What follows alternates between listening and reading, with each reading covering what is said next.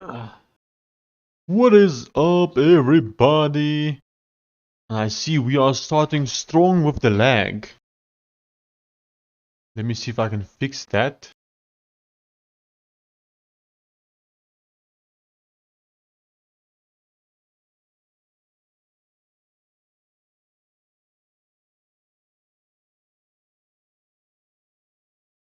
Yeah, that seems better. Welcome to day 36 of vibe coding on a Steam Deck until we make $1 million. How is everybody doing? So, today I have a plan. We are going to be testing Electron Forge, I think is what it was called. Electron Forge, yeah. We will also be working on some of our existing apps, but I think I do want to test this. So, Electron Forge is basically like an all-in-one tool for packaging and distributing Electron applications. It combines many single-purpose packages to create a full build pipeline that works out of the box. Basically, you create an app like this, and then you can do builds like that or publish your stuff, etc. Yeah, so currently we are doing all of this by hand. So I think it's time we start and use a proper package specifically for building Electron apps. Hello, Ian. So I don't know where to put this just yet because I haven't actually done anything for it yet.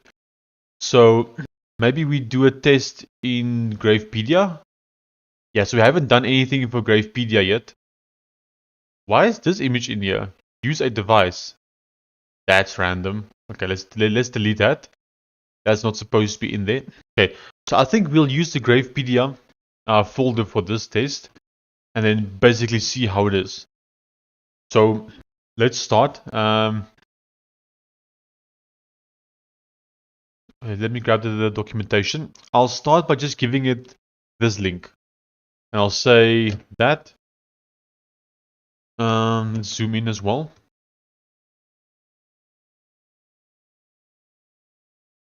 Okay.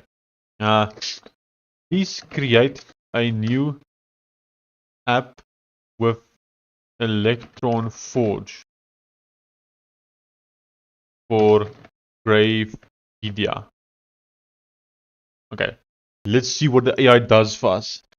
And then while the AI is thinking, I will have a snack.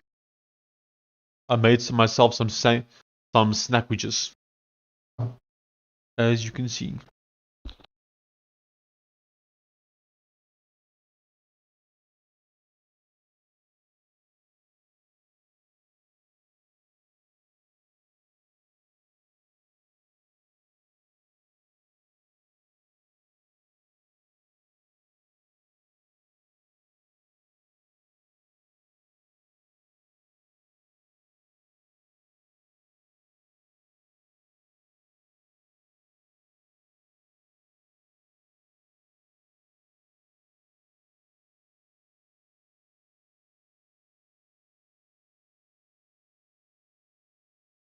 Okay, running npx Electron Forge CLI to scaffold an Electron Forge app named Gravepedia in a subfolder. Okay, I don't want it to be in a subfolder though. This creates a ready desktop skeleton and commits it to the repo. Okay, I didn't ask for it to be committed to the repo item. So we will see what it does. Not fully happy yet, but we'll see.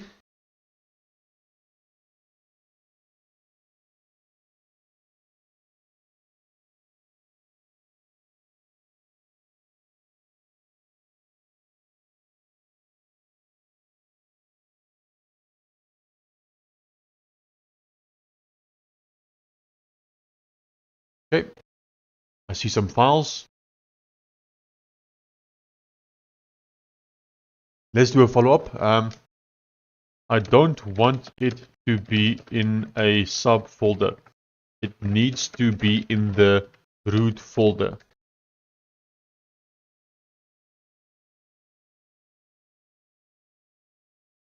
Okay, notes. npx Electron Forge init failed here. npm error could not determine executable to run, so scaffold files were created manually.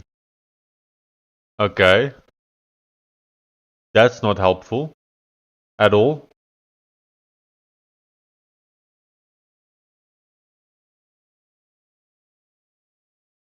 Figure out why it's not working. I need this to work.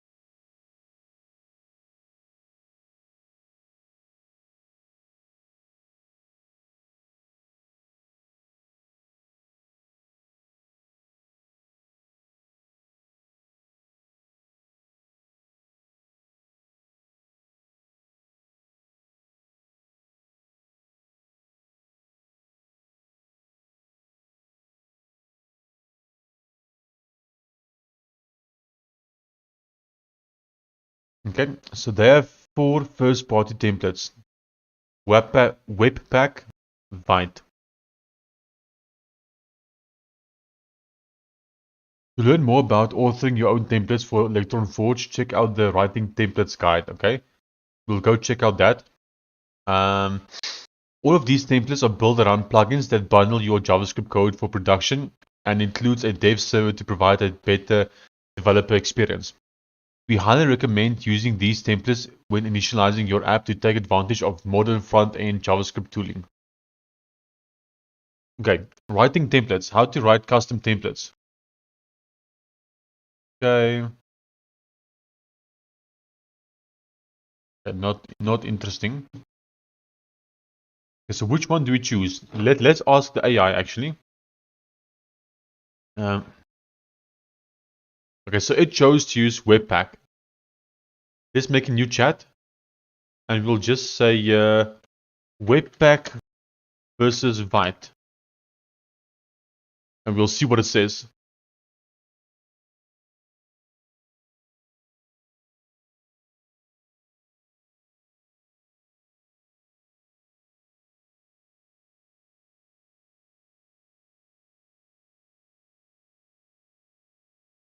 I'll be right back.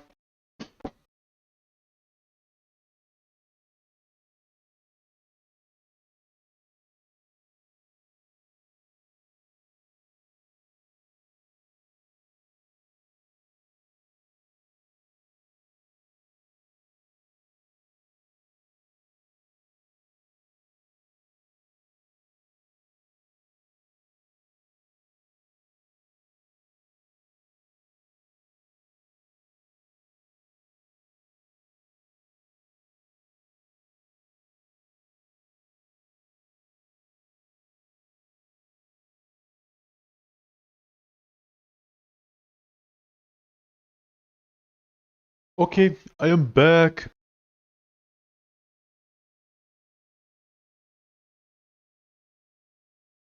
Okay, reading package.json to inspect scripts and dependencies before installing. This avoids surprises. Then we'll install deeps and run start to reproduce the failure. Okay, let's have a look at the package.json file. Okay, Gravepedia, desktop app, Electron Forge start, okay.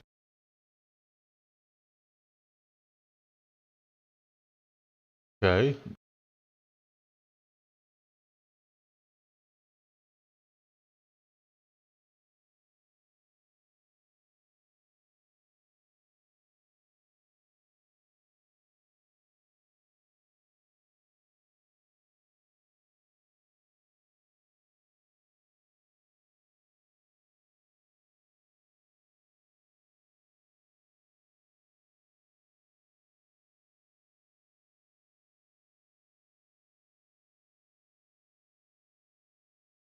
Hey Cliff, how are you doing?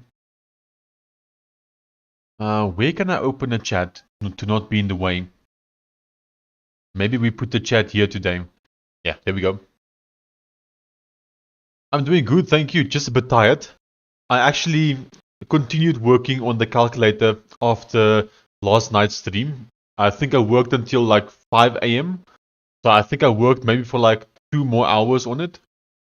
And then I went to bed and I woke up 6:30. So, or 6:30 to 7, around there, maybe 7. So I slept about 2 hours, 2 hours max. I'm a bit tired. But overall, I'm doing good. What about you? I like what I see. Implementing Electron Forge. Yep. So I wouldn't say implementing just yet, just experimenting.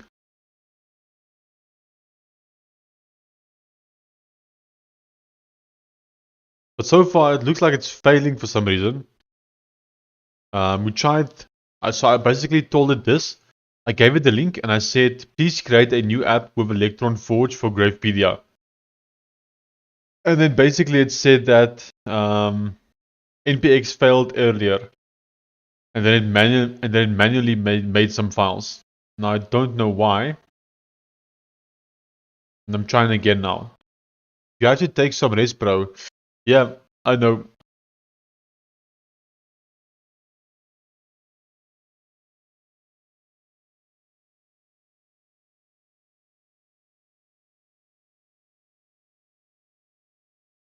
So when I left the stream last night, I continued trying to get the calculator to launch, but I could not get it to launch at all.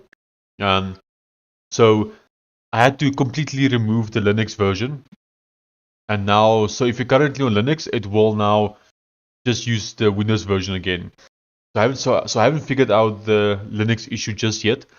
I did submit another ticket to Valve, just like explaining to them what I found. But yeah, overall, I was not successful in achieving anything. So yeah.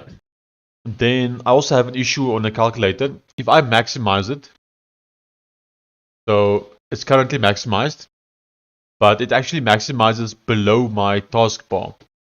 So if I open this menu, right, you'll see I can't actually see settings because settings is actually below the taskbar. So the maximize is acting a bit weird. I would expect for it to be above the taskbar, you know, like a normal maximized app, but doesn't seem like it. So that's an issue we need to look into as well. As well as the text is still a bit weird as well that we need to look into.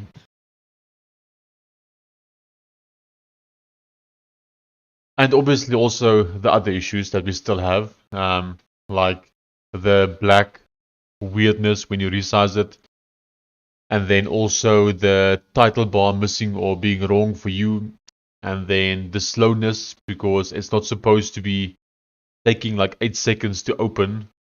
So yeah, a few stuff that we have to look into. Mining diamonds.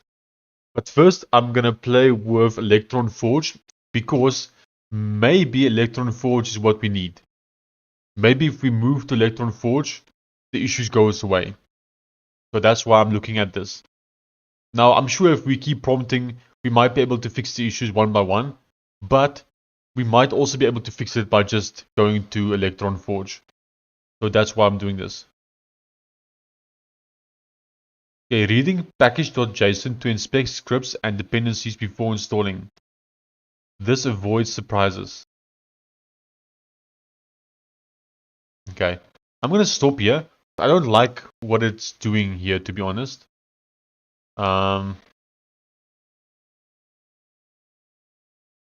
Wait, when did we make this? Don't know. But it's fine. I'm gonna delete this and that. Actually, I'm gonna go to the normal VS Code. Let me try the app image. Sweet. Thank you. I don't fully trust this agents app still. It still feels a bit too buggy and stuff. So I'm gonna use normal VS Code for now. I'm gonna start over as well. Delete permanently, as well as these node modules. Delete. I'll sign into GitHub. O clip. It's working well using app image. Okay.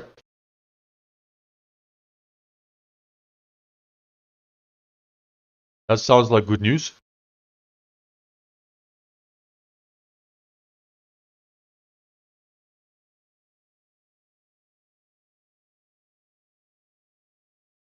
If only I knew how to use the app image on Linux by default. That's the one issue we still have, unfortunately. Okay. So let's try again, right? So we'll say here, please make an Electron Forge app. Wait. Let's start by saying Webpack versus Vite. And let's see what it says. No. Use GPT-5 Mini.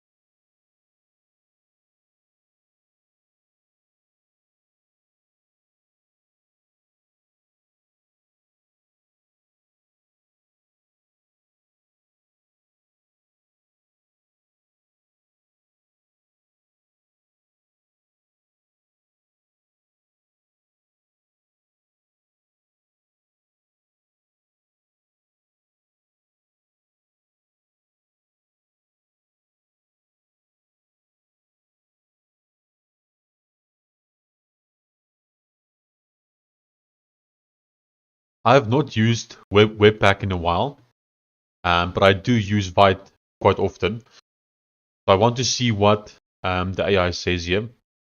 Because when you use Electron Forge, you have a choice between 4 different templates. And it's basically either Webpack or Vite. And then between those two, you get JavaScript or TypeScript. Now, I like TypeScript, but I don't want to use TypeScript. So TypeScript is basically taken out, so it's between Vite and Webpack. So that's why I'm asking this question. Okay. Okay, summary. Verdict. Vite markedly faster dev experience. Webpack extremely flexible, mature bundler for complex/legacy needs.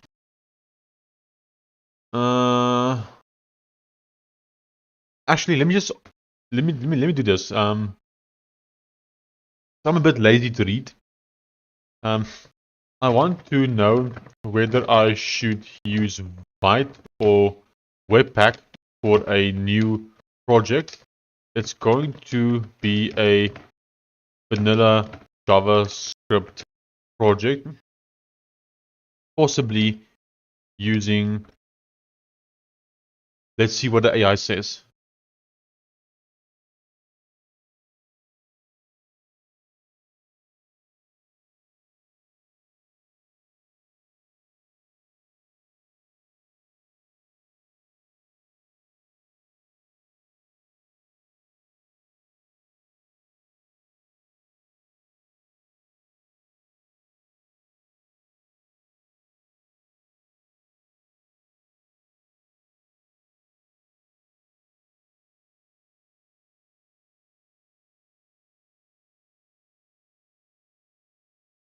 You guys want to meet my cat? This cat's name is actually Delphi. We named the cat Delphi. Obviously after the Delphi programming language.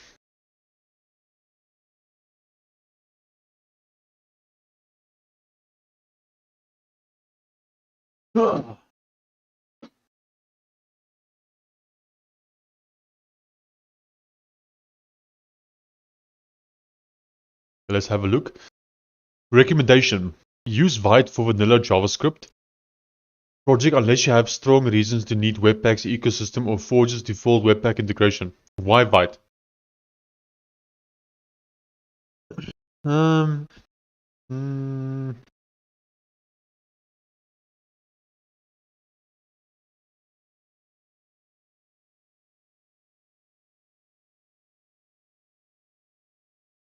Okay. Okay, so I guess we use Vite then. And the dog was Ruby, yeah. And the other cat is Ezio as an Adatore. Indeed.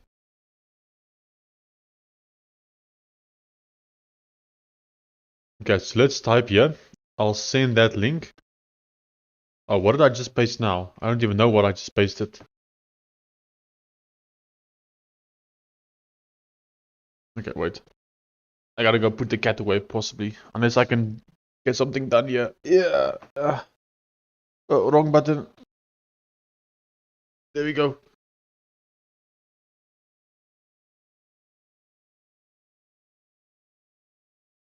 Please make an Electron Forge app for us for Genipedia. I need the files to be in the root folder, at least the main index.html file. I wanted to use Vite, and we'll be using normal HTML, CSS, and vanilla JavaScript, as well as bootstrap icons. Okay. It clearly does not understand what I'm saying here. So let's fix some issues that we have. Ah, man. For Gravepedia. Oh, Boot, I used to watch your Delphi tutorials in high school. Glad to see you're still doing good. Thank you. So if you watch my Delphi tutorials, you just missed it. This cat's name is Delphi, actually. We named the cat Delphi. But today, we are not programming Delphi. Today, we are testing Electron Forge, which is a what's it called? Like a build pipeline or a packaging system for Electron that like gives you a nice template to start off with. Because we are building a bunch of Electron apps, and currently we are manually setting up all of this, but we might be able to automate it by just simply using Electron Forge. That's what we are doing here.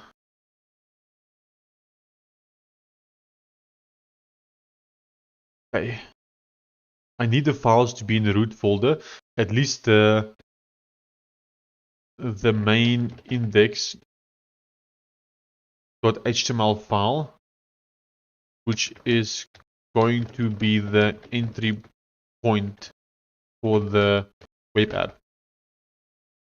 I want it to use Vite, and we'll be using normal HTML, CSS, vanilla JavaScript, as well as bootstrap icons. Okay.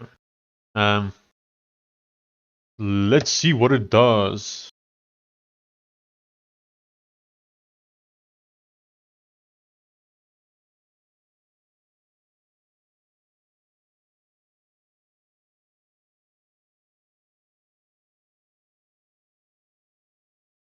So game, what do you do nowadays? Hopefully you passed. Hopefully you didn't fail in IT watching my videos. Are you working as a programmer, or what's your current job? What do you do?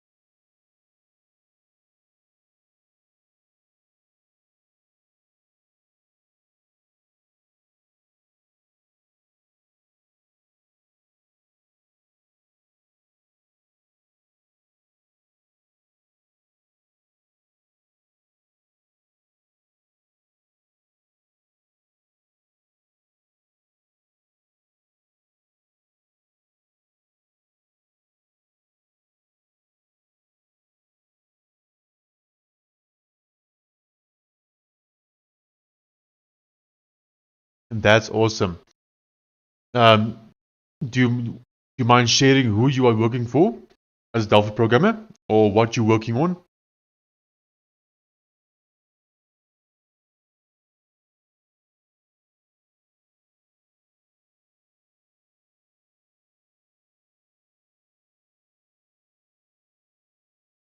I'm also working as a Delphi programmer, by the way. But I don't just do Delphi. I also do some other stuff.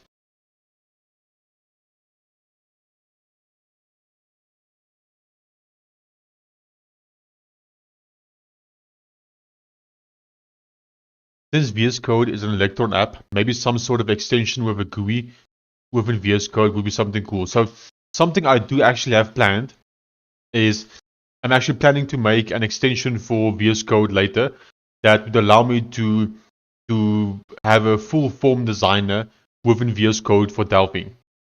Because currently I'm using Linux, and on Linux I can't actually use the Delphi IDE. So every time I want to do Delphi development, I have to physically spin up a virtual machine just to be able to do Delphi. Now I can already do Delphi code in VS Code, but I can't just design a form in VS Code. So one of the extensions I'm planning to make is actually a form designer. I want to see if I can replicate the entire FireMonkey form designer as a web app and then possibly turn that into an extension for VS Code, which will allow anyone to basically design and code Delphi anywhere. That doesn't matter where. They will still need a Windows computer to compile it, but then at least they can build it anyway, which would help me quite a bit. Okay, looks like we got it set up. I work on a pharmacy software, so like stock control, dispensing, point of sale, all Delphi stuff. That's cool. Yeah, I know that most POS systems and stock control systems and those types of stuff in South Africa is all built in Delphi, as well as all of the toll gates as well. It's all Delphi software in South Africa.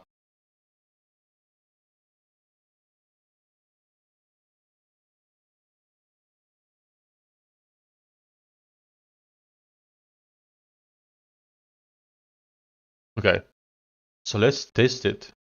Hey, look at that! Welcome to the Gravepedia Electron. I want to ask a question. Will this web app be able to run without a server by just opening up the index.html file? Clearly, it is working, but I'm just curious to see what the AI thinks.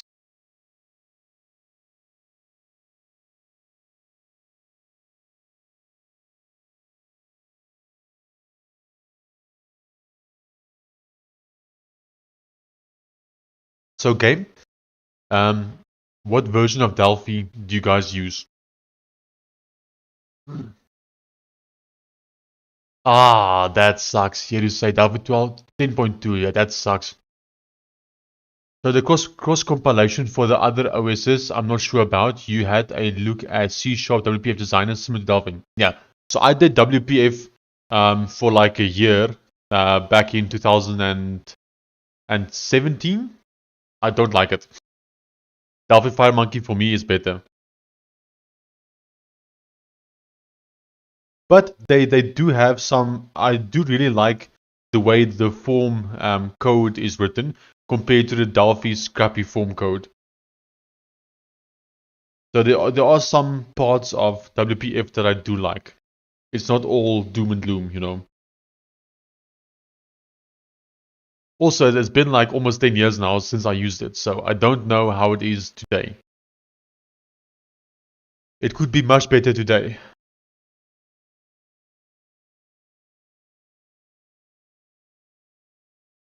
I'm always using the latest, so I'm currently on Delphi 13. Or 13.1, I think. I don't even know. But I'm always using the latest one.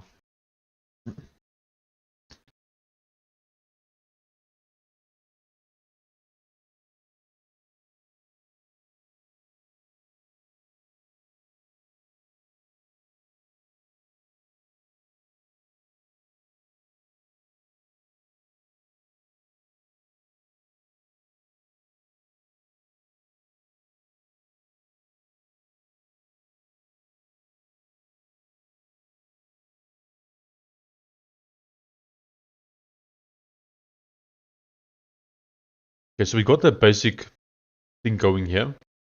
I don't know if I fully like the way it's laid out.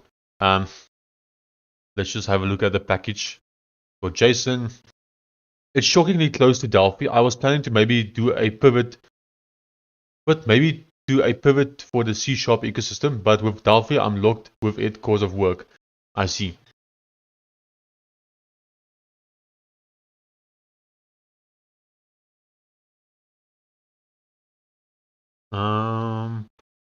RPM, deb, zip.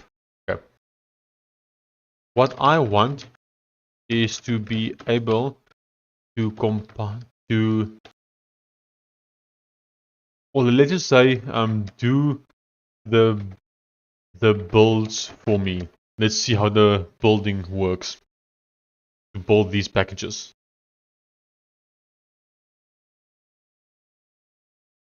Well, game, if you guys need wait, are you using AI game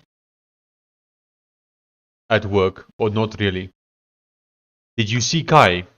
Don't know if you saw the Kai announcement, but in Delphi, you now have an assistant called Kai.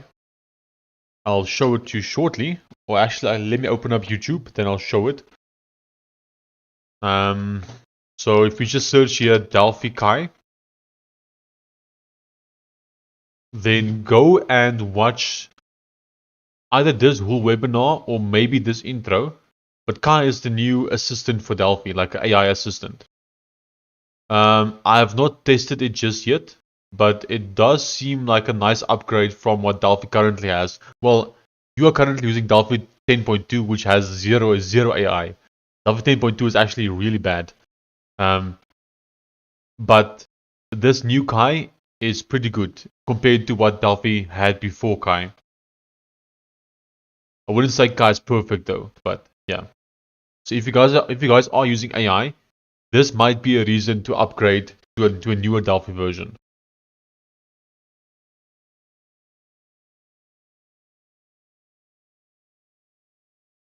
Well, since you are using 10.2, I'm guessing your applications is also written in VCL, right? It's not FireMonkey applications, because when you use FireMonkey, you need to continuously keep your IDE updated, otherwise the platform building will stop working.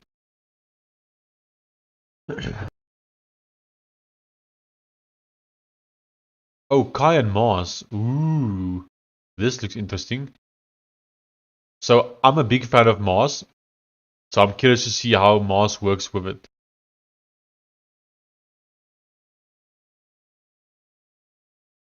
Let's do like a 2 times speed. Want to see what the guy does. Andrea Magni is the developer behind Mars, or the main developer. Okay, third step. Okay, so he's typing. This is a freshly created Mars project. Draft me a resource to handle CRUD on an entity on my database. Okay. Okay.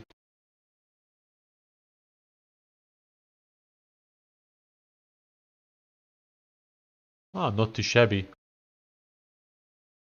Sometimes, more so for a smart lookup, it's not too grand on Delphi work. I do most of the code myself, but for niche things I never did before or for learning. Okay. So yeah, AI is not that good with Delphi, but has gotten a lot better, especially if you use the newer models or also newer Delphi. My biggest pain point with Delphi and AI is that it's terrible with UI design. Oh no! Oh no! Still 52-bit and all legacy components. So doing the pivot is kind of mad over 64-bit and higher quality Delphi versions. Yeah, this sounds like a terrible developer experience. So what's keeping you guys from upgrading? Like, why not just buy a new Delphi license, upgrade the components, upgrade to 64-bit, etc. Like, why not just like spend a month or two and just do it? I don't know how big your system is, but surely it's possible to have it done. Let's say 3 months, maybe, if it's like a very big system. Because upgrading all of that surely will have a lot of benefits.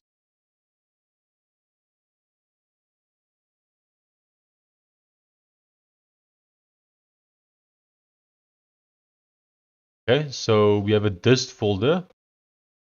Oh, it actually also minifies the source code for us. That's actually nice. Interesting. Do I like it or do I not like it? Huh.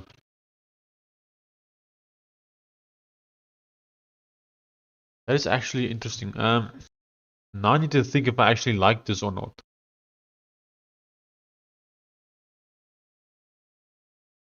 Sean, I tried everything to launch the app image by default, but it doesn't work. Yeah, I think it's something I have to do on my side to get it to work. It's something. I'm not sure, but it's definitely one of these settings that we need to change and configure. Now I don't know exactly what just yet, but it has to be something in here. And well, it's either something in here or possibly the way I'm building the app image. But I'm not 100% sure just yet. They are upgrading, but more so with the more senior programmers. Our systems altogether are plus minus 1 to 2 million lines of code altogether. So Aish, can you check on Steam where you select the executable based on the system? I don't know if you can choose the app image for Debian directly. So I can't choose app image specifically for Debian. I can only choose app image specifically for Linux. I can't specify which distro. So the way it works is, if I go to general installation, I have options to do stuff like this. So I can like say Roselt Calculator dot app image, and then I choose operating system as Linux. And that's the best I can do. Oh yes, the chat window. Yes, my bad. So this is basically what I have here. So I can only specify Roselt Calculator dot app image and then what OS it's for. But the OS only has Linux. It doesn't have like specific distributions. And last night I did put it as Roselt Calculator. So I'll show you what I did last night. So last night I basically had it like this: Roselt Calculator.app image, and then we had the launch type as default and the OS as Linux. Yeah, so it only sees Linux plus SteamOS. This is basically exactly how I had it last night, and then that's not working. I did also try the Flatpak version, but the same there. It also doesn't work. So I don't know.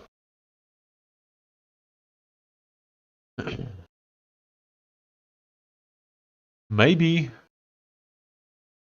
I have a suspicion that what's happening is when I upload the app image to their service, it might make the app image not executable anymore. And because of that, it doesn't run. No, but it does work because so if you double click on the app image, your site, does it just launch? Or do you have to make it executable as well before you can launch it?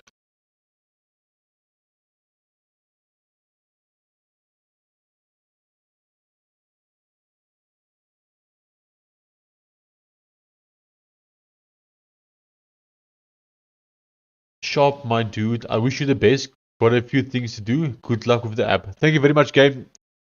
Cheerio, good luck with your stuff. Hopefully I see you again someday.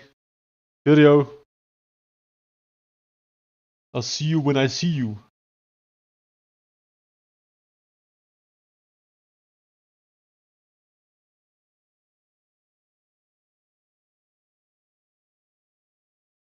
No, the app image was already executable, yeah. So it's not that then.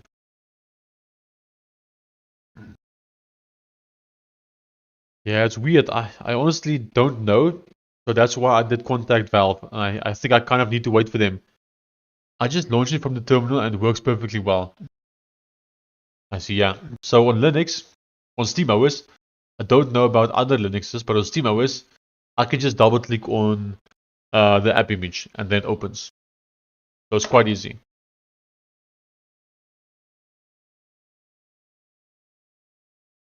This is not really what I want. Where's the Windows version?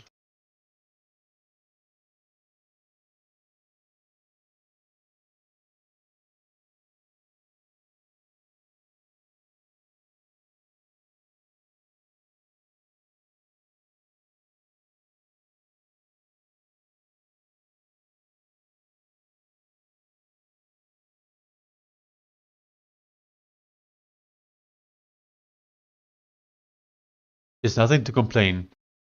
Yep.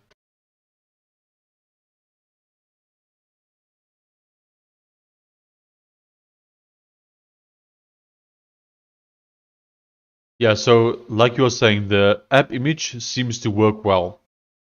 I think we just need to figure out how to actually get it to work on Steam. I don't use the GUI file explorer, that's why I use the terminal. I see. I almost never use the terminal. I used to use it, and then AI became a thing, and now if I want to use the terminal, I just ask the AI. And then pretty much everything else is just using the normal GUI. Okay. Uh, okay, this will produce Windows artifacts. Note building Windows installers on Linux requires extra tooling. Okay. In my dist folder, I want subfolders for each platform. Web, Windows, Windows, Flatpak, app image. Let's start with those, I think. I live in the terminal. I see. I only use the GUI file explorer if I need visual, like for documents, images, etc.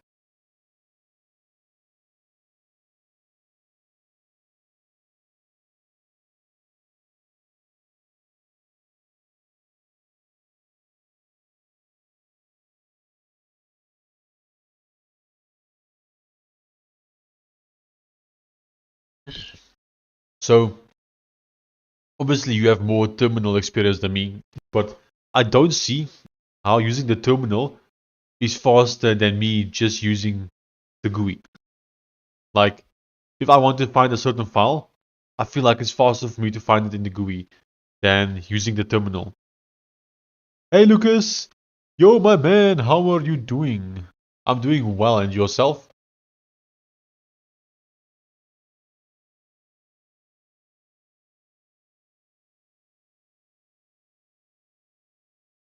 Luke Fanti. I'm guessing your surname is Fanti, or part of it maybe. Fantiaisen, or something like that.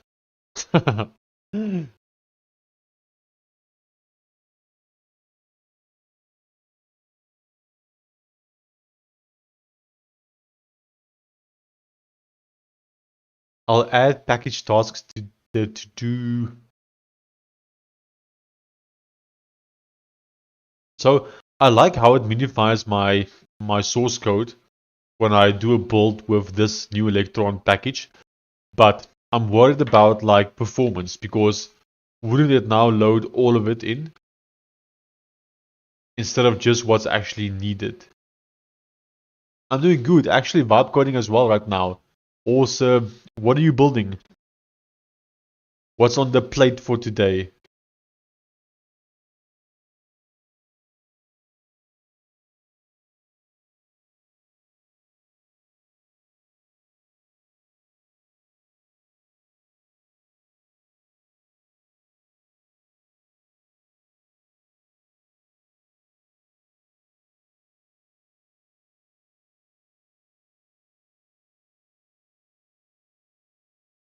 Okay, let's delete the old assets. And we delete the index.html. Gemini is being kind of annoying though, saying he can't read some files when I've sent them already. I see. Damn, Gemini.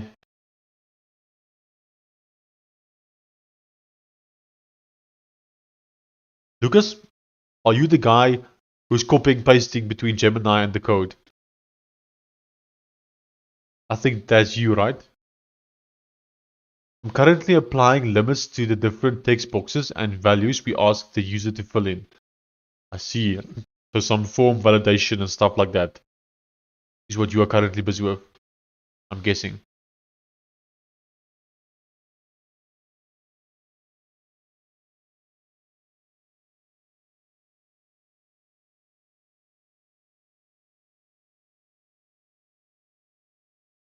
And making sure the user is being let know when a value they filled in is incorrect. Nice. Nice, nice, nice. Yeah, I copy and paste from Gemini. Yeah.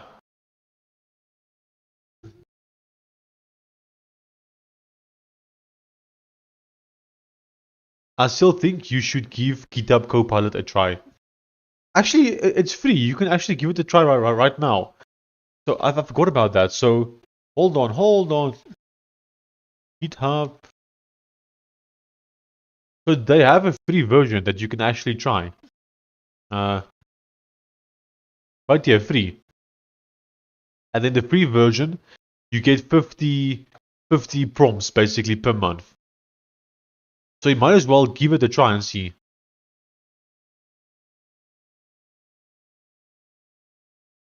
So give Copilot a try and see if it's better. Since it won't cost you any money, it's just completely free.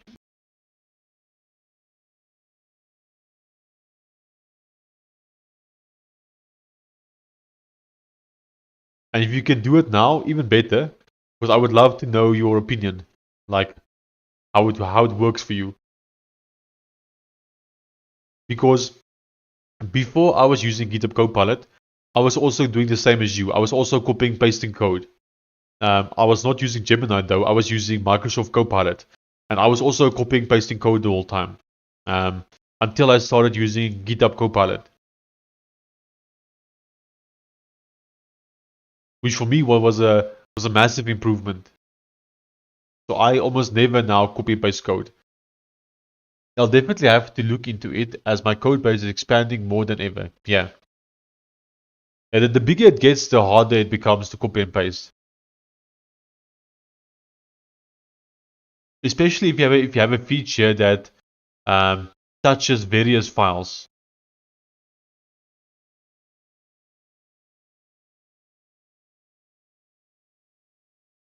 Definitely give this a go if you are willing. I think personally you'll like it.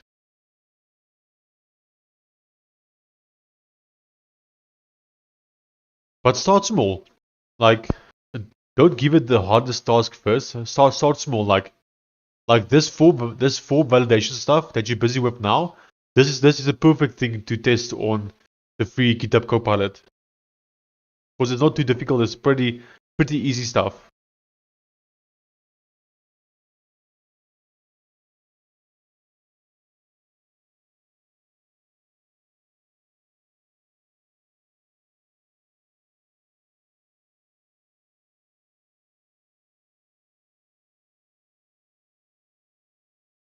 Okay, so if I go to dist now, oh, we got a build folder now. Why do we have a build and a dist? Don't like this. We have a web version. We have a Flatpak. Oh, it's empty though.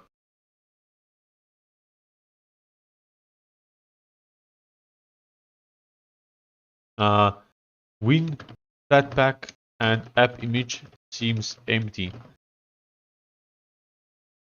Where's the files to run it? Is GitHub Copilot the same as the chat you have inside VS Code? Yeah, exactly. If you're using this chat is GitHub Copilot.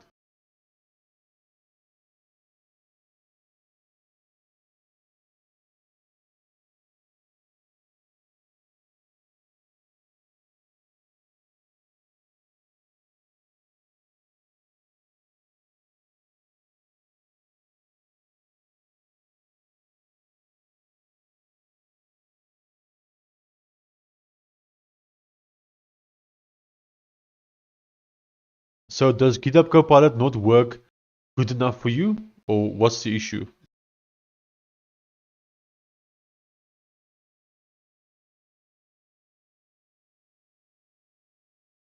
So they have an extension, GitHub Copilot. Yeah, so make sure you have this GitHub Copilot chat extension.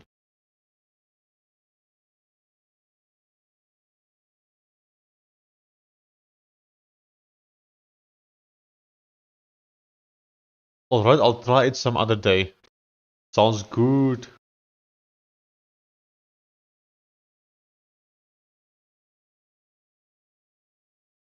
Produce all of them.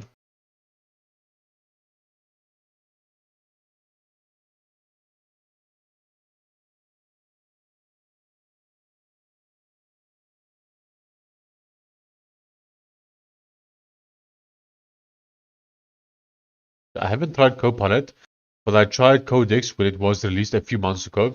That didn't work better than Gemini. I see. I think it depends also on what model you use. So,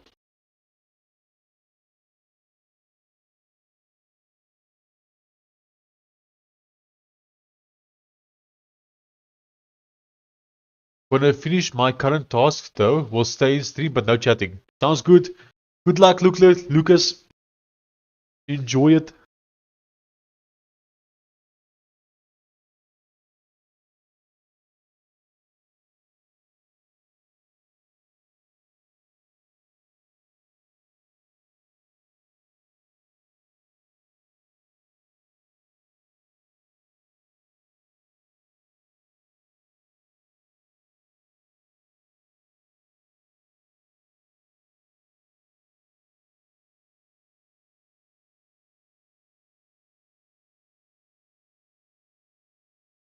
Okay, so far, I'm not too happy about Electron Forge.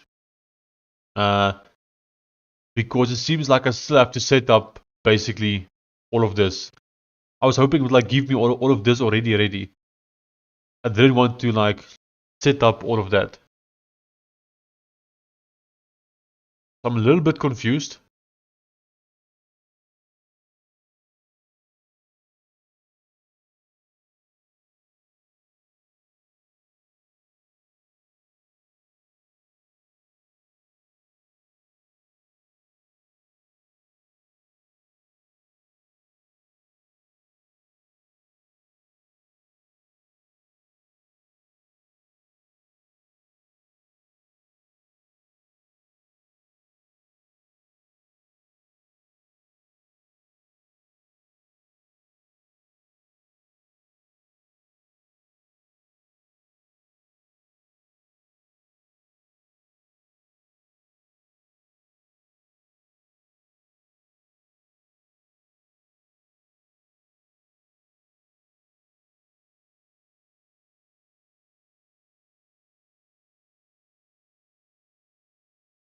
Yeah, this doesn't really help me.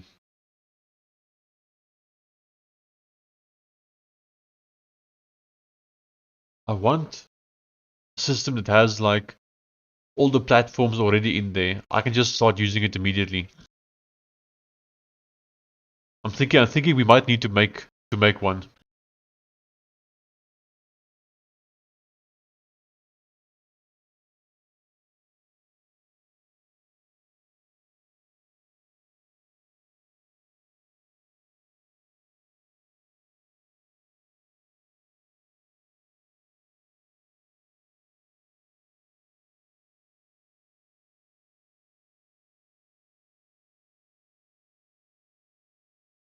Like they are talking about Mac OS and Windows and all that here. So then why did mine not have that?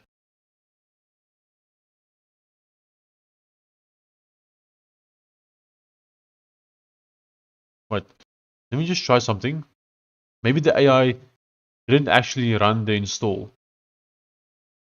Hey Johnny!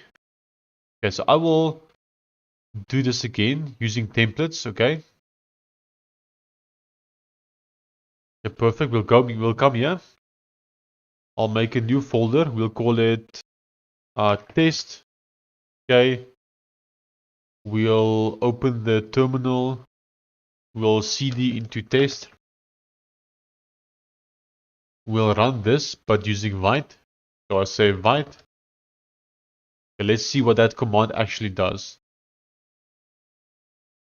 Because I have a suspicion that it might not have actually run that command. It might have created these files itself. What's your Steam Deck specs, by the way? I have the LCD model. So I can show you what I have. Give me a second.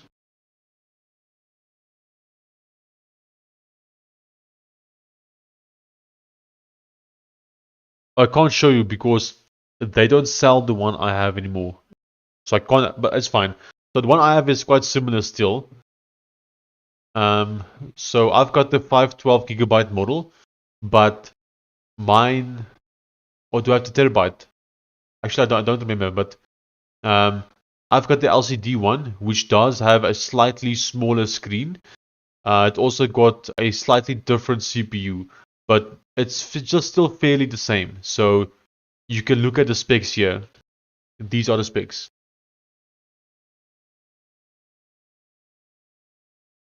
Yeah, so have a look there.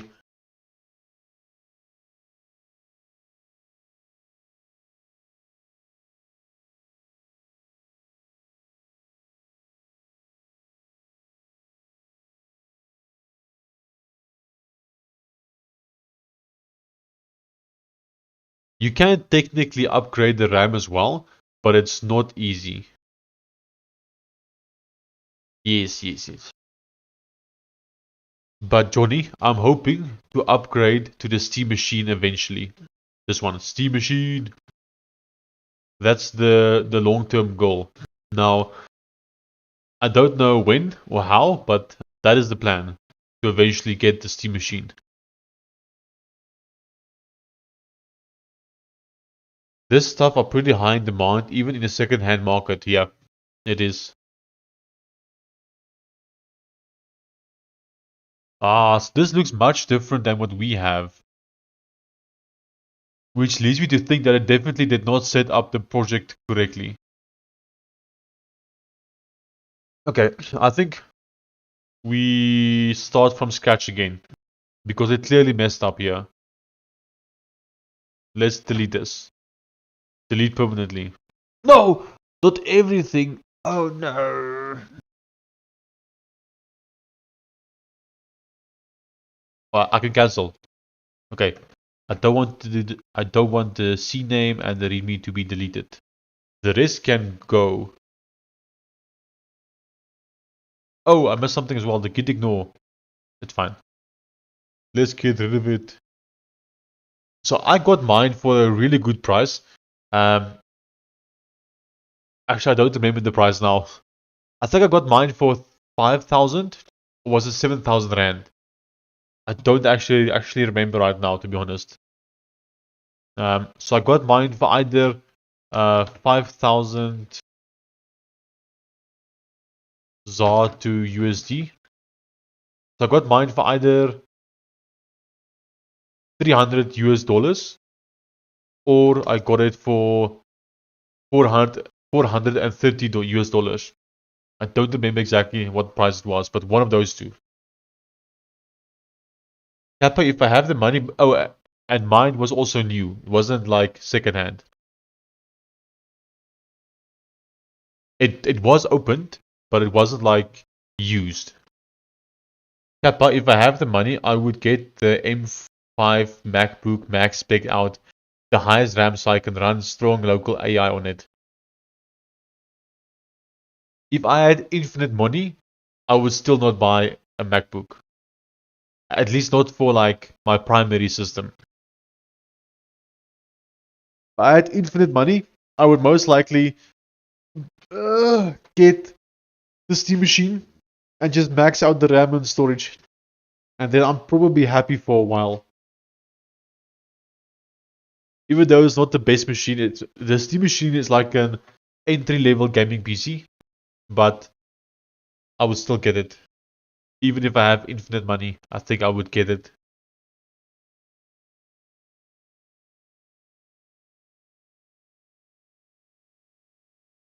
But the question is, can I connect an external GPU to it? For local AI. That's like 9k USD though. What's 9k USD? The MacBook.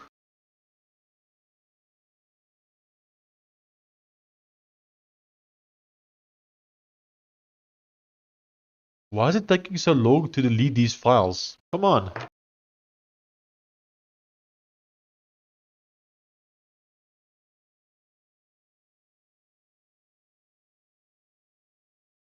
Deleting, deleting, deleting. How long can it possibly take to just delete some files? It might be faster if I just revert all the changes. Let's do that. So I'll select all the files. I'll say discard all changes. Delete all files. Delete. Oh yeah, that's much faster than letting the AI delete it. Oh, it didn't work though. There's still lots of files here. Let's discard. Move to trash. 5090 or 6000 RTX is around that price or more. Yep.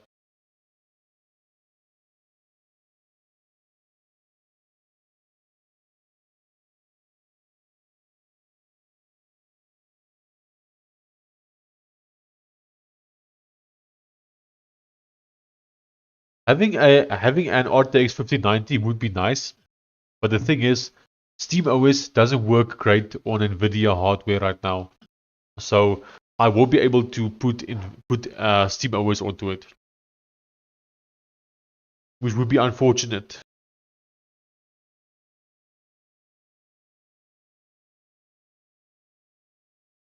Still busy. Come on. What's taking so long? Oh, it actually did commits for us as well. I didn't even ask it to do these commits. Well, that freaking sucks. Okay, let's just ask the AI then. Please undo all of the Electron Forge changes. Do you have any issues coding on anything on a SteamOS so far? Nope, no issues. Actually, I'm lying. I do have an issue. The issue is I can't program Delphi without booting up a Windows virtual machine because the Delphi IDE is not available on Linux. So that's my only issue. But that's not the fault of SteamOS, it's the fault of Embarcadero, the company who develops the IDE. So shame on them.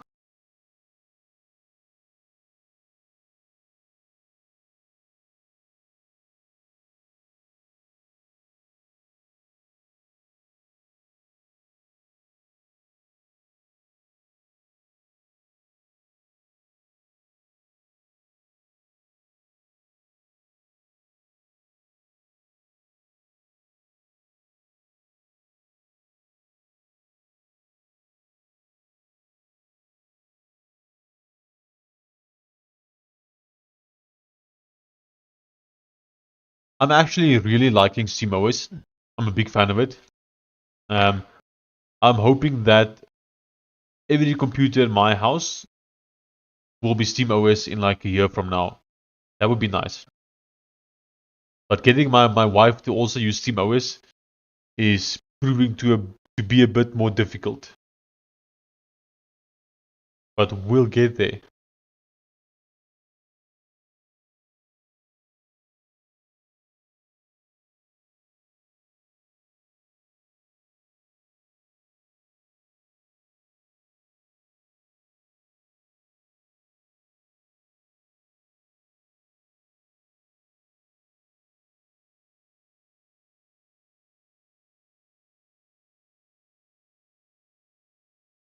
Yeah, it says it's done, but it's clearly not done yet. There's still node modules.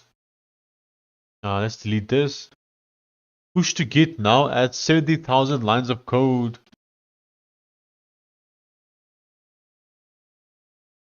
Damn, boy. Is there an easy way to see how many lines of code a project is? I'm curious to know how many lines some of my projects are.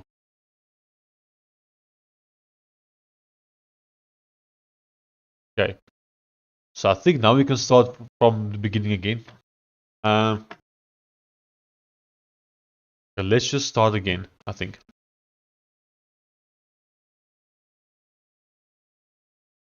Let's see if I'm able to go to the terminal.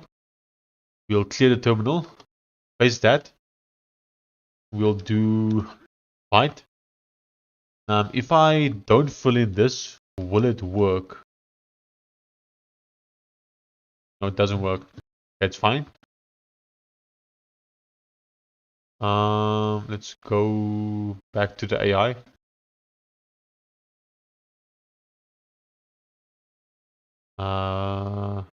Instead of my app, we'll say Gravepedia, and this is going to be Vite. Okay, let's run this.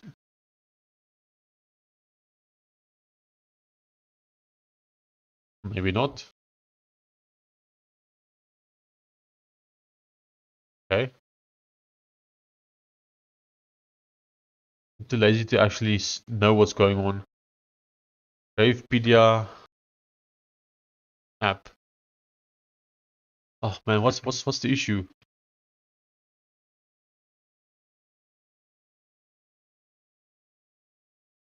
Okay. Please start a new app for me. It needs to be in the root directory, and I'm just thinking quickly, and should be for Gravepedia. Let's send that.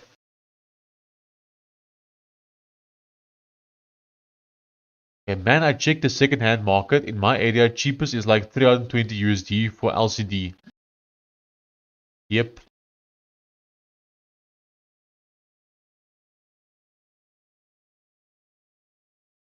I searched for it on the internet and they said to type this in terminal.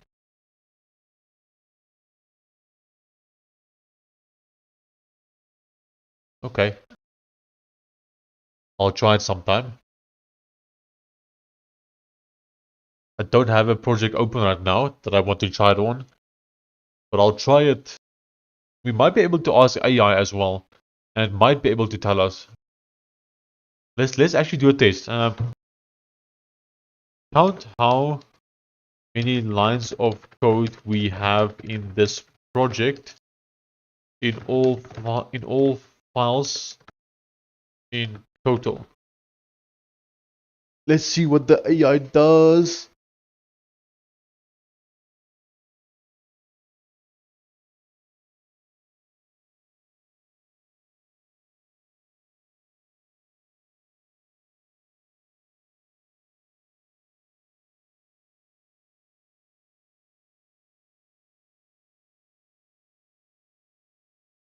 Okay, Gravepedia tip.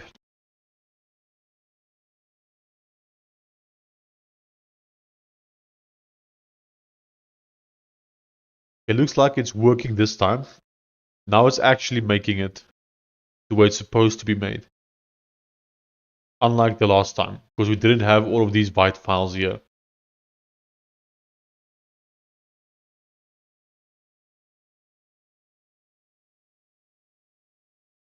Yes, this actually looks like how I would expect for it to be.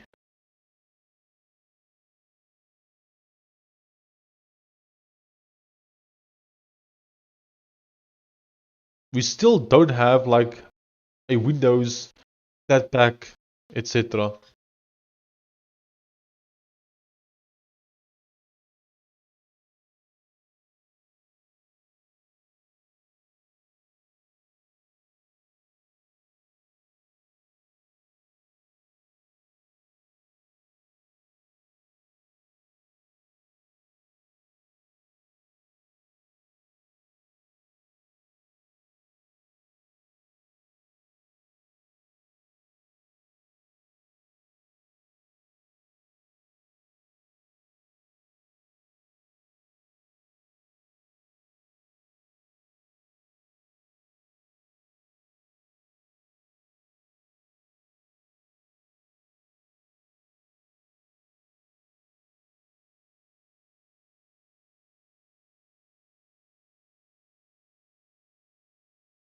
Hello world, welcome to your Electron application.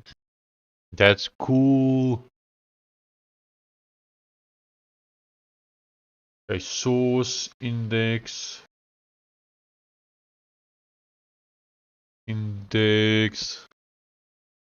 reload.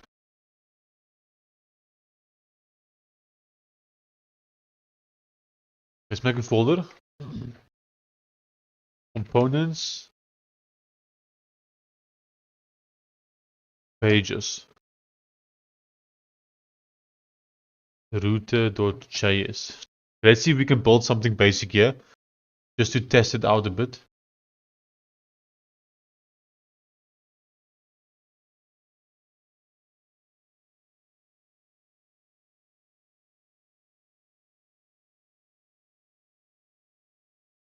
Okay. Please make 3 pages. Home,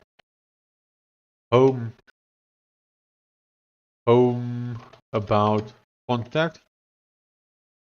I have a pages folder for them. They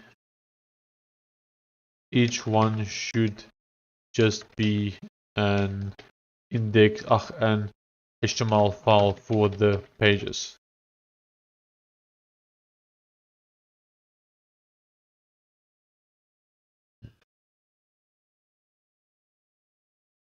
Then also I have a components folder.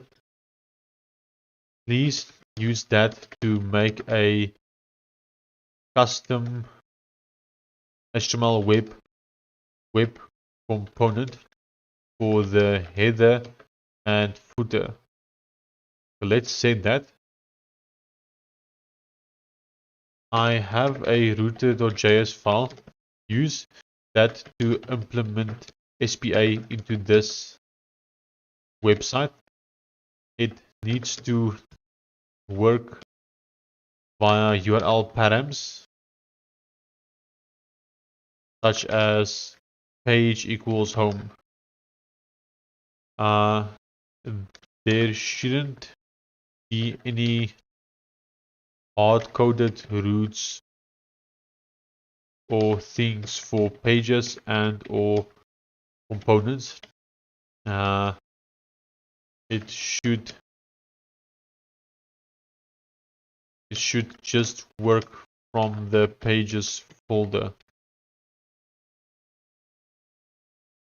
If the page file is called home.html, then the root is page equals home.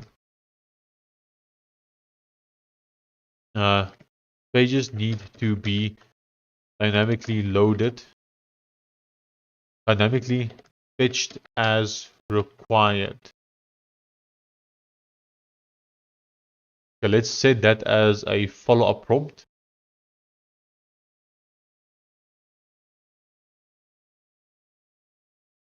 And then we'll say, please do a build for us to see all of the dist files. Right. What platforms can we build to? Can you do build for them all now?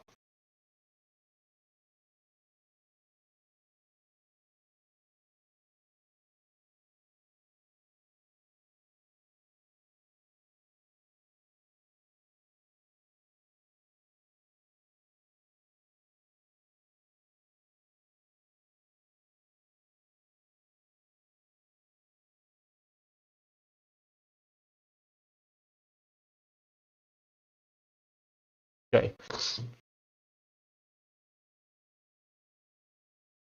GPT-5 mini is actually pretty quick today. It's not taking too long to respond.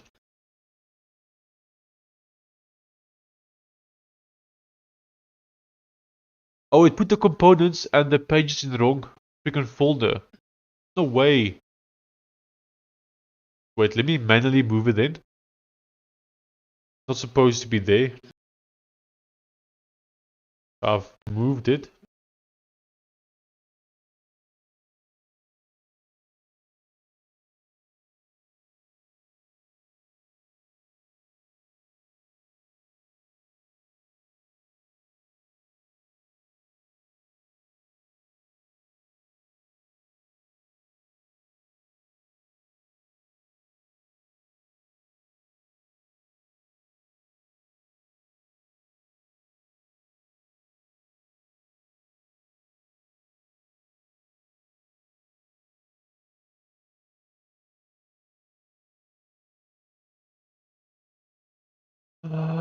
Components, okay. Oh, no, header and footer should each be a separate component. So, separate file.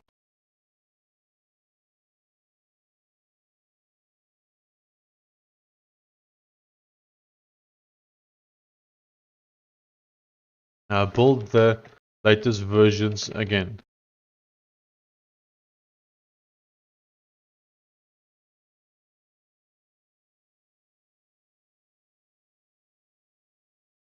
I kind of like this structure where we have a source folder. That's actually kind of nice.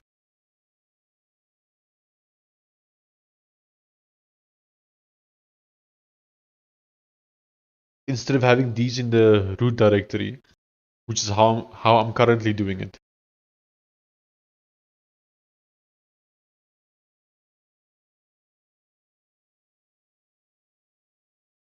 There are so many dependencies and node modules. Why? Surely we don't need all of these. It seems like such a waste.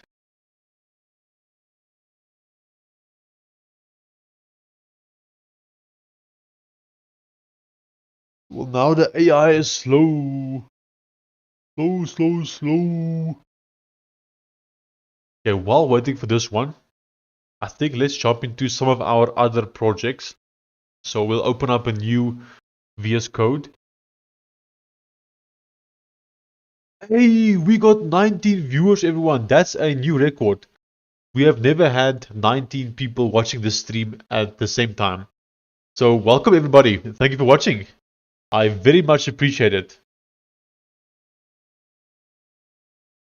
Do we have any vibe coders in the chat? Anyone building anything cool besides Lucas and Mr. Cliff? Because they are always building something cool.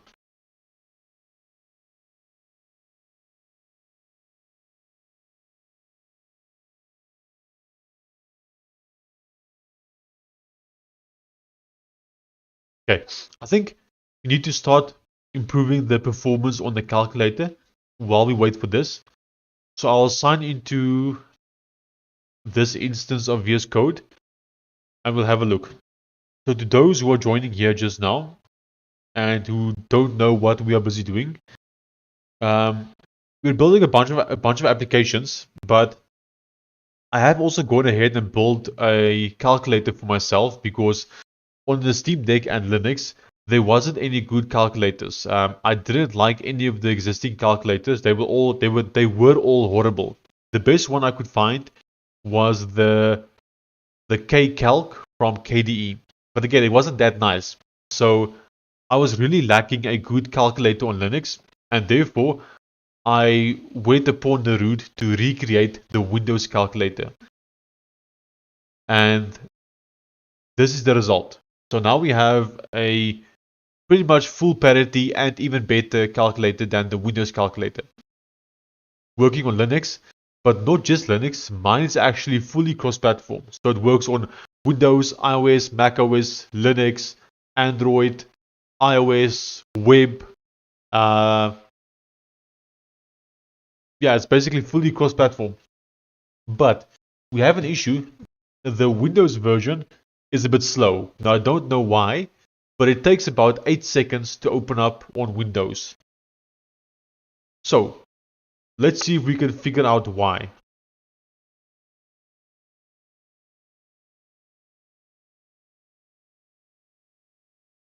So I think we'll use Codex for this. We still have 1 day left of Codex, so we might as well use it. We'll do GPT 5.5, but we'll go high. We'll launch the calculator. Okay, then we'll go here. With the Windows standalone, or with the Windows portable version, when I run the exe, it takes a very long time to open. It takes around 8 seconds on average to open. That is quite a long time for a calculator. Can you try and figure out why, please?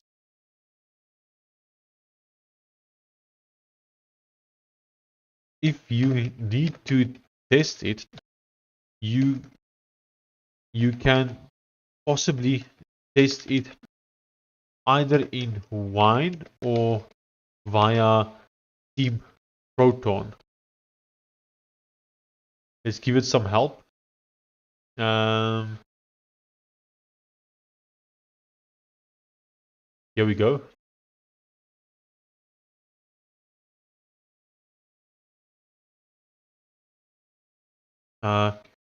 Here's where my Steam Proton files are for the calculator.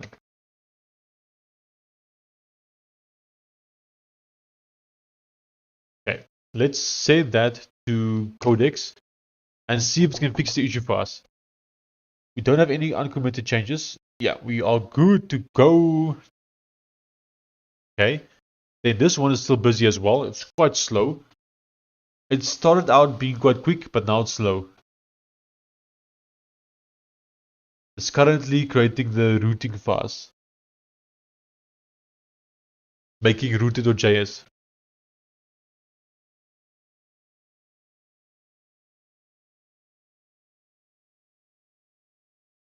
Okay, I'll trace the app structure and packaging path first, then look for startup heavy code or bundling choices that would explain an 8-second cold launch. I'll also check what's available locally for testing under wine/proton before touching anything. The repo is a static web app wrapped with Electron, and there's already a build dist plus a final dist. Next, I'm reading the Electron entry build config. A very strong lead already. The portable artifact is 300 megabytes single file self-extracting Electron build. Electron's portable target has to unpack a full runtime on launch, so the delay may be mostly extraction. Okay, I'm going to confirm that by comparing the portable exe against the unpacked Windows app. Okay, that's smart. The portable file identifies as a null soft self-extracting archive, not a normal app executable. Also, I don't see Wine, Proton Tix, or the Steam install directory at the exact path you gave, so I'll keep testing with the local Linux Electron build and inspect the Windows package contents directly. Okay. What do you mean? I gave you the Steam folder. Okay. I'm using the Flatpak version of Steam, and this is where the files are for the calculator on Flatpak Steam.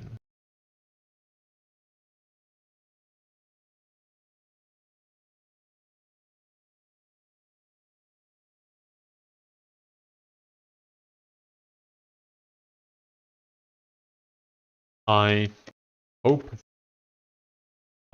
this helps to find, test, and fix the issue.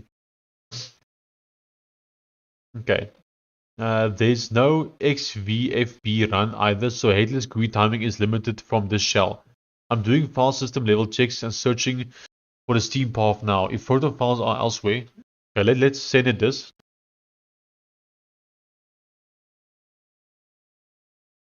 I can list the portable exe as an archive and it contains the entire Win Unpacked runtime.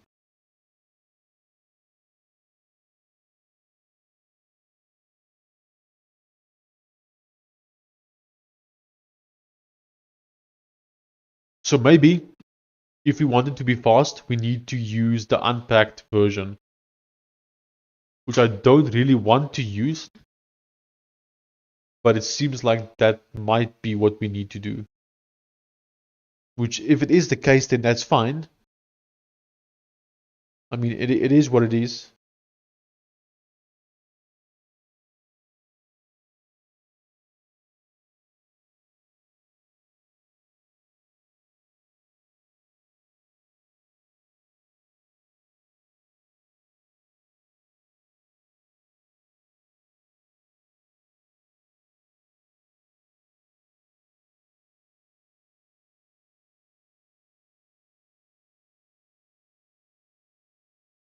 Let me test something myself. I will quickly copy in the unpacked version and just see what happens if it's faster. So if I go to Windows Unpacked, here it is. So if we copy all of this and we put this in here and say override, now we have the unpacked version here. Meaning, if I now launch it from Steam, according to the AI, it should be faster. Let's try that. I say launch.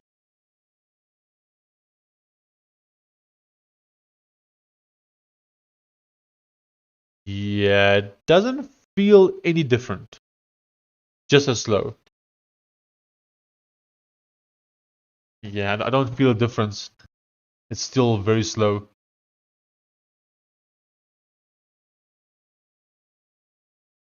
I'm gonna try again and see if it's any better.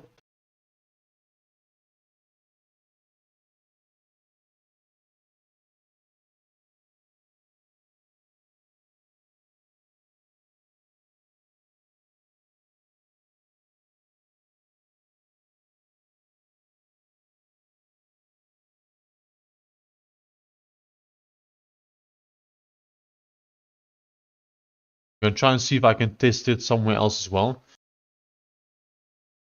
Currently, the unpacked one does not feel any better. Okay, it's making some changes here though. I've got the diagnosis now. The single is Electron portable target, which is a null soft self-extracting. Launching it means unpacked before the real app can even start. I'm going to make the Windows packaging also produce a fast zipped unpacked build. Okay. The edits are in place. The build now keeps only Electron's ENUS Chromium local, stops packaging the unused.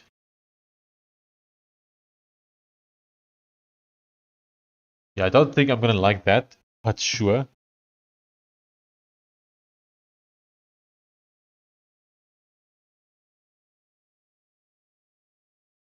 Let me get some files here.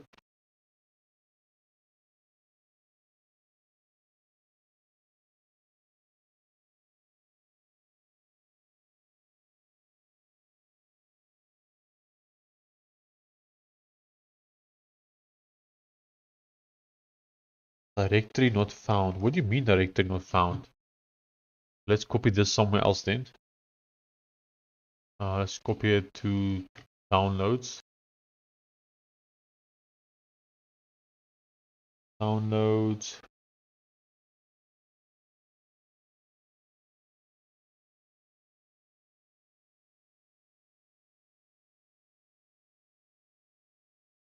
Okay. Good catch. From the rebuild ASAR, an old top-level final disk directory was being bundled inside the app itself. Oh, interesting. Very interesting.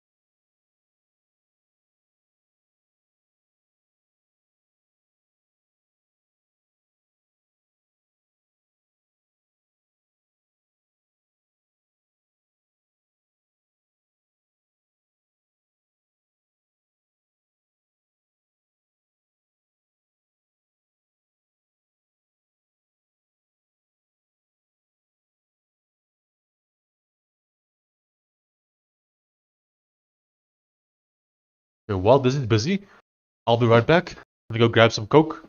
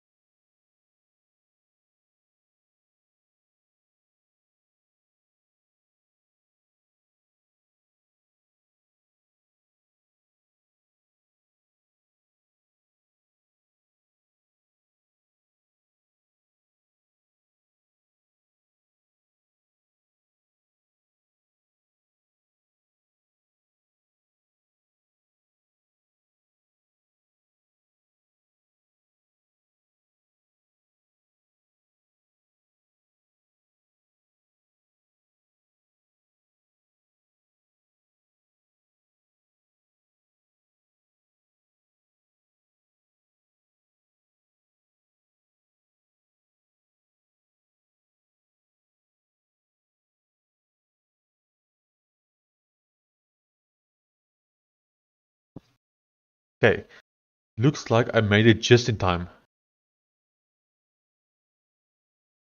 I'll test it shortly. Okay, so how does it work now? Windows Unpacked, Final Dist. Okay, Windows Portable, we got a new one as well. Let's first test this one, I think, and see if it makes a difference. Or let me ask the AI. So we'll go low. So, or do we do auto? Let's test the auto one. Oh, there is no auto. So, which one do I use now?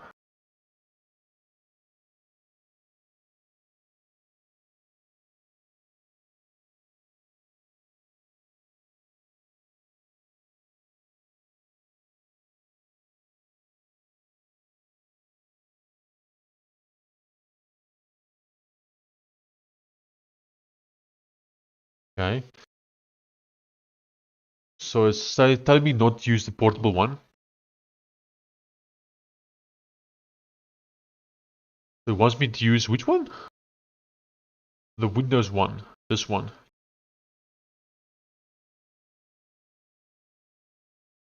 Okay. I see. Which I guess is this one. Let's try this. I'll copy this. We'll paste it here. We'll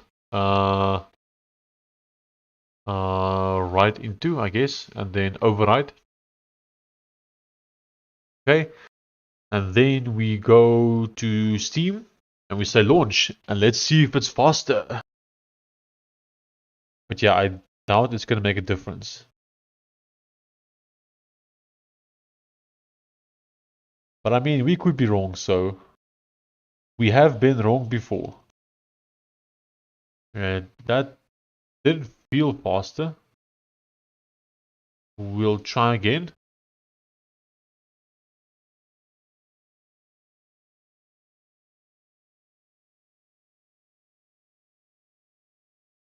Yeah, that doesn't feel like it's any different. It's just as slow.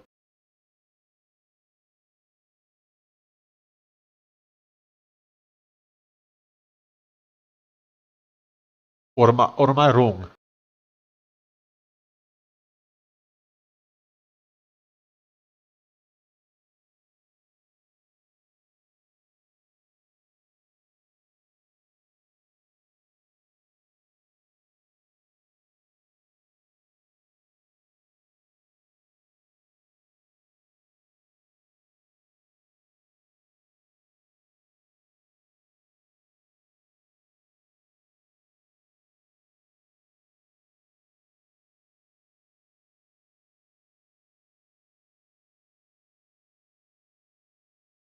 Archive the patched unpacked build as a zip. This is preferred Windows build for Steam/Proton because it does not self-extract on launch.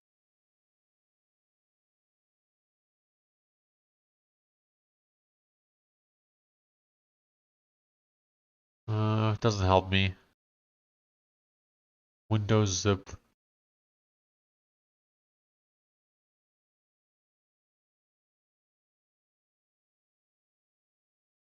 Okay.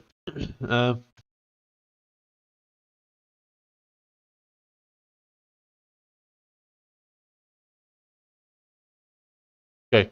I don't know. Cliff, if you're still in the chat, do you think I should just ship the unpacked version? I know it doesn't seem like there's a difference in terms of launching it. For me, it feels the same, regardless of whether it's the unpacked or the portable one. Um, but it does make sense that the unpacked one would be faster. So maybe it is faster, even if it's just a few milliseconds. I don't know. Do you think I should do the portable one or the unpacked one? What's your opinion?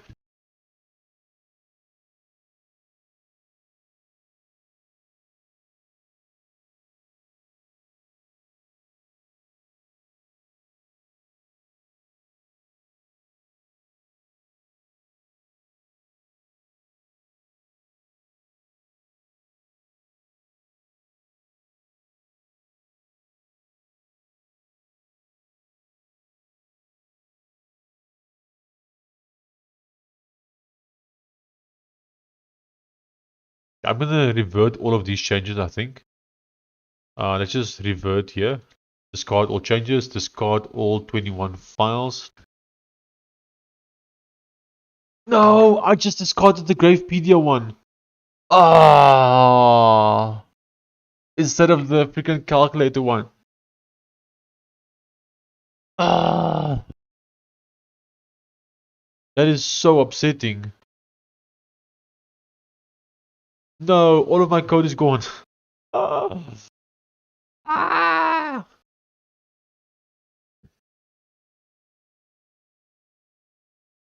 Okay. Can't believe this just happened.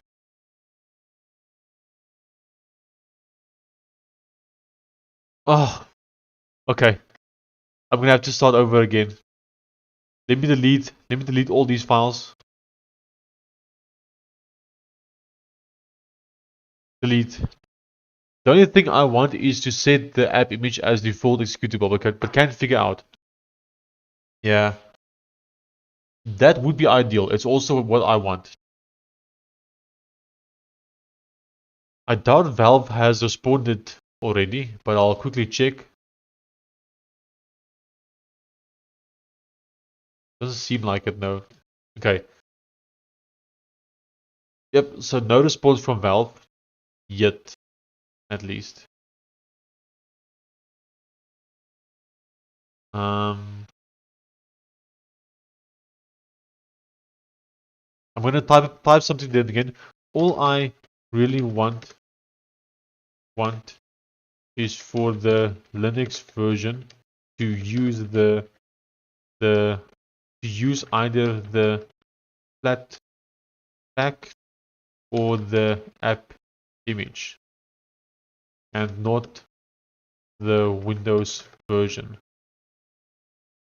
Can you please check the files that I have and help me get it working?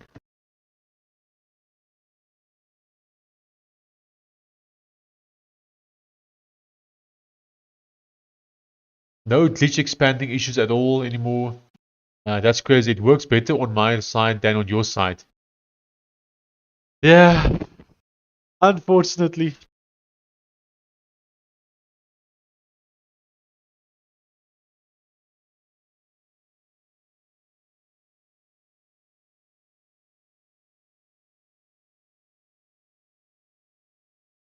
Okay. Um,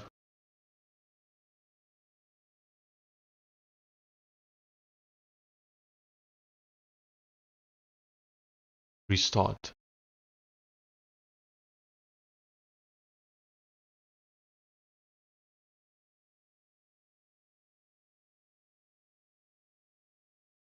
It needs to be in the root directory and should be for Gravepedia.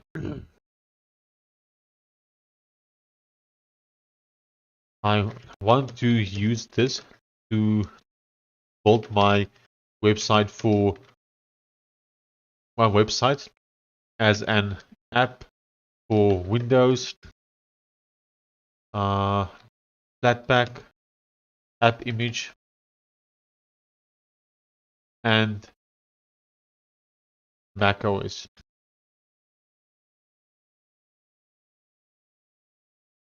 Let's just say these three for now.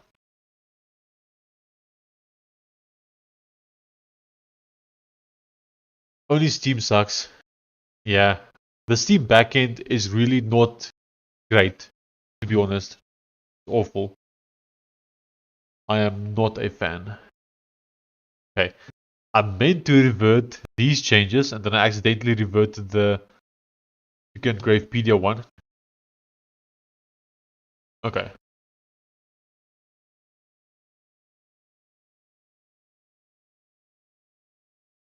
Oh, now we have folders here.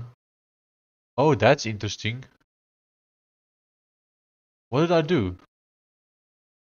Okay, very interesting. How do I get it back? There we go.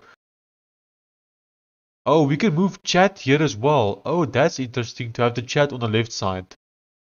Oh, very cool. Okay, but for now though, what I need is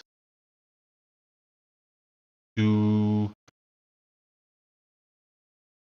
please do new list for me on all platforms.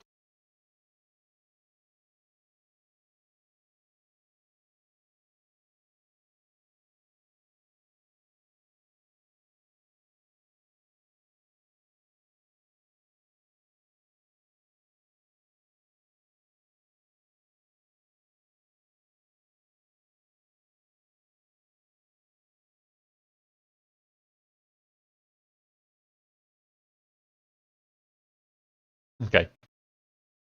Since we had to start over now, I'll need to do all of those prompts again that I did earlier.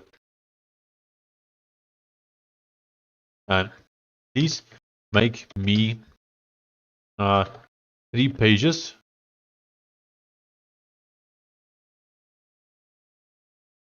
in the source pages folder. Pages can have HTML. It should just be HTML files for each page. Also make two HTML web components in the source components folder, one for footer and one for header.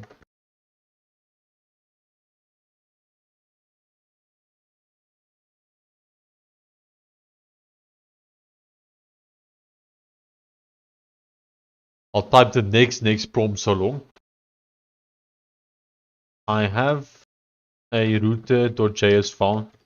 Use that for that to implement a basic SPA in the app.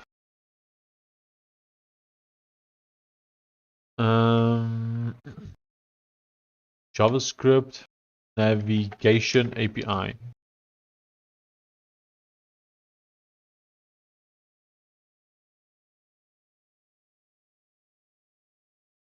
Use that to implement SPA in the app using the navigation API.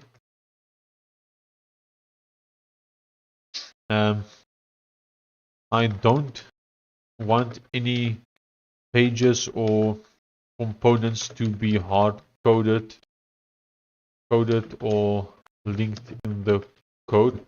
It should be automatic. Pages should be fetched dynamically when needed, thanks to a URL param. If the page is, let's say, home.html, then the URL param should be page equals home.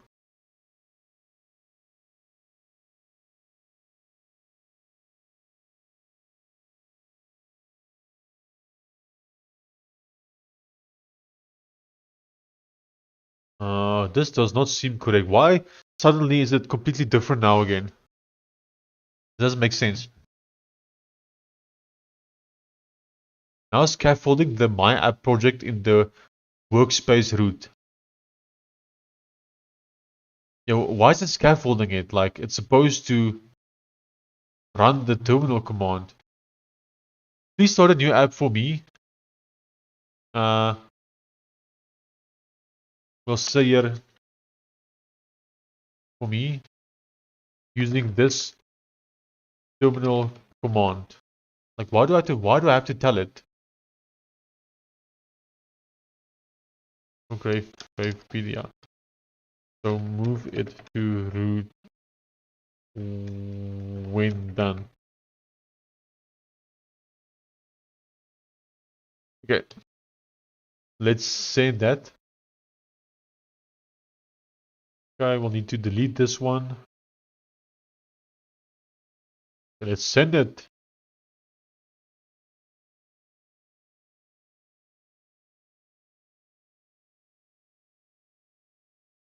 Okay, I'll add that to the queue, and I'll add this to the queue. And there we go.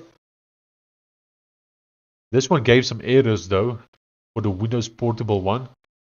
Missing script, package Win Portable. Oh no.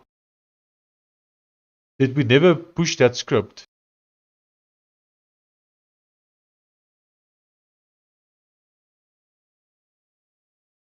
That's not good.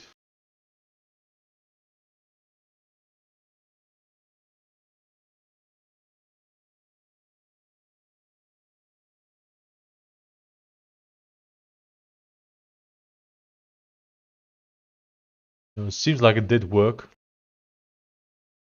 Possibly.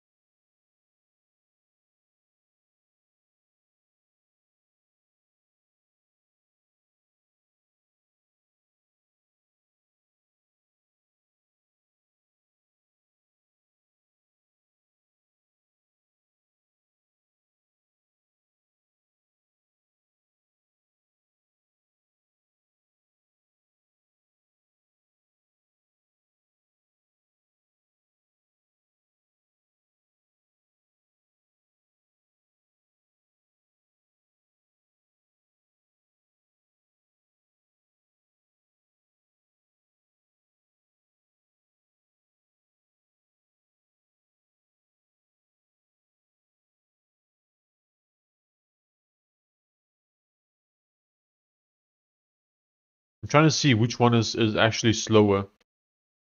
So I'm going to launch it a few times using the unpacked one, and I'll kind of feel the speed of it.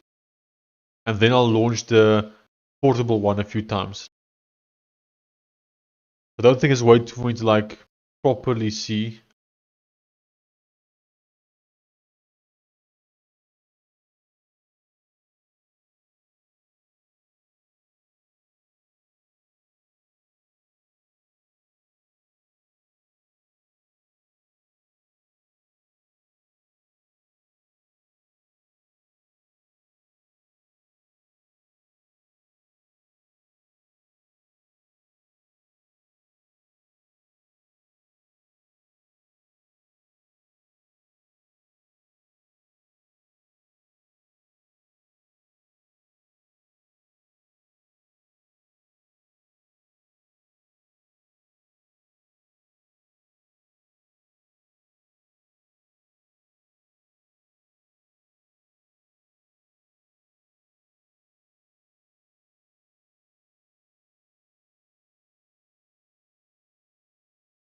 Okay, so it seems like the unpacked version Takes around half a minute to open. Okay.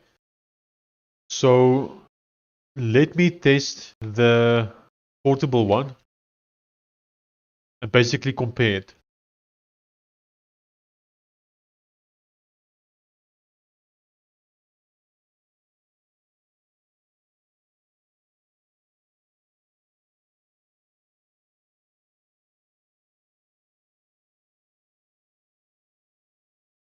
Yeah, it's about the same.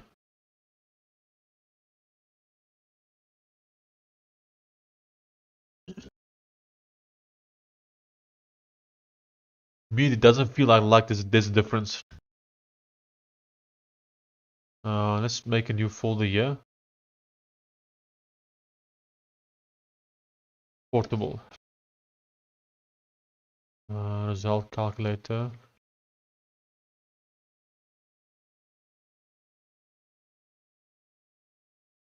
We'll do the saves.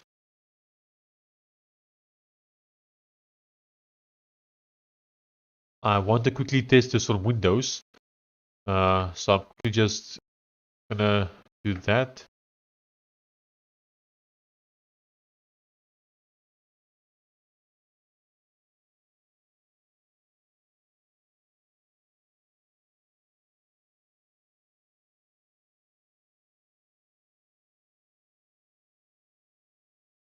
Okay. Let me quickly go and test this on Windows and see how it is. I'll need to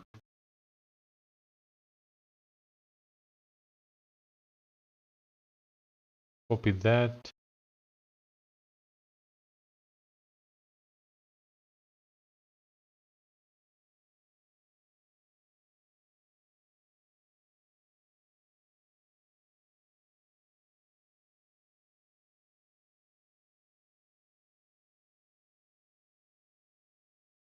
Okay, it's busy uploading to my Windows PC to test.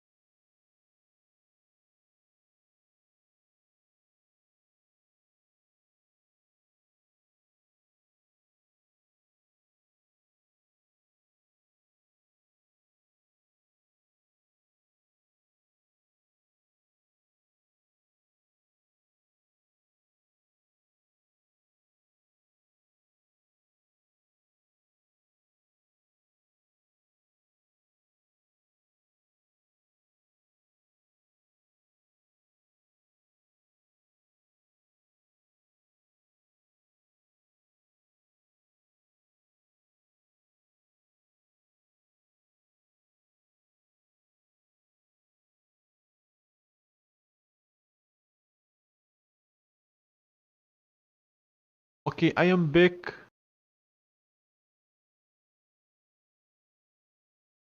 I see the components are created.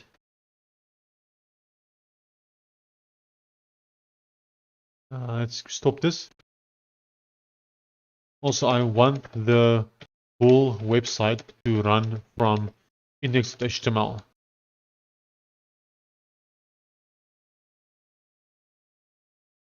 Okay. I'm about to test it now on the other computer.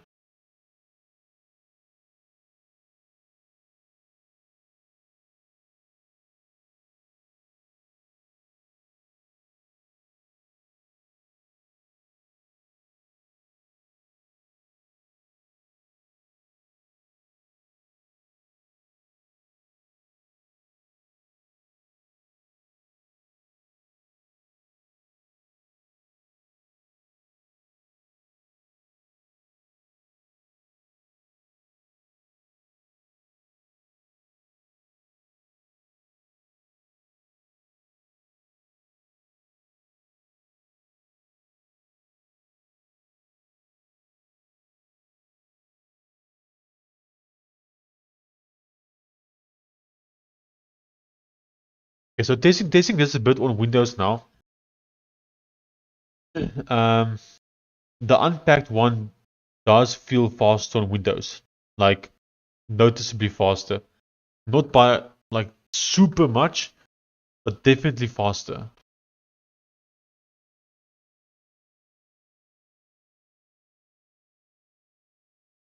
Okay, sometimes it's much faster.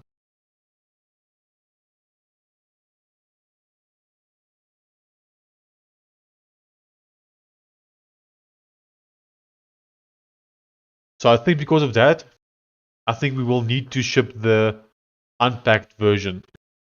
Even though I don't want to, I think we should because it will improve the experience for some people. Yeah.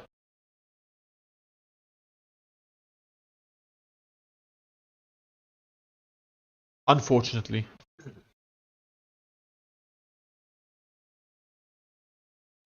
Uh, okay. Let's do that then.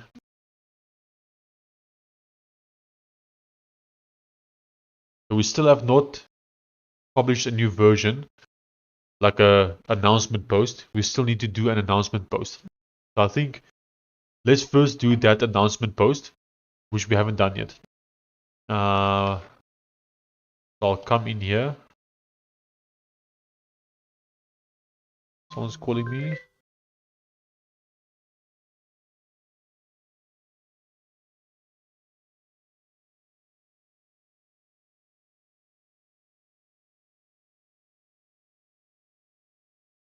I'm just quickly checking my phone.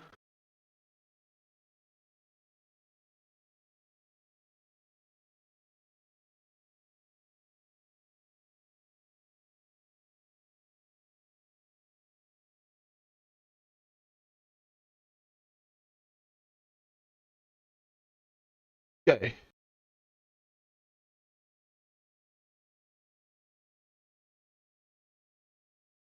Okay, so create new event or announcement, game update. This is somewhat of a major update, I would say. You would say v12.2.0. We need to go to the public facing website as well somehow. Let's just go calc, or let's do a new tab. And then we go to changes.html, or is it updates? I think it's updates.html, or maybe not. What was the file again? Oh wait, this one we are doing it a bit different. Forgot about it. So this should work. Okay, there we go. Updates should be lowercase though, in my opinion. I'm changing that to be lowercase. We might need to do a replace all somewhere. So I'm doing that as well. Replace all. Okay. Changed updates to updates.html.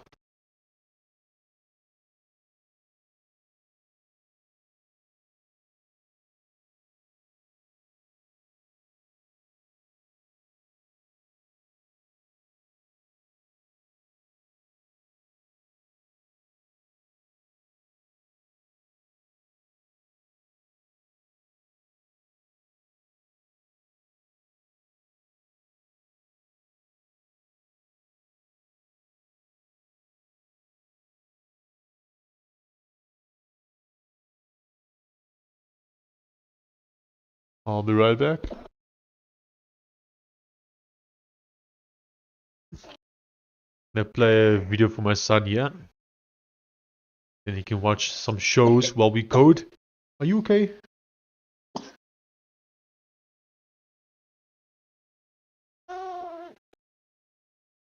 Trying to get the audio to work for him now.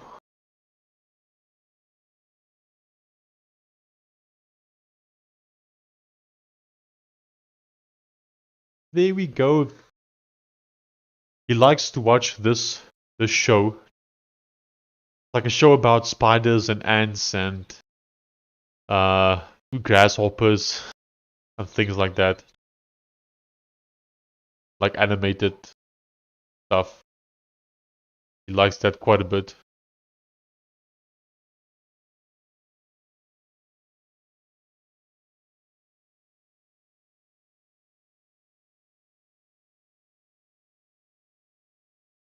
Okay, where were we? What's this? Open editors.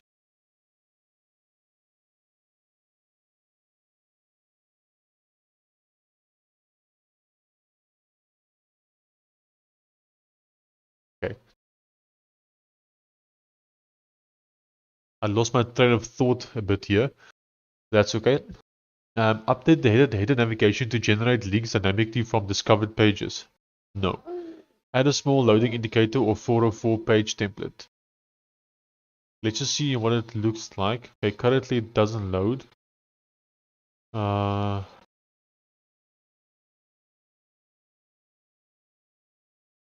Doesn't work. But let's see if it works if we do npm start. That doesn't seem to work.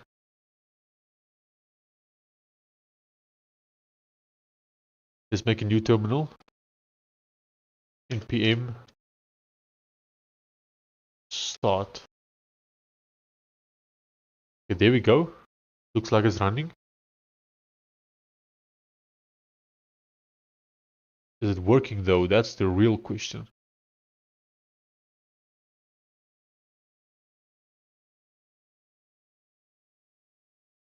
And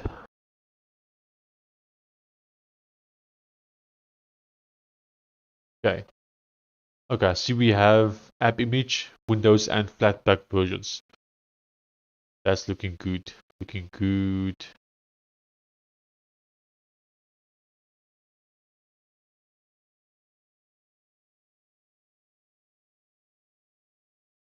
Downloading. Whoa, what's it downloading? Electron v42. Okay, sure.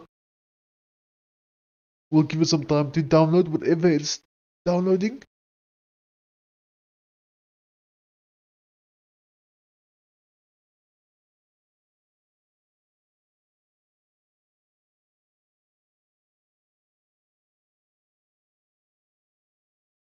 I'll be right back.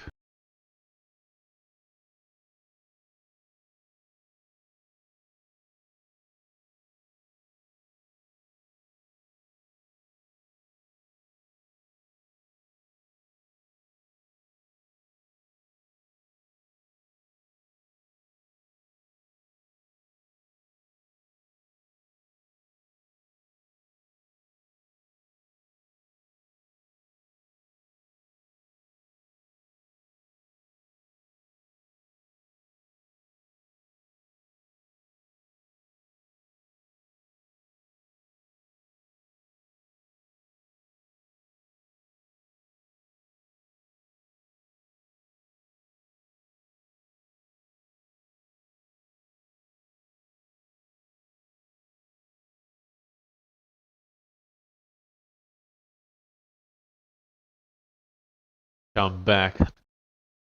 Okay, what did it download? I'm so confused. It's still not running though.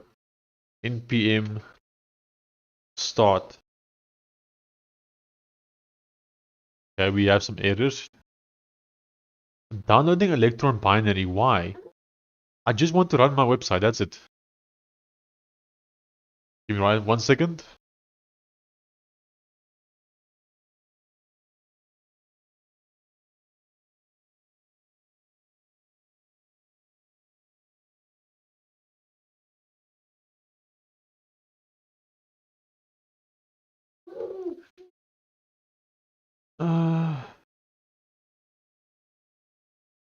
When I open the index.html file in my browser, I just see a white page.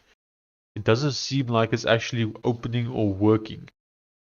I need this to just work. The error I'm getting is the following error.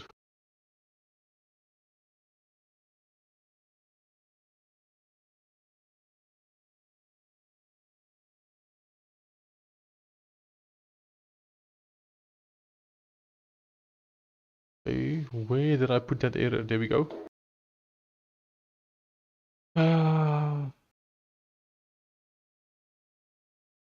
Let's copy this and see if that'll work.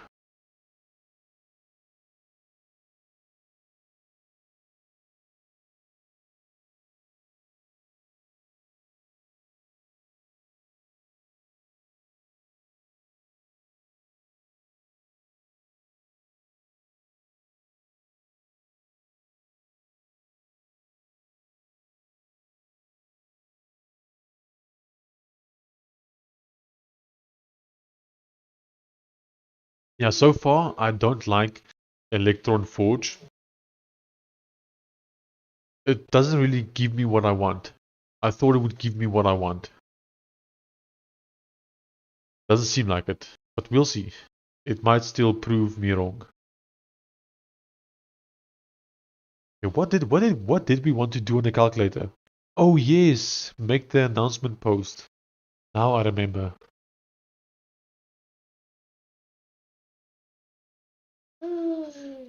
Um,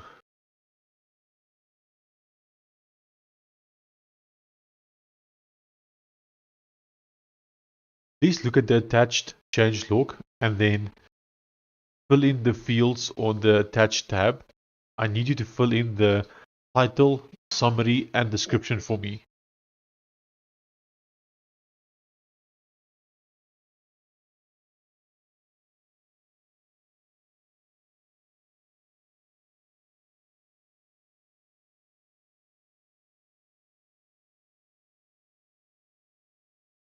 Okay, so we're gonna try and get the AI to fill in these fields for us. Please look at the attached change change log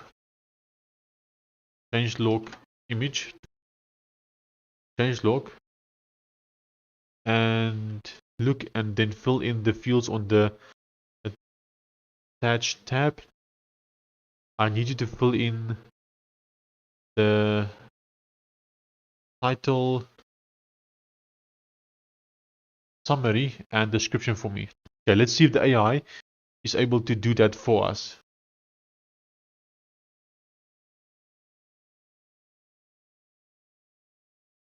In theory, it should be able to do it for us. So we'll see. Hey, Jason, we'll see. We'll see.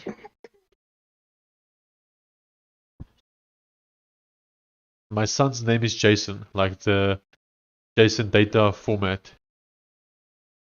That's him. Doesn't want to watch this anymore, it seems like. What do you want to watch, Jason?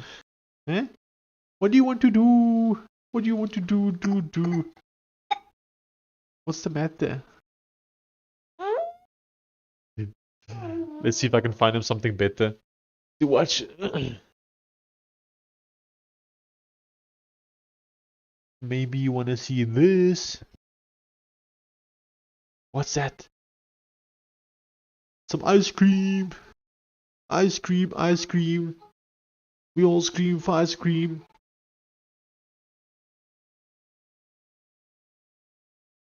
We're watching some weird ice cream show here.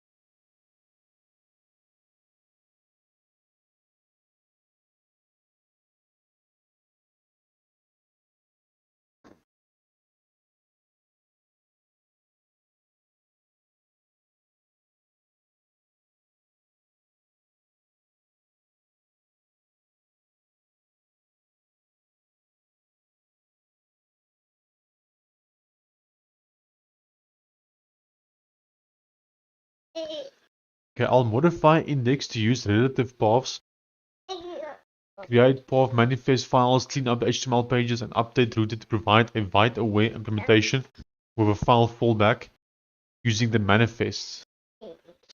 Okay. Okay. Don't know exactly what that means. Yeah, this should not be needed. It should just work.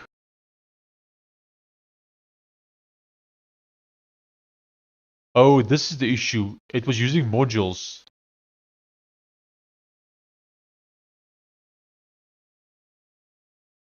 Let's just give it the hint. I think the issue is that we are using ES modules. Please do not use ES modules. Just use common.js.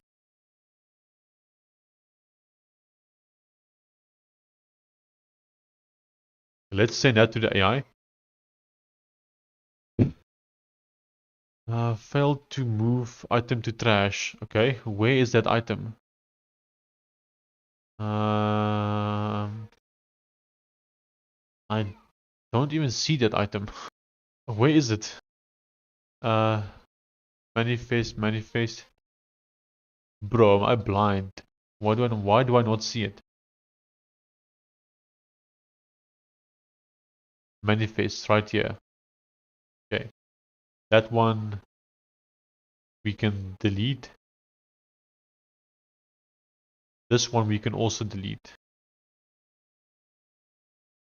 Okay, let's send that prompt. There we go. There we go. Go, Jason. He's not keen for this show either. I think he wants to go walk. Do you want to go walk? Jason? Or should we watch Bluey? Let's have a jab at Bluey. Look, you want to watch Bluey?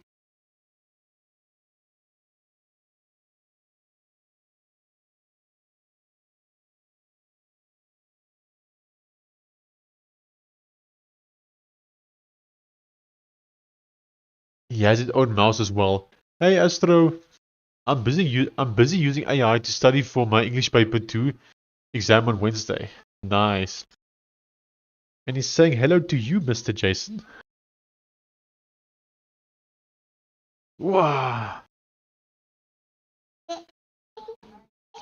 Let me walk a bit here while the AI is busy going.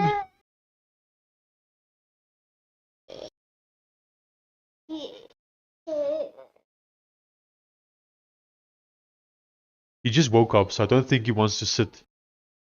I think he might want to walk around.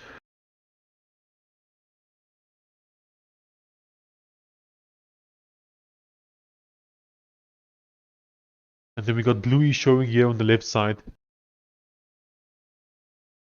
So Astro, how are you using AI to help you study? Like what is your workflow?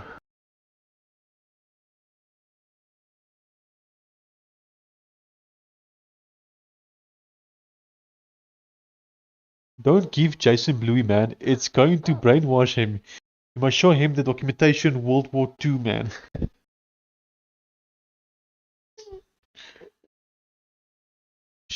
Yeah.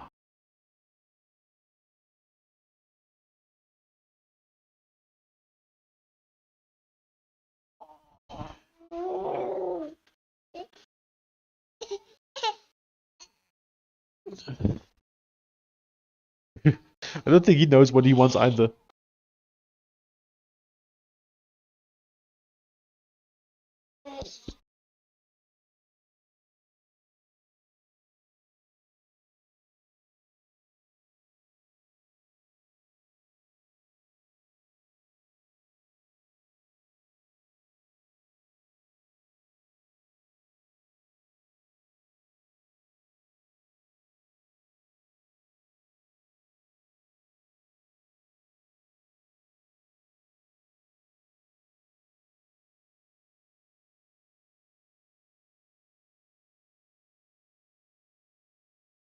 Okay, Jason and I will be back in a little bit.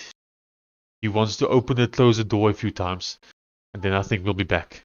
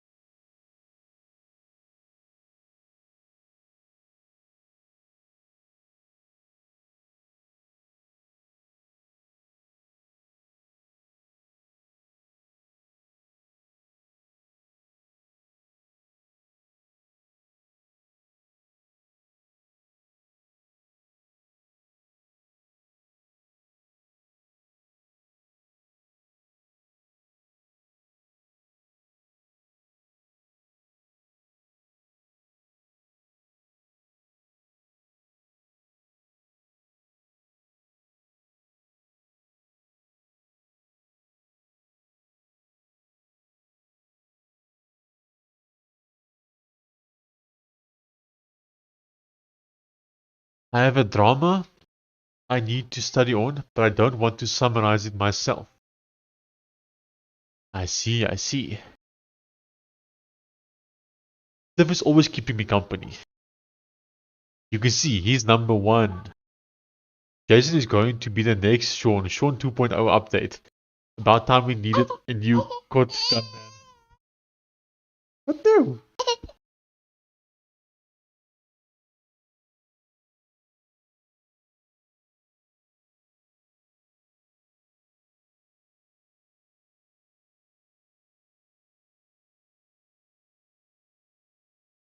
Let me test this, see if it's working. It's not working. Why?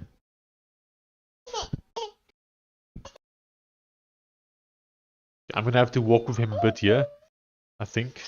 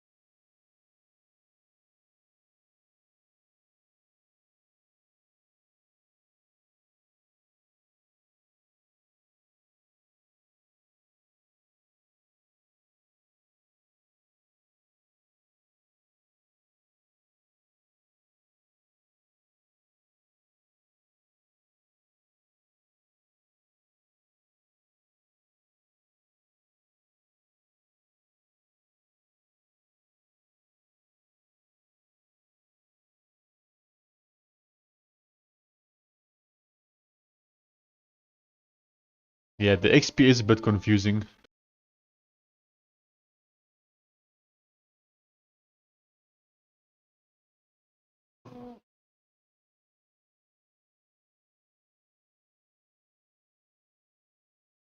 Testing. Okay, there we go. Okay, so this doesn't work yet. Why? Cannot use import outside a module. Ah. Let's copy this to the AI. La la la la la.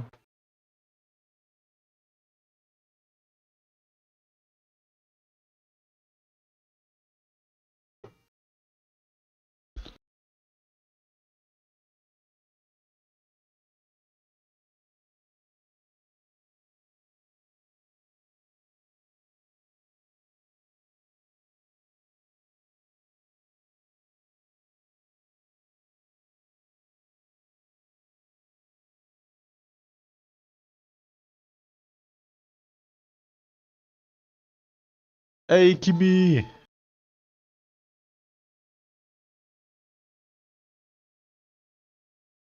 Jason is watching me vibe code, giving a scream every now and then.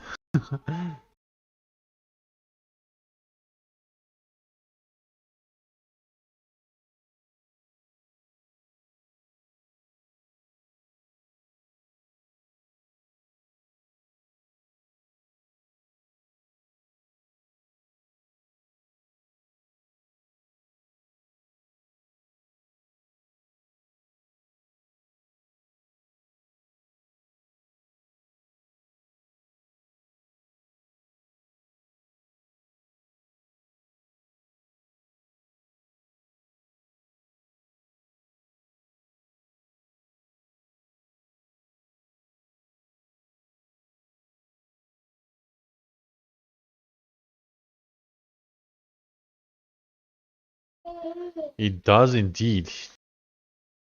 He hasn't had his first haircut yet, though.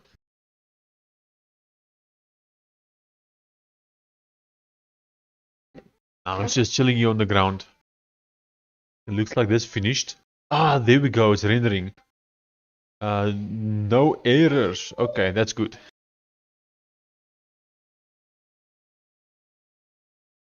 Time goes so fast when you have a kid. Yep, it does indeed.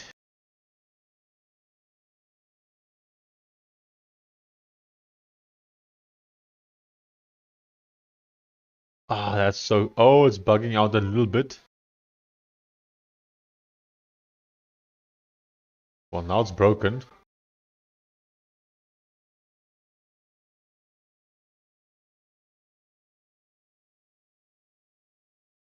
Okay, looks like this also failed.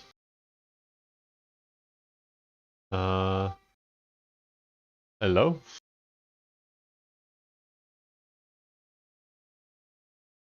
I need you to physically fill it in on the page.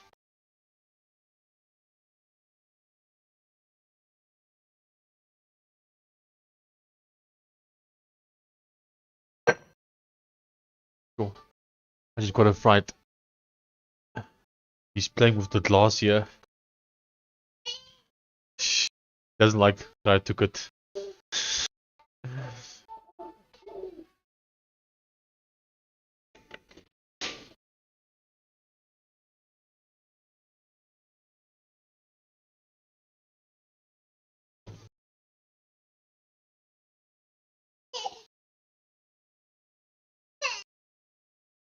Give me a second.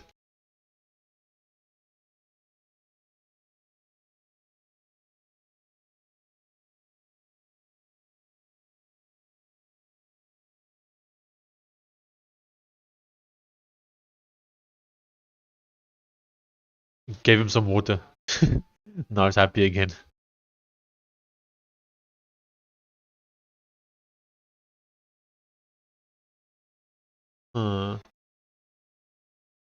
When I click on some of the items in the header, the pages like freak out where it goes between different pages very quickly. It's difficult to explain, But please test it and fix it.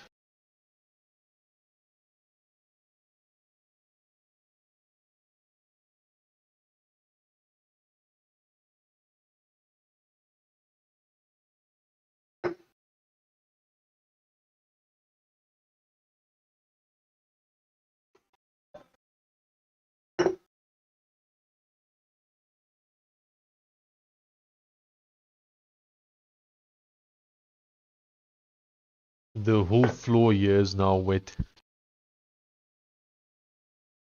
As long as he's having fun. Ain't that right, son? He's quickly taking his socks off.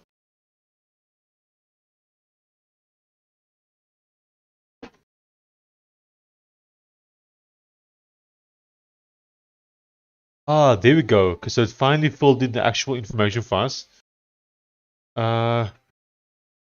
You didn't fill in the title. You only filled in the summary and the event description.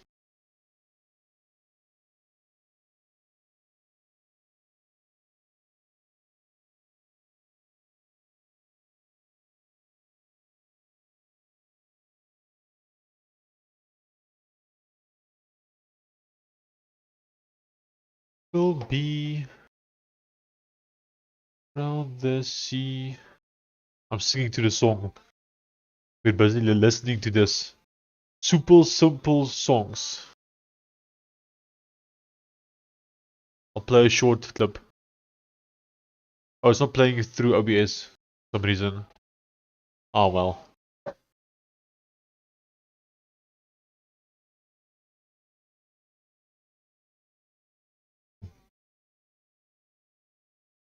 No you did not. What do you mean you filled in?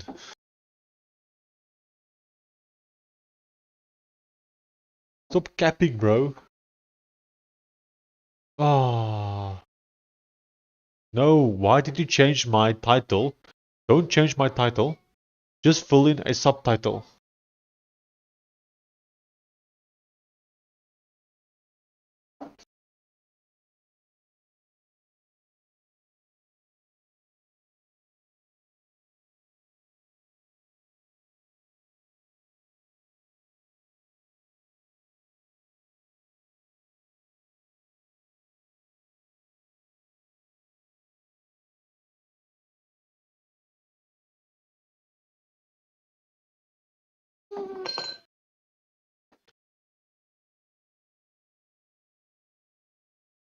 Okay, let's see if this is working now.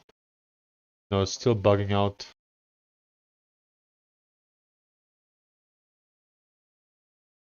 Yeah, it's definitely not working well.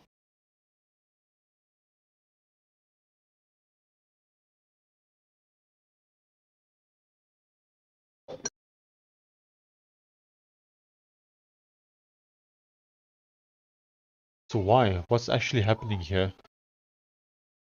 Oh, it made a manifest as well. Okay. Please get rid of the attached manifest file. I don't want it to use any manifest files.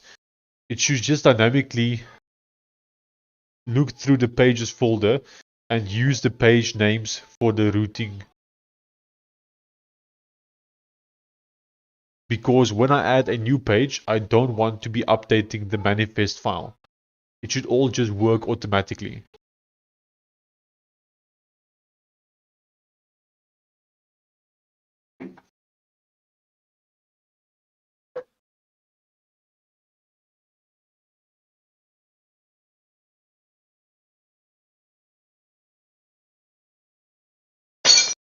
Ah. Ah.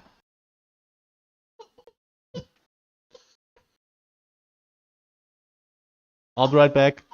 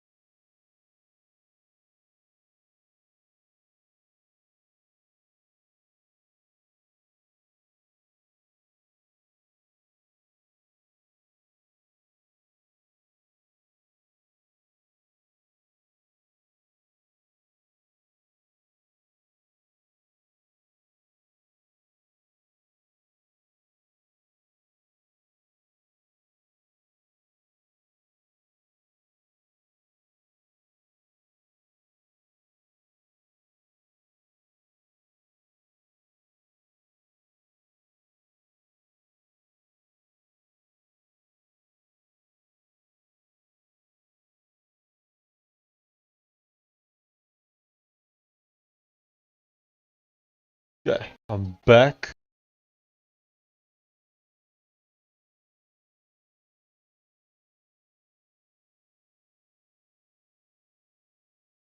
Let's have a look here. Desktop reliability and faster launches. Okay, add local. Ah,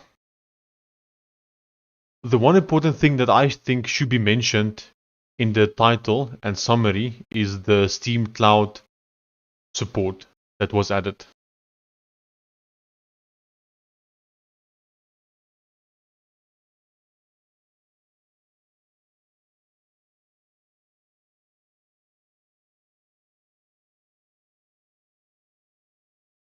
So, to those who are just joining, we released a new version of the calculator last night, but we haven't actually done a Steam post yet for it.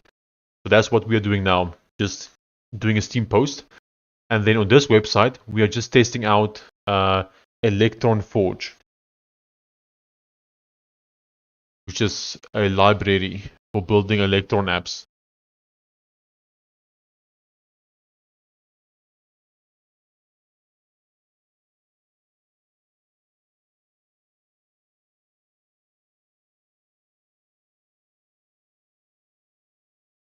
Okay, waiting for this one to finish. Type text. No, don't add it in the title. Oh, but I said title. In the subtitle is what I meant to say. Then we'll send that again.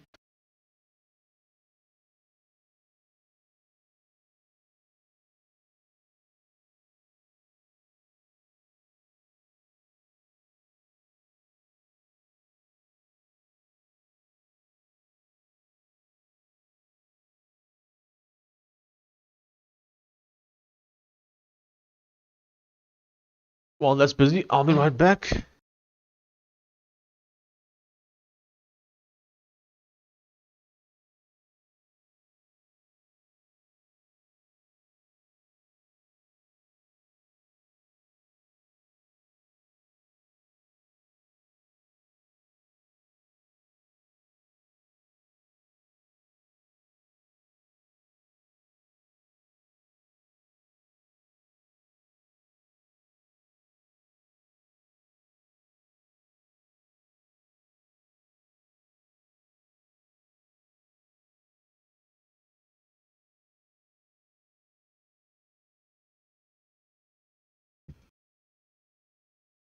Ah, there we go.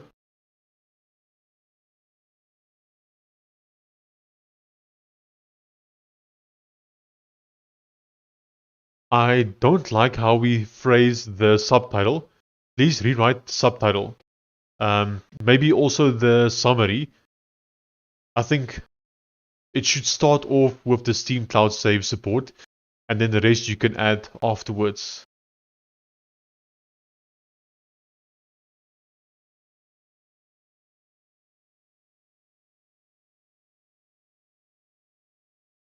Yes, if I delete... Wait, let's first test this. Okay, this is working much better, yes. But the question is, if I delete a manifest, would it still work?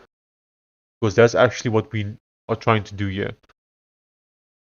No, that doesn't work. I just deleted the manifest files and now it doesn't work anymore. Please make sure that it doesn't work. Or please make sure that it works without the manifest.json files.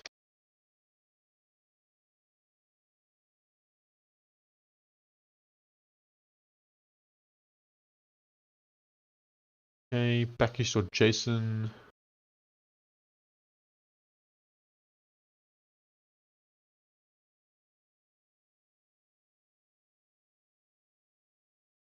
I do somewhat like Electron Forge, but I was hoping it would like come with some scripts already for like building and deploying to multiple platforms. But I had to manually add this. But we'll see. We'll build the basic app and then we'll try to build for these platforms and see basically how it performs or how it works.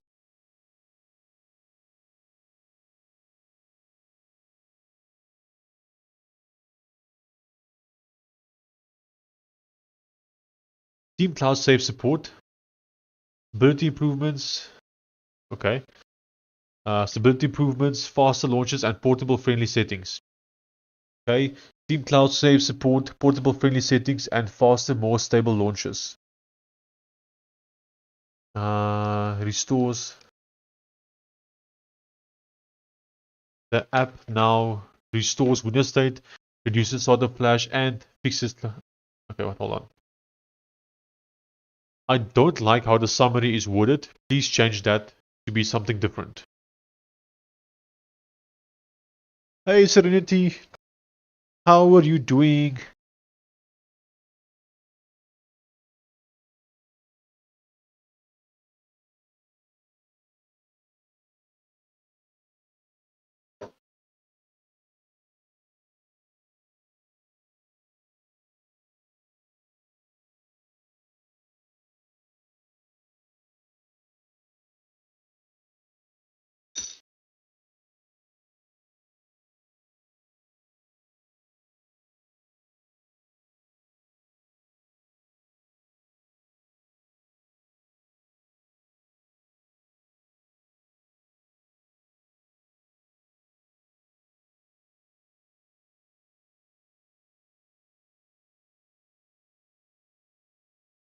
This seems better.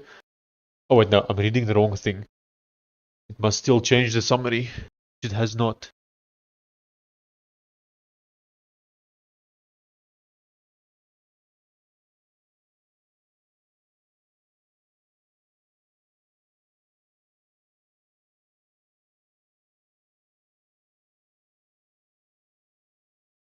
Ugh. Okay. Steam Cloud Save support enabled. Portable friendly settings, faster launches, improved stability. Uh, please don't. Hold on. Please don't use and make the summary longer. It must be a little more detailed than subtitle.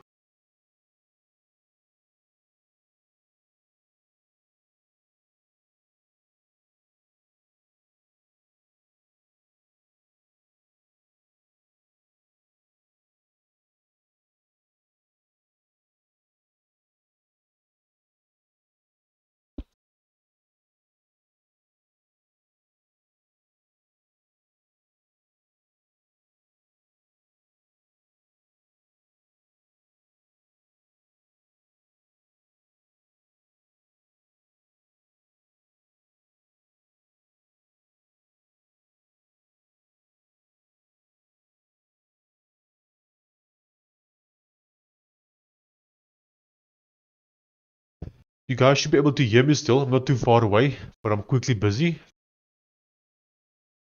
My son is playing here in the bathroom. I'm just watching over him.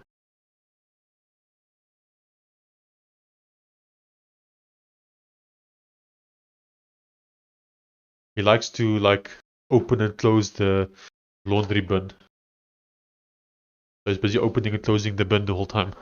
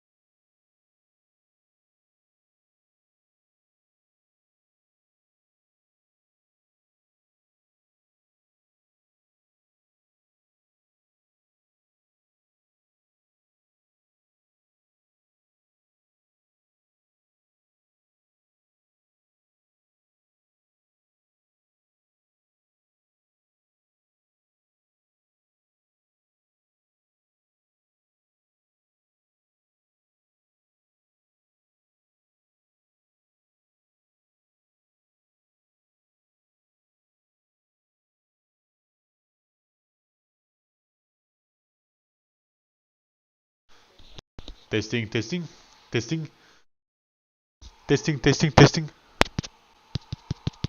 Why does the mic look so soft? Am I even using the correct mic? I wonder if I'm using the wrong microphone maybe. Testing, testing. It looks like... Okay, sure. If it's correct, then I guess it's correct. Wait. Testing, testing, testing, testing. Yeah, it's definitely correct. Yes, we definitely have to update the ARR amount. I am busy working on a website to basically publicly show the ARR amount, like a vibe coding website specifically for this series that we need to finish. The plan is to have the ARR be updated there basically every day.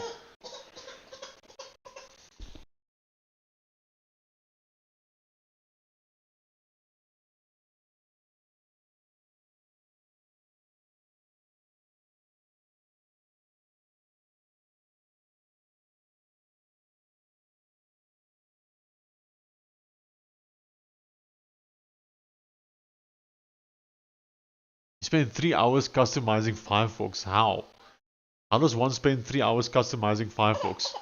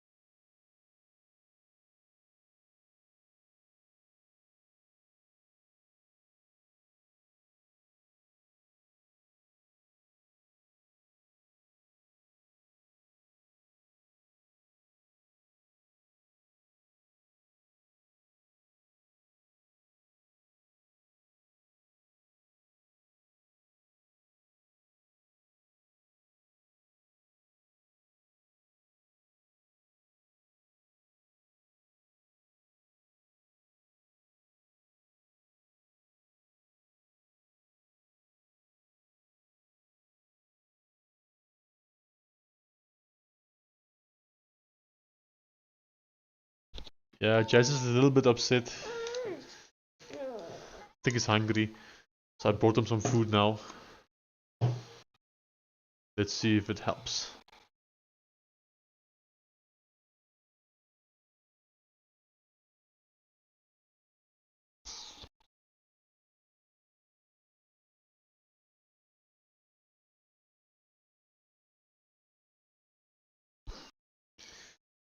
Oh no, I can't just do stuff. Lucas, are you still working on Cadence?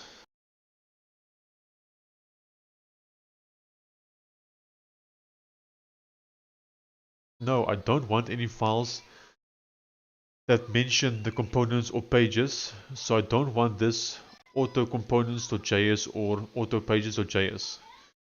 JavaScript, the routing framework, should just know that we have pages in the pages folder and look at the file names. Basically, it should use the URL parameter and via that fetch the page.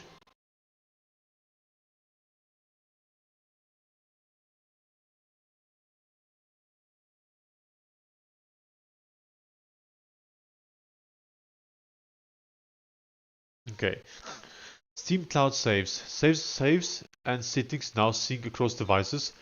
Portable settings, restored Windows state, fixed for closing hangs, reduced startup flash, and faster launches. Sure.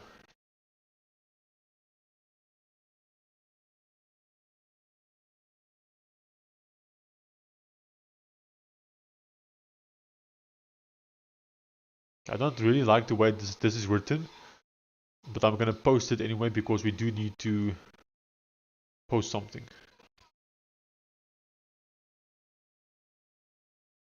Just got through my ears. What a song.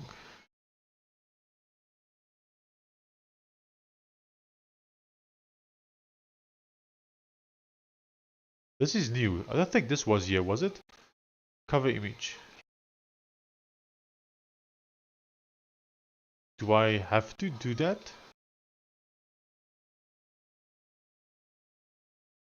Okay, save completed successfully.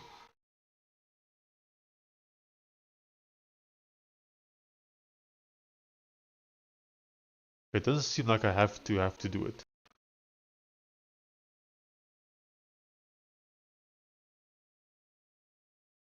So we can just do publish, I think would work. Do publish.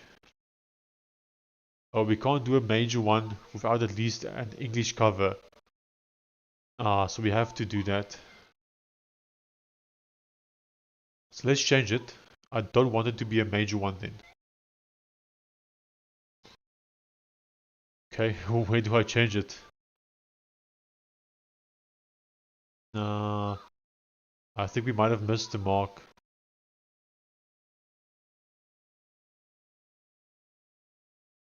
Okay, let's go back. We'll delete this one. We'll say create new event, game update, and we'll say it's a regular update then, in that case. We'll go all the way back. Please look at the attached change log and look and fill and then fill in the fields on the attached tab. I need you to fill in the subtitle, summary, and description. 0.2.0. Okay, let's try that again.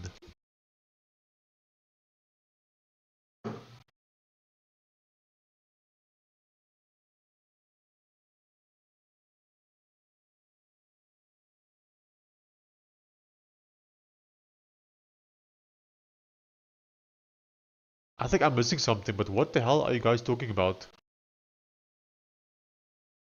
Something about songs.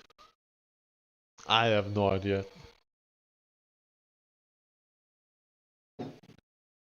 Yeah.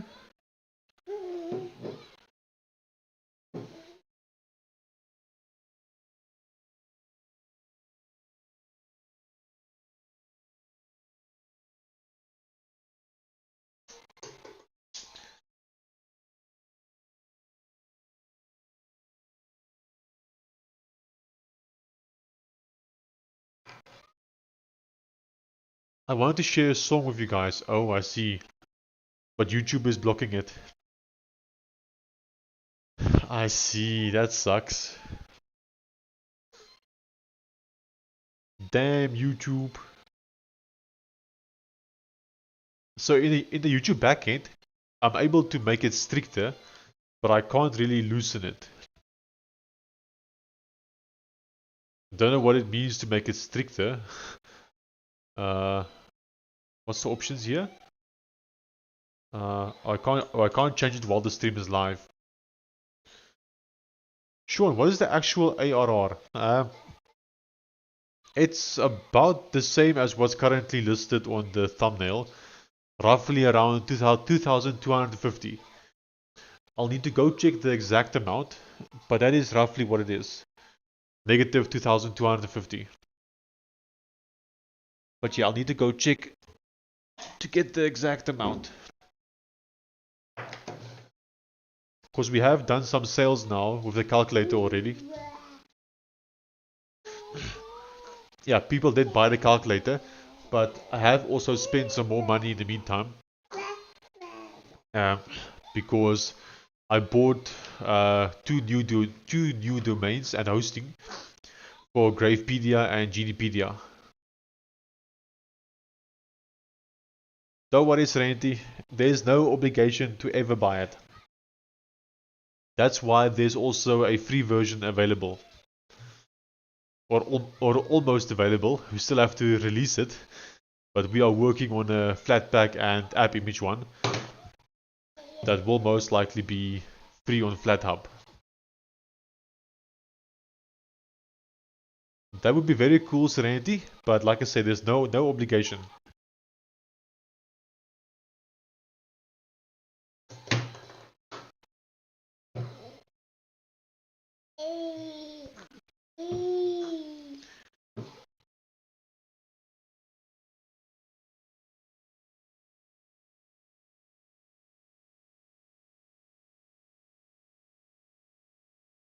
But I'm the same as well.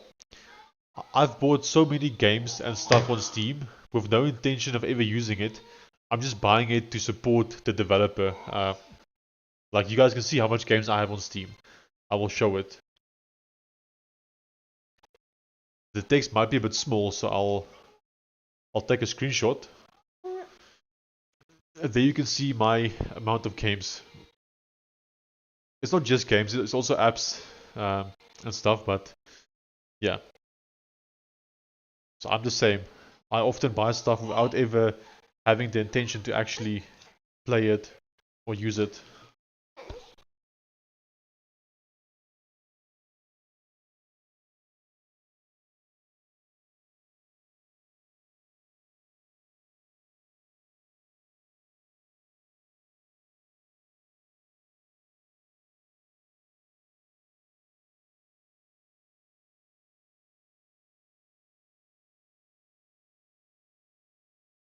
The ARR is in dollars, US dollars.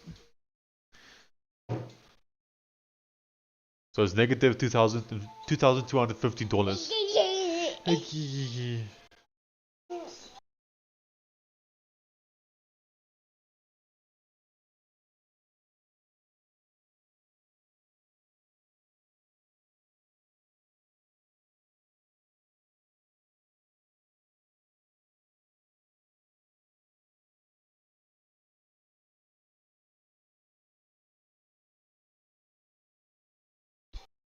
I just showed them how to plug in a USB.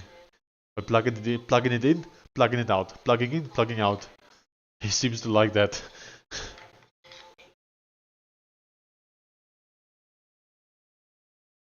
So that's why it didn't change much. Yeah.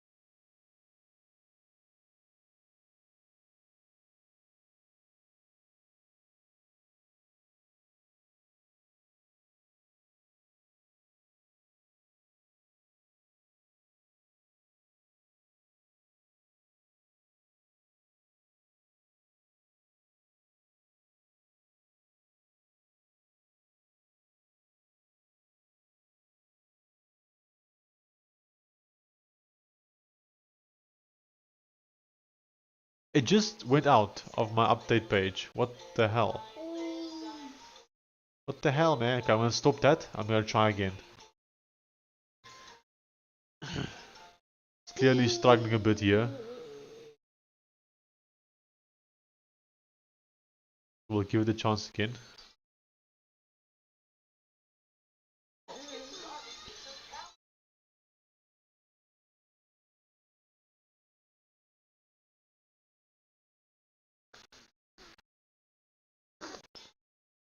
Okay.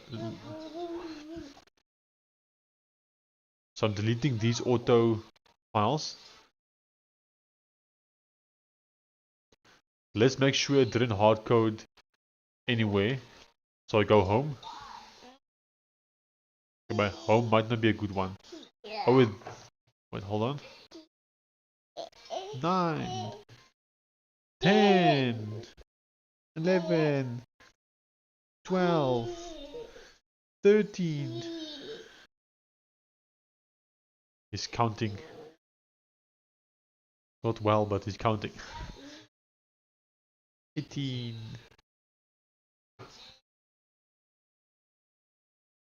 Otherwise, probe a small set of common pages to show that those exist.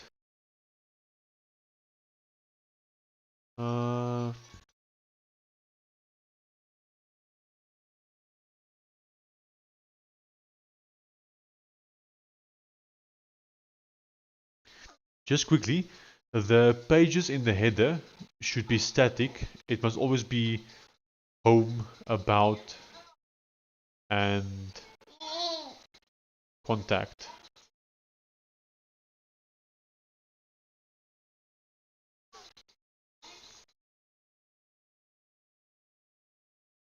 "14, 15, 12, 11, 10, 9."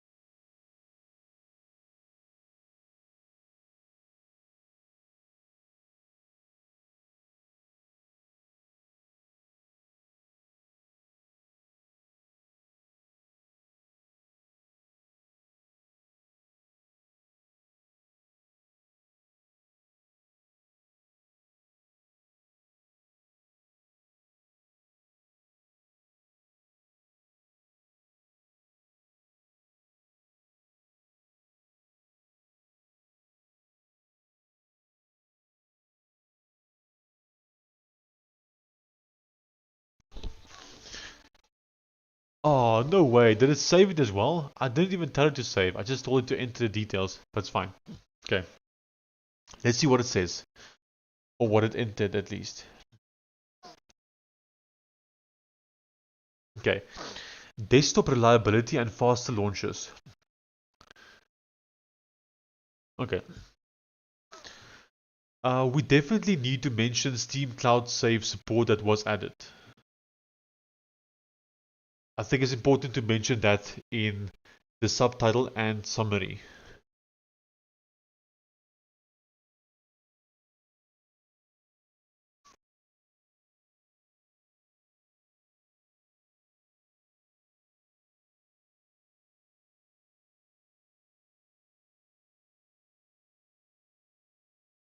You know, we could always build a library on top of Electron Forge. That might be something we could do if this proves to work good enough.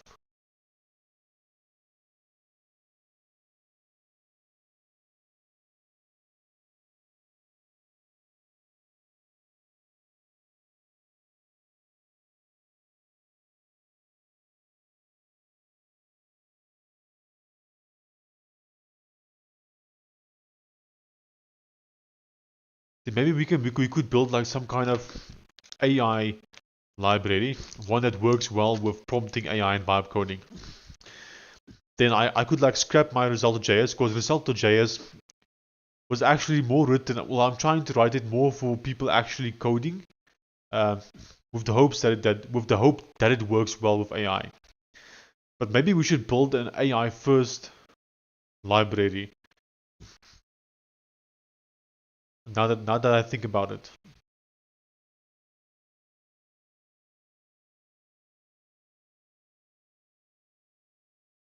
then instead of like showing code and all that, I show prompts that people can give. That might be something we need to do.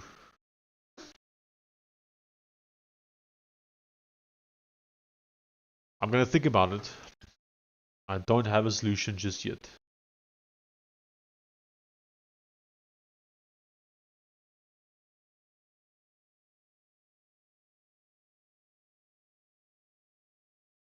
But I am leaning towards doing that.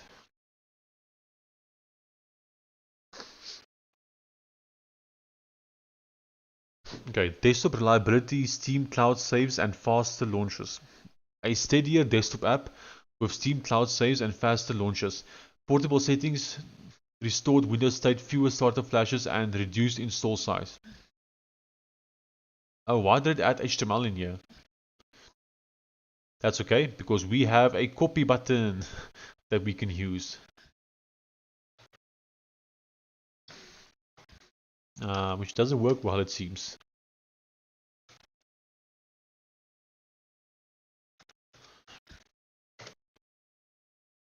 And what's the point if I still have to manually fix issues like this? Okay, so we need to improve the copy button. Something to keep in mind.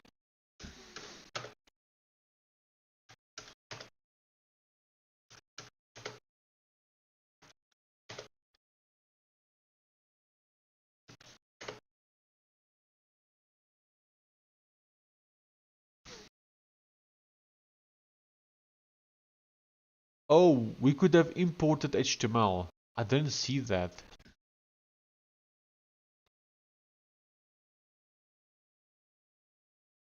I mean, too late now. So this is how a list is supposed to work, apparently. Uh, doesn't make sense to me. List.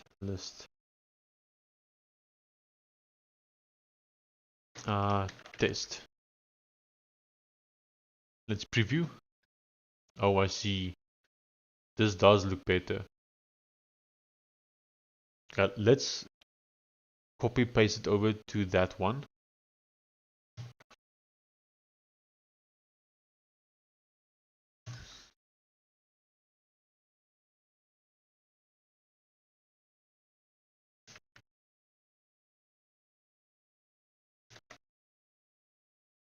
Oh, maybe. Hold on, I'm being stupid here. We could just open a new file, paste that in there, and then we do a like so. We do a find and replace. There we go. That was easy. Okay, that should be good enough. Let's preview the event. Yes, yes, yes. Okay, this I think we can save and publish. Let's double check though.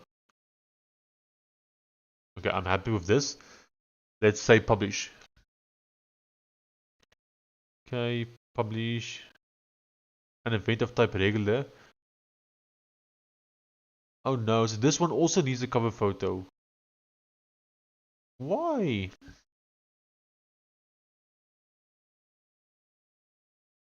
Okay, just getting started. View examples. Oh, I see, because these ones appear in here. That's why.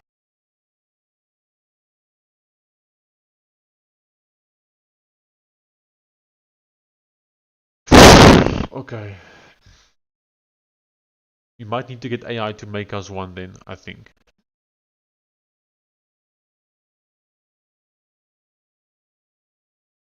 Okay, let me quickly see if I can get AI to make one.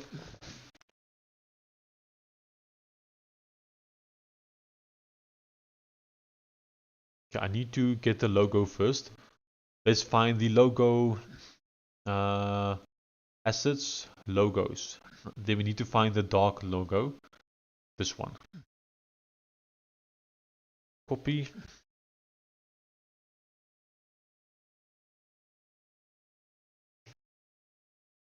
Don't take it copied.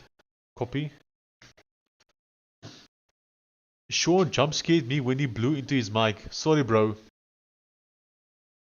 My bad.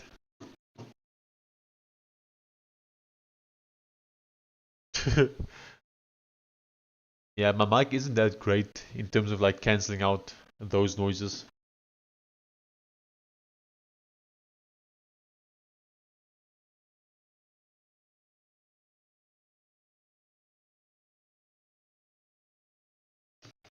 I'm releasing v12.2.0 for my app. I've attached the logo. Here's details they gave me. Please make this for me.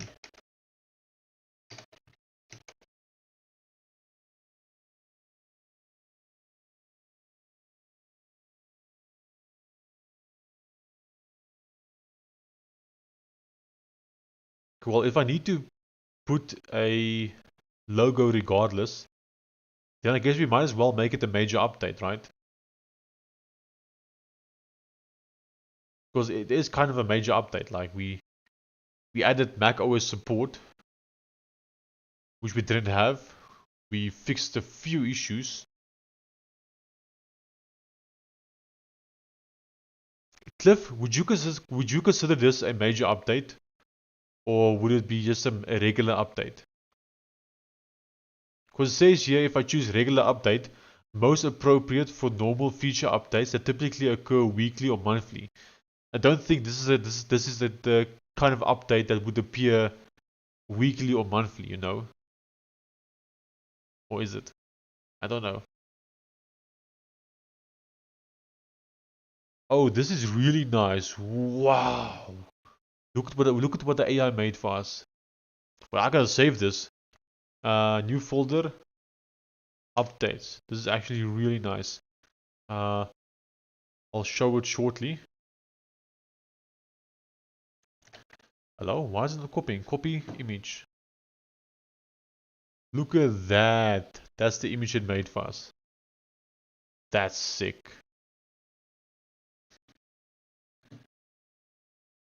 That's really nice.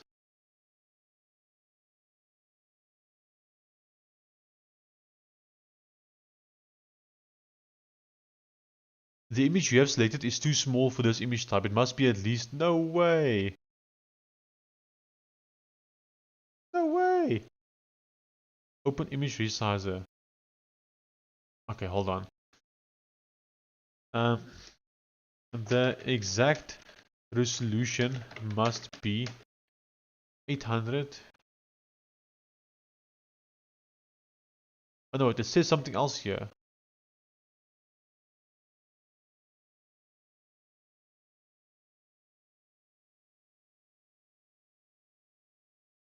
Cover image.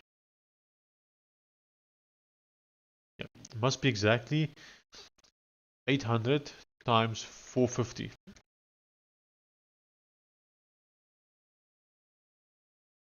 Okay, I'm quickly trying to get the AI to make us this one in a different resolution. Unless this, oh, this might work. Final image. Huh?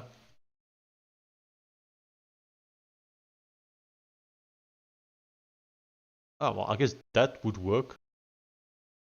Crop and continue.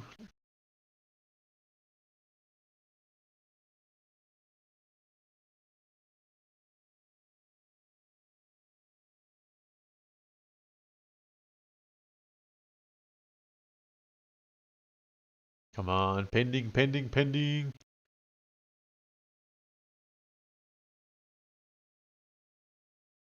Okay, let's go have a look at this application.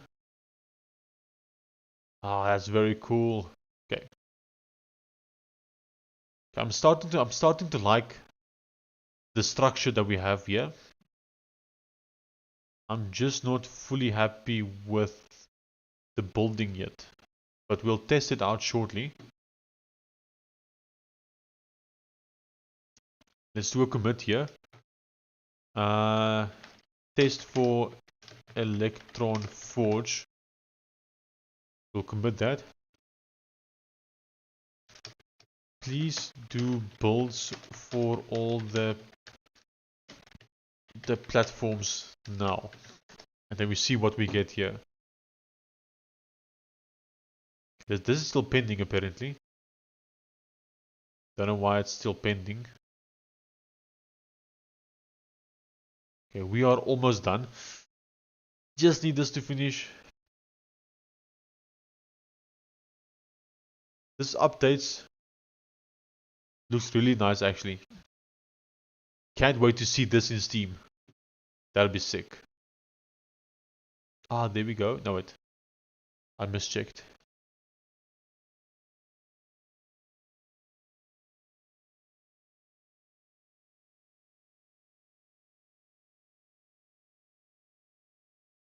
Okay, well, since these ones are still busy, let me quickly head off. I'll be right back. Or maybe I should just quickly pick up the stuff here still.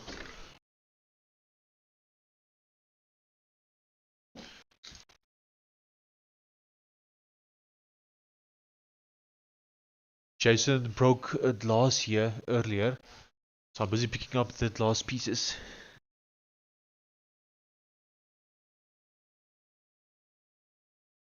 Otherwise, someone might step in it.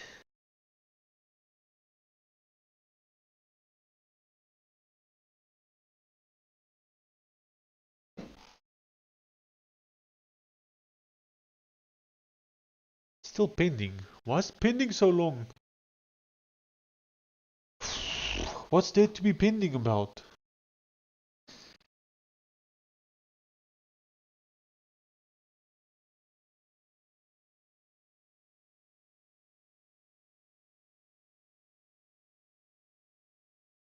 Okay. I don't know if it worked or not. Let's go out. Okay. Then I'll go back into it.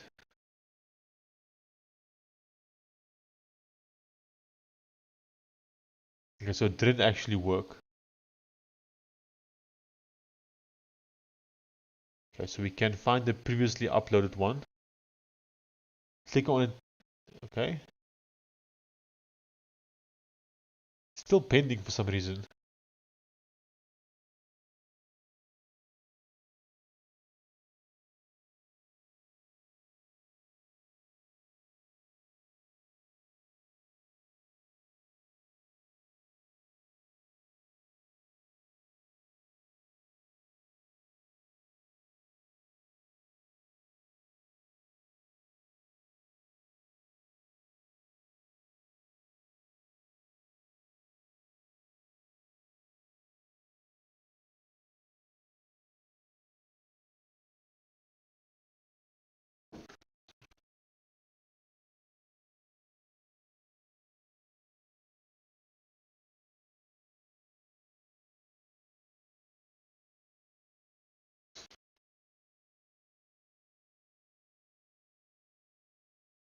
Okay, so it seems like it's also making a dist folder for us, just like the other one. Oh, generate pages. What's this? Okay, I don't think that we need.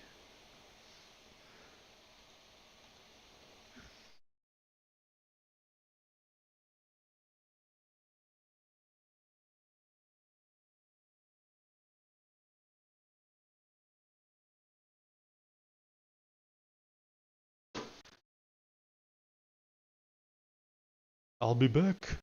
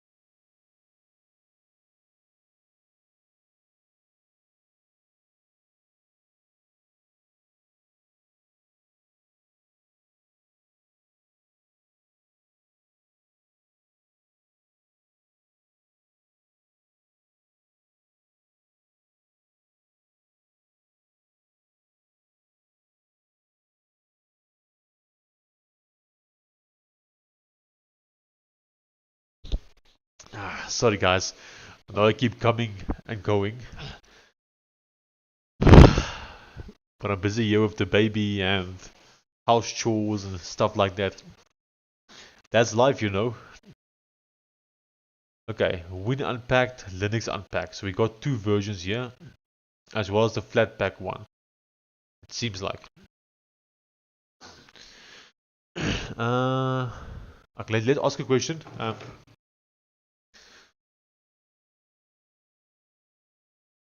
Okay, uh,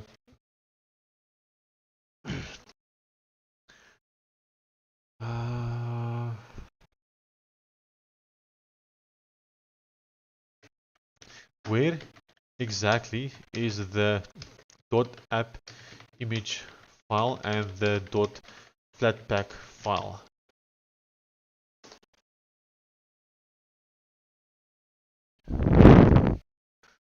Still pending? Why? What on earth is it pending for?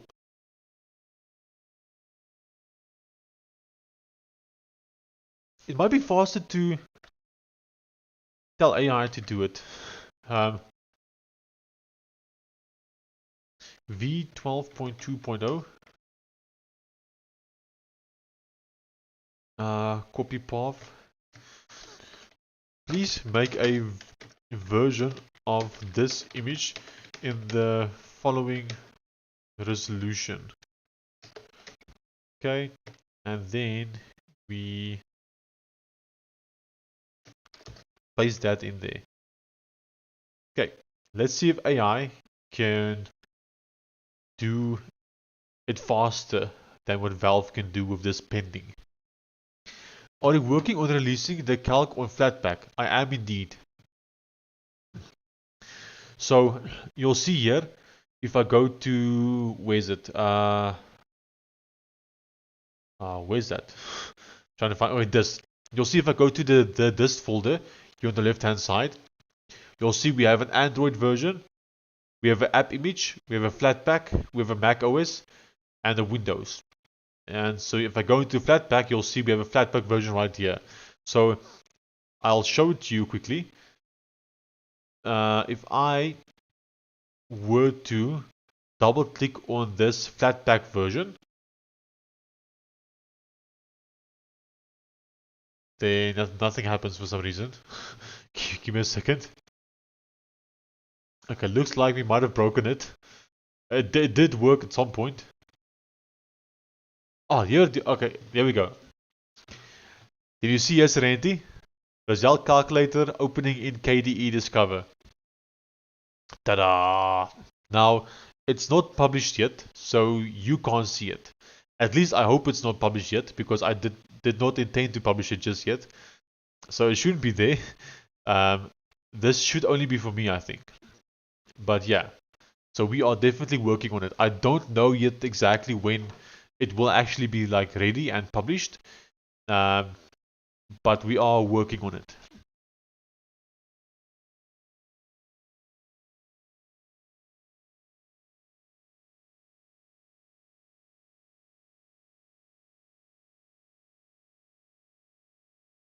It looks like we have a new version now. Let's upload that new version, because Valve was just taking too long.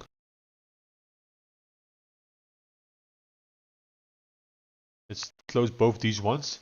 We'll say select a file, and I'll choose the one in the correct resolution. Now, why is it stuck here? Maybe I should just refresh the page. Okay. Now it's still saying pending. Why? Let's try on Chrome. Maybe that works if we do it on Chrome. Did you mute your Steam notifications? It shouldn't be muted. I'll quickly have a look. Oh, it is muted. You are correct. I'm unmuting it. Cliff is sending me a video. Work music for coding.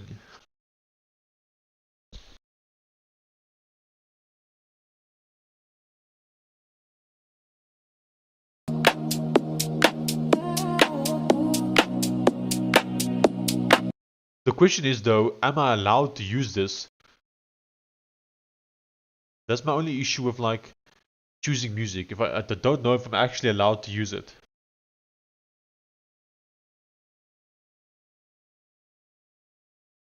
Like, how do I know this is royalty free? As an example. I guess we could ask Gemini. Am I allowed to use... Actually, I'll look at it later. Serenity. Did bro mute Steam? Ah, this is cool. Spent a bunch of time on my animations in the OS as well. That's crazy. That looks so much different. Iron Man. Let's just make it a bit smaller. Oh, why can't I resize this? That's stupid. Okay. That looks sick. This is your Firefox. Okay. Okay. Very nice. Yes, you are. Did bro... Hey, royalty-free music. Okay, I'm having a look at U of T music. So, how do you know it's royalty-free? It doesn't say here. So how would you know? Oh, did you ask in the comments the one time? I think. You're welcome to use the UFD music library, DMCA free in all forms of video content such as long form videos, short form videos or live streaming on platforms such as YouTube or Twitch. Please note, However, that the music is provided is not in the public domain and I retain full copyright ownership. And while credit is appreciated, it is not required. This permission is specifically for use in video content and does not extend to other uses such as redistribution, use as a backing track in other music-related projects, remixing, or commercial licensing. Okay. I'm rather not going to use this then, just because of this part here, because I don't know what I might use the videos for in the future. So it might just be a live stream right now, but who knows what it might be in the future. So therefore, I'm not going to use this one. Hello, how do I say your name? Mythlish. Mythlish. How are you doing? Okay, let's see if we can finally get this done. Artwork. Select a file. Okay, I'm just looking for the file on the side.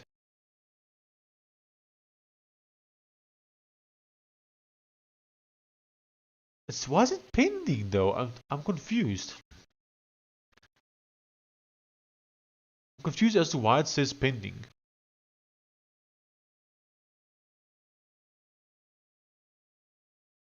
Okay, well it did upload successfully, so I guess it worked.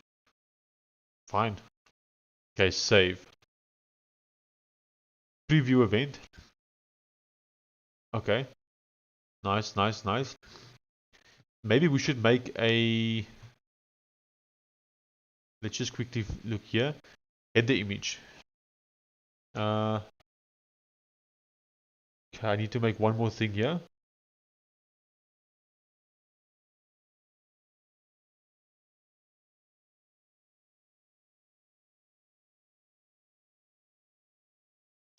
Down to this one.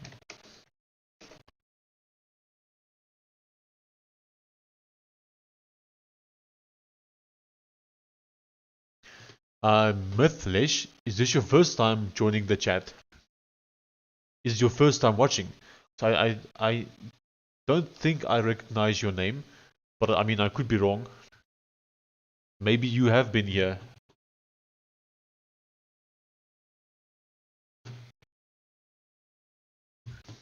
Okay, app image can be found here. Dist. Oh, there's the app image. Okay. No Flatpak artifact was produced. Build failed due to missing Flatpak binary. There is no .flatpak file. To check locally, run fix Flatpak. Do whatever to get it to work. I need a .flatpak.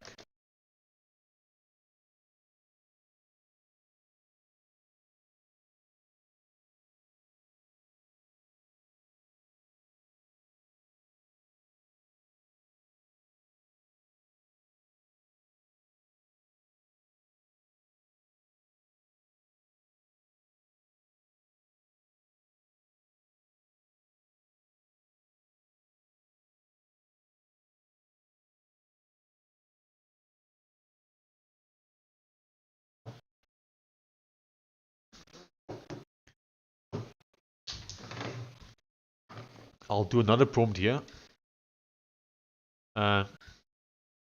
Also, where can I find the... can we have one final... Can we... Oh, wait. Okay, when unpacked, there's the Gravepedia.exe. Can we also get a portable Windows.exe version, please? Okay, add to queue.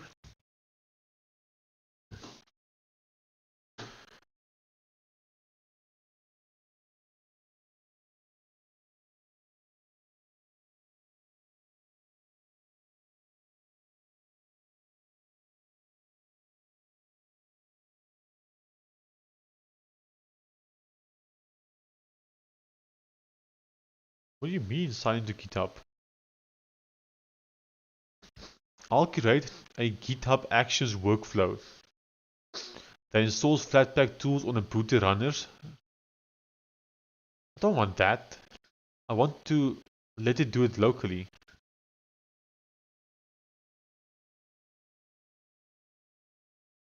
Hold on. No, I want to be able to build a Flatpak locally. Steer.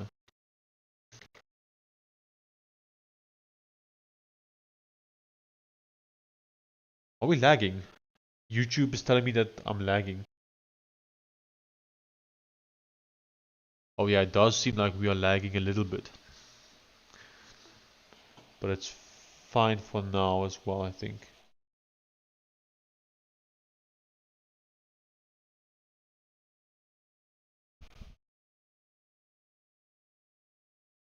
Okay, I think we are close to being finished.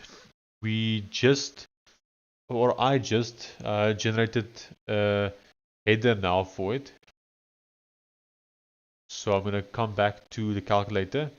We are going to go into the assets updates. Paste in here v12.2.2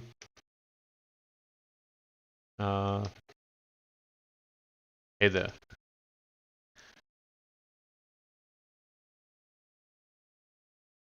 .2.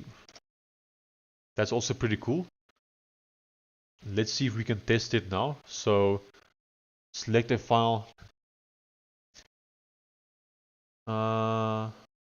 Incorrect size. Click to, okay, so I made it in the wrong size again. I see. Okay, let's give it to AI to fix again, because AI did fix it earlier. We'll do this exact same prompt, but we'll give it this file, that file.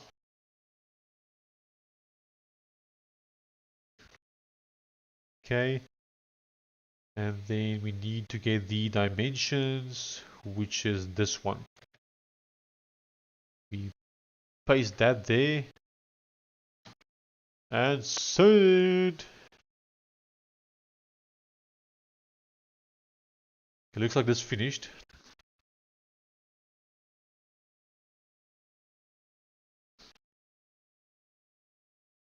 I don't want any GitHub Actions workflows. It should all be local. Or do we want the GitHub Actions? I don't know what's better. Don't want to force people to use GitHub Actions.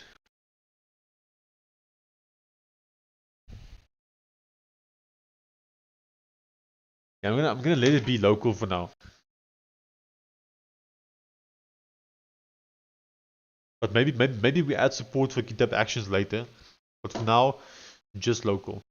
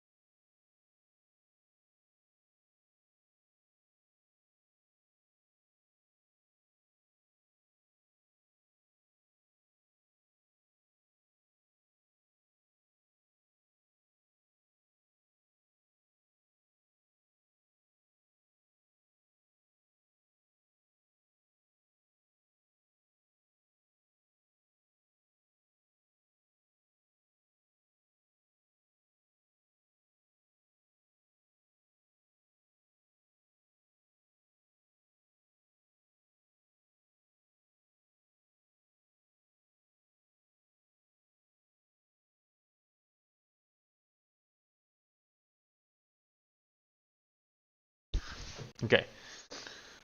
So let's see what it did. Okay.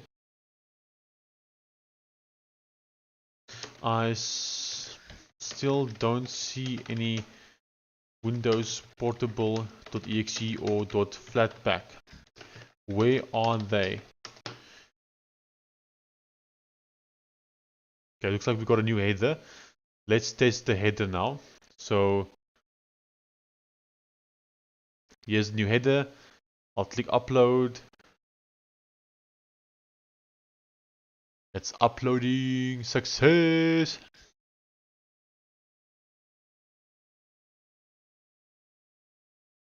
Oh, there we go.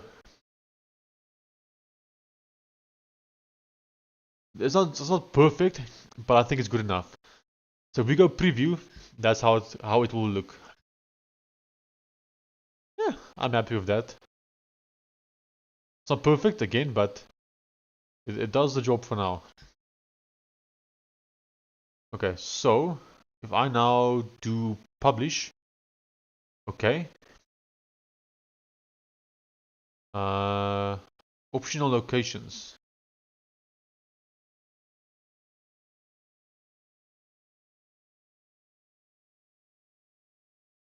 Okay, publish. Okay, looks like it's published. Pending moderation. Okay, sure. But if I go to my Steam and Roselt Calculator,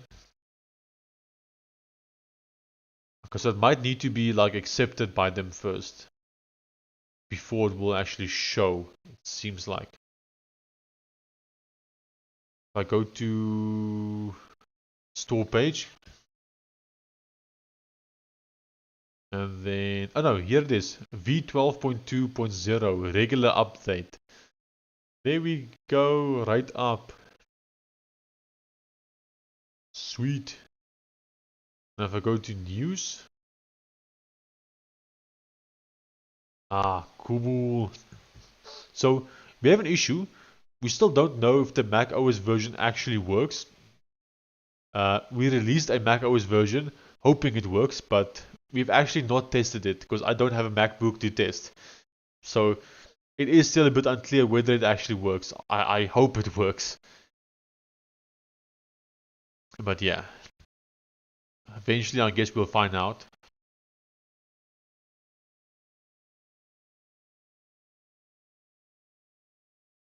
Okay, so I think we are done. I think we're done now with this. Now we just got the Flatpak and portable version to sort out here.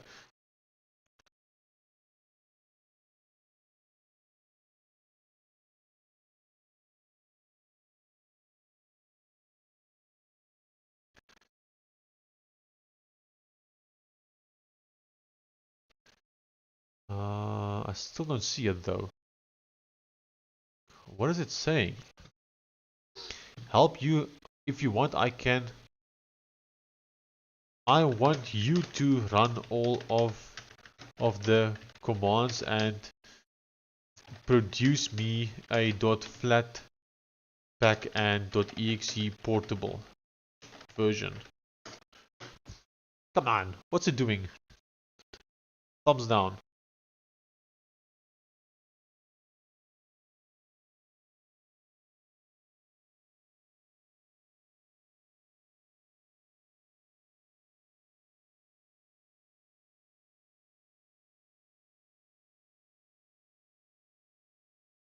How big is this app image?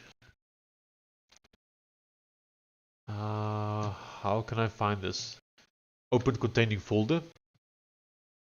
Okay, it's only 100 megabyte, which is pretty big considering actually that we barely have an app here. I'm not gonna worry about that right now though. I'll add two local build scripts, Linux shell plus Windows PowerShell, and the README section with the exact commands you can run locally.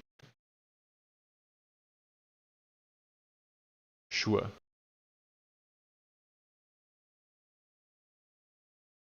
Sure.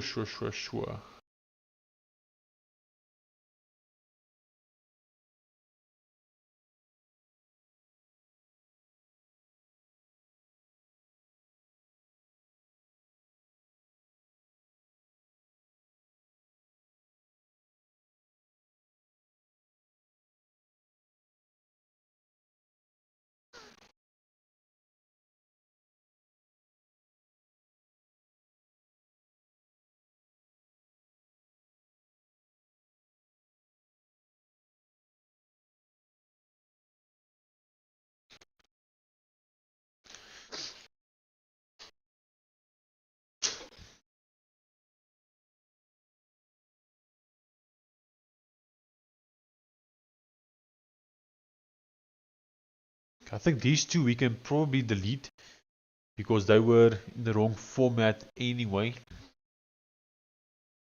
So these two is exactly what we need. And then we can most likely adjust them for every version, which is going to be nice.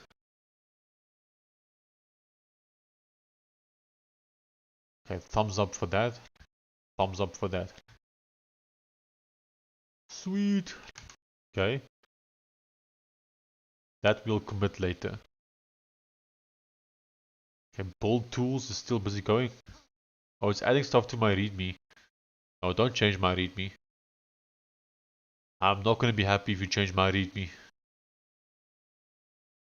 Undo. Bribing the hamster is what the AI is saying.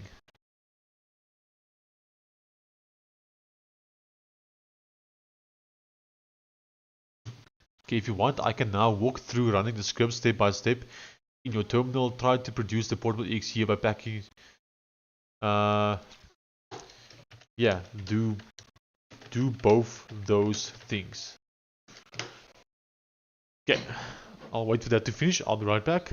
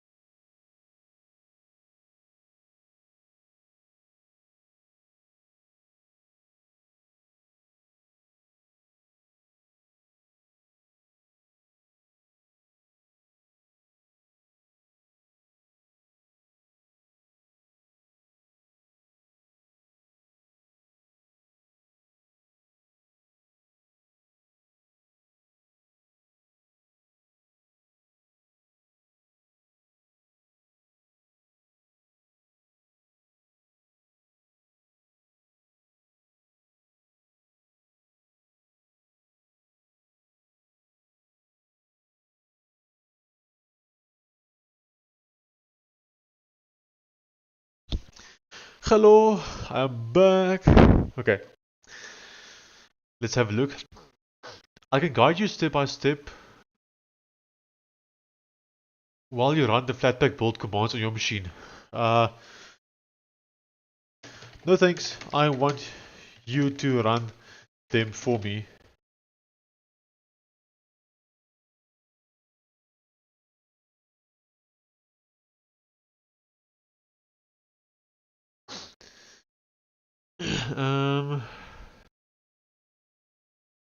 Yeah.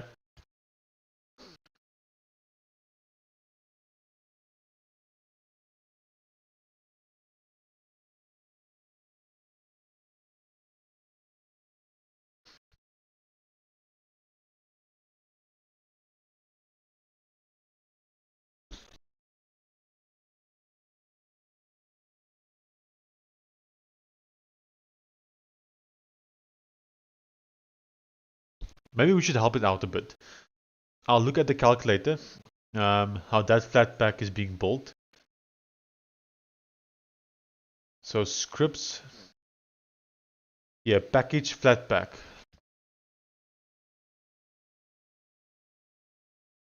Repo directory, build directory. The building stuff is a rabbit hole. Holy schmoly, yeah. Like, yeah.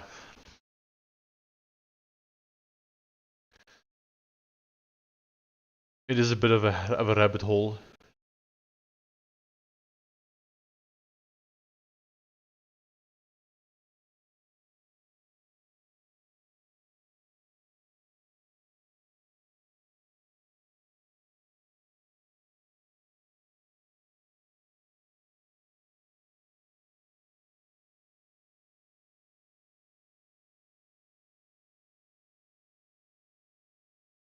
Okay, let me copy this path for this one.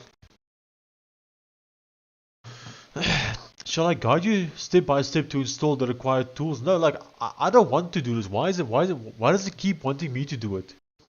It should just do it. No. You should do, because in the calculator app the AI was able to do it all here. So why is the exact same AI able to do it in this project but not in this project? Sean, I just started to vibe code a AI marketing SaaS. Let's see what it can does. Exciting. Wait, what does an AI marketing SaaS mean though? You should do everything. It's working in this other project if you want to look there for help. Okay, maybe that guides it in the right direction. So I have no idea what the hell the AI is thinking or doing here. Doesn't make sense. Doesn't make sense at all.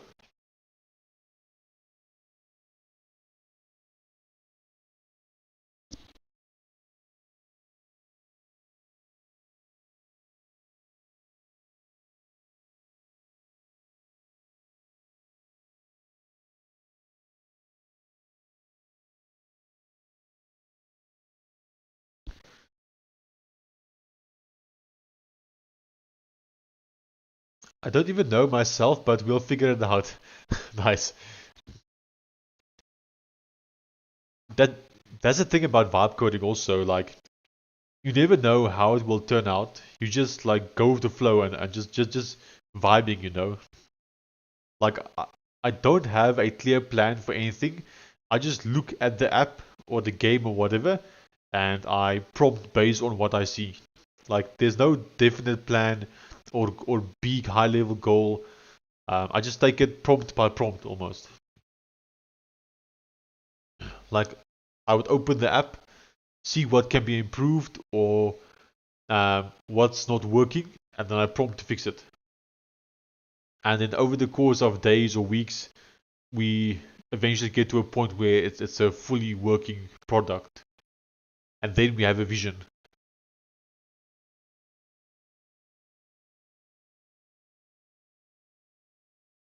Okay, the Flatpak script requires either Flatpak plus Flatpak builder on the host, or none are available. Creating a proper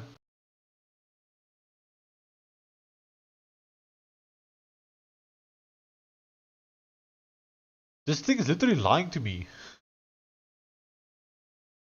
Downvote. Exactly, sir.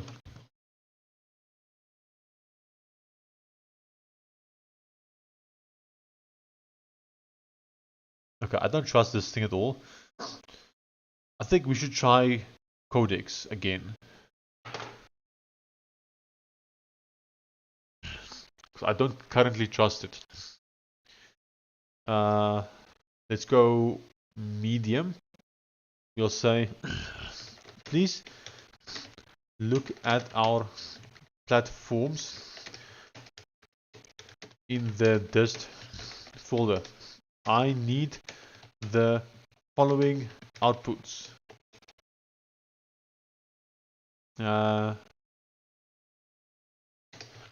Gravepedia.appimage. App image. Okay, Flatpak exe portable.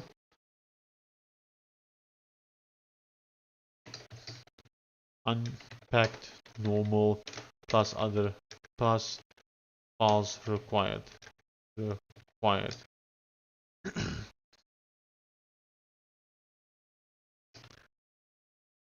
Portable. I need the following outputs in the same folder. Within this folder. Let's make a new folder inside here. We'll call it final. And then we'll say this equals final. Okay, we have app image. Let's also do a gravepedia.apk.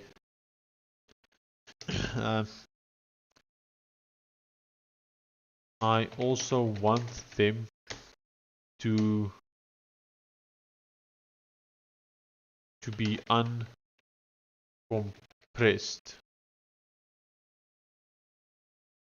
Okay, let's send that through to the AI. I hope you will be my first test user for the Sean Legacy show. Damn, I like the show name. And the AI marketing SaaS will be free forever for you. Ah, Cliff, you the best. I would definitely be your first test user.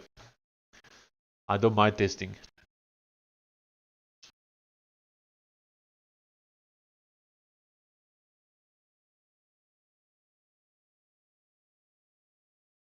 If it's a good product, I don't mind paying either. I found no.apk or .flatpak artifact in the tree. Okay.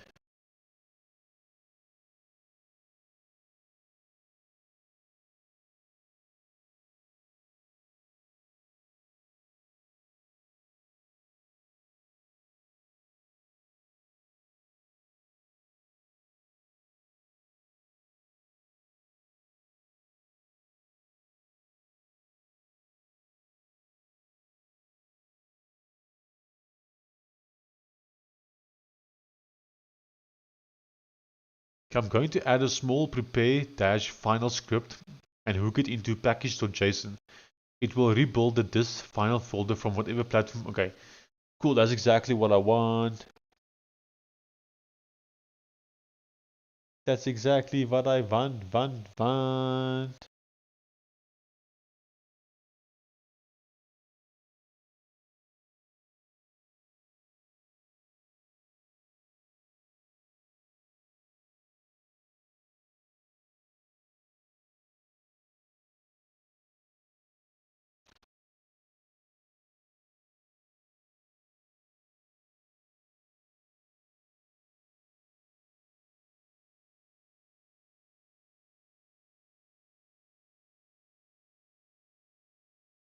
Okay, this file now contains the renamed app image plus the normal unpacked Windows app and its required files.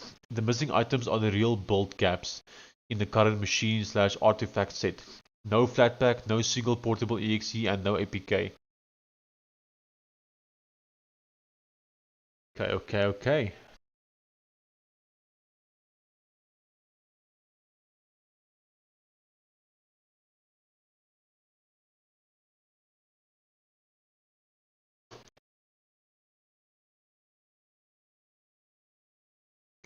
While these ones are building again and getting it sorted, I'm gonna head off again. I'll be back as soon as I can.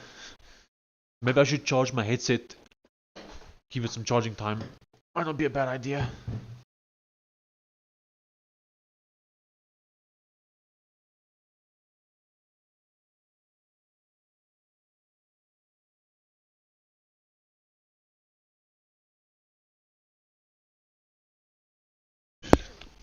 Okay, well, apparently it finished.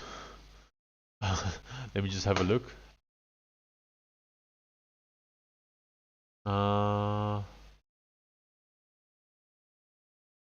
Okay, I see the app image, I see the exe. I don't see the portable. Okay. I'm looking in the dist final folder now, but I'm not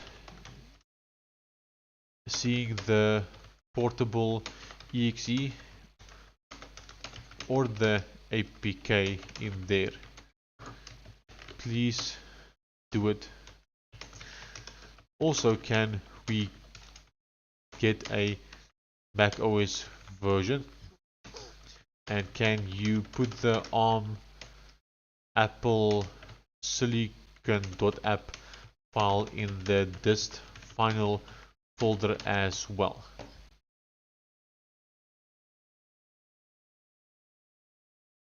Okay, let's send that to the AI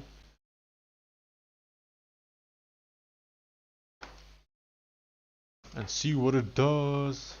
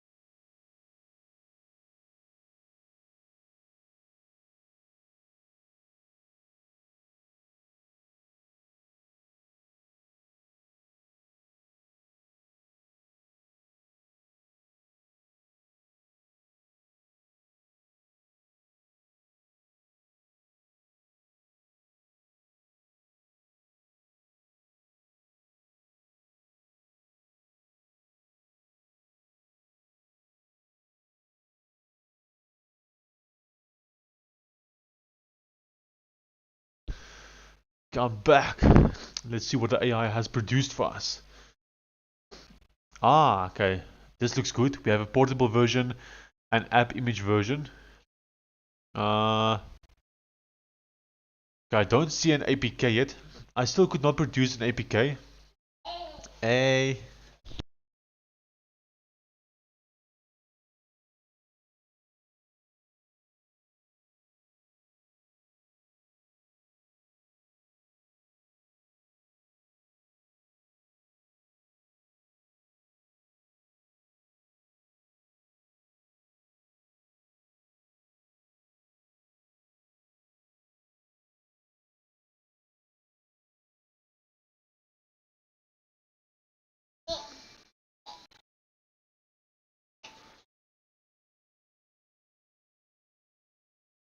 Okay. A real APK needs an Android packaging setup added first.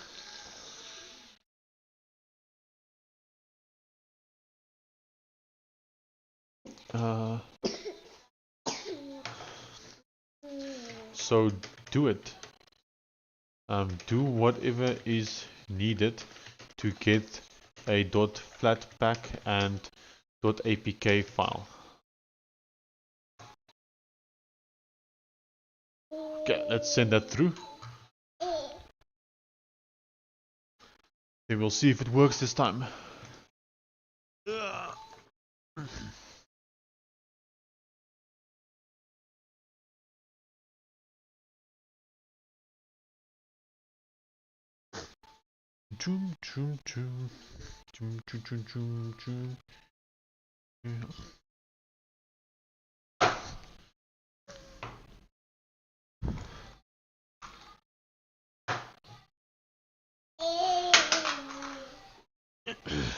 Unless we should try and do it via GitHub Actions.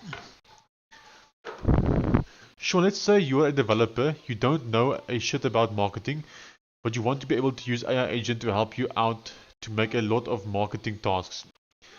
What are the tasks that come to your mind first that you would like AI to do for you when it comes to marketing? I think like social media posts would be one thing.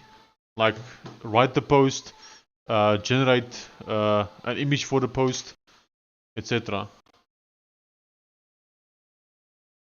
That's what comes to my mind.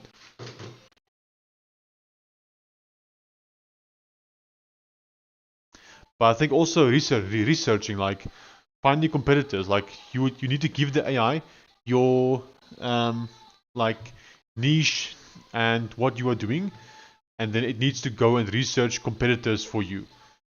Possibly even show you what the competitors are actively posting and doing on social media. Or if they are like release any new cool products or something, like just do general research for you, I think would be nice as well.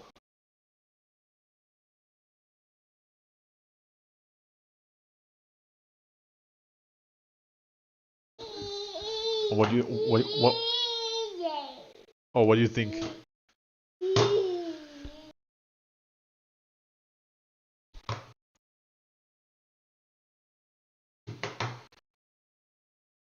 Jason is clicking some stuff here.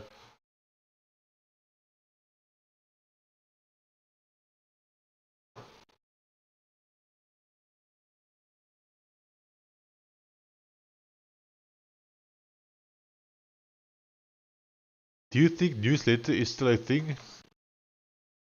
Okay, wait. Niche plus competitors, post generator. Do you think newsletters is still a thing? I don't know. I don't think so, no. But it might still be a thing in some countries and some niches. But I don't think so, no.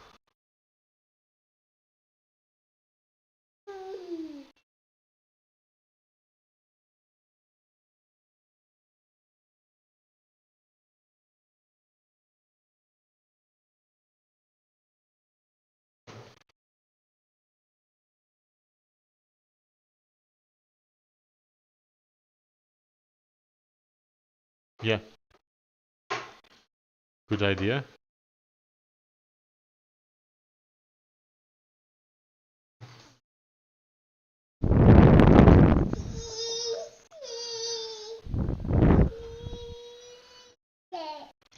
Jason?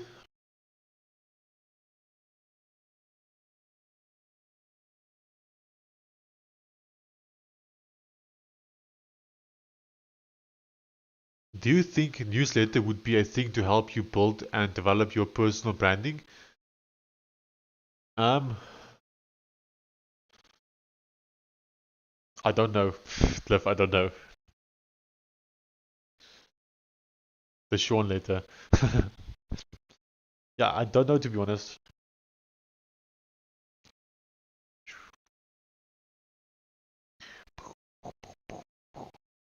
We are dancing.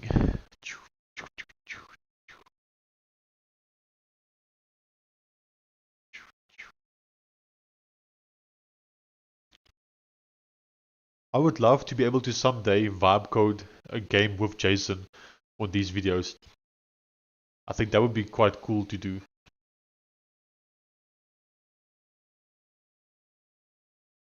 Also, I've mentioned this in the previous videos, but I want to get him his own computer at some point in the future, and I'm planning to vibe code an entire operating system specifically for him with apps and games on it that's also vibe coded by me.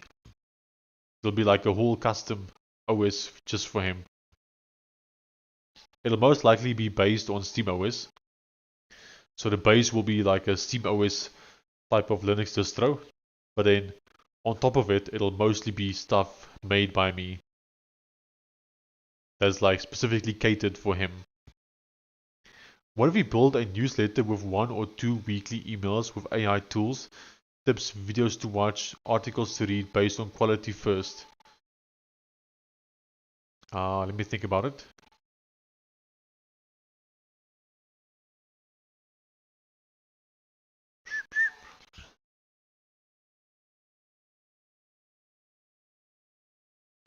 Content quality first.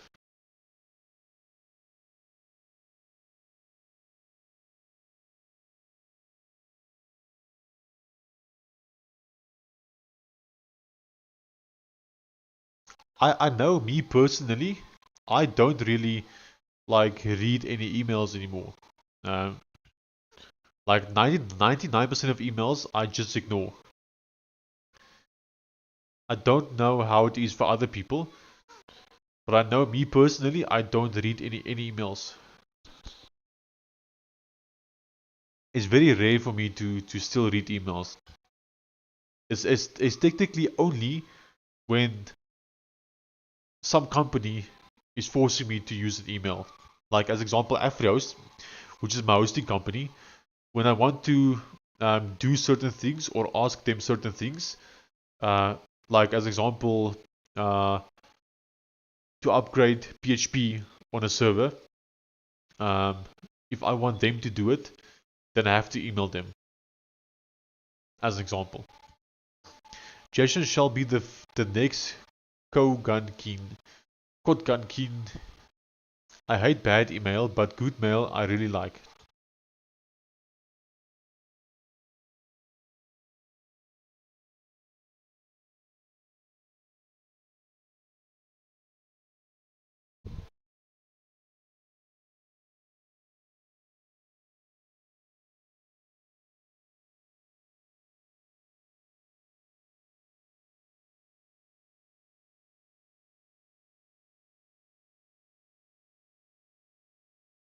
Serenity Jason will be the best quad gun player in the world. He'll dominate anyone. Donk? Ha! Who's Donk? Meet Jason.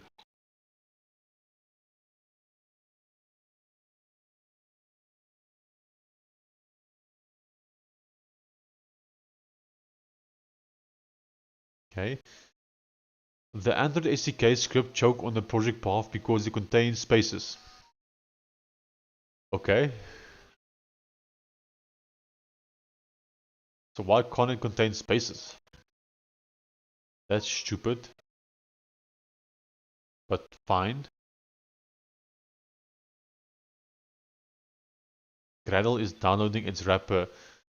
Yeah, I think, Cliff, now that I've done these distribution things twice, once for Calculator and once just for testing in Gravepedia, it is a terrible experience having to do this, like to get it perfect. Now, we've done a pretty good job getting the Calculator one working, but how long did it take? Like 2-3 days? Uh, Lots of prompting. So I think I'm probably gonna build a framework or something like a template that I can just reuse in all apps going forward. Because having to do this for all projects, I think will not be nice. There needs to be an easier way.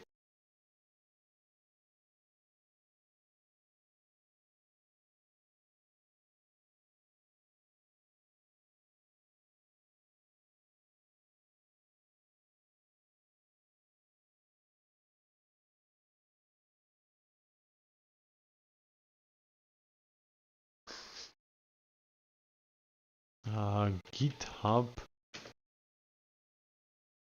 GitHub Actions, bold, flat, pack, Electron.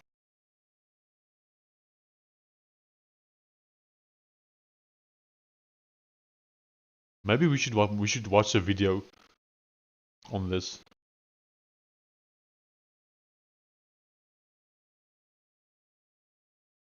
Okay, I think a bit later today we'll watch a video on GitHub Actions and see, because I'm starting to think maybe GitHub Actions is the way to go, but then it forces people to use GitHub if they want to use this framework or library.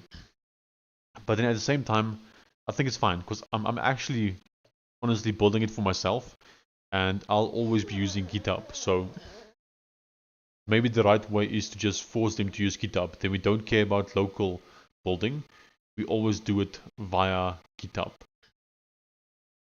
Now it does suck though then, because if I want to test a new version, I have to push my code in order to get a build. I can't do that locally, which does suck.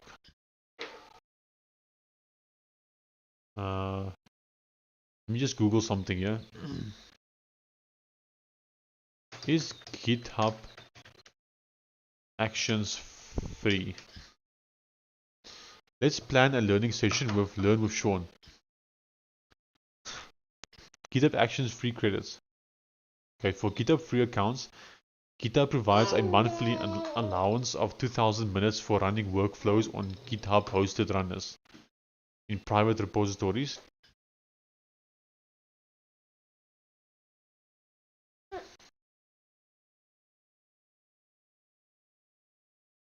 Okay, let's ask this for AI, I think.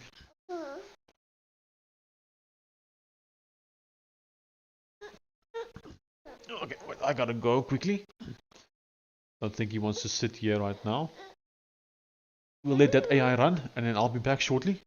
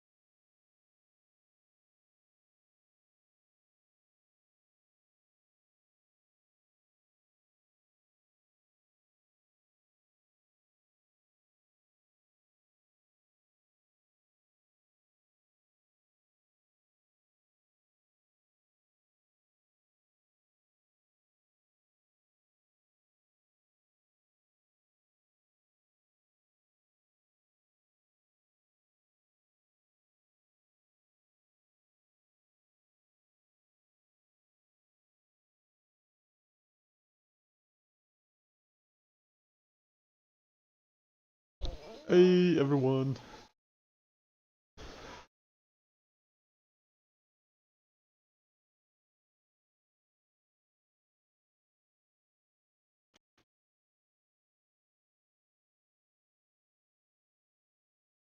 I see the AI is still busy going.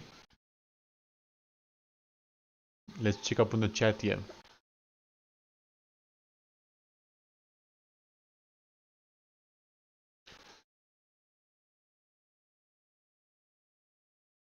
A lot of people are doing build in public, etc. But learning public is the real new way. It's nice to build community, etc. Yeah, it is.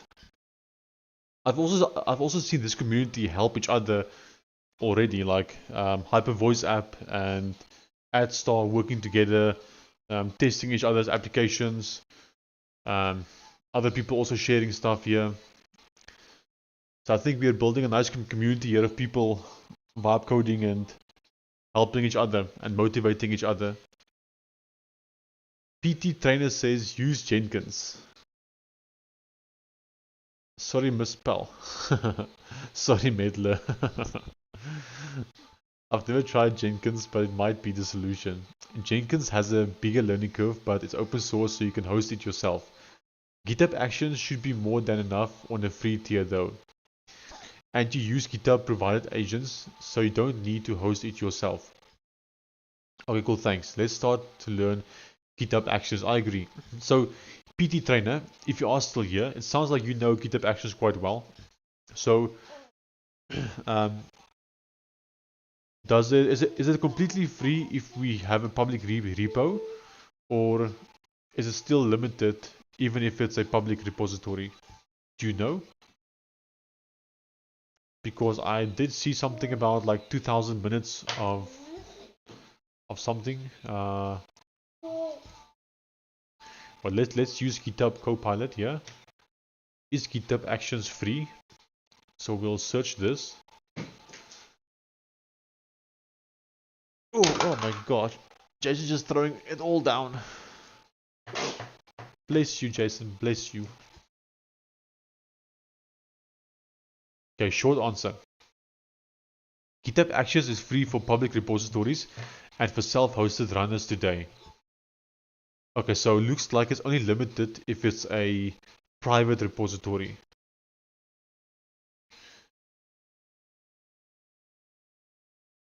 Okay, what free means right now? I couldn't tell you, sorry. I've used it some time ago, but we use Azure DevOps. I see. Public repositories. Actions run on GitHub hosted runners are free for public repos. This means CI/CD for open source projects does not incur actions. Wow, that's nice. Self-hosted runners using your own machines to run jobs has been treated as free of GitHub hosted minute charges. Okay, because you supply the compute. However, GitHub announced a platform fee change that would affect self-hosted usage. Okay.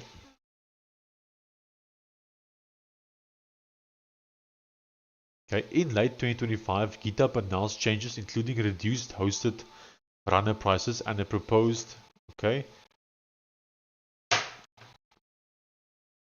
okay,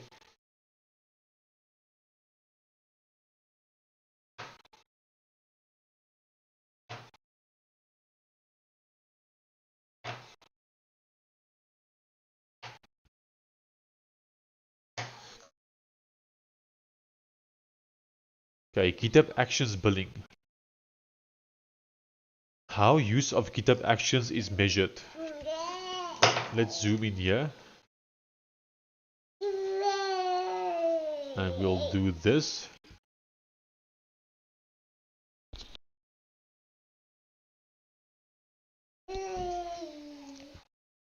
Jason, are you yeeting it? He's yeeting my fizzer away. Ugh. I'll give him some other stuff. Okay, GitHub Actions usage is free for self-hosted runners and for public repositories that use standard GitHub hosted runners. For private repositories, each GitHub account receives a quota of free minutes, artifact storage, and cache storage for use with GitHub hosted runners, depending on the account's plan. Okay, so it looks like we might be good on that part. We'll basically get it for free. Copilot code review and GitHub Actions minutes. Each Copilot code review consumes GitHub Actions minutes in addition to AI credits. Okay, public repositories, minutes remain free, or private, minutes are consumed from your Jason's typing stuff here.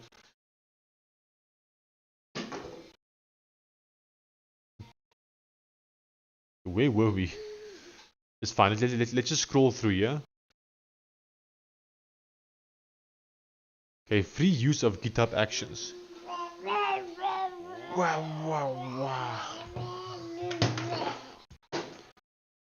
Okay, the following amounts of time for standard runners, artifact storage, and cache storage are included in your GitHub plan. Okay, plan GitHub free, 500, 2000. 2000 minutes per month. I don't know what that means. Like, how is it measured?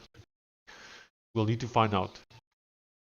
Paying for additional, okay, baseline minute costs. Okay, sure.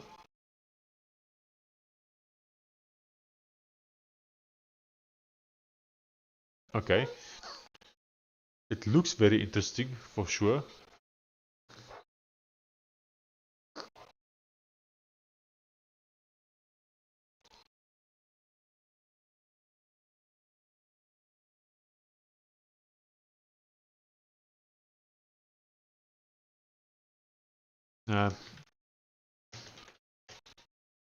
So we'll write here.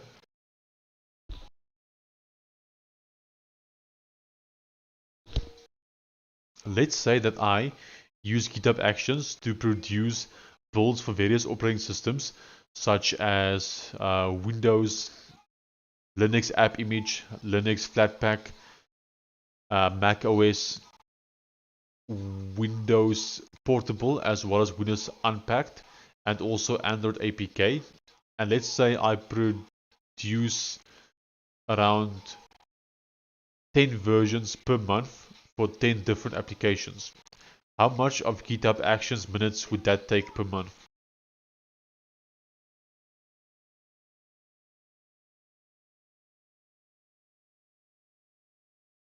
Oh, the AI is speaking to me, not typing it. Oh, it was typing it also, I didn't see. 10 versions per month for 10 different applications. That's what it took from what I said. What? It's fine, let's send that.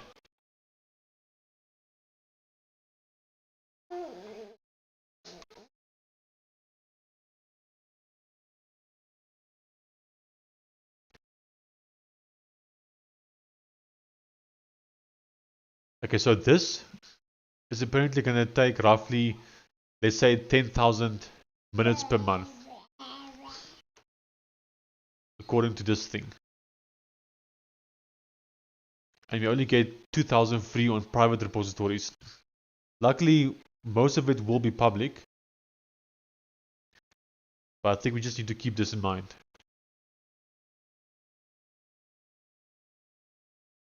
Okay, I'm happy. We'll let this one finish, but then I think we attempt a GitHub Actions one and see how it works. And see if it's actually worth it.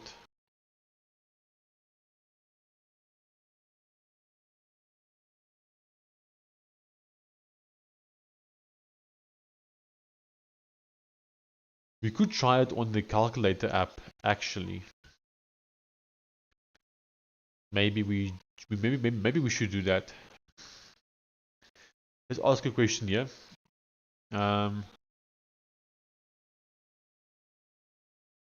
Okay. Hold on. Let's first finish this and see if it works.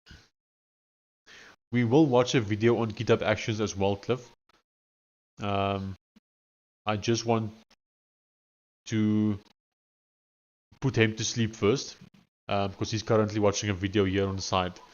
So we can't watch a video and hear the video while he's watching a video. But I think we'll watch one of these people's videos and hear what they say. I'm sure we'll learn quite a bit.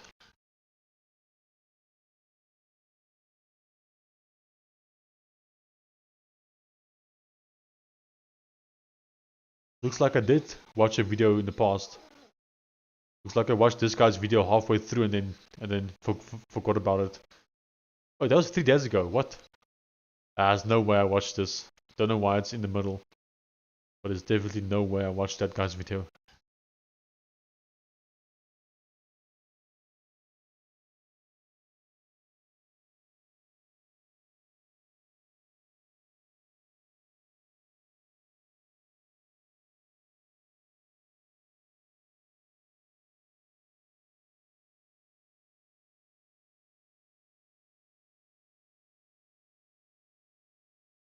Yeah, I think I might change Roselt.js completely to maybe be based on Electron Forge if this turns out to work, and then Roselt.js will be like the framework to use for all projects going forward.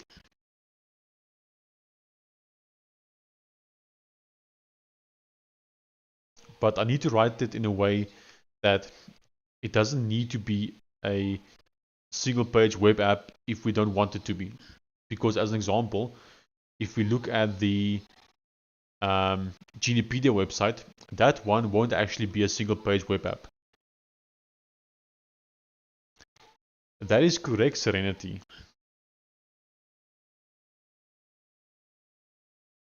Time flies, man. Time flies.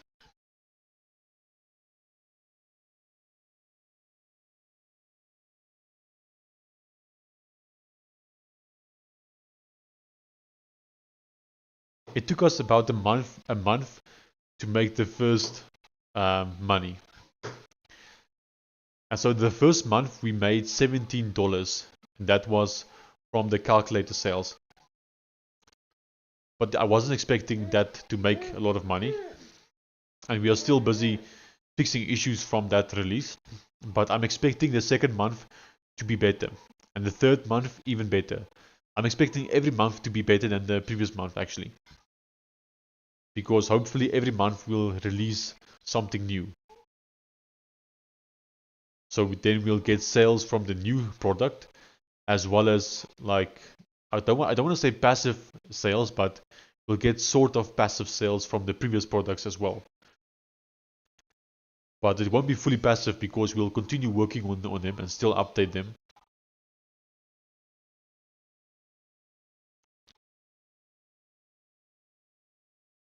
We also haven't done any marketing yet. It's just been the YouTube live streaming. There's been no marketing done. So at some point we have to start doing marketing as well. Like I'm planning to like make videos on TikTok and Instagram and Reddit posts and Twitter and all that eventually.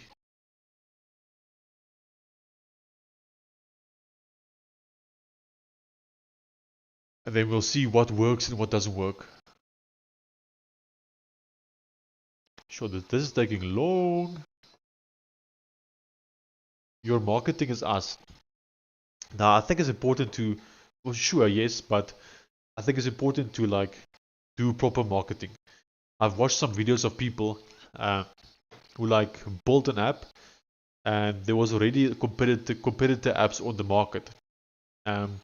And then one guy came, he built the exact same app, but the difference was he was doing marketing on TikTok.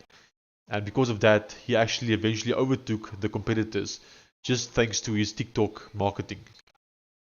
Whereas the competitors were not doing any TikTok marketing. This guy did Instagram and TikTok videos that basically just showed people using his app. And because of that, he overtook the competitors in terms of users. Even though the competitors were around for years already. So I think it might be important to investigate that at least, based on that video. But yeah, I've never used TikTok, so it's also going to be something new. Instagram I have used, but I've never like watched a video on it or stuff like that. It's just I have a profile and that's it. I've barely used it at all. 10 years ago I used it.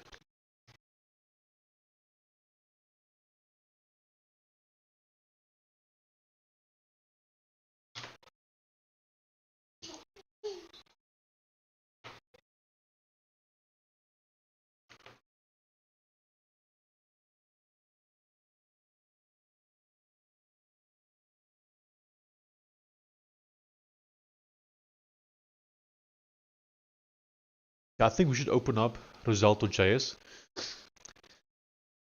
because I feel like this is going to work as a replacement for Roselt.js. Then we are changing it. I'm changing what Roselt.js was meant to be.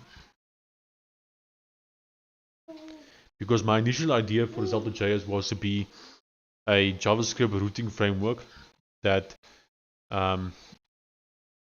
is lightweight and easy to use for developers.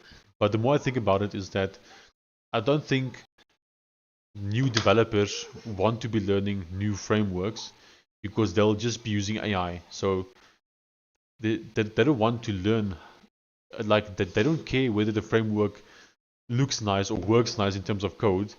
They just care whether AI can use it. So because of that, I think we need to rethink it and build an AI first framework. So instead of showing like, what now? So instead of like showing code snippets, like if we go to the current website for Roselt.js, right? If we go here, roselt.js.org,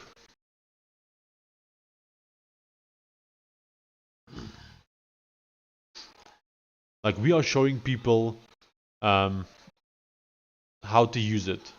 And if you go to documentation, again, we're showing them code. We're showing them code. Here we're showing them like what commands to run to install it. What else?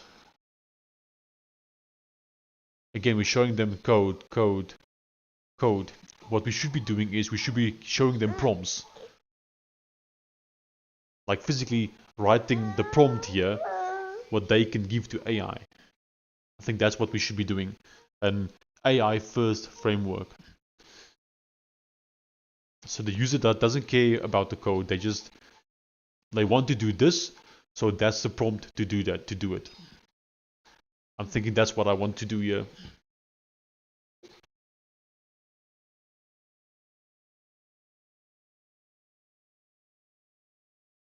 The thing is, AI is good at what it's been trained on. If you create something new, it will not work better unless you make heavy fine-tuning, I think. So that's also partly why I want to build it on Electron Forge, because it is already known. And then all we really need for the routing is like one markdown file that just teaches the AI how the routing works. And then in theory, we should be good in terms of, and plus we'll have pre-made prompts on the website that they can give, and that prompt will be written in a way that the AI can use the framework without needing to be trained on it. Or at least that's the plan.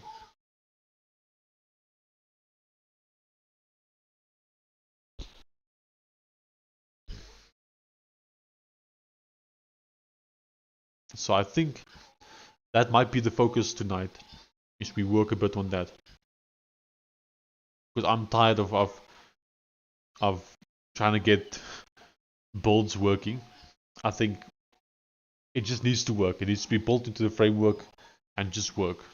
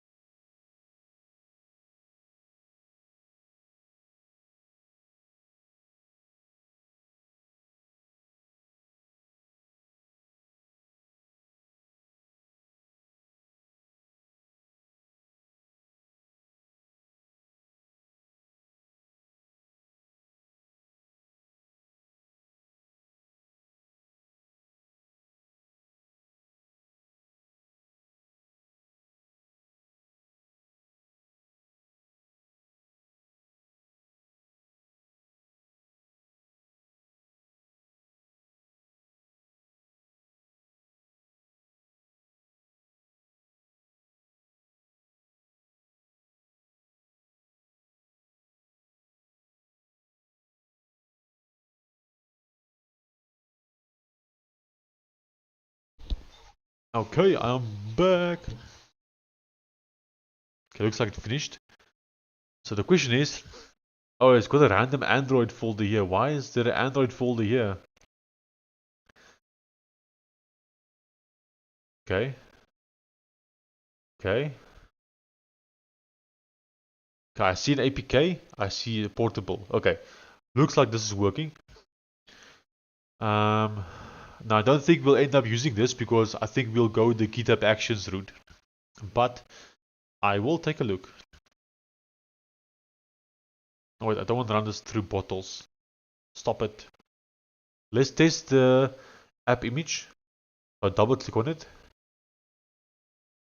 Then we wait. We wait. And nothing's happening. Why is nothing happening?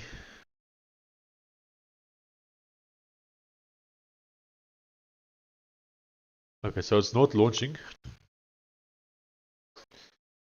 That's fine. Let's go to the calculator and we'll test a bit there.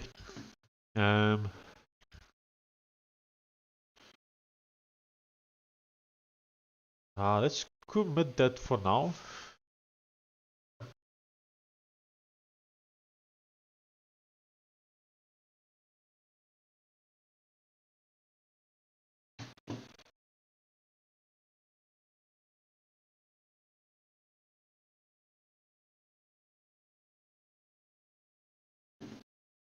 Just making sure that the stream is still good and the internet is good. Okay, so I think the plan that we have here is we'll test it out with the calculator and move the building to GitHub Actions. So I'll use Codex again and we'll tell it here that I'll make a new chat. Or do we keep this chat? No, we make a new chat. We'll say I want to move all of my dist folder building to GitHub Actions.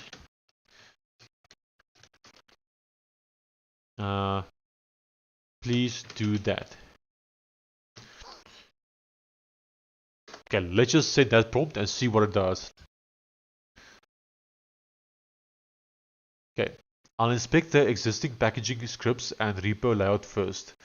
Then wire the same build outputs into GitHub Actions without disturbing the local scripts more than necessary. Okay, I found there are no existing workflow files, so this will be a fresh action setup. Next, I'm reading the npm scripts and each packager so the CI job produces the same disk shape you already use locally. Okay.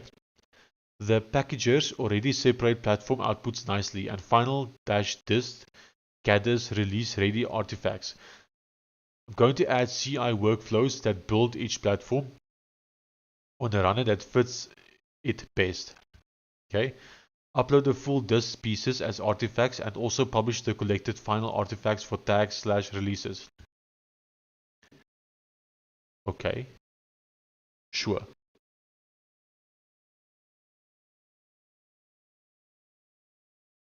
I'll be right back.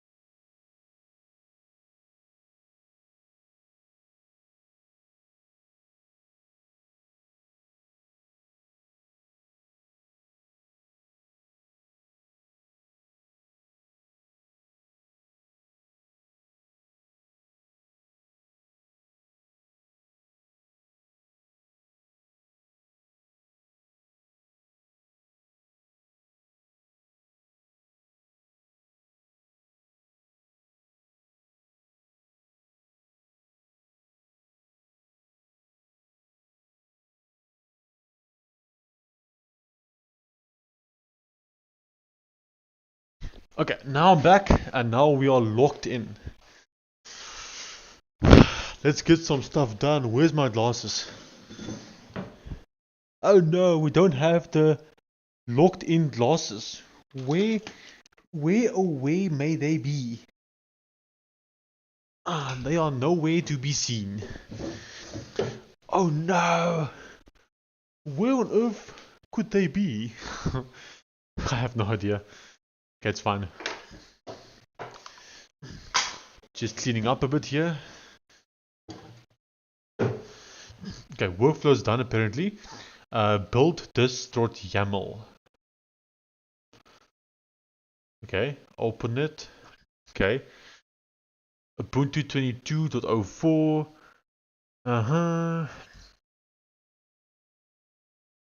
Okay, interesting.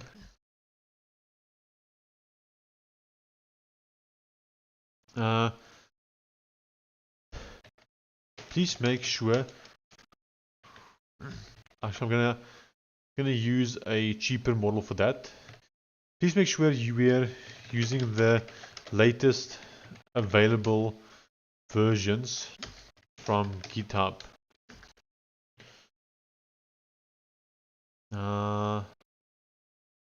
Well, let's just use a cheaper 5.5. Like, let's do a low or medium. So this is apparently all we need. Okay.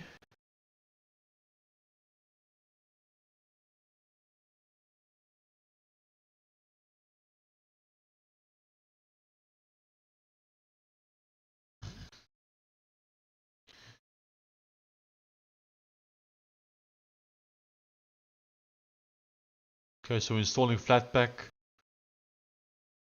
So we're going to be using Ubuntu, looks like, to do it. Let's ask a question here.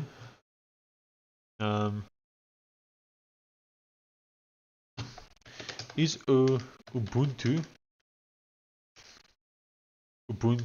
the only available version? What other ones can we use? Okay, let's see what the AI tells us. Okay, then codex is finished. What did it do? Oh, I see. So it was using a very old version initially. Okay, well, I'm glad we got that updated. Why was it using an old version to begin with? Okay, I think we can also watch probably a video right now on GitHub Actions. So who do we watch? This one has 300,000 views. So I think this one might be a good one. Who's the person? Tom Shaw. Shout out to Tom Shaw. Okay. Just gotta check here. It's busy playing the audio out of the wrong. Okay, there we go. We'll do 1080p. Alrighty guys, let's have a look.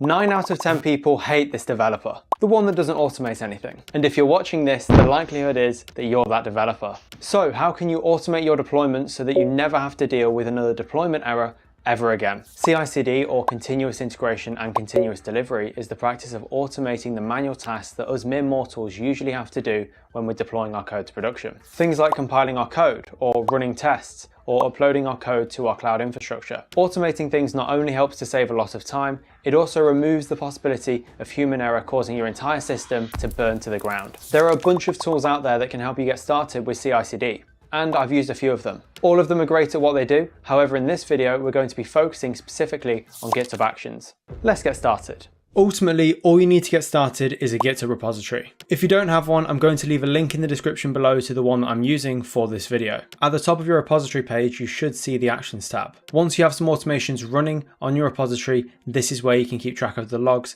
for each workflow every time they are run. When it's running, we can see the progress of each step in the GitHub Actions workflow. So if the workflow fails during some tests, we know that the code is broken and therefore we don't want to deploy it to our server. If the workflow is successful, we're going to see a big green check mark telling us that everything is working within our code base. One of the great things that developers really like about GitHub Actions is that it comes with a bunch of different templates that you can use to easily run specific actions. However, for this video, we're going to create our own from scratch. To do this, you can create a new YAML file inside of the GitHub Workflows directory of your project. We're going to give our workflow a name and create our trigger, which is going to tell GitHub Actions when we want to run our workflow. You can run workflows using a variety of triggers. For example, every time we push code to our main branch, we might want to deploy it to our production server automatically so that we don't have to do it ourselves. Or every time we create a new pull request, we might want to test the code to make sure that everything is working before we merge that code into our main branch. These are actually the two examples that we're going to build today. There's a huge list of different triggers that you can use within GitHub Actions. So if you want to find out more about them,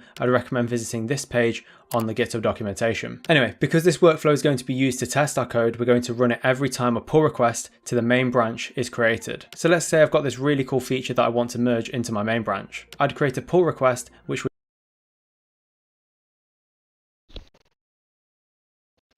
Let me go see what causes hours to run.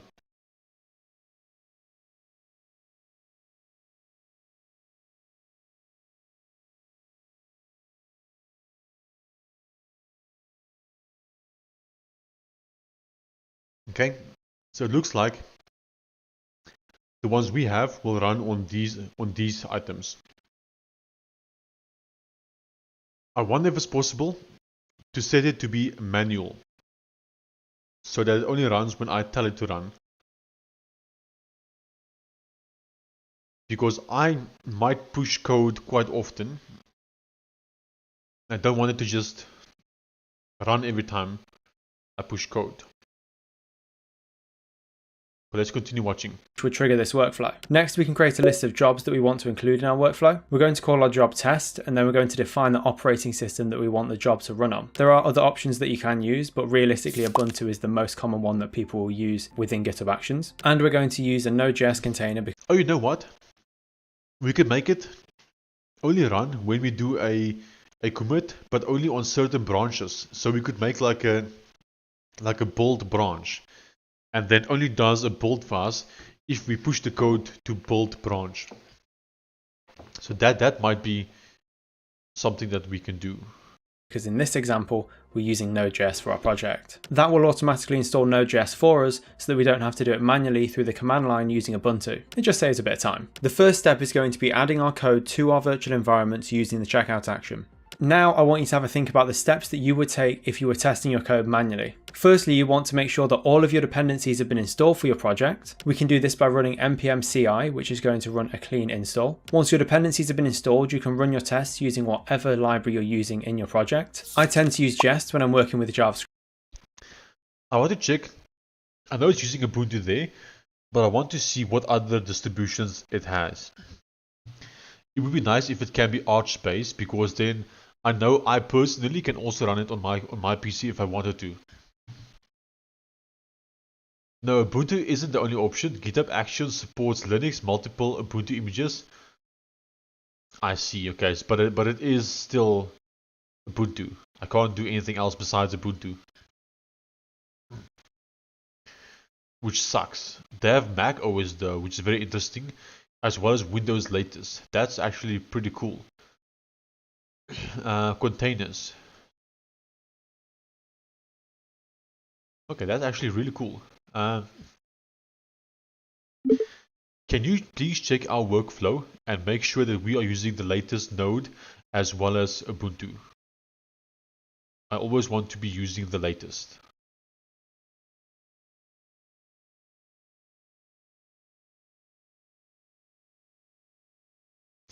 I know if we choose to go the latest, there's a chance that sometimes things might just break, but that's fine. I don't care. I want to be testing it against the latest pretty much always. If something breaks, then I want to fix it, you know. But I want to be on the latest.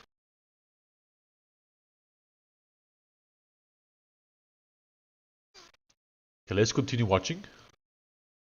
JavaScript project. And then finally, I'm going to run the build script, which is going to compile our project. We can commit this code to our repository, and then I'm going to create an example pull request for this really cool feature that I've just built. As you can see, the GitHub Actions workflow is going to spin up a virtual environment, run our tests, and then confirm that our code is working as expected. So automatically I know the code is working without having to pull the pull request onto my local machine and then running the test manually. Now that we know that our code is going to be working when we merge it into the main branch, we want to figure out how we can use GitHub Actions to automatically deploy our code to our production infrastructure. This is the continuous delivery or CD part of the process. If we weren't automating anything, your deployment process may look a little like this. First, I'm going to run git pull to get the latest version of my code from my repository. Then I'm going to run git checkout to make sure that I'm in my main branch, run npm install, npm run build, and then deploy my code to the server using this long command, which I might get wrong. Oh, and then SSH into the server to install the dependencies and restart the Node.js process. Okay, as you can see, this took a long time and it was pretty complicated for such a small project. So let's automate this. We're going to create another YAML file inside of our GitHub Workflows directory, which is going to be triggered every time some code gets pushed to our main branch. Inside of this workflow, we're going to run a job which is going to build our project and then deploy it to our server. Like we did with our testing workflow, we're going to run our job on Ubuntu, check out the code, and install Node.js. We're going to run npm CI to do a clean install of the project's dependencies and then run the build script. Once the build is completed, we're going to deploy our code using SCP, which is going to upload all of our files to the server. Because access to our server is protected using SSH keys, we need to take an SSH key that has access to our server and add the content of it to our GitHub Actions secrets. This is where you can store sensitive credentials that need to be used within your GitHub Actions, but can't be stored within your repository for security reasons. For example, your Stripe or OpenAI keys. You wouldn't want to put them in your repository. I've also added the address of the server that we're going to be deploying our code to, as well as the username really cool. That I have on the server. We can then access our secrets within our GitHub Actions workflow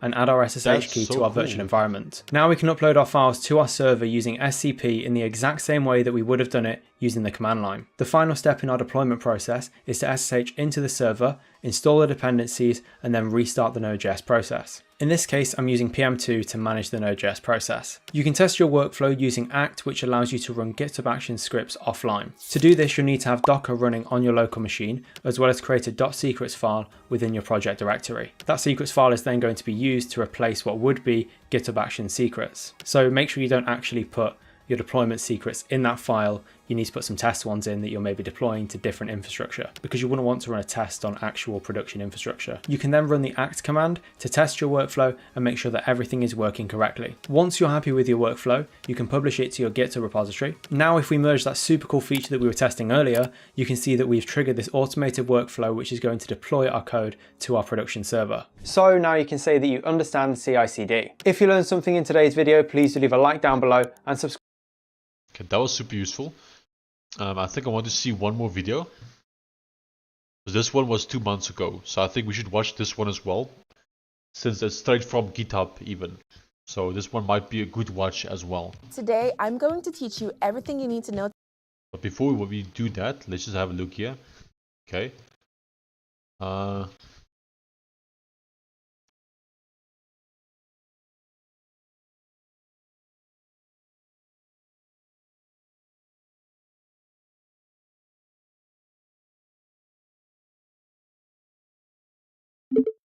I don't care if it causes issues. I want to be using the latest always. Whatever is the latest possible one that we can use, I want to be using that one.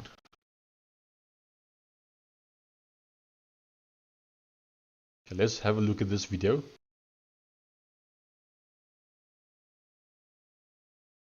To get started with GitHub Actions.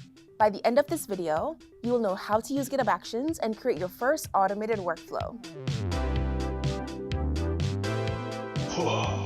Hey, I'm Kadesha, and I'm so excited you're here with me today. Let's talk about how you can use GitHub Actions to automate common tasks in your developer workflow, like running vulnerability scans, tests, creating releases, and even reminding your team of important updates. GitHub Actions is a continuous integration, continuous delivery, or CI/CD, and automation platform built right into GitHub. You'll often hear people call these action workflows or just workflows. It allows you to automate repetitive tasks and deployment processes using YAML files stored in your repository. Action workflows are triggered by GitHub events like pushes, pull requests, or schedules, and they run in a virtual environment. Let's take a look at a few terms you'll see when working with GitHub Actions. We won't go through all the terminology, but these are the essentials: events, hosted runners, and jobs. An event is a specific activity that triggers a workflow. For example, pushing code, opening a pull request, or creating an issue. A runner is a virtual machine that executes jobs in a workflow. GitHub provides hosted runners, or you can set up your own self-hosted runner. A job is a set of steps that's executed within the same runner. Each step is either a shell command or a pre-built action from the GitHub marketplace. Now, workflows get triggered by events in a repository. This can be a pull request, merging a branch, or even opening an issue. When the event fires and a workflow exists that responds to that event, GitHub spins up one or more jobs that execute on a runner. This is essentially how a GitHub action workflow works. When you first go to the Actions tab and click on the New Workflow button, you'll see a suggested set of starter workflows that you can use. If you click on one of your suggested actions, you'll see 3 main sections that you need to know when building an action workflow. Hold on, hold your horses. Let me go have a look at that. So we'll do GitHub.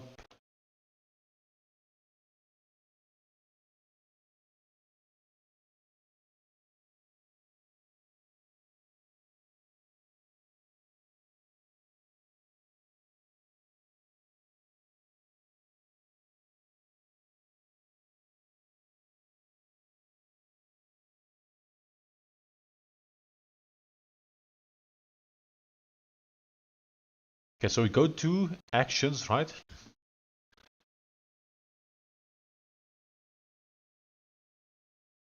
Actions.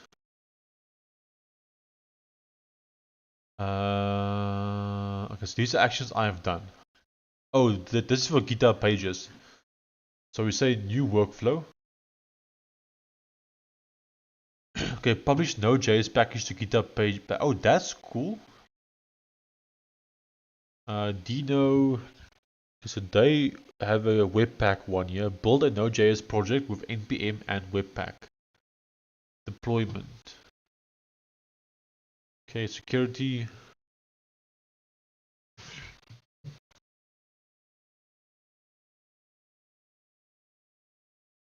This is cute.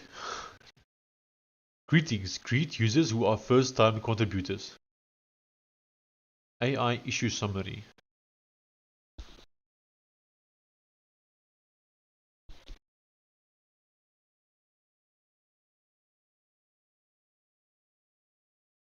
Okay, I think let's have a look at this. This seems interesting. The pages one. Gatsby, Jekyll, next. Interesting. So deployment.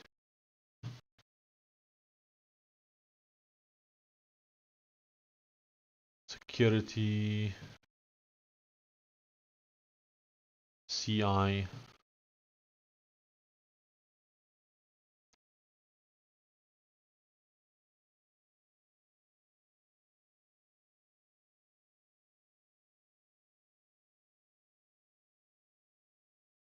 Okay.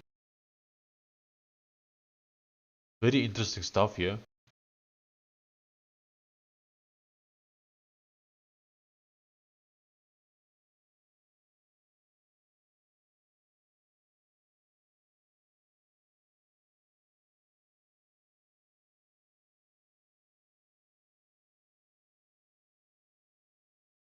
Okay.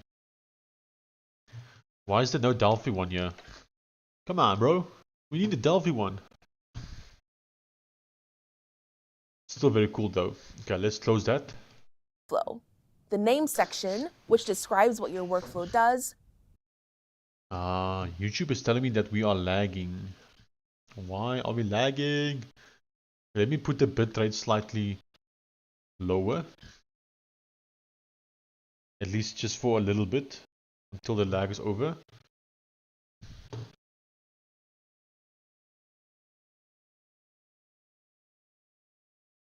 Okay, my internet seems to be really bad right now.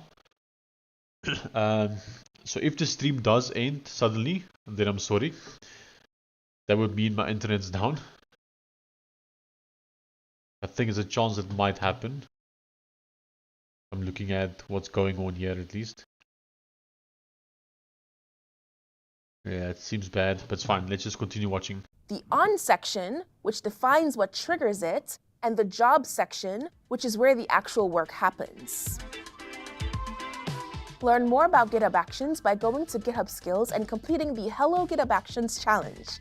You can also read the blog post that accompanies this episode at gh.io/gfbactions. Okay, now for the fun part. Let's look at how to actually build a workflow. To follow along, head over to this repository link and clone it to your machine. Then go to the Action Start branch. I'm bringing in Glenda to build this workflow with us step by step. GitHub Actions uses YAML syntax to define workflows. Each workflow is stored as a .yaml file in a special .github/workflows directory in your repository. So I'm going to click into the .github folder at the root of the repository, and then into the workflows folder inside of it. Let's create a workflow that auto-labels new issues created in our repository. When creating workflow files, use descriptive names that tell you what they do at a glance, like build and test.yaml or security scanner.yaml. So let's give our workflow a name. I will call it label new issue.yaml. And then I will add the name section to start the YAML file. Now we need to decide what events will trigger it. GitHub has tons of trigger options reflected in the documentations, so choose based on what you're building. Maybe you want to run tests when someone opens a pull request, or scan for security issues when a branch gets merged. In our case, we will use the issues trigger, then add the activity type open. This way, whenever a new GitHub issue is open, it will add labels to it.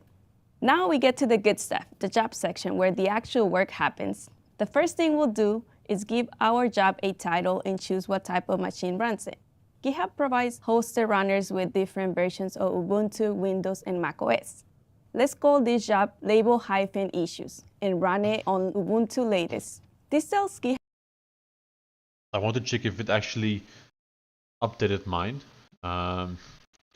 Replace all of Ubuntu. Okay, it doesn't look like it actually did it though. Oh, because I'm on ask. Oh, that's my bad. Okay, let's put this on agent and try again. GitHub to grab a machine from their pool of Ubuntu runners using the latest version available. We also need to add right permissions here so that action can add the label. So let's add permissions issues right. When we use the permissions key within the jobs, all the actions and run commands within the job gain the access rights specified. Now let's add the steps. This is where we define what actually happens in the job. You will see two main keywords here, uses and run. When you see uses, that's pulling a pre-built action from the GitHub marketplace, such as checking out your code or setting up Node.js. Those are open source, reusable actions that handle common tasks so that you don't have to write everything from scratch. When you see run, that's executing a command or a script. It can be a simple one-liner like this one or a multi-line script. The next step is for us to configure our environment variables. We will use the gh_token, gh_repo, and number variables that are automatically set. This means GitHub Actions will automatically know which values to use for those variables based on those secrets and GitHub context. Let's add gh_token, secrets.github_token, then issue_number, github.event.issue.number, and finally, let's add label, which will be the list of labels we want to add. The labels must exist in the repo for this to work properly. We will add the triage label. And this completes our first workflow. Putting it all together, this workflow tells GitHub Actions that when... Okay, I want to just go have a look here again. Let's ask it, what currently triggers this workflow? When/how will it run? Let's head back to the video. When a new issue is open, we want to run it on Ubuntu latest and add the triage label to the issue. The GitHub Actions workflow syntax gives us a lot of flexibility, but it is a good practice to keep things simple as possible when starting out. Let's test out the workflow we just created by pushing it to GitHub, creating a PR, merging it to the main branch, and creating a new issue in that repository. Let's open a new issue. We will call it Test Workflow and click Create. Within seconds, you will see GitHub Actions pop up, adding the label triage. Let's go to the Actions tab to see the actual workflow run.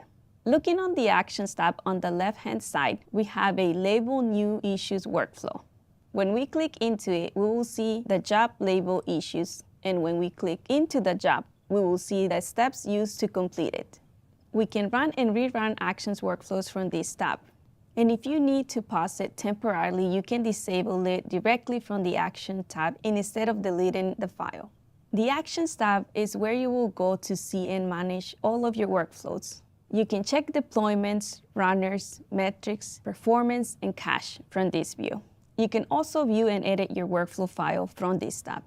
Congratulations, you have successfully built your very first GitHub Actions workflow. Thanks so much, Glenda, for showing us how to build our first GitHub Actions workflow and also how to test it on GitHub.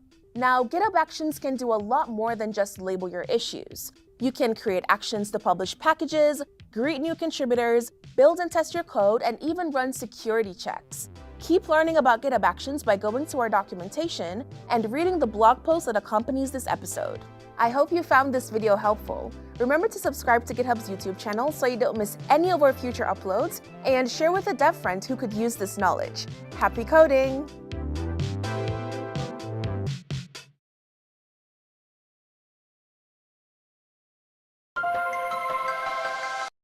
Okay, that was a pretty good video. Gave me exactly what I needed to know. I'm just quickly checking my phone here. I'm afraid the internet might go off. I just want to make sure that I do have a backup ready just in case.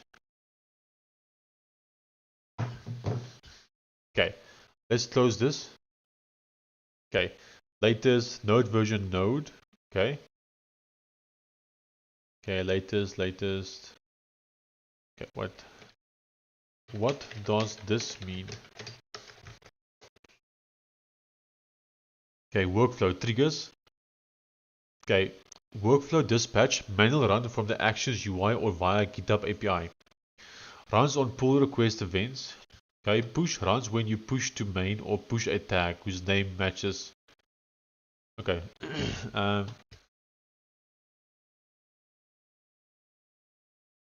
Take away the pull request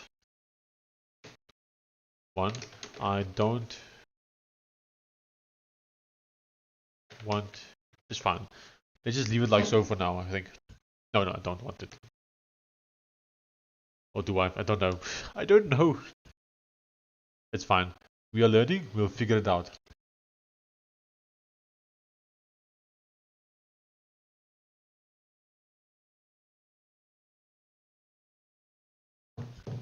Okay.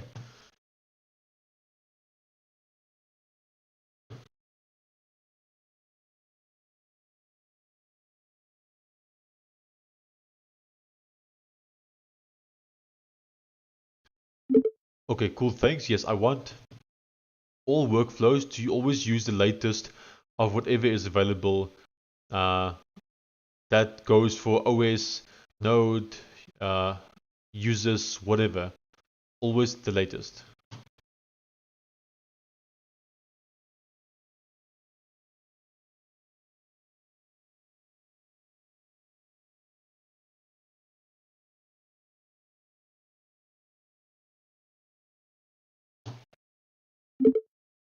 So since we have the GitHub Actions workflow now, do we still need to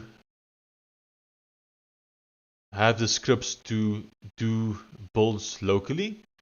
Or do we just do it via GitHub Actions now?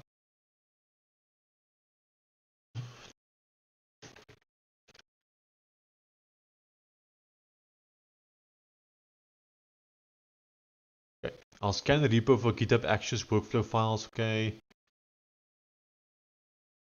Okay. Generating patch.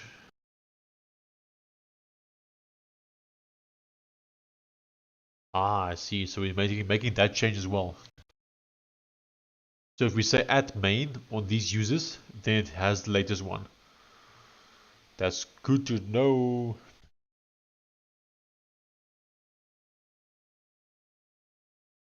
I like living on the edge, you know.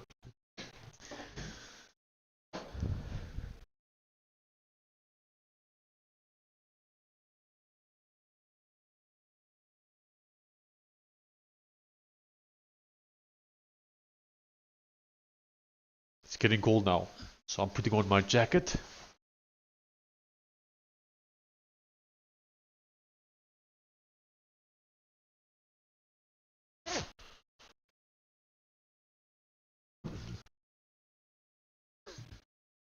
Okay. Short answer. Keep the local scripts and keep using GitHub Actions for CI releases. Local development. Okay. CI releases actions is ideal for producing cross-platform release artifacts. Canonical source. Keep the scripts in scripts as the single source of truth. Have workflows call them your edge cases. Some platform bundles or assigning may only succeed on actions. Recommendation. Keep scripts, make them idempotent and accept env vars, and optionally add a top level package all in package.json. So actions and devs run the same command. Oh, interesting. Okay, so this is all we need, I'm guessing. So do we commit it? I think we do. Let's just say here testing GitHub actions. Okay, so we do commit and push. Okay, that's been pushed. So now if I go to the repo, what will we get?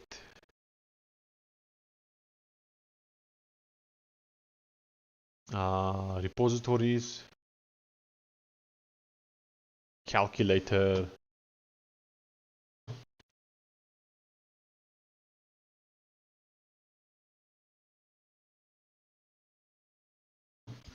okay, I can see something's happening. Let's go to actions. Okay, so it's doing two actions, pages build and deployment, and then this one. Build Linux dist, build Windows dist, build Mac OS dist. Okay, sounds promising. Sounds and looks promising. But where will those files go? Okay, that I don't really want there. Okay, well, it's busy building. Publish combined final dist artifact. Publish. Okay. Okay, Windows dist has failed.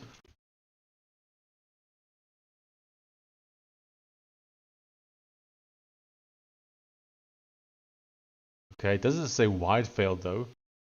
So how do I know why it failed? Yeah, I don't know why. Oh, there we go.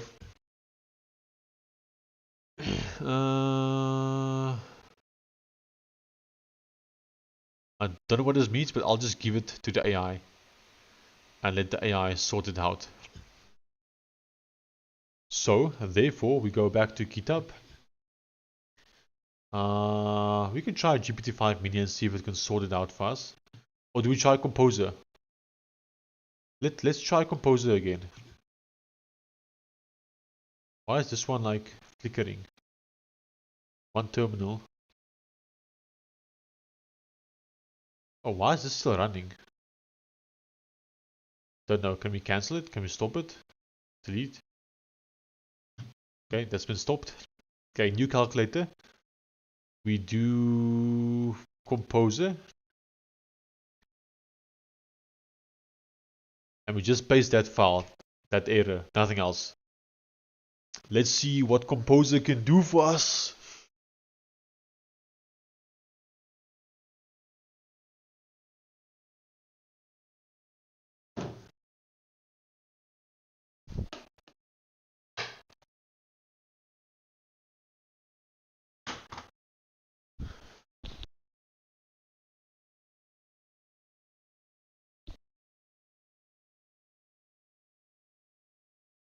Okay, node can spawn .cmd shims.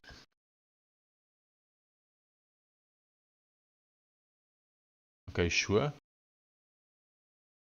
Sure. Oh. Okay, we're having some internet issues.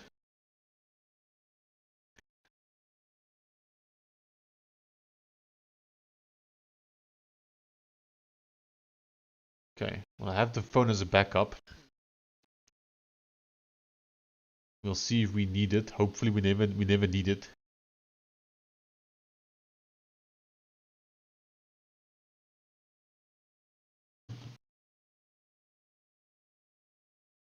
Or do we do this one as a backup for now?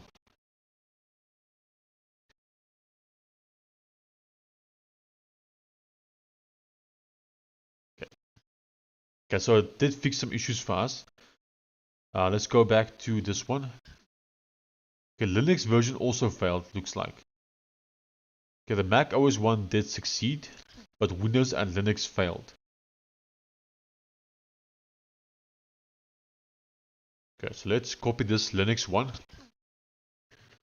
And we'll give the same one to AI. Composer 2.5, let's go.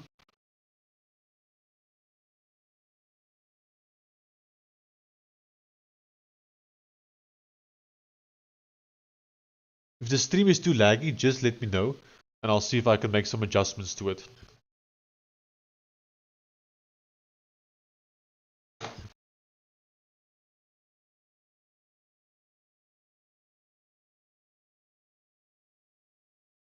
There's always room for improvement, you know. Always room for some improvement.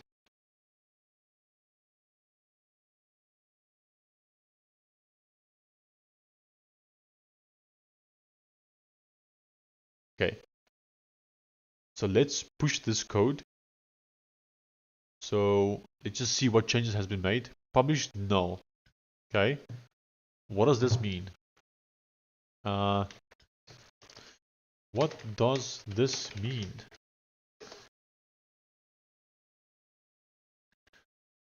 Okay, I see quite a few changes here.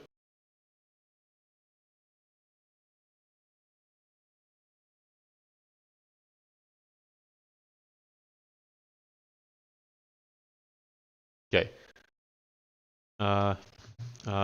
Fixing GitHub actions. They will do a commit and push.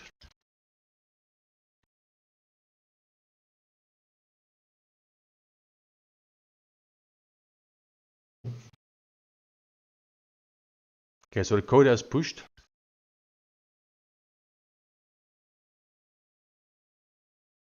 Okay, new one is starting. So the Mac OS one did actually finish. So where's the file if it finished?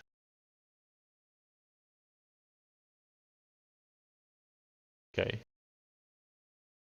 I don't know where the files go, to be honest. Where does the files go?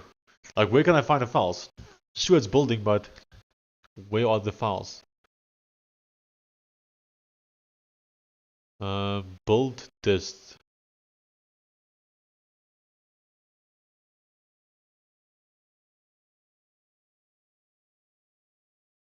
GitHub app installation tokens will soon use a new stateless format. Apps with hard-coded length assumptions may break. Sure. Okay, I still have no idea where my files are actually going. Like the files that it's building, where is it? Workflow file. Okay, let's just ask a question here. The files that GitHub Actions is building, where can I find those final files? Okay. In your project build section, publish null means the build config's publish value is explicitly set to null. Electron builder should not publish any build artifacts. Disables automatic publishing. It's effectively an explicit don't publish and does not affect npm's publishing settings. Okay.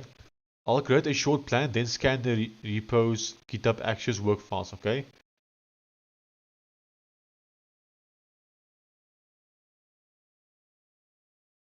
Okay.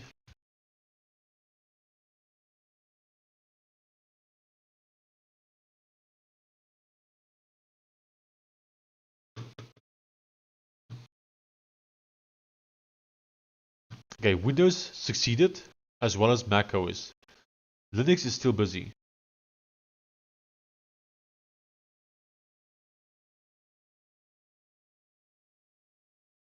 It's looking promising.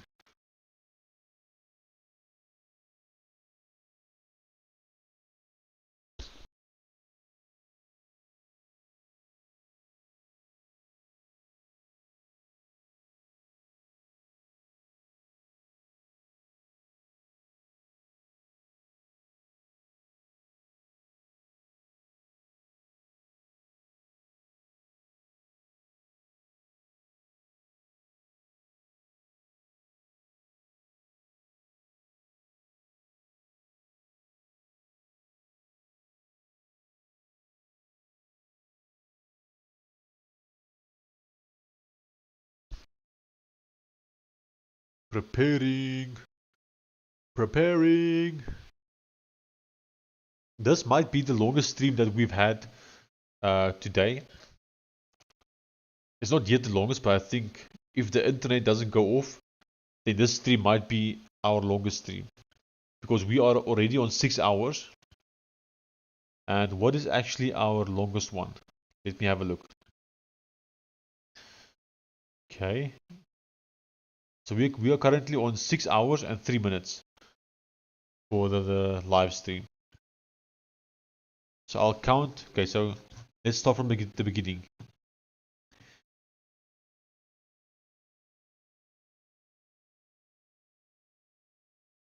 Okay, here's 7 hours, or just under 7 hours.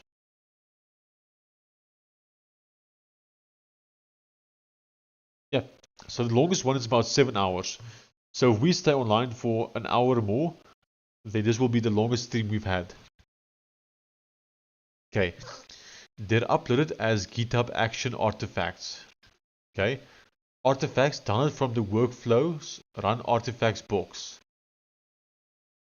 Okay, what they contain. Yeah, but where do I find it? Let's go back to, okay, Linux is still busy.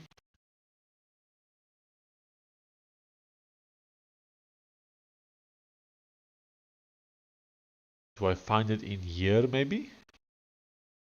No, that's the branch, the main branch. Oh, artifacts, I see it, artifacts.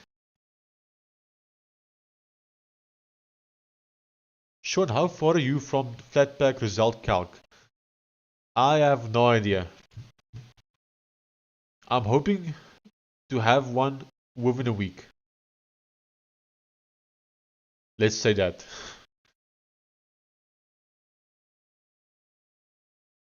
Actually, there is one already.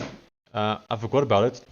So, if you buy the Steam version and you go manage and then browse local files, you'll see I'm actually shipping the Flatpak here. Even though it's not currently being used, you'll see I do have the Flatpak and the app image in here.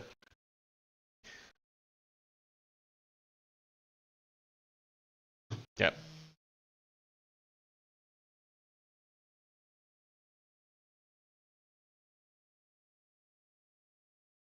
Give me a second, someone's calling me.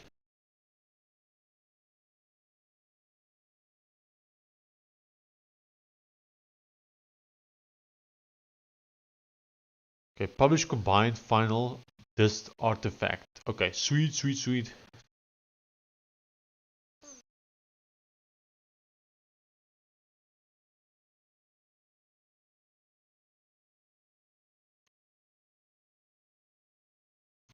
If this works, then I'm instantly sold, I think. Then I'll move everything over to GitHub Actions. Especially considering it's apparently completely free if you have an open source repository. Such as my calculator, where it's completely open source. Oh, that also means, Serenity, that if this succeeds, then you can probably come and download the Flatpak from the GitHub repository. It won't be in the KDE Discover yet, but you can manually install it so long while you wait for me to publish it.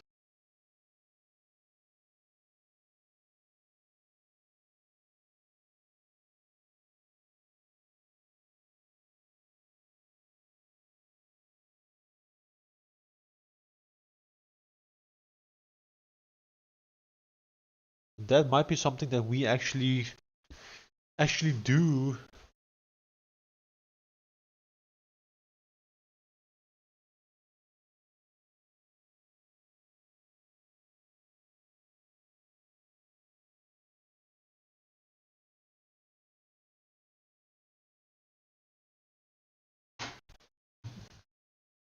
Okay, it's finished. I can see the final dist right here, but it looks like I have to actually download it to get it, which is fine if that's the case. Sean. Serenity. What is up?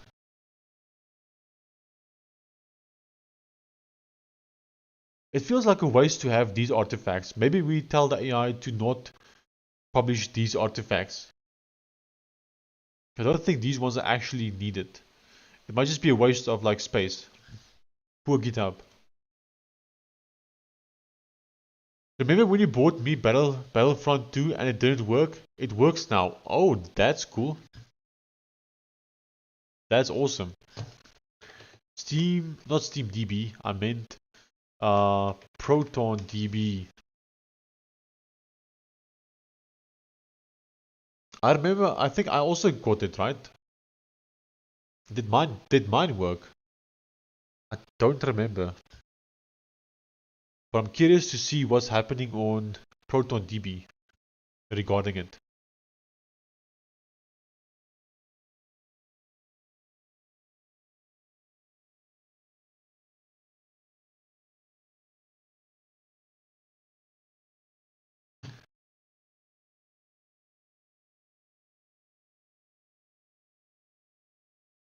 Well, my internet's a bit slow right now because I'm downloading this artifact.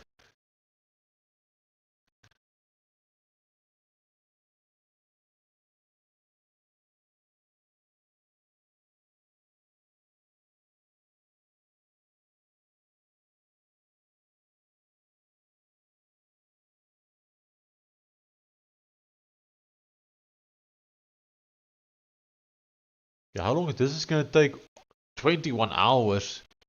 What? It didn't work at all on CashOS for me, you and my brother. I see. Is your brother's one working also?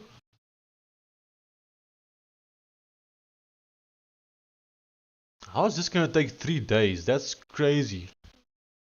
Oh, my internet also shows that it's technically off. That's scary, man. I really hope the stream doesn't just drop. That would suck if that were to happen.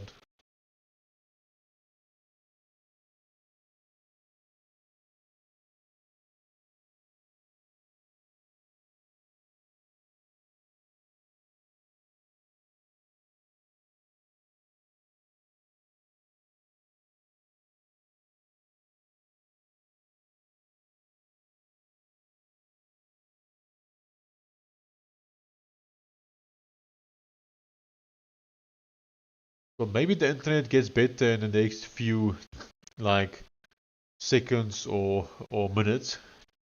I don't know if my brother works, because I only downloaded it today. I see. So he doesn't have it downloaded. Okay, well, since this might take a while, I'll leave it for a few minutes. That gives me time to quickly go and get some food. I should be fairly quick. I have to just put the food in the air fryer and then I can be back again. So I'll be back.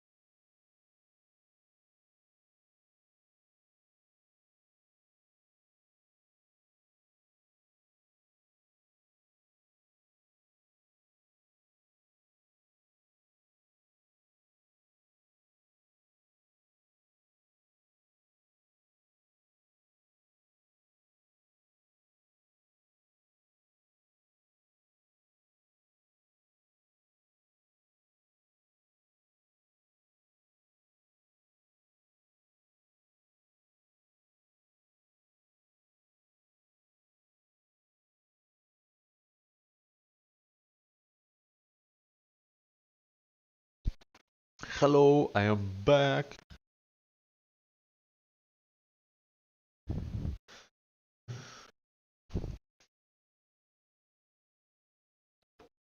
How are we doing?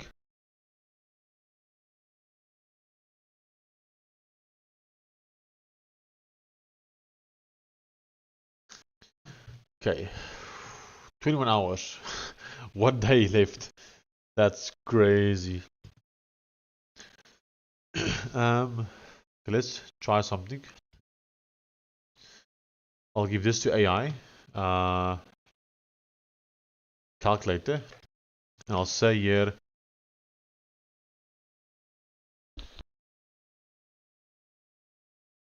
oh, that was close. We lost internet connection for a little bit. Luckily it came back.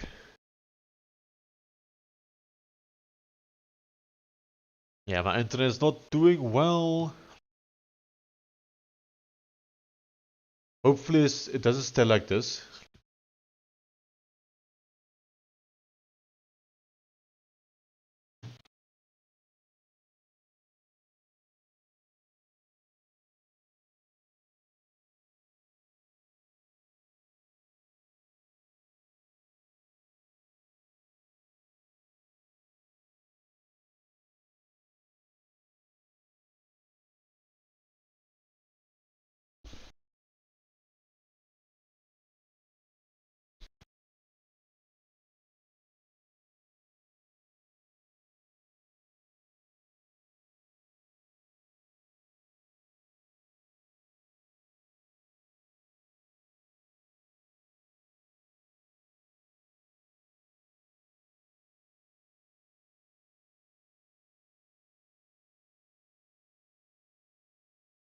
Okay.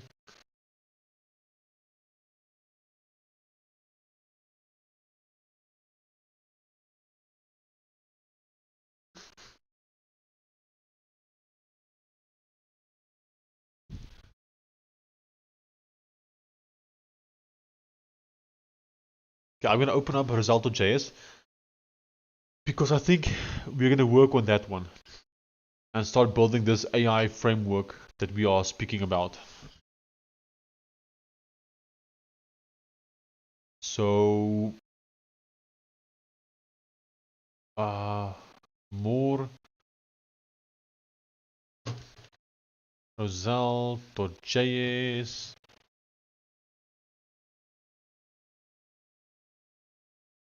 We'll sign in. Oh yeah, I remember. We were still busy. We had to publish a new version, which we haven't done yet.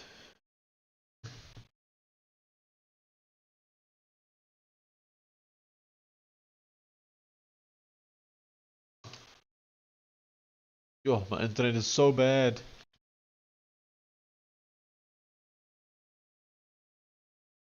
Okay, so I remember on Roselt.js, we were still busy publishing a new version. Also, I noticed Steam is going to be a bit laggy. Sorry about that.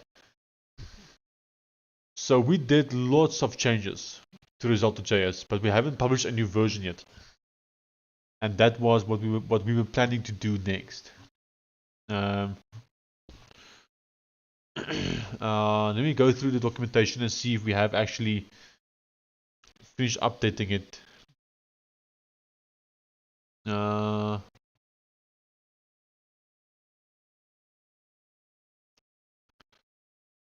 I don't even remember what changes we made, to be honest. Been so long.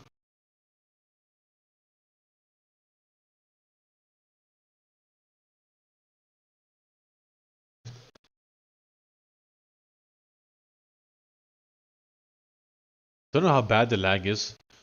Can someone tell me in the chat how bad the lag is?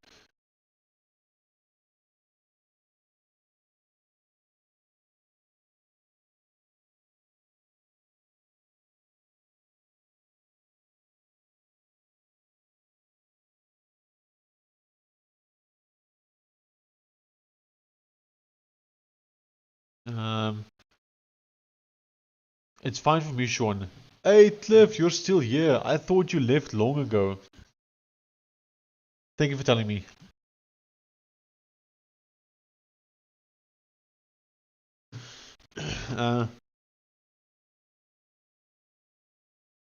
Please look at the uncommitted code and tell me.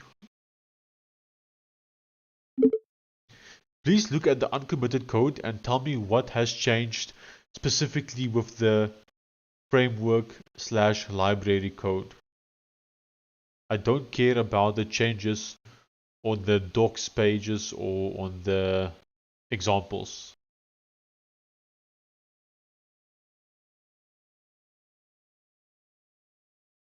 Busy working on your AI marketing SaaS. Sweet.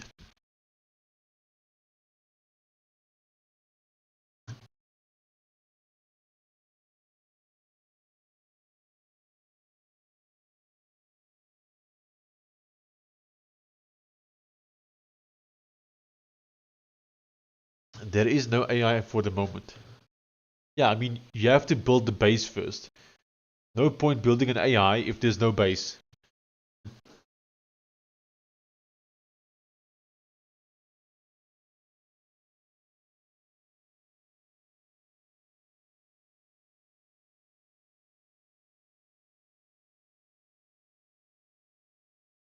I'm building basic features first, yeah. I want to build an MCP to let your agent interact with the platform directly from your terminal. Nice, nice. Excellent. Every time I want to say excellent, I think about this. Excellent meme.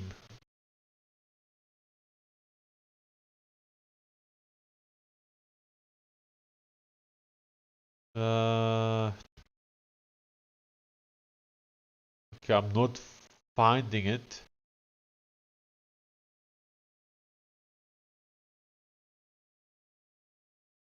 I do want to watch this.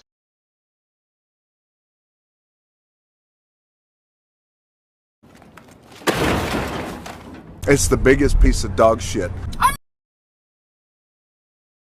And we are lagging. Alright, like. Yo, that lag is so bad.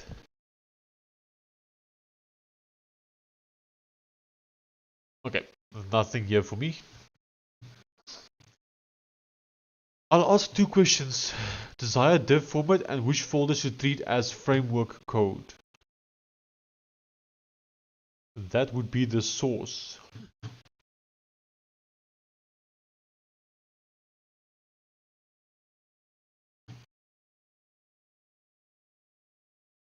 Okay, what's happening here?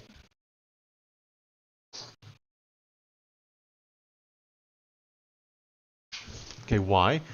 The final disk job in downloads the platform artifacts. Oh, so it can assemble the combined final disk. So platform artifact uploads are required for that cross job. If you want only final disk visible, keep uploading the platform artifacts for the workflow to use, then delete them before the run finishes, so only final disk remains accessible. This is a practical approach. How to do that?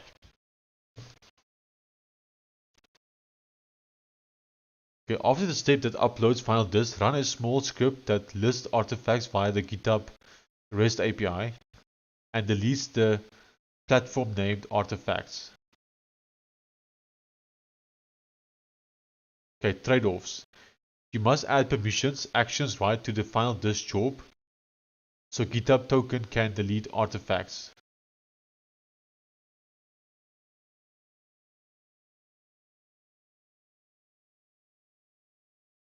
Ah, this might do it.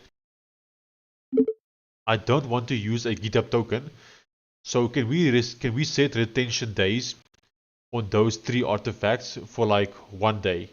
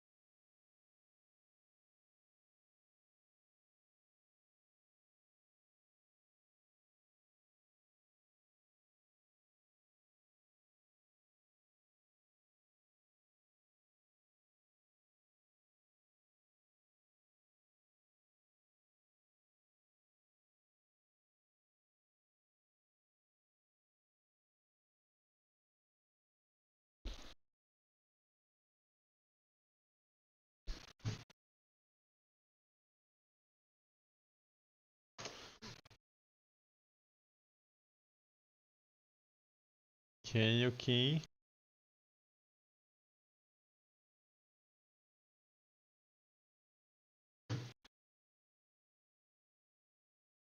Okay, half an hour more, and then this will officially be the longest stream that we have had. I wonder if we should try and also beat the most views a stream has ever had.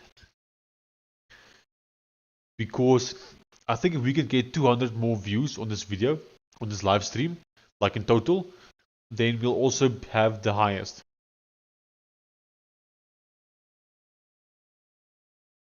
So maybe I'll try to stay online for as long as I can until we reach that as well.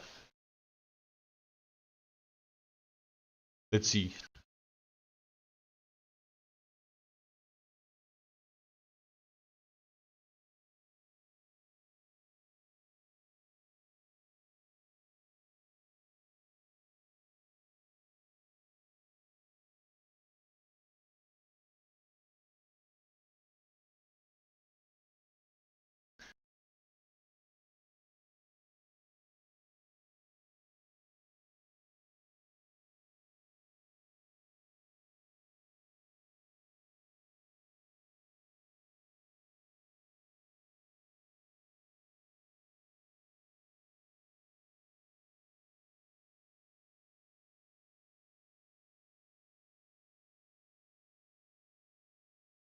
My wife is also saying the internet is bad.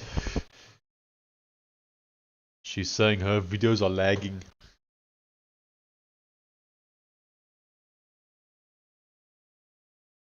But it actually seems okay right now.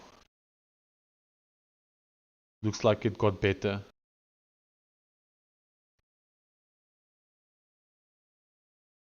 Which is good news.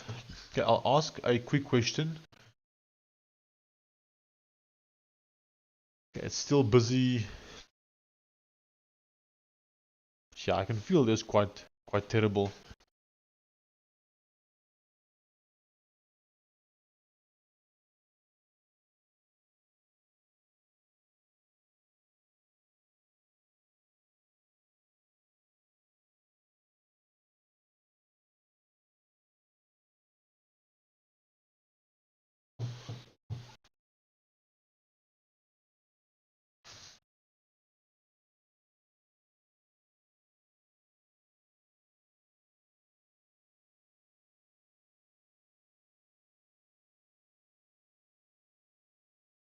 Even the AI is taking long to just respond here. Okay. If you prefer, paste the full diffs and I'll summarize per file. Why can't you just see it? I don't understand.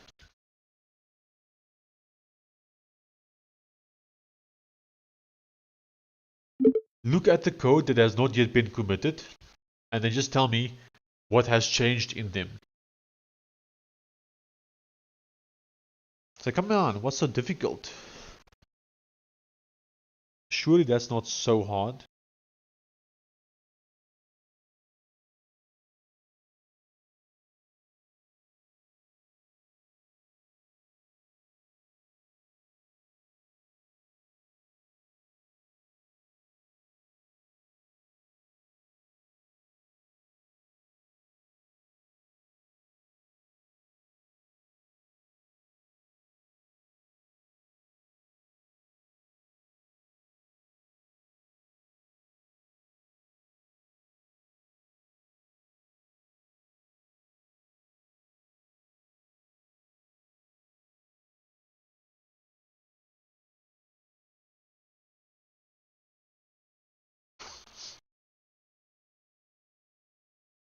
I'm sitting weird like this because I'm trying to get better Wi-Fi. I should actually be by the window, but yeah, I'm not.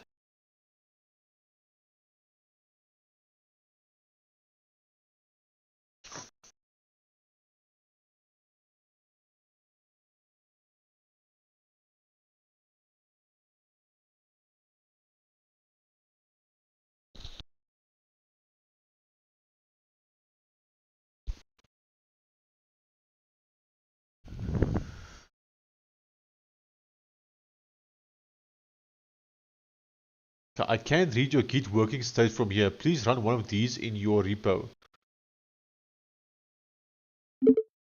Oh, I'm not running it in agent mode. That's why. I have to be in agent mode. Let's try again. Okay, now it will most likely work. My bad, dude. My bad.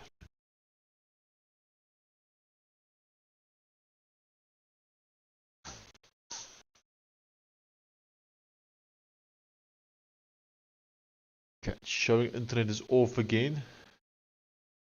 But at least we know it's not. That's just SteamOS reporting a false value.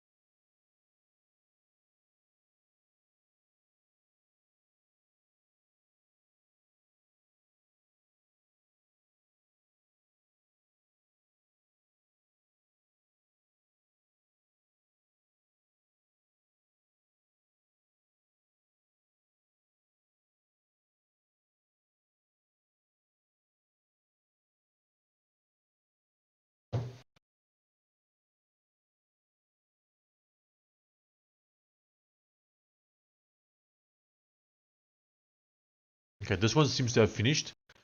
So let's see what it actually changed. Ah, retention days 1. I see, I see. Okay, that might be what we need.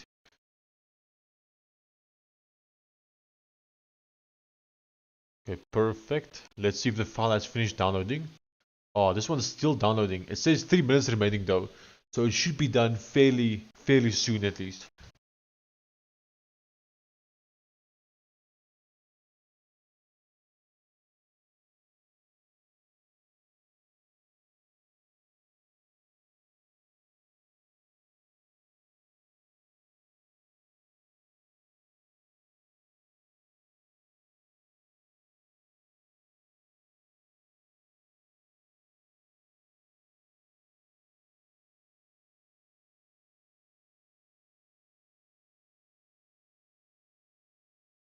Ah, now it's showing 7 hours. That's freaking crazy.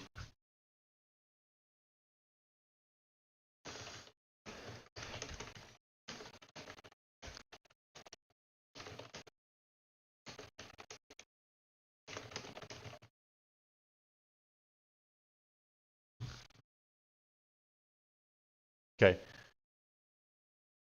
I need this to finish for me to test and make sure it's working correctly. But I think we can start building Roselt.js, the new version of Roselt.js. But I'm thinking I want to build it in Cursor actually. So I think let's open it in Cursor.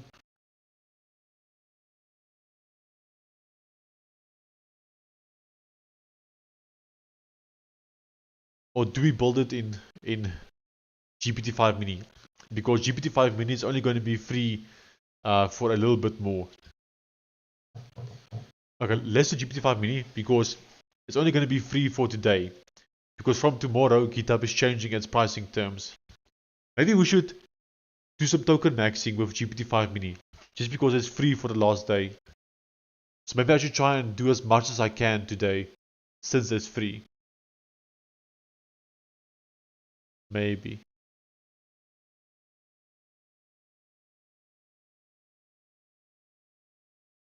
Okay, I think what I need to do is I need to look for some projects that I want to start from scratch. and then we'll use GPT-5 Mini for those projects.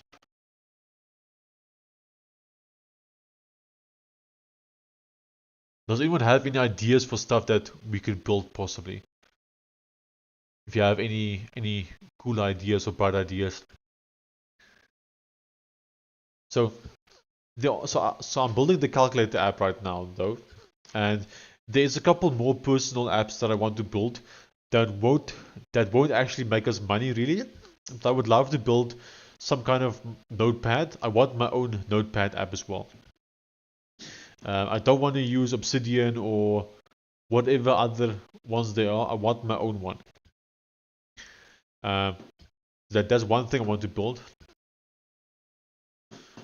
What else?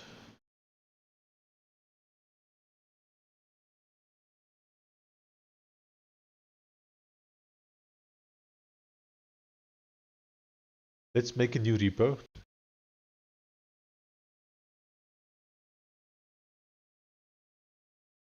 I want to build a Visual Studio Code extension as well.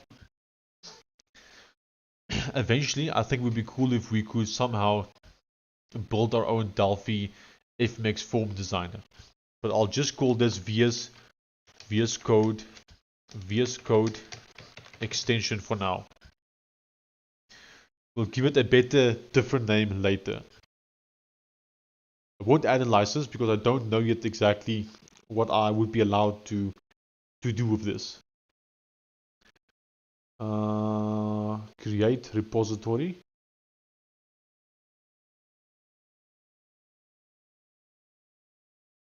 This is something we could look into. Let's make a list of all the ideas. Okay, might not be a bad idea. Okay, let me open up. Wait, cursor has an update. Okay, maybe I should update cursor first. Okay, let's try and update cursor and start brainstorming. Sounds like a plan.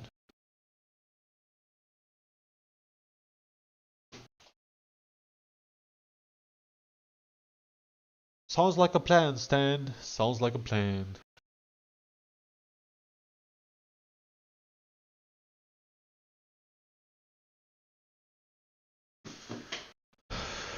I think actually maybe we should use where's this one? So, excuse me. What project do we have? What do we have open here? I don't know. Let's go to Agents app. Or no, let's just stay here. Sorry, I know I'm all over the place. I'm actually still quite tired. I still have only slept 2 hours. So we have this repo, Roselt.co.za, which is where I'm listing all of my active and inactive projects, but basically projects where I've actually done stuff on. Now, maybe what we should do is we should make a different repo here, a different README file for ideas. So I'll do here, we'll just say ideas.md file. Okay. And then we can list all ideas here. So I'll start by taking some inspiration from this one. So let's copy all of this. No, wait, not that. We copy all of this. We paste it here. We'll say, I'm Sean Roselt.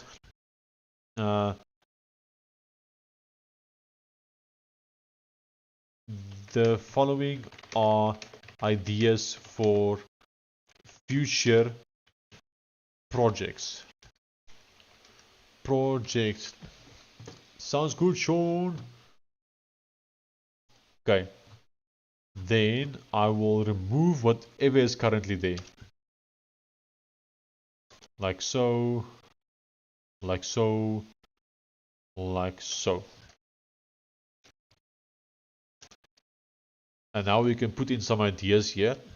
I will need to add one here for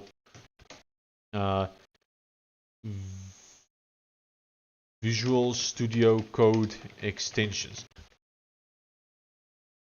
Do we just say VS Code extensions? Okay, then what I'll start off is I'll ask the AI to brainstorm. Okay.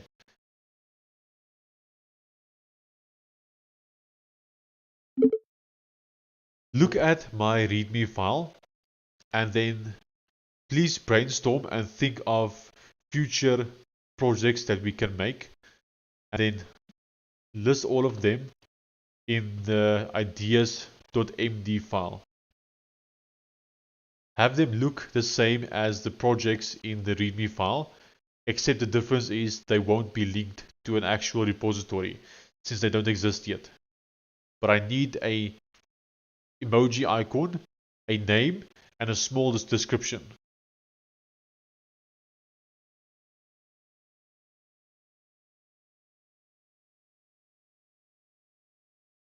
Okay, let's start there. And let AI list all the ideas for us.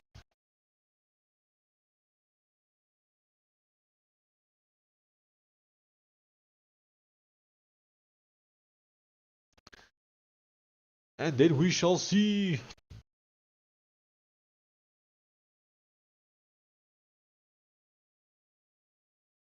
Optimize tool selection.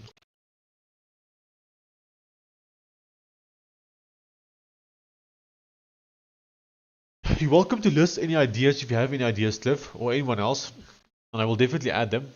But I want AI to start off with and list for us. So I'm sure the AI will have some ideas as well. Okay, this I think we can probably push to GitHub. Also list the ideas you already have. Yeah, I will definitely do so.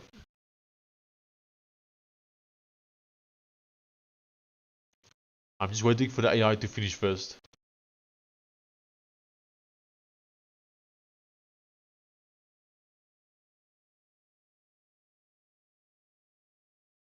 Okay, that we can commit and push. And this is still busy. 3 hours apparently.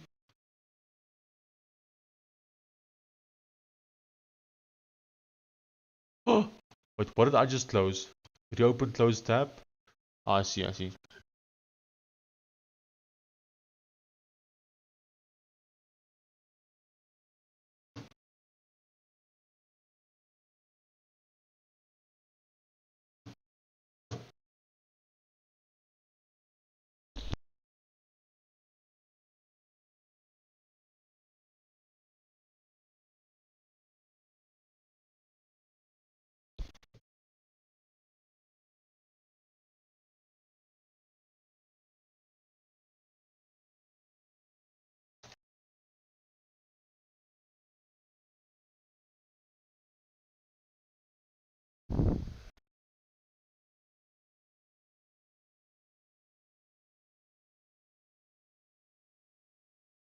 Okay, I'll create a short to-do plan for this task. Sounds good, man. Sounds good. Okay, let's have a look here. Okay, modified. Remove section loader, import, use, and sections lifecycle. Yeah, this isn't what I meant by what change. It's fine. Let's just commit this. So I don't care since I'm going to change it possibly anyway. So we'll just say commit and push. Damn. Okay. Then I'll tell the agent here. I want to possibly try something. Can we switch to a new branch? Call it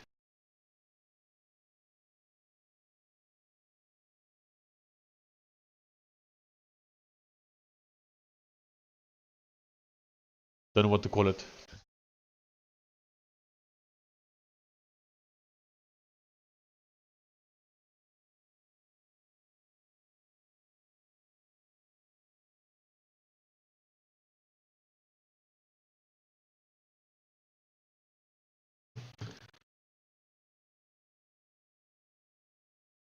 But also, my wife needs some food.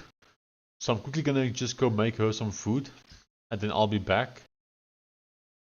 We still have to wait for this in any case as well. So, excuse me for a little bit. Apologies, guys. Maybe we should show the loading thingy. We have a loading website. I'll open cursor. Where's the browser? How do I get to the browser again? Like so. Okay. And then browser. Okay. And then I need to open up the vibe coding workspace. Open folder. I'll quickly go to it. Give me 1 second. Okay, there we go. And then we go to files, other. Is it YouTube chat? No, it's not. General. Oh, it's be right back. It's this one. This one. Okay. We go copy path. We go to the browser. We say file. Oh, it didn't go there. Okay, it's fine. We'll go to documents. Duty calls. Yeah, duty calls. So we have this that we can show here in the meantime. Camera's a bit in the way. What's grabbing food? That's the thing. I need to somehow show it better though.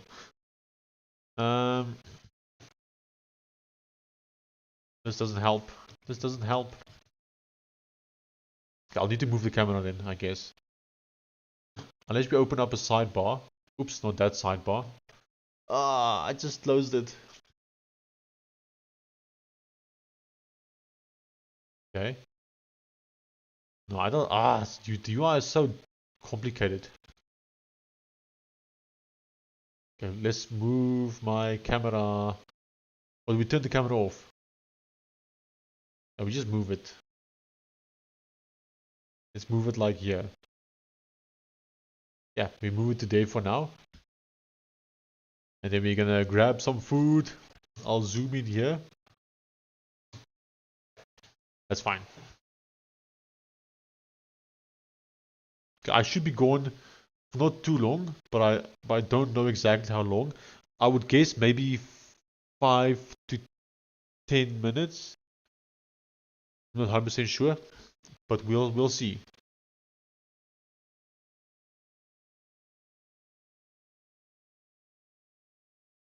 Okay, I'll be right back.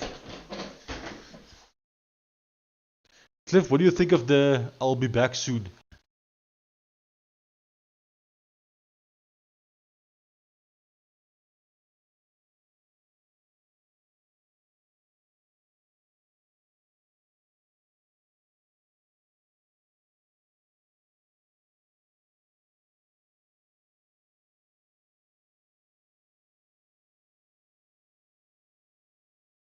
I'm glad you like it.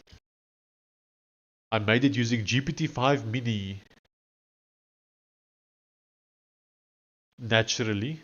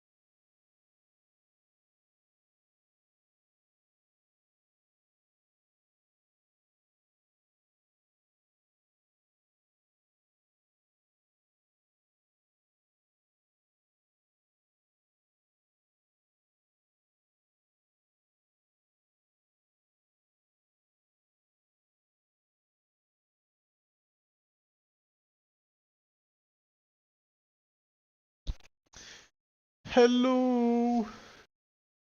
How's it going?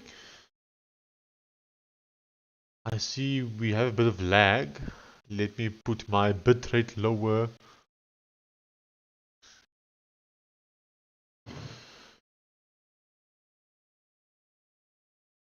Can you guys hear me? Does my sound fine?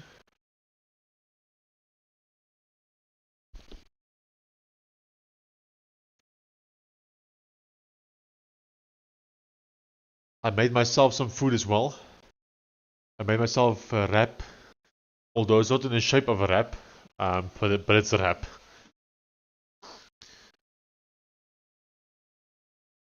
Okay, let's look at the ideas. Okay, so these are the ideas. Roselt Snippet Manager. Cross-platform snippet manager for Delphi and JavaScript with sync and tags. Thank you. Invoice Pro. Template-driven invoice creator. Wait, we have that already. That's what this is. Oh, result. Why does it say result? It's supposed to be Roselt. Oh my word. Invoice Generator. Okay. And now the ideas are just gone. Huh?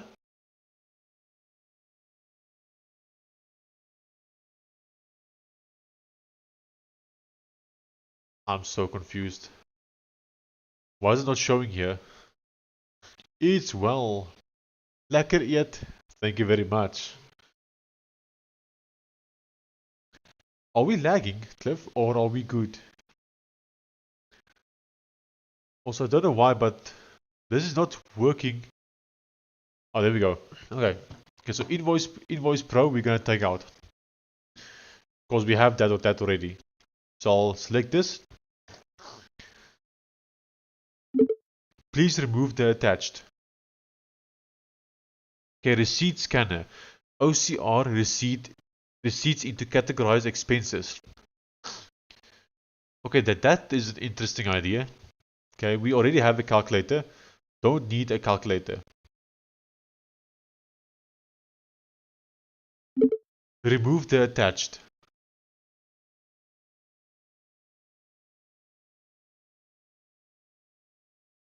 Cross-tags redux. And these ideas are terrible. Well, I haven't read them all yet, but it just feels terrible. Okay, Network Inspector, Visual Local Network Scanner and Diagnostics Dashboard, Template Studio, drag and drop printable templates. Yeah, we'll have all of this already. Dev Automator, GUI for assembling and running small developer automation scripts. Local Vault, encrypted local only, nope. Package Helper, helper for CLI, no. Print Designer, Snapshot Studio. This I like, because I'm going to tell you why. So the current Spectacle, Spectacle is the current screenshot tool on Linux. And don't get me wrong, it's actually really good. But it doesn't have all the features I want from a screenshot tool. There are some features that I am missing from the Windows one. I really like the Windows one. I don't know why, but Microsoft really has a great suite of applications. They've done a great job building out a great suite of applications like Notepad, Calculator, the screenshot tool. What's the name? I don't even remember the name, but their screenshot tool. What else? The whole Office suite is great as well. I like GitHub Copilot. I like Microsoft Copilot. There's such a full suite of apps that are all just great. Paint, Microsoft Paint. Even the old school Windows Movie Maker. That was also great.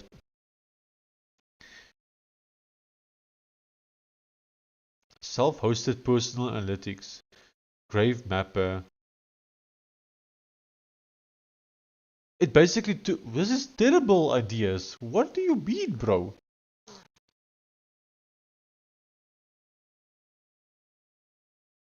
Future new projects that we can make and then list all of them in the ideas.md file. Have them look at the same as projects in the readme file visually, except the difference is they won't be linked to an actual repository since they don't exist yet, but I need an emoji, icon, a name, and a small description. Don't write an idea if we already have it for an existing project. Okay, let's try that prompt again.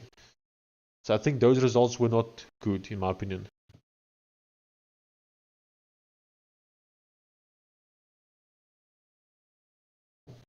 So we'll give it another go. Okay, so for Roselt.js, I don't know how I want to start this. I think what I'll do is I'll make a new folder. I'll call it old. Okay. Then I'll move all of this into the old folder. I think that might be the plan.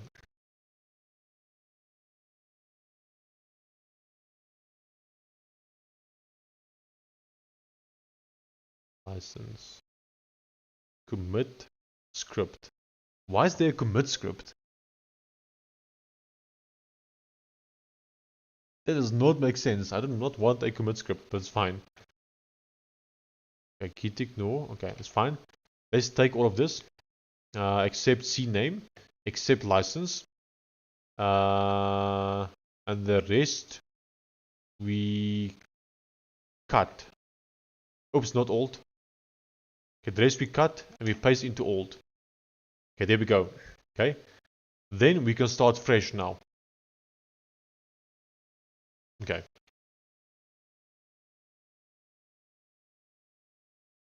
I'm going to say here old.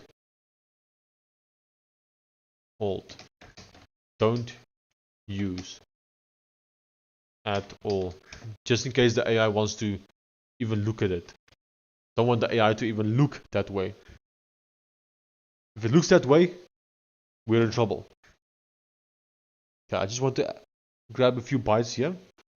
I'm quite hungry as well. So I have been streaming for quite a long time. Oh! We have officially hit the longest live stream that we have ever done. 7 hours. This is the first time we are streaming for 7 hours. Yay!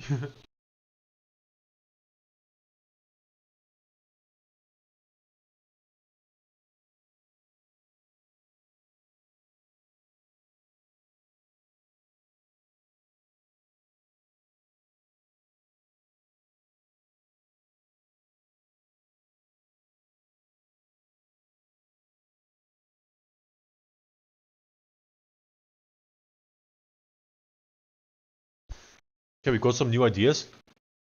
Okay, Snippet Studio. A cross-platform snippet manager and formatter for code and text with sync. No. Config Explorer. Interactive JSON YAML editor with scheme. Nope. Sprite sheet builder. No. Local tunnel. No. No.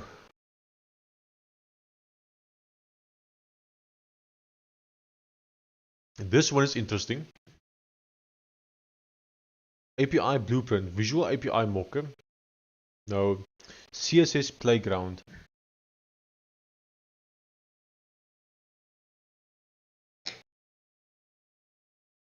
The show must go on.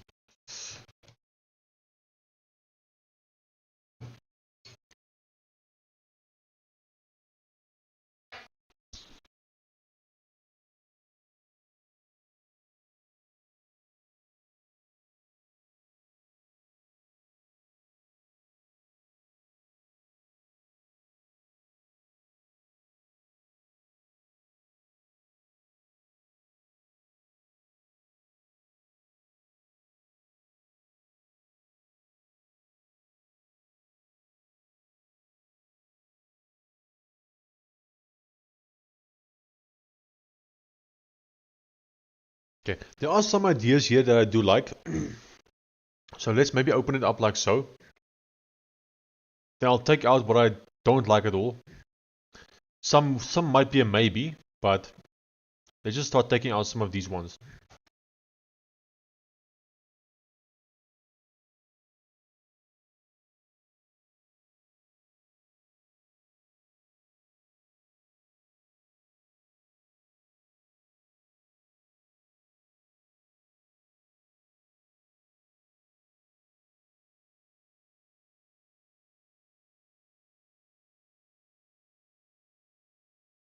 Okay, I'm gonna remove all the games.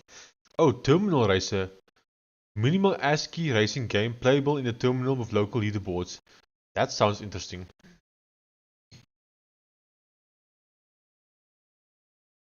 We could do something interesting with that, maybe.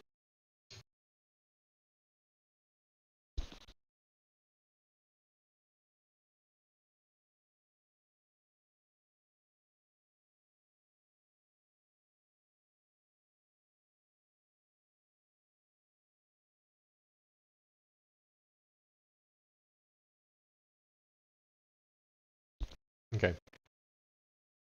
I'm removing all of these ones, except Terminal Racer.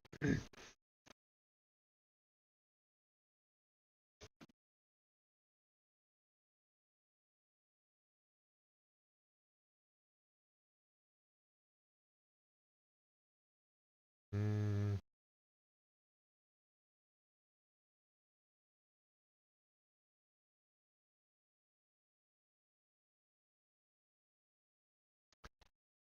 I'm there, but on a phone call also. No problem. Libraries, tiny state. Minimal state management library with a small footprint. SVG utils.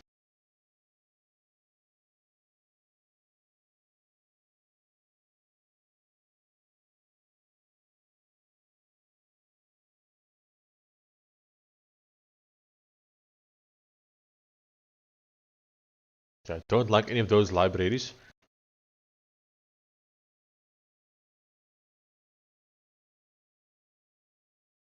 Yeah, this was not useful at all.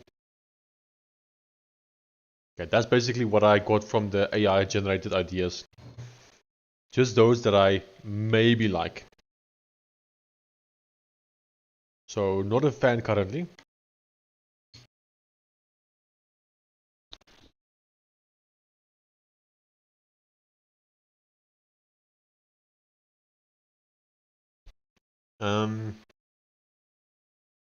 Let's try one more time, but using Raptor Mini.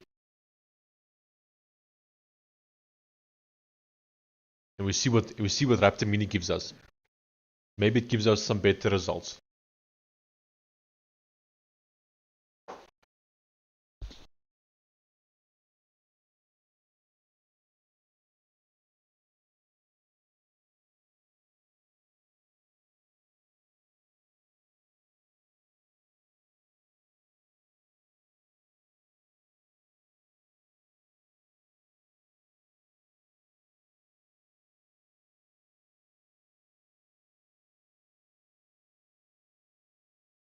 Raptor Mini was quick. That was so fast. Okay, AI code helper. Wait, I gotta... Hold on, let me just grab a bite, and then we'll have a look. Then I'll remove the ones I don't want.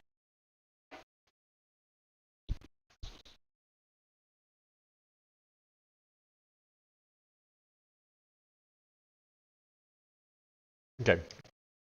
AI code helper, I don't want. Mobile invoice scanner. Capture receipts and turn them into invoice-ready entries. That is interesting. The idea is interesting. Project boilerplate generator. Design token studio.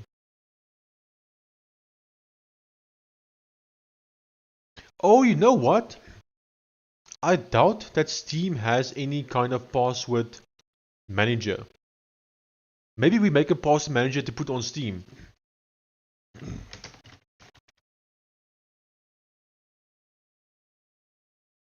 Okay, service IT, you can do it. Nope. Online audit content manager. Okay, that sounds interesting.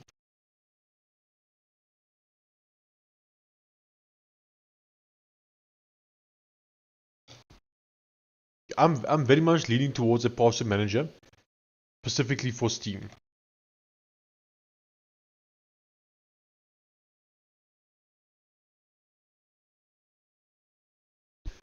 Oh, online adult content manager. That's what this is. Interesting.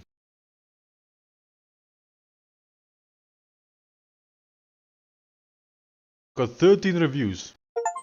It's all positive. That's interesting.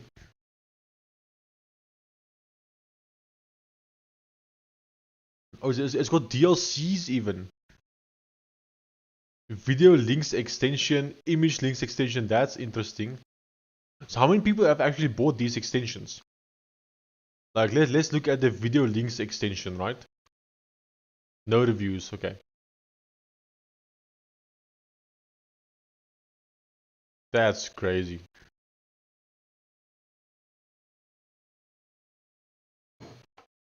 What does the review say? Oh, look at the recommended from the same studio.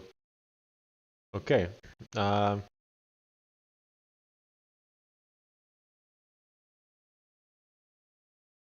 Pretty much useless.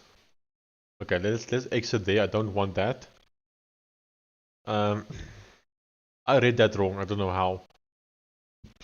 Shift deck.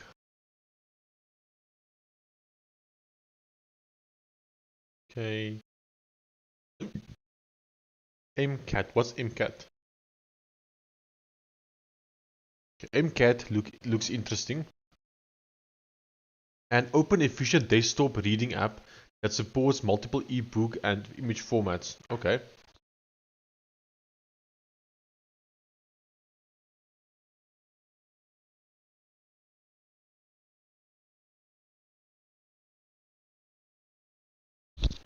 I think password manager is the best idea. Now, we definitely won't make the best password manager, but there isn't any at all on Steam. And I think it would be cool if I could have a password manager on Steam. So I'm gonna make one, I think.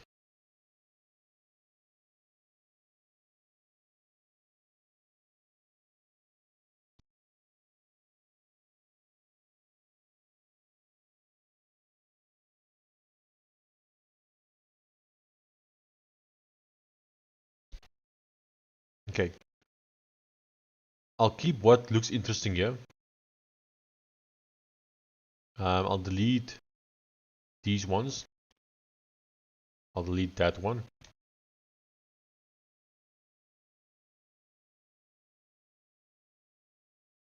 Okay. Games. Oh, speed typing challenge. That sounds like a fun small game to make. Okay. Travel Planner Hub. Take blog generator. Turn markdown notes into a clean blog site. Okay, CSS pattern gallery, learning path tracker, podcast directory, organize episodes, no, open source showcase, highlight projects with the snope. Okay, libraries, Delphi UI components, reusable visual components for Delphi applications. I like that. CSS theme engine, runtime theme switching, and token-based styling helpers. No. URL utils.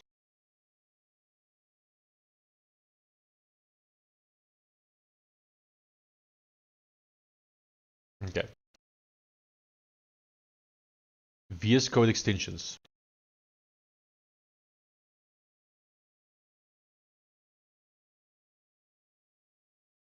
Okay, nothing in this is interesting.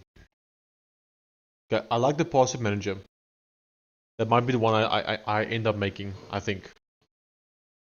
Just because it's something that I would want personally.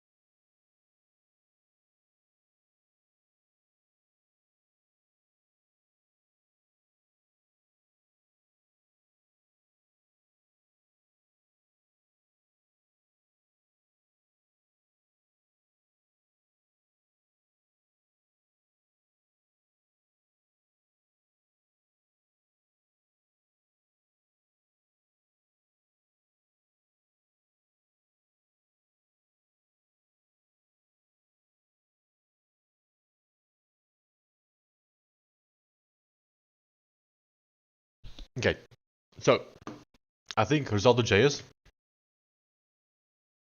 I'm going to start a brand new project.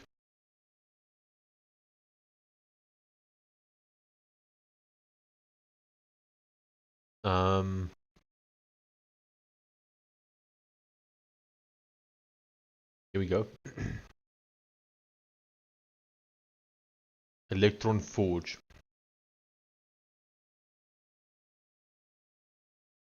Okay, I'll start writing out the prompt. I'm not going to exactly do anything just yet, but I do want to make a prompt. readme.md. I'll do the prompt in the readme file for now, I think. I want help me create my own JavaScript framework on top of Electron Forge. It needs to be a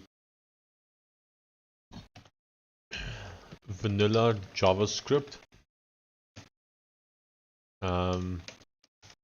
HTML and CSS framework. I want this to be an AI first framework.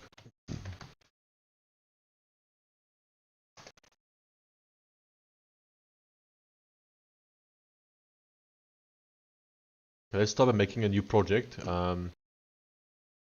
So we'll do Electron Forge.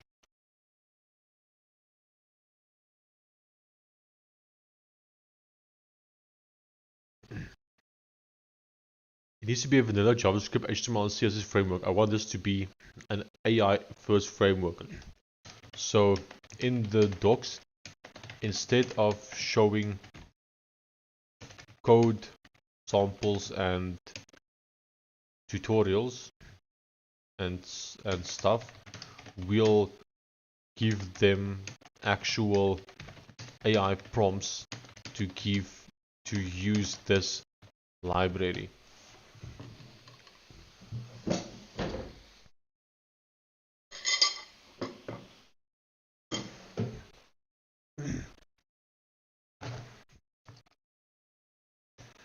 I want let me think about this. Let's first make a simple project. Let's go here, leave folder. Electron Forge example or blank app. Delete.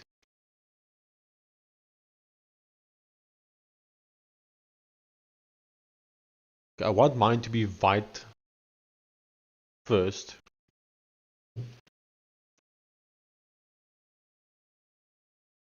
Or should we allow them to also choose between these 4 ones? So that it's not just that they can choose whatever they want to choose. That might be it. I'll be right back.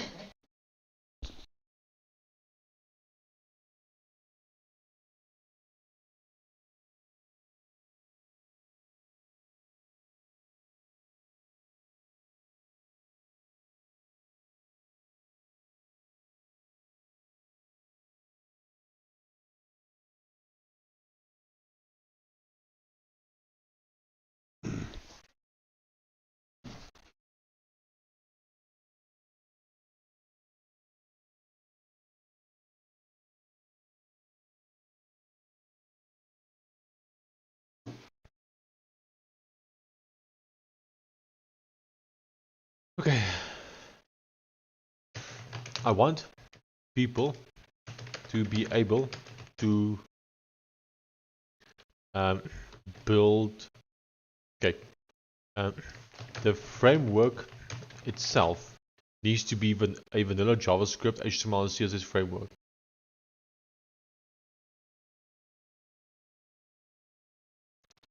I don't want to use ES modules.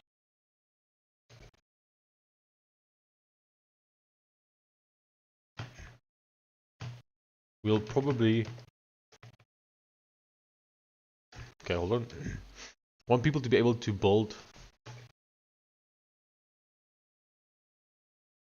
I think I should set the standard, so I must choose how it should work. Okay.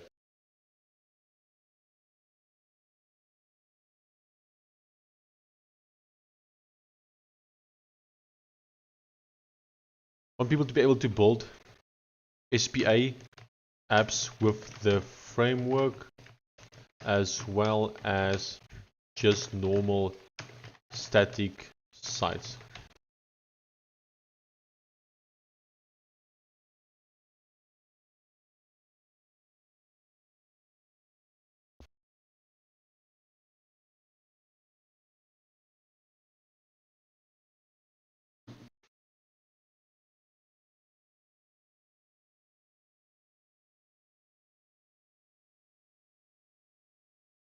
I'm just doing some planning here.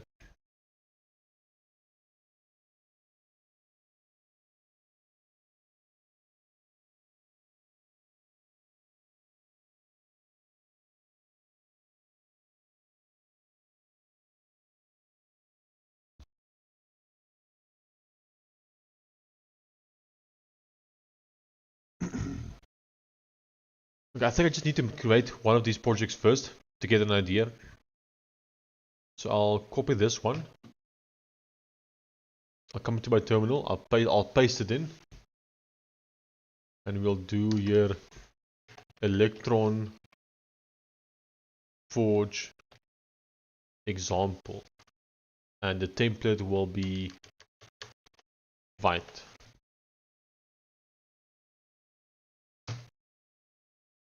Okay, so it's busy doing that for us.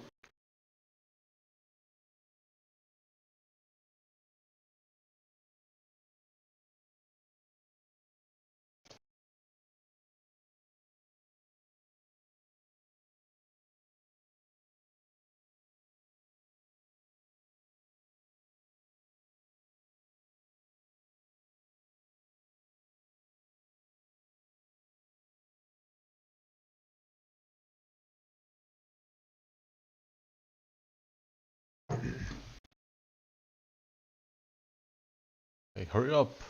Unknown env config.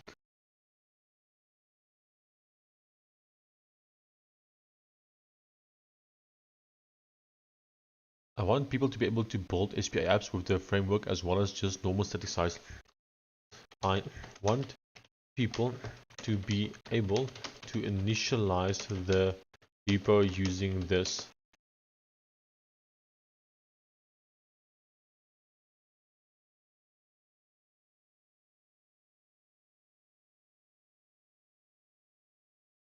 npx create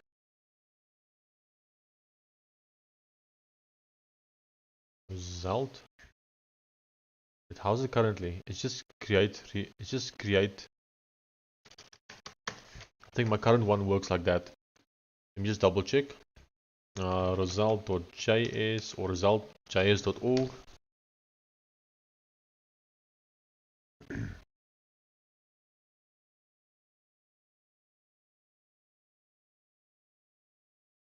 Come on, Roselt.js.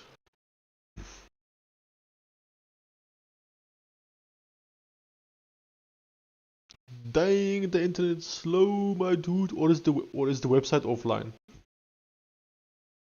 Oh, you know what? It's the website because we pushed a new version that now broke the website because we have not published a new npm yet. That's the issue. Oh no. Well, now I can't actually reach my documentation, I think, which is not good. Oh. Let's add a git ignore file. Add a git ignore file to hide the old folder. Well, I can't believe I just broke the existing Roselt.js.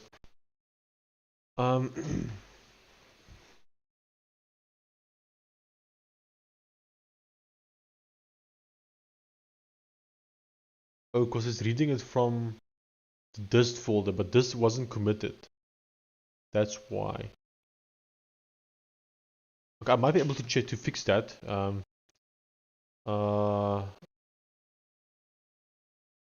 Okay, let me go to the GitHub. Maybe I should just fix that first. So GitHub, sure.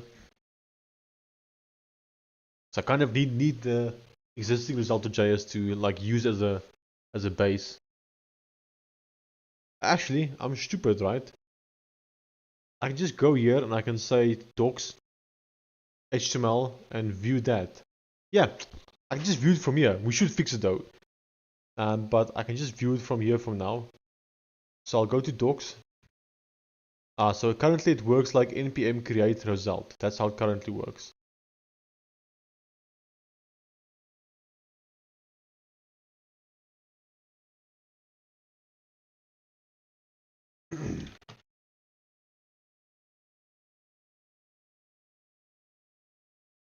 I'll also do a result one.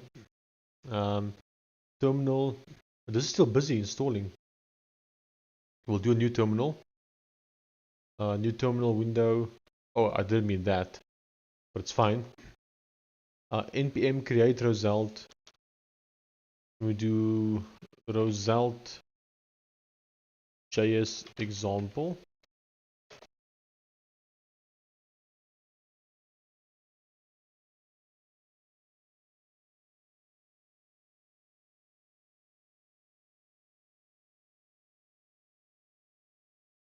Okay, now we wait.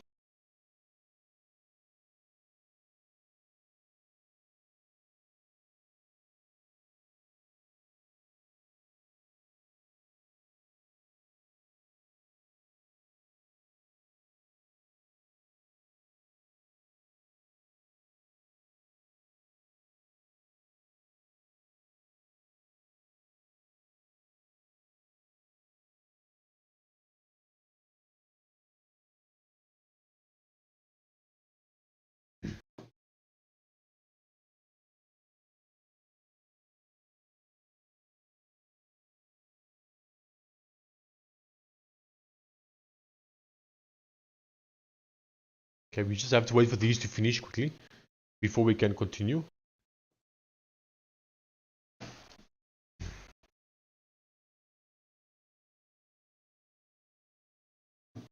But I will need them.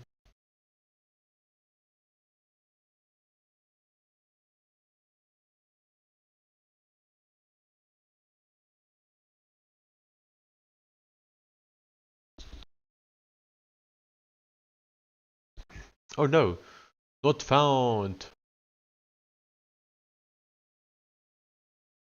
Create Roselt.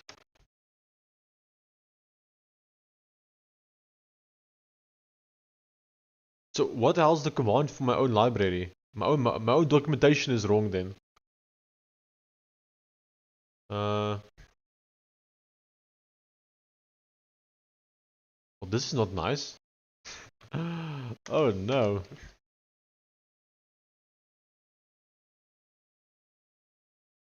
So then, what the hell is it? Maybe create Roselt.js or something like that. Oh, there we go. Okay, so I need to fix my own documentation as well, because that's obviously wrong.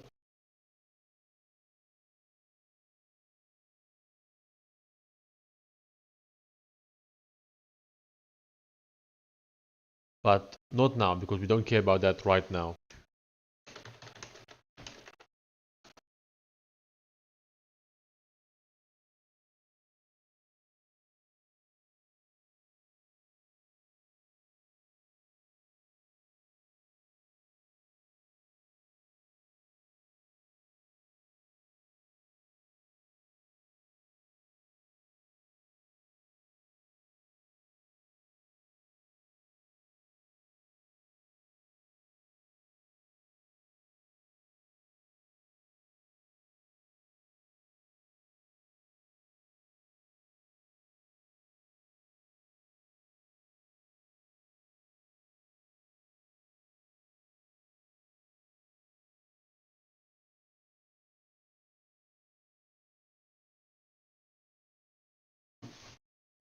Okay, we got two basic examples of how it currently looks and works for both of these. Let me close this one. Okay, I'll also in the git ignore file say don't commit. Why does it keep committing stuff? I'm not even telling it to commit.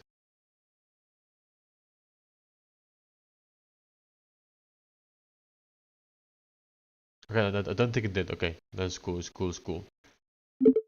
Also add the two example folders to the git ignore file.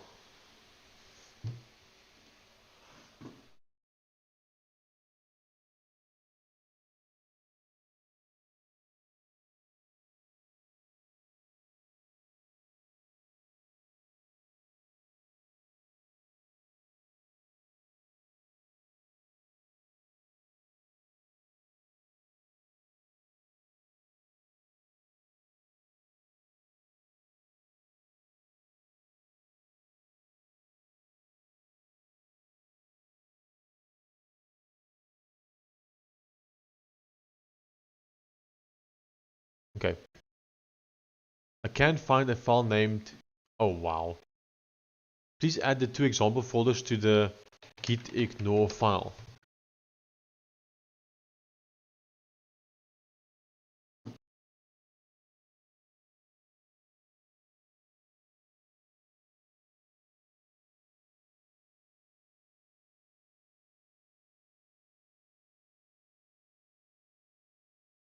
Sean, I just uploaded a new YouTube short. Are you telling me because you want me to go look? I'm guessing. Do you want to send me the link and then I'll go watch it? It's about Linux, okay? If you want to send me the link, I'll go have a look. Always keen for a Linux video.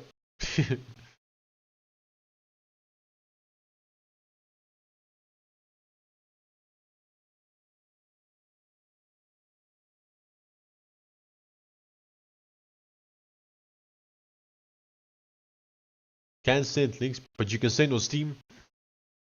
I'll check out the Steam.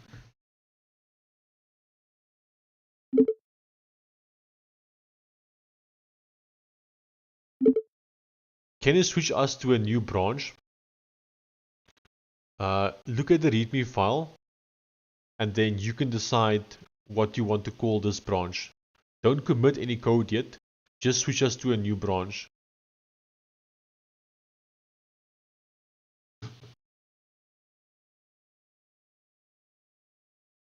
I'm eagerly waiting on Steam for a message from you. There we go.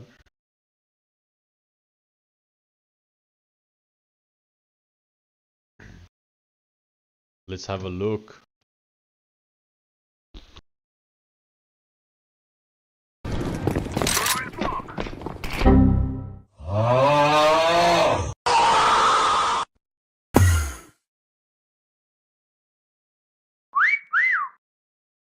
Nice.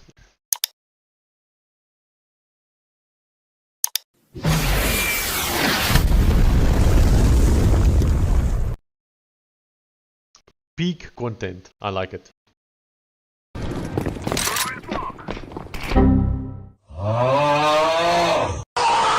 What's the error? Windows is a nice. It hates your potato PC and needs to restart. We're going to do Jack and deal with this yourself. Minus 42% complete.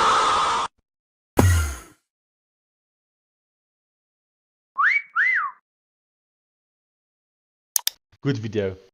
Definitely good video. I like the South African bits in there as well. That's like low-key South African. More importantly, who's in this lobby?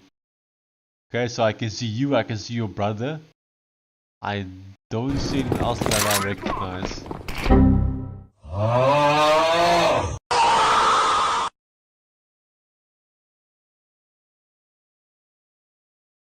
Where can I... Hello? We go report. Send feedback. How does that work? I press send feedback, but nothing's happening. Check the help link of the BSOD. Send feedback. Send feedback to YouTube. Oh, interesting. I like I like this video. That's gonna be my feedback to YouTube. A screenshot will help us better understand your feedback. Okay, we'll take a screenshot. We'll allow it. Okay. I like this video. Keep recommending videos like this. Thanks. We may email you for more information or updates. That's fine. Feel free to do so. I'll say send.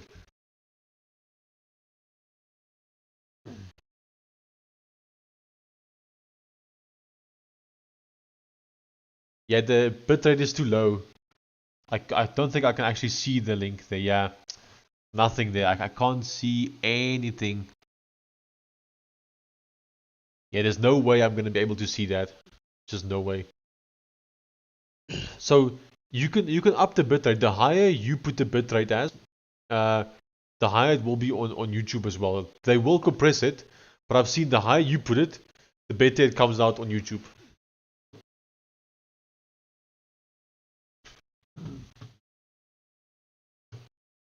AI docs. Okay, sure.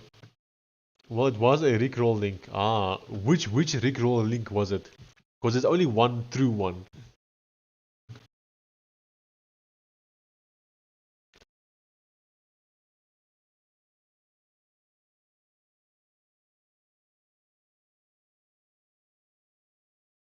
You know what we should do? Making CS2 cheats. Download here.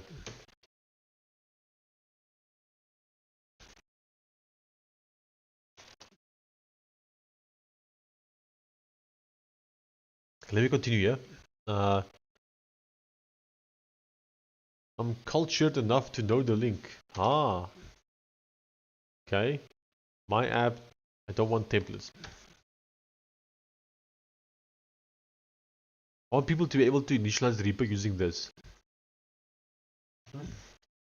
What that should do is actually spawn the following.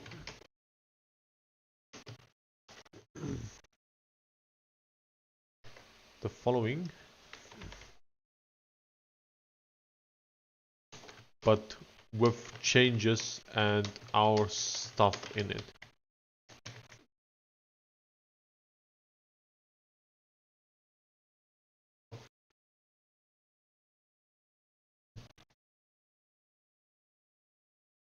Okay.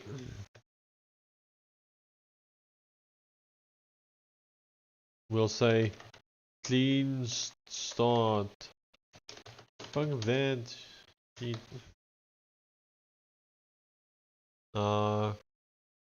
Save changes or commit changes. Okay, now we are starting fresh.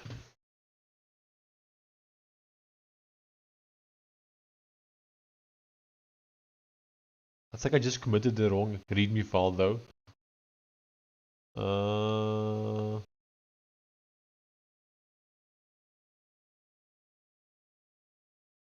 Yeah, I did. Can you please modify the previous commit to rather push an empty readme file?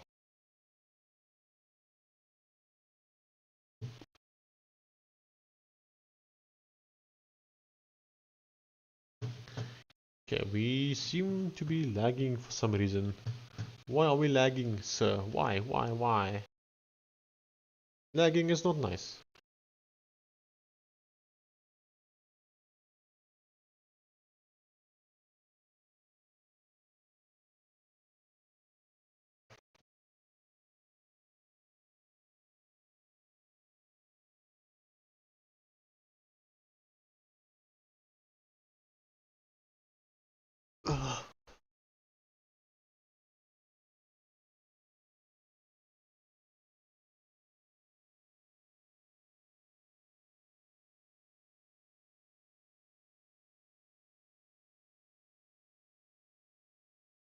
Okay, let's start thinking about how we want this repo to work and be like.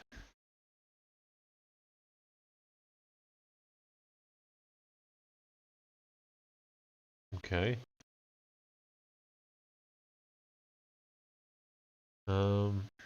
Source. I'll add a short to-do plan.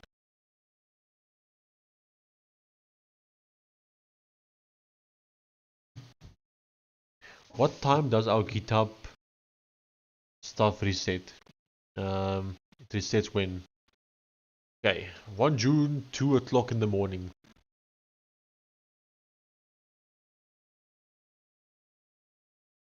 Which is not a bad time, you know? Not a bad time.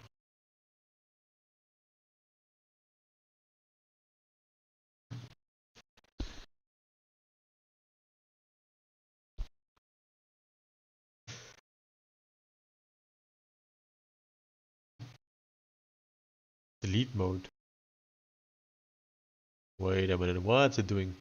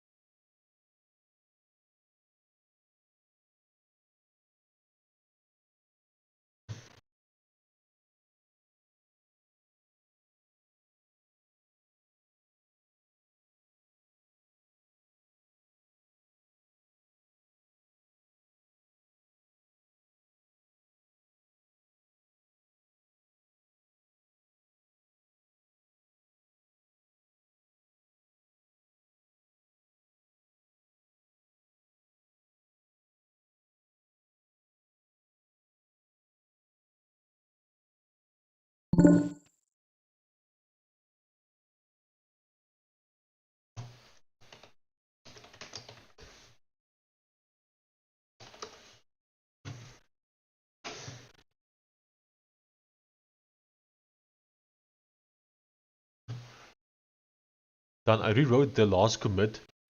Okay.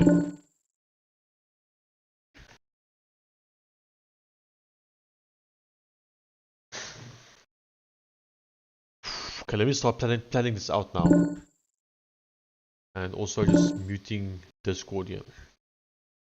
Okay, so source. I want there to be a pages folder, but how do I want it to actually work?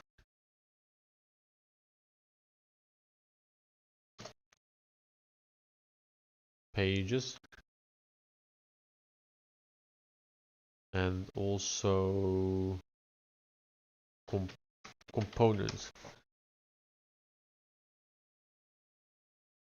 Or do we have, do we put pages in here?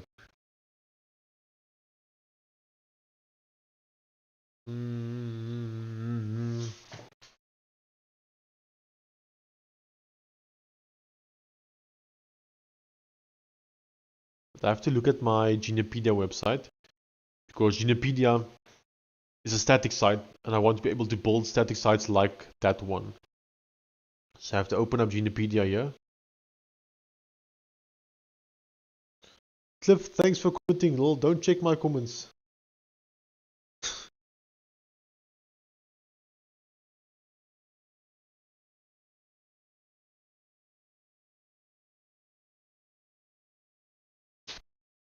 Okay, components, data, pages.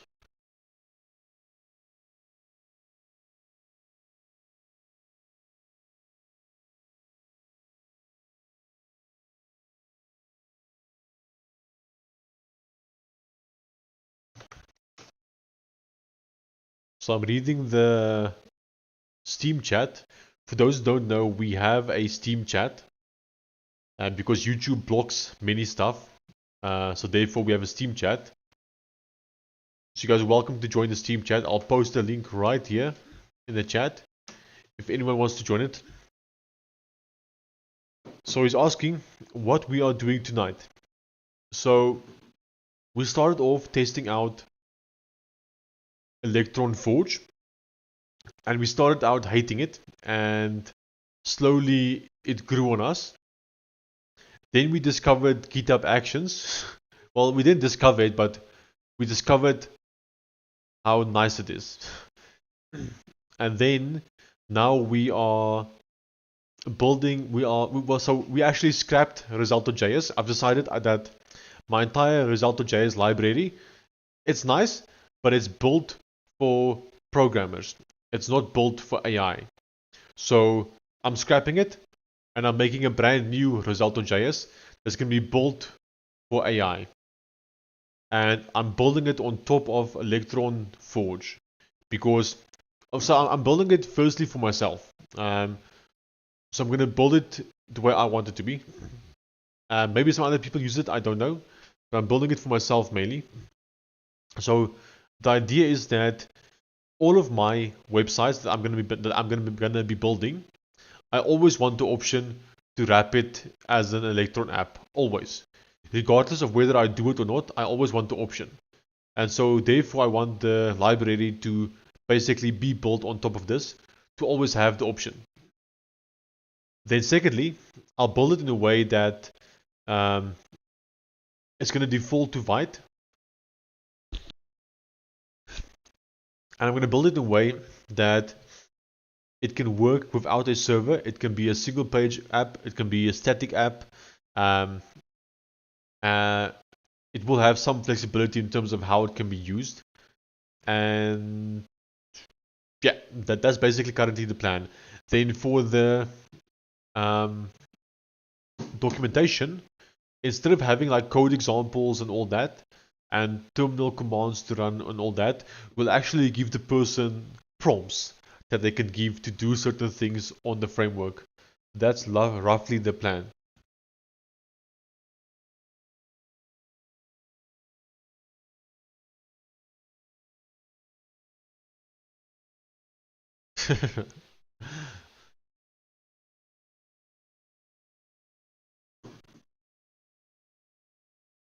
So yeah, that's basically what we are currently busy with.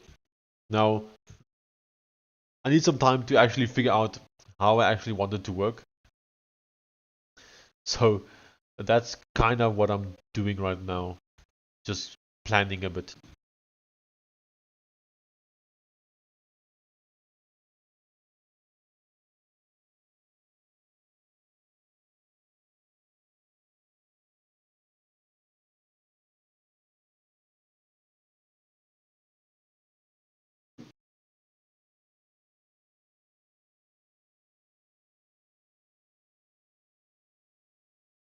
Looking at the Electron Forge example, by default, what does it give us?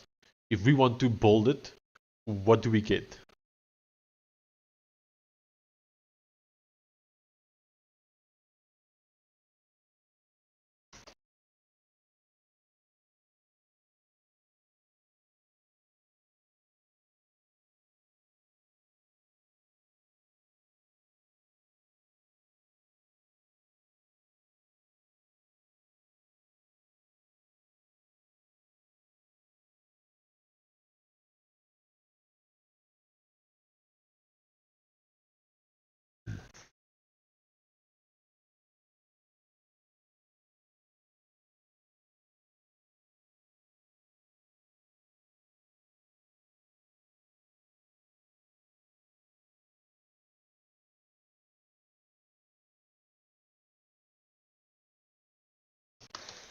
What I want you to start with is making a, okay, we'll do a plan here. Plan.md is adding info into plan.md and also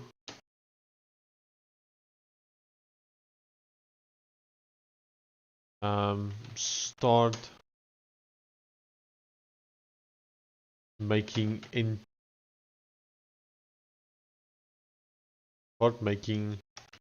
npx work. I want a local way to test it. Okay.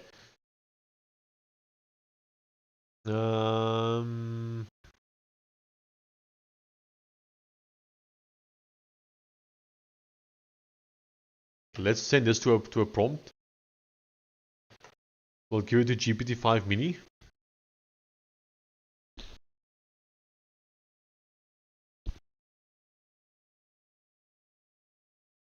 Okay.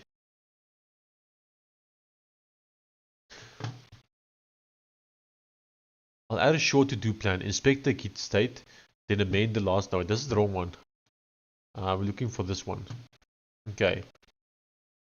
Summary. Yada yada yada.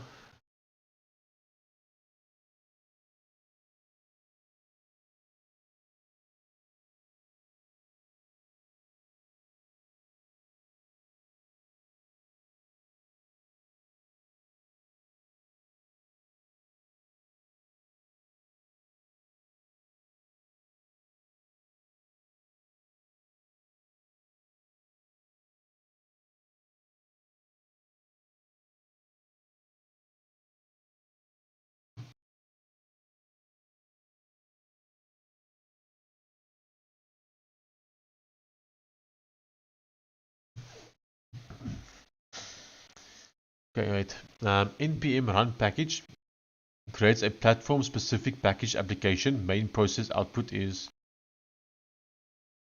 okay. Installers make.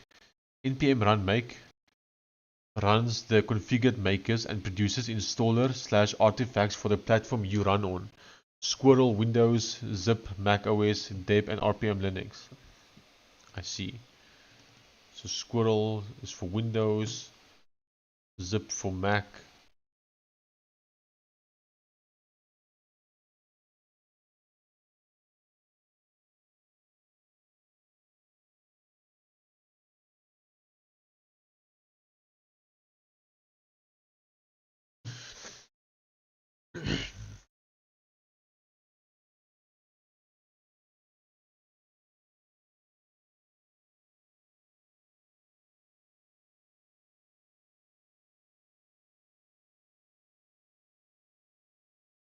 Well, I should give us some info here. Don't use anything in the existing folders. Start fresh. Let's send that.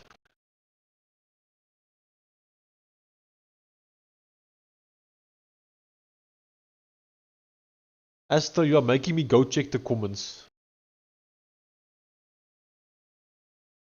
I feel like I must check the comments now. Certified Linux users assemble. No, what the fuck you mean?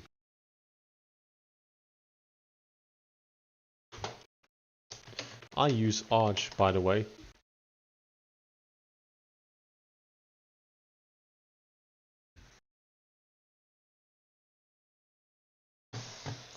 What are all the different social medias you have?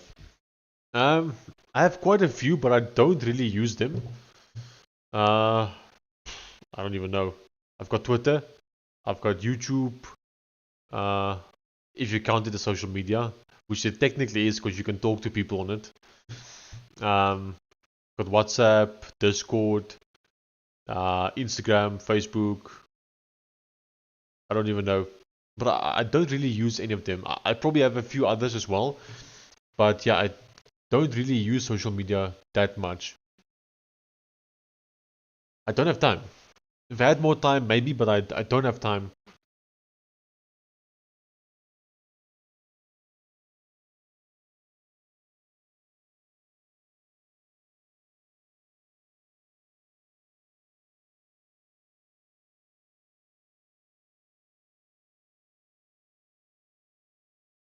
You don't really use them. That's the problem I want to fix with my SaaS marketing. Ah, I see.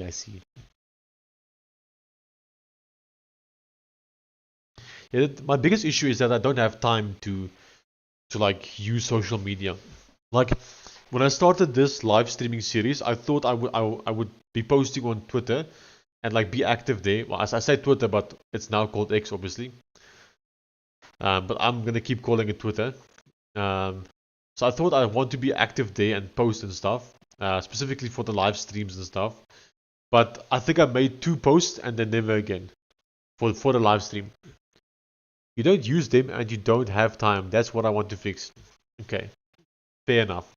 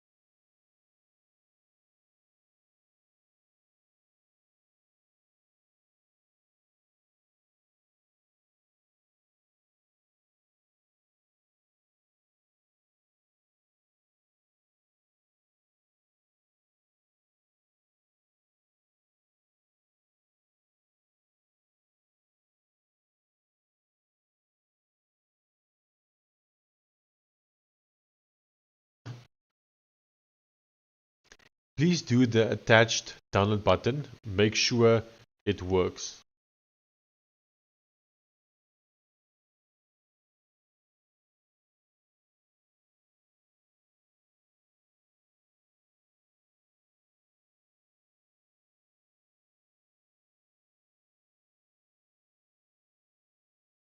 Please do the attached download button. Make sure it works. Please do the attached download button.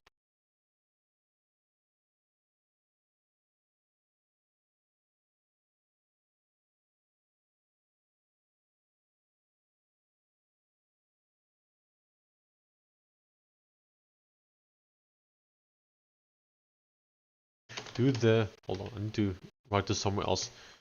Please do the attached download button. Make sure it works.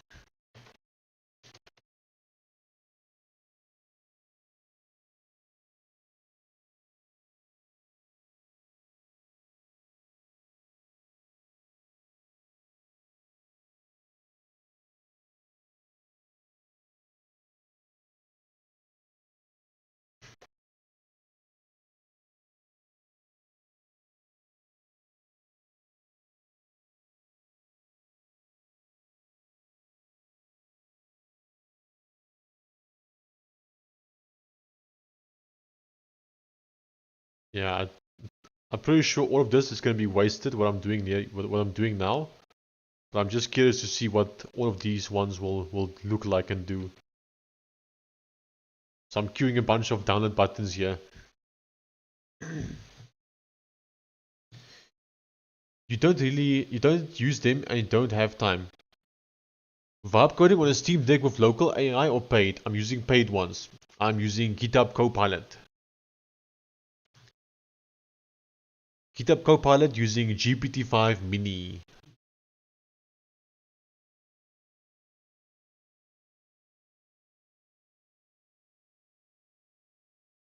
What about you? Just call me Dave. I like your name. Cool name.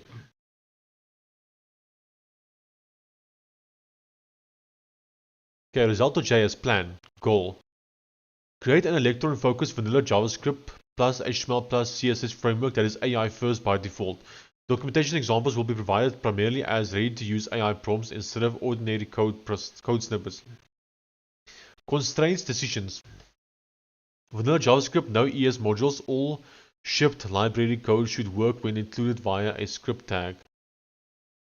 No framework runtime dependencies, minimal footprint. Support both single-page applications and static sites. Start the experience via an opinionated scaffold. And then apply result-specific changes. Provide a local testing path. Okay, I'm going to start making changes to the plan.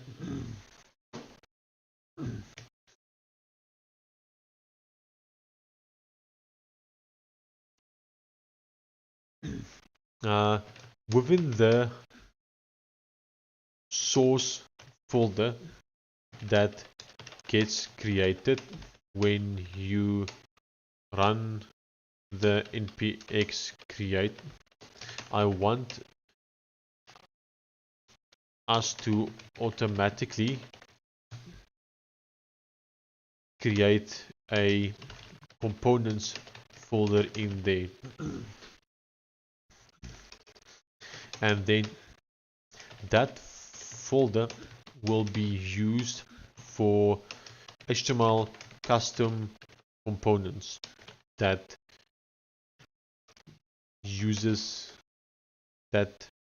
can be used in the website. The framework should automatically pick them up and be able to use them immediately. I haven't tried local models yet. I also have 3060. Is it feasible? Well, as far as I know, you should be able to run some basic models with a 3060, but nothing impressive. It's going to be not anything nice. I was thinking local with you mentioning the deck, and I used local and paid. Local is on 360. Paid, I find Cursor better over Copilot.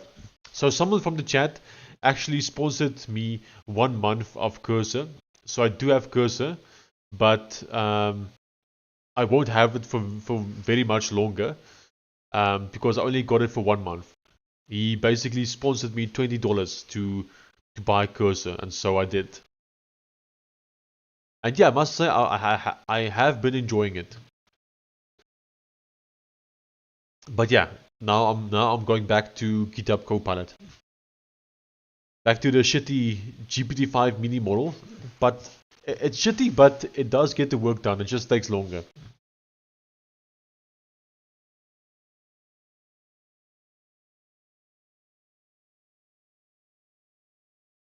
My dream PC would be currently a Steam machine. If we can get a Steam machine, that would be nice. I don't have too much interest in running local models. I do have an interest, but ideally I think cloud is the best because then there's no electricity cost from your side. There's no need to have a whole GPU just for your local models. But the downside is obviously it costs money. And therefore I have an interest in local models, but only because the cloud ones cost money. That's it.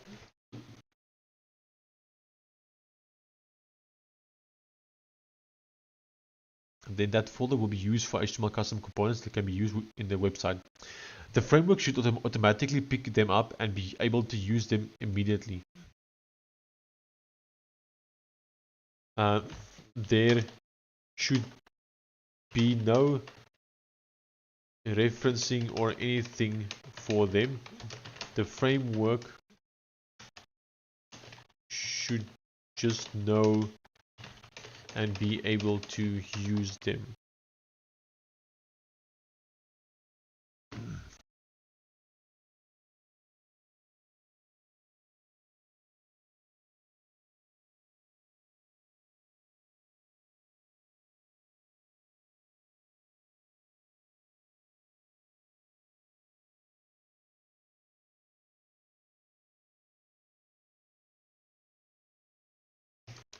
Also, our framework,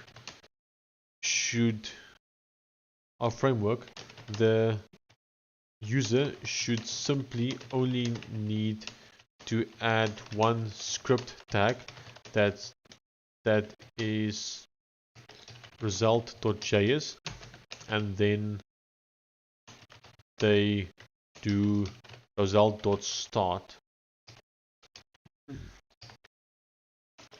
to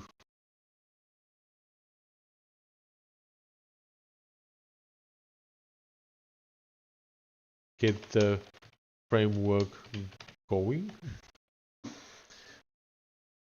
I'm going to give it a bit of an example.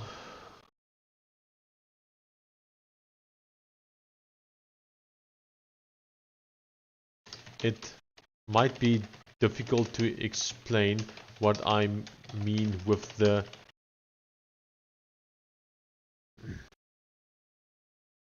components folder and the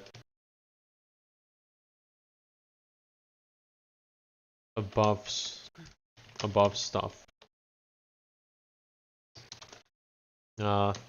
Here is my old Roselt.js file. Use it to get an idea of how components worked in there. Let's update our plan.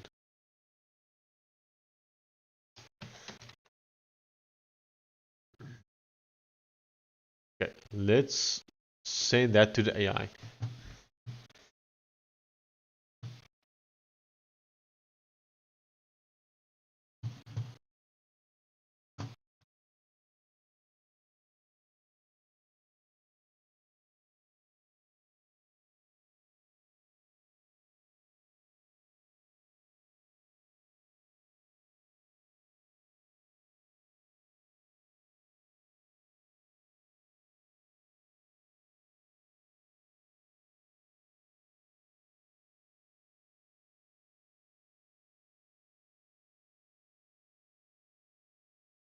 So just call me Dev. I'm already struggling to like stream and not lag and all that. So imagine if I were to run a local model, it would just die. That's it.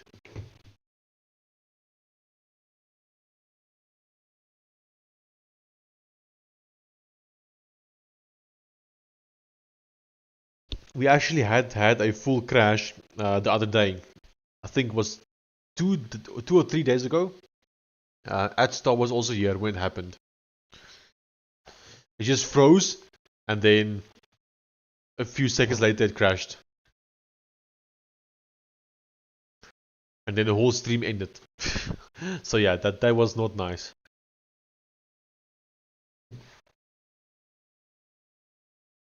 But overall, the Steam Deck is performing really well. I would definitely recommend it to anyone. If anyone is ever thinking of buying a Steam Deck or any handheld, just buy a Steam Deck. Just do it. If you have the money, do it.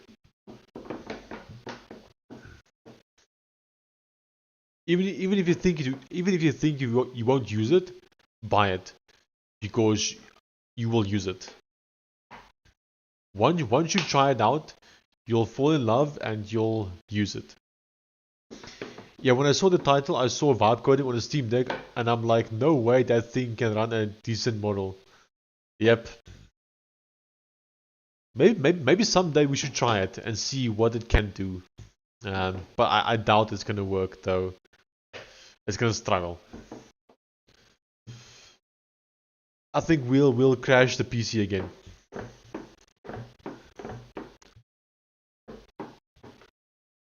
I see I'm making noise here in the voice channel. Sorry, I was doing the bottle here on the table. I'm sure we can run a very shitty model on it, but nothing good. I have a friend that has a 4060 GPU, and he ran some local models on it, and as soon as he runs the model, his GPU like jumps up to 100%, and then the results he gets is not better than like what I get with paid ones sometimes. What does the deck have for GPU, memory, and system memory?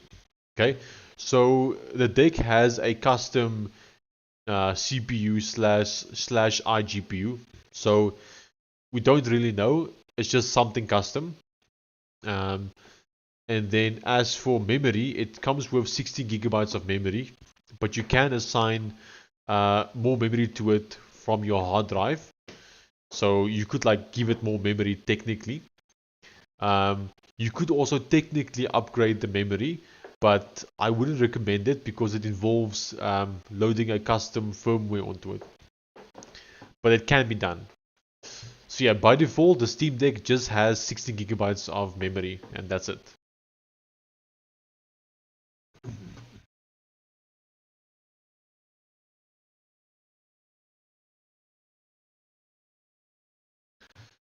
Okay, let's have a read here. I'll mark the component runtime tasks as completed. Summary: added component support, updated plan.md, update complete. I added component support and updated the plan. Added components and runtime section. Okay, I'm not so sure about the runtime section, but we'll take a look. Scaffolder updated, create result CLI to create. Okay, local template, added sample component and started result on load. Okay. Existing sample prompts. Ah, that's cool. Create a local test app. The runtime is minimal, classic script-based implementation inspired by your Roselt.js. It provides result.define component, file name inferred, tag names allowed, and result.start that auto-loads missing component scripts. Okay. Remaining to do. Okay.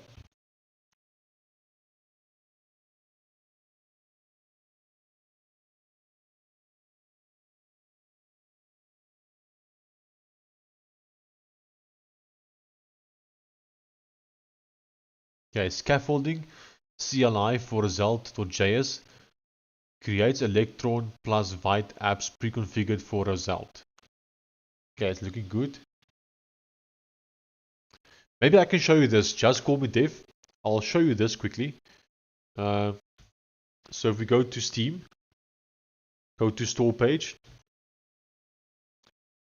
we search for Steam Deck, then I can show you the specs from here, like the official listed specs. So there you go. Those are the official specs for the Steam Deck. You can have a read there.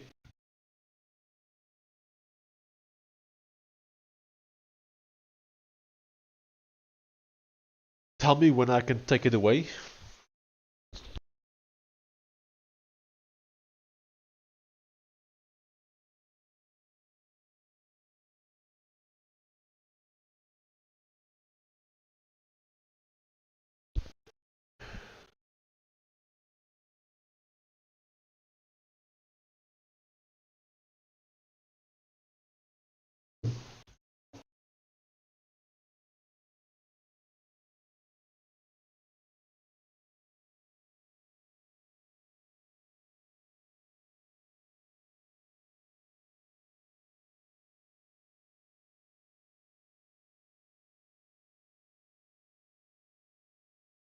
Yeah, it would be interesting to see run locally, as I have searched YouTube and someone has Gemma 4 running on a Pi.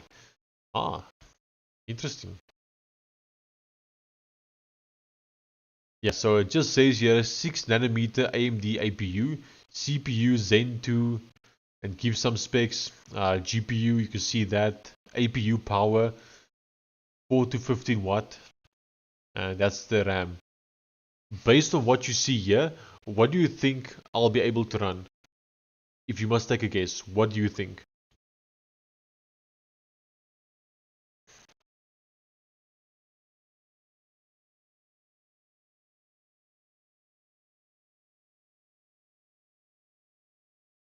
I see here, you can actually connect an 8K monitor onto it and it'll work. That's crazy.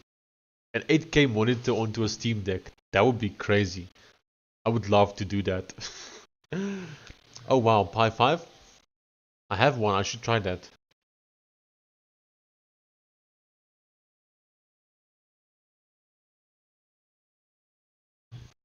Okay, templates. Result local sample. Okay.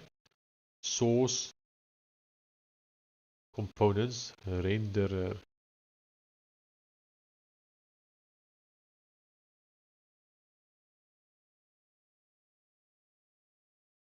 Okay. This file demonstrates the AI-first documentation approach. Instead of showing only code snippets, we provide prompts you can paste into an LLM to get immediate tailored code or instructions. Okay, layout scaffold. Create a minimum single-page application layout using plain HTML and vanilla JavaScript. Include a header. Okay.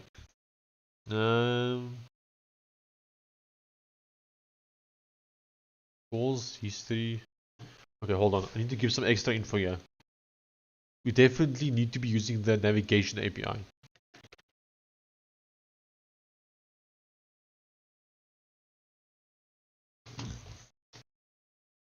Also, our framework don't care about older browsers. We just support the latest browsers from 2026 and newer. So as an example, for navigation and routing, we need to use this.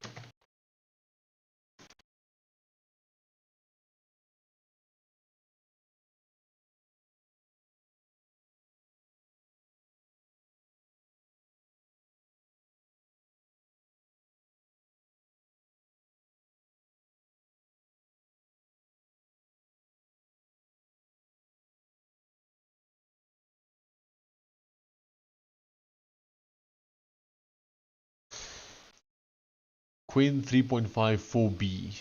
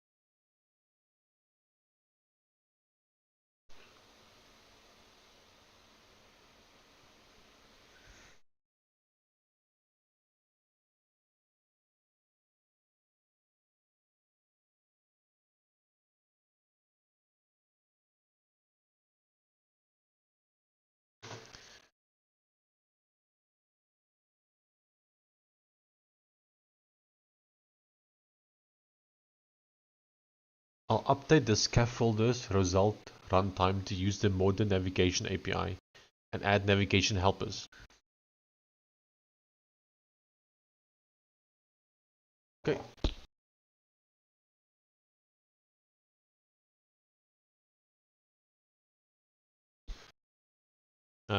When you're trying to think how the framework can work for both SPA and non-SPA. So that's what I'm trying to figure out right now.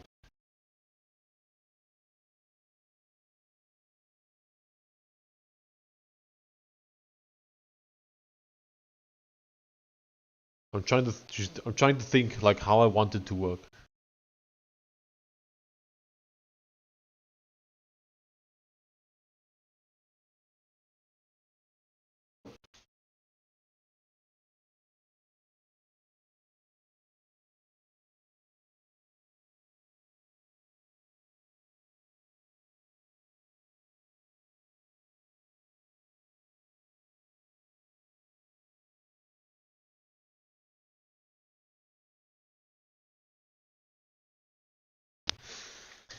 If there is a way to set a default,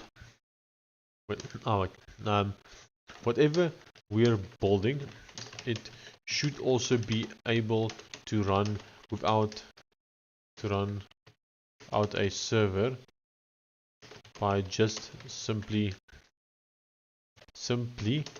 opening the index.html file in the root directory in your browser. But if you do want to make a server, the default port should be 420, 69.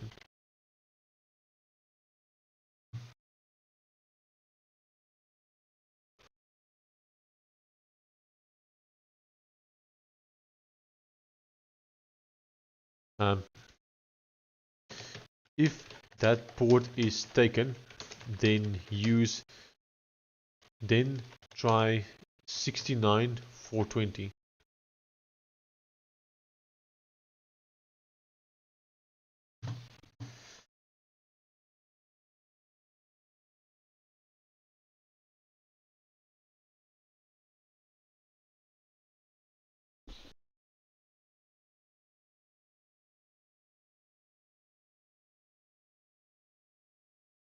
Just call me Dev. I'm curious. These local models, right? How do they currently compare to, like, let's say GPT 5.5? Like for general purpose agentic coding and like tool use and all that. How well do they perform compared to GPT 5.5?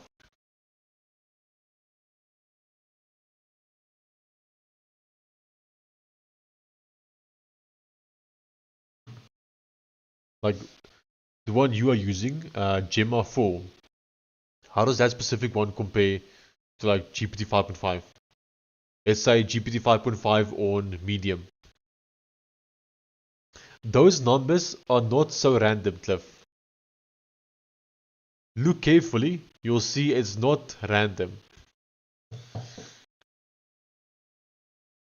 Tell me if you see or if you know. Cheers, Adstar. Thanks for joining. Cheers, mate.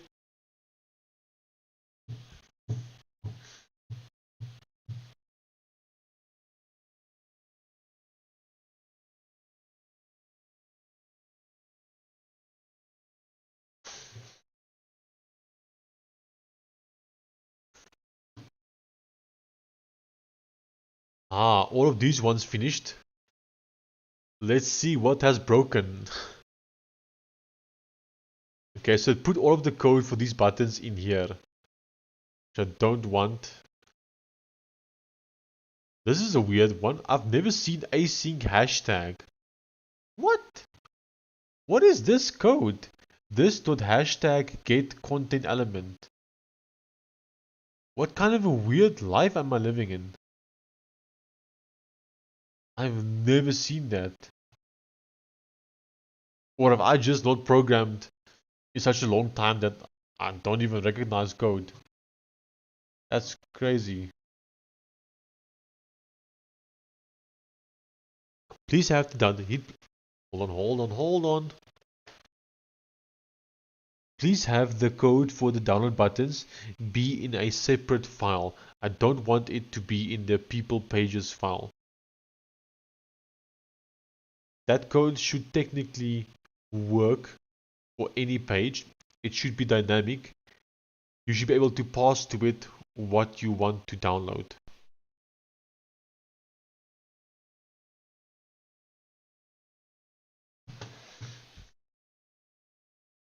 Damn, you still live and vibe coding? I'm still live and I'm still vibe coding. Using OpenClaw with Gemma 4, it was capable to an extent, just limited by having such a small context window. That's why I have to do basic things. I see. We celebrate the longest stream of the Sean show. Yep. This is officially the longest stream that I have had so far.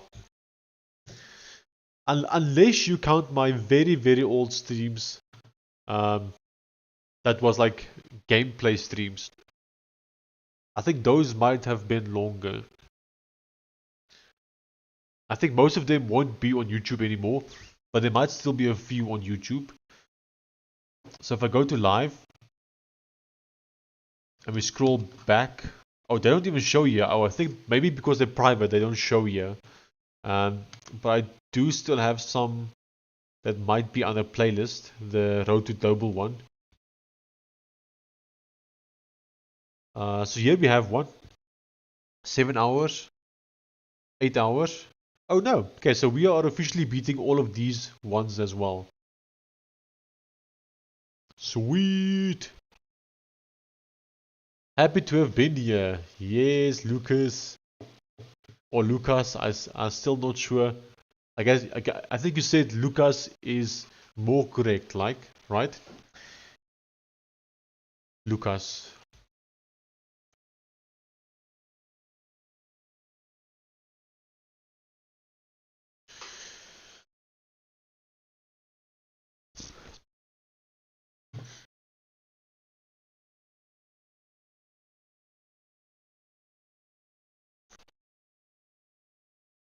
Oh, and this specific stream also broke the record for the most people we have had currently viewing. At the peak in this stream, we had 21 people who was watching the stream at the same time.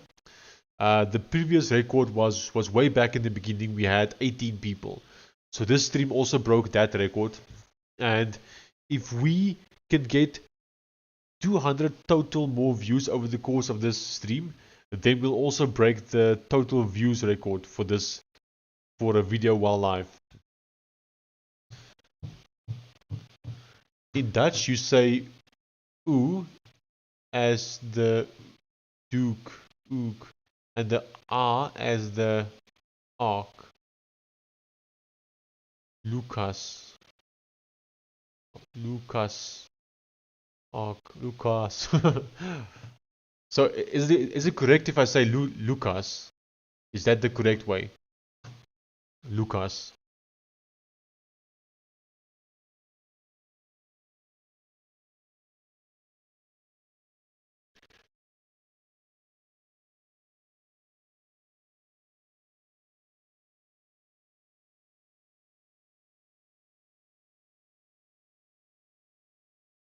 Lucas, cool.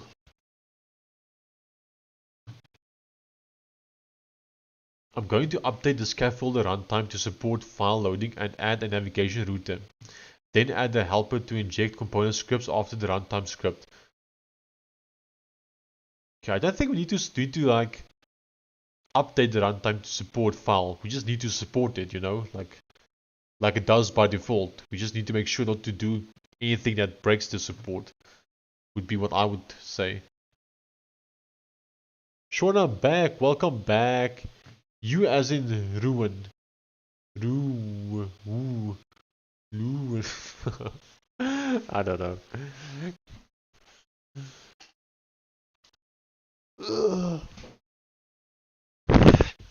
Hey Cliff, have you figured out that these numbers are not random, the port numbers? I worked on some text validation constraints for Cadence today. Fantastic. When do we get to see it? To see the platform on the thing you are building? My mouse died after being on less than 10% battery for like a month. Crazy. Oh, Ian is here. We're basically Dutch.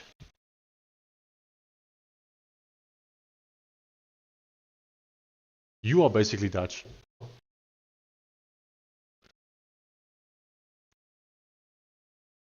At least 3 South Africans in this chat is not basically Dutch. Nope, I really don't know what it means.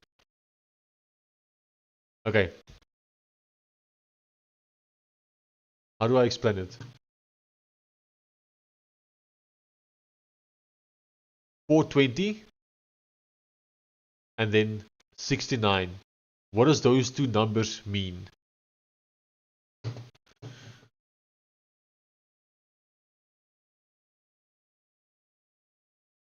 That's all I'll say.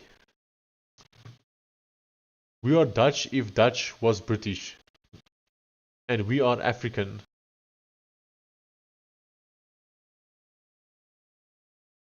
So I still have 4 weeks of university left until I have like 10 weeks of summer break. I'm planning on using the first couple of weeks to launch and then the rest to build a marketing engine. How so, Astro? Why? Why, bro? Why? Tell me why does she look like a fly? Exactly that, Cliff. And that's why we got that port number. So it's not so random. It's a bit of an Easter egg built into the framework. So if someone starts a server, some people might see it and think, huh, and others won't even notice it. So just a bit of like an Easter egg, basically, into the framework.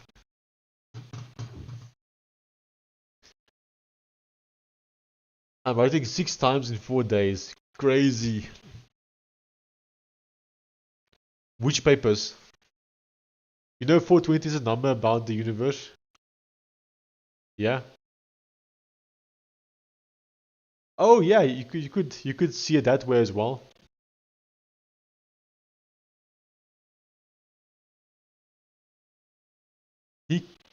Hitchhiker's Guide to the Galaxy, yeah.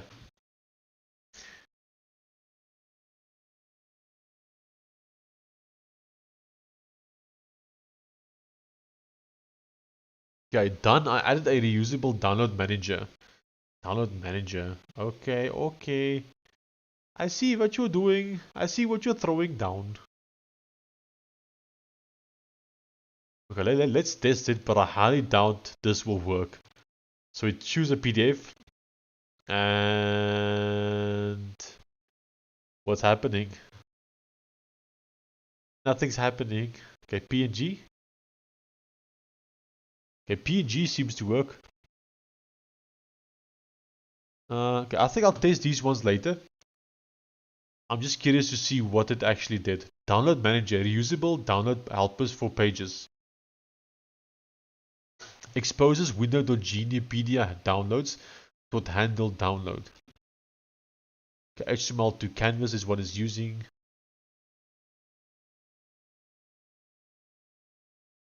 Okay, I'm gonna say here, add some documentation at the top of the download manager to show how it works, maybe some code examples.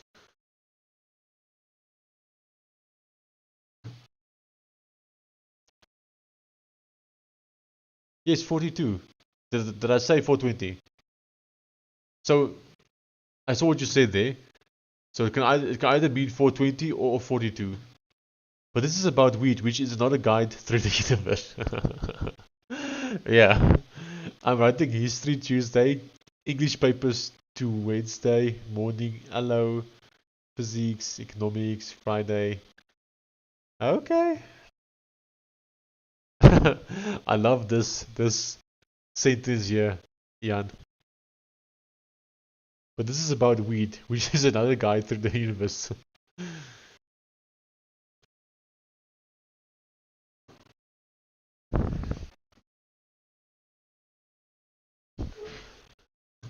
When you open the port, smoke comes out the router. I told Astor to shut his nerd ass up, and the comment got shadow banned. Nice. I wish it would like show that someone sent a message, but like that the message might have been deleted or something, so people can at least see that like someone sent something that should not have sent. That would be nice. Okay. Next step, recommended. Move the runtime into the template and update the scaffolded to copy that file instead of embedding it.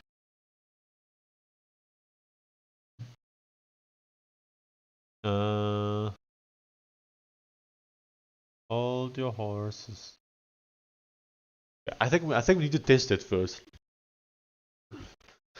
Give me the command to run to test it out. Maybe visit the street corner in the Kasi.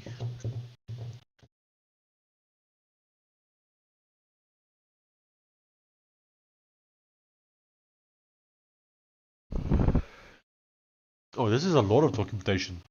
But I guess it's good. Parameters type. One of PDF, PNG, HVG. Examples. Supported types and behavior. Okay, not implemented. MD. Outputs plain text from element.innerText. Okay. Notes, the manager attempts to inline images.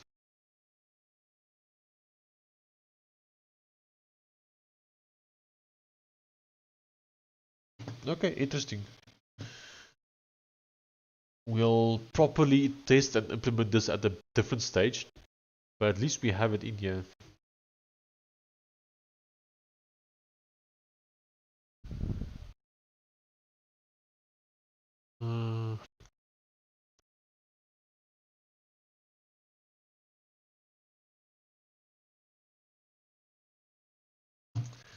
Stuff like the download manager, I do not consider that to be a component. For me, components are visual.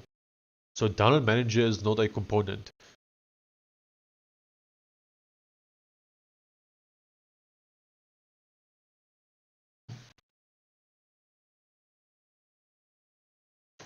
And therefore should not be in the components folder. Okay, let's send that through.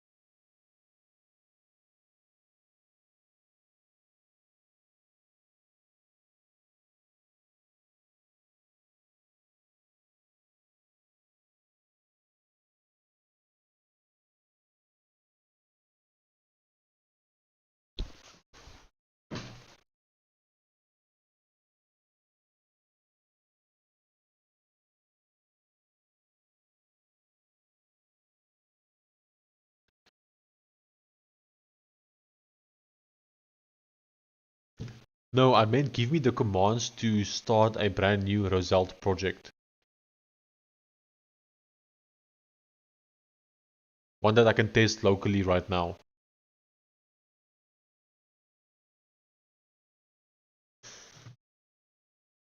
Just please stay away from Sesame Street. Takelani Sesame. Sammy, Sammy, Sammy, some. Don't know the words. I know the dingle, but that's it.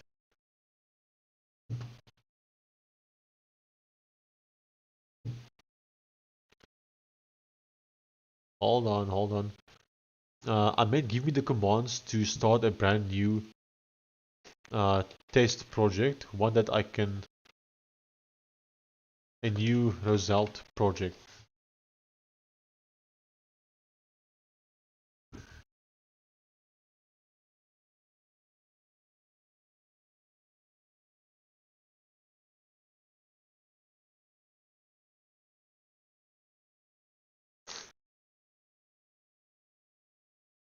Starlight, why Starlight?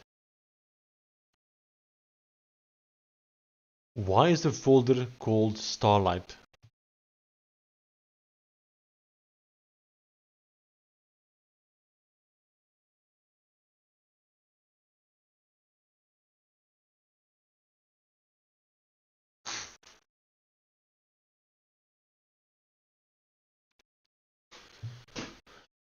XDG open.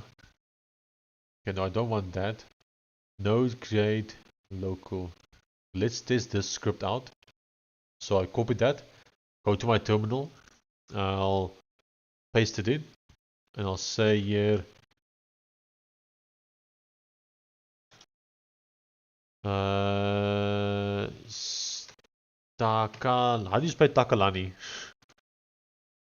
Takalani Sesame.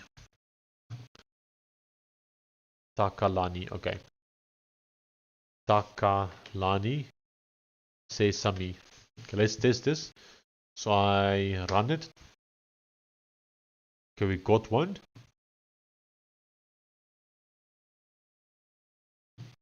Okay. I just tested that script and it doesn't seem like it actually ran the Electron Forge command.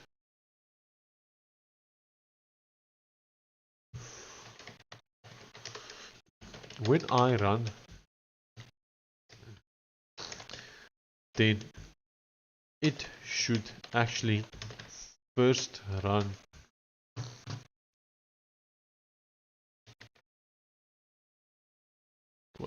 when I run,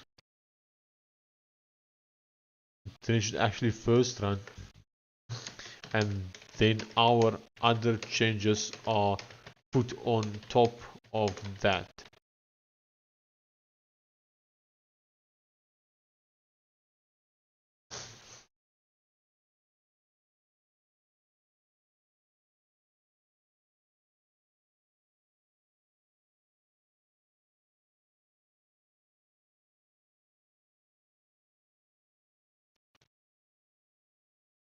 You asked to starlight the download. Oh, did I ask for that? I see. Starlight the download manager. Okay. That's not what I meant.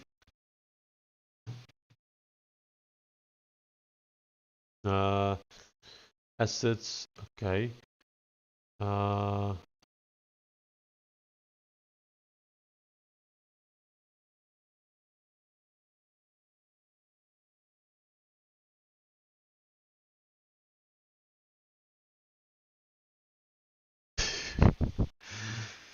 Third-party core app infrastructure. Don't know what to pick here. I don't like any of these. Use lib.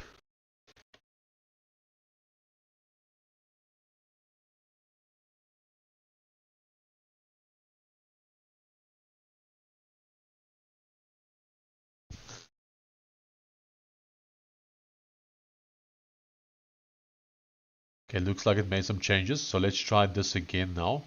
I'll go to terminal. I'll delete Takalani Sesame. We'll do a new one. Ah, now it's actually doing something. There we go. Takalani Sesame. I think we should listen to that at least once. Takalani Sesame. Theme song. Here we go. Dang, I've not heard that in so many years. I never watched Sesame Street, but I always heard the song in the background on the TV because it was always playing.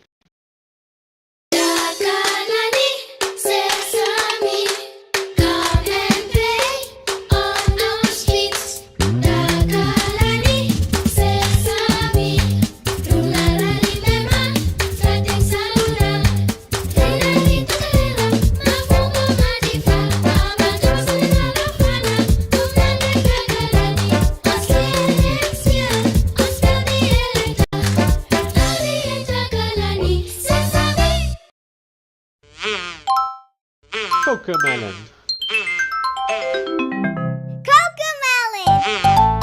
Okay, so what am I actually building here? Frames have died. Yeah, we can't be playing videos here. That's too much for the system. But at least you should be able to hear it, right? So what are we building, you are saying? So firstly, currently, actively at this very moment, I'm busy working on two things. The one is Genipedia. So Genipedia is a genealogy and family tree website. The idea is that you'll be able to make a profile for someone who has passed away, as well as view their family tree. Like who was this person's parents and his parents and brothers and sisters and all that.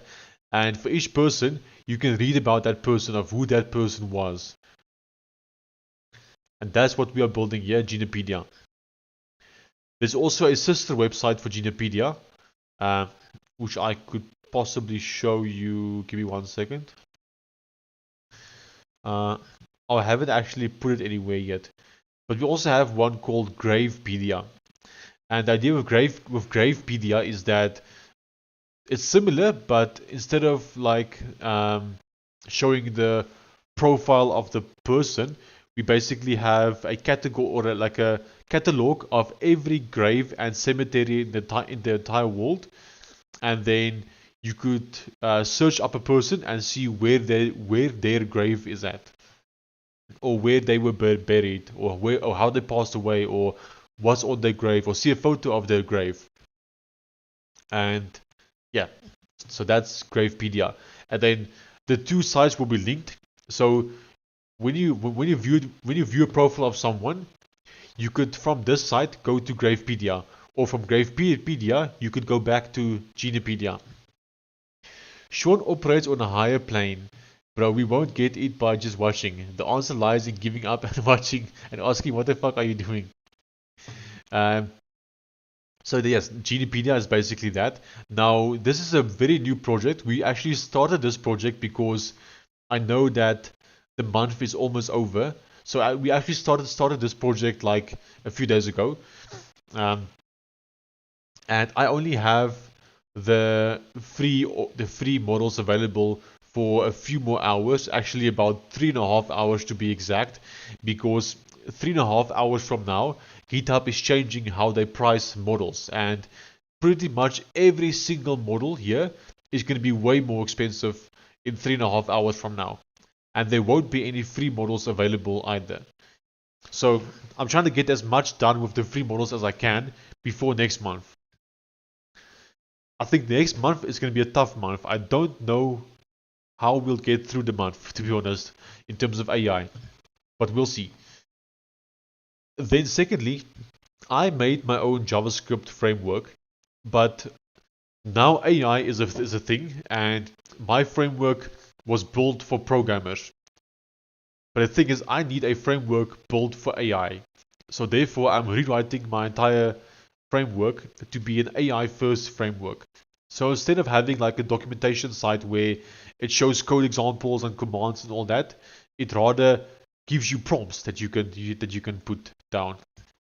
Try Cursor. So I do have Cursor, but I also only have 1 month of Cursor. So Cursor also won't be useful to us soon. Someone in the chat sponsored us money to buy 1 month of Cursor. So yeah, we do have Cursor, but also only for 1 month. And that's gonna end soon as well.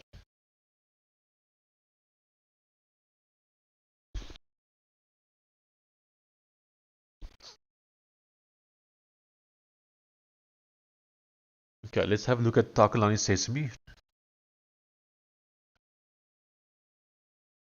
Create an app layout. I don't want that. Source. Okay, we got the components in here. Let's see how it rendered the initial website for us. Okay, about. Okay, there isn't an about though. Okay. When you create a Roselt app, it should always be created with 2 starting pages.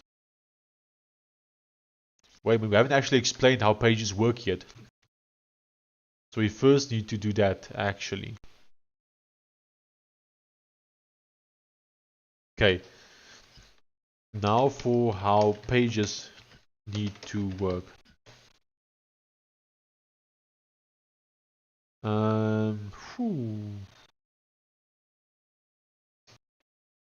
I first have to go to the bathroom, I think.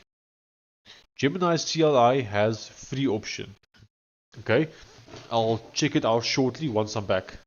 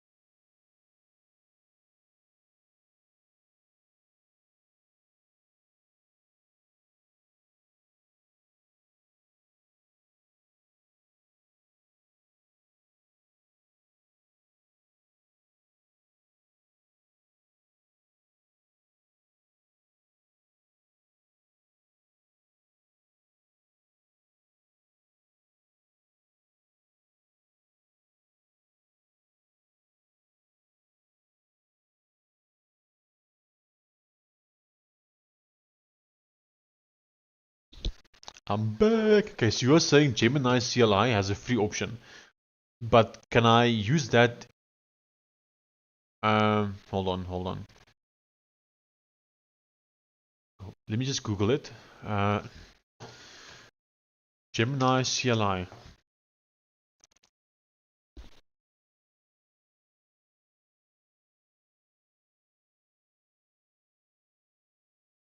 Oh, but they announced that they are closing down Gemini CLI. I saw actually sometime this week they like made a post saying that Gemini CLI is like being deprecated and replaced with something else, if I remember correctly. I could be wrong though, but I think I remember seeing something like that.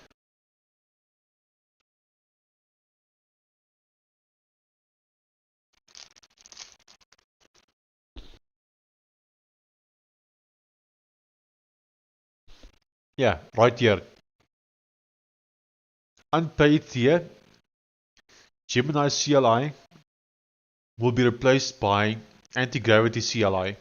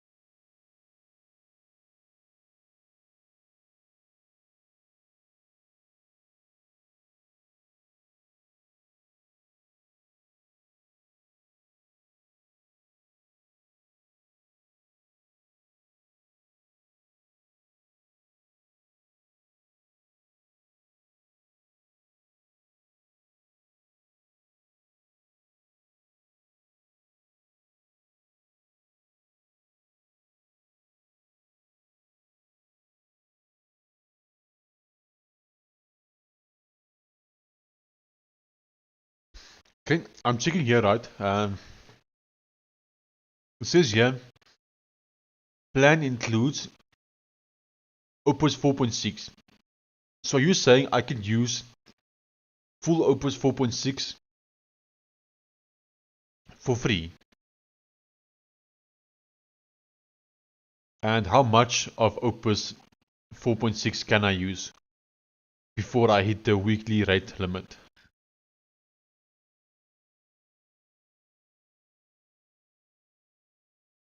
I think it's worth investigating it at the very least.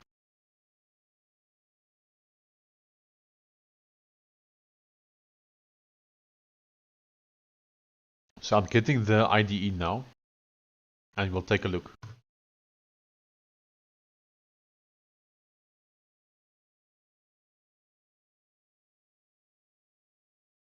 Oh, this fizzer was lekker.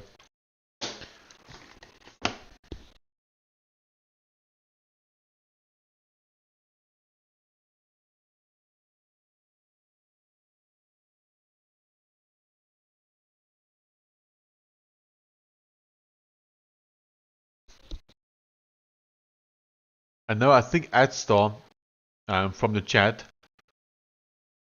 where's he? Also recommended anti-gravity at some point. CLI and IDE are different installs, by the way. So if I install the IDE, it won't install the CLI also.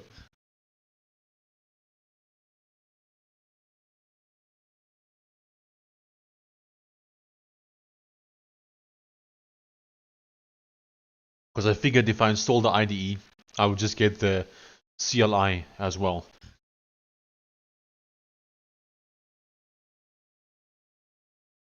So is there a way to use the CLI from VS Code, the Gemini CLI? Like how I can use Codex and GitHub Copilot here, as well as Claude. I remember installing a Claude extension. Where is that Claude extension? Oh, I didn't install. I was looking at installing it. Does look like I actually did it.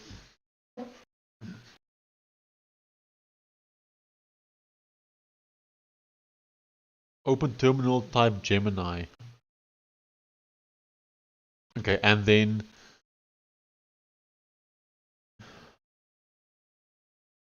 if I get the terminal, do I then also get the free stuff with just that? Won't I need to sign in somewhere at like Google or whatever, or will I sign in via the terminal?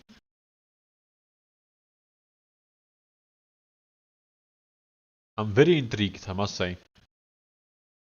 But I'm keen to try the actual IDE. Okay. So if I take this and I extract it.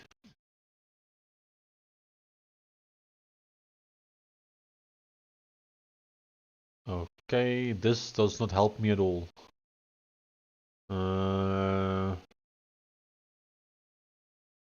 Terminal opens a web page for Google sign-in. Okay, let's just try the terminal then. I'll check out the IDE later.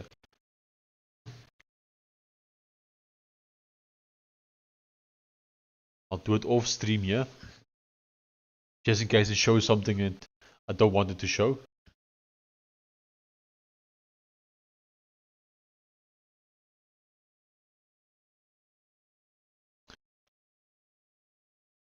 But in short, it's busy installing, as you can see.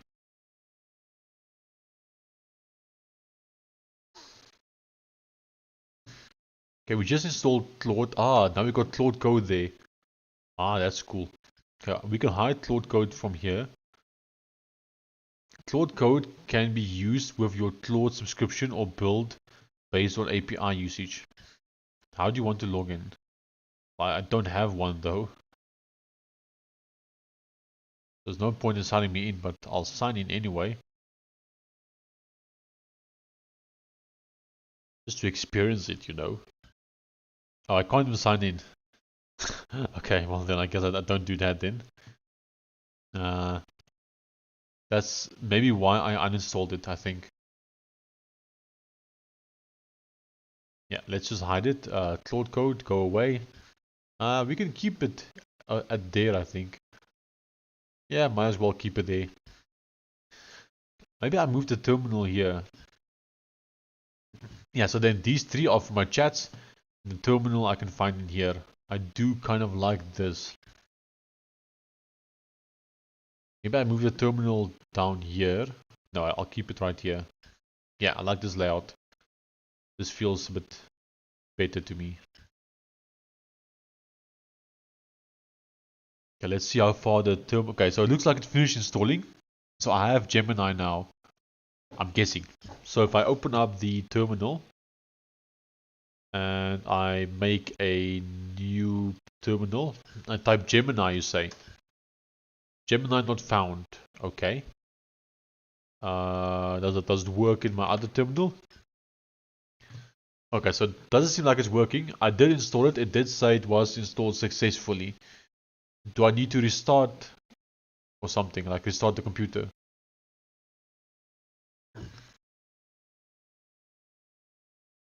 We can install it again. Yeah, so you can see it.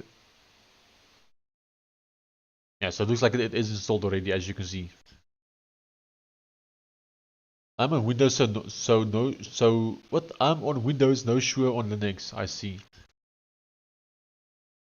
Okay, well, I'm not gonna figure it out right now. I still have the free GPT-5 Mini 4-bit. Okay, now for how pages need to work. If it's a static site, hold on. I need to just think about this. How do I want it to work?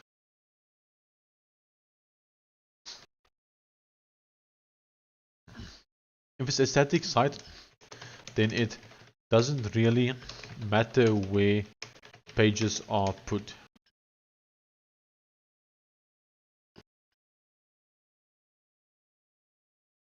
Okay.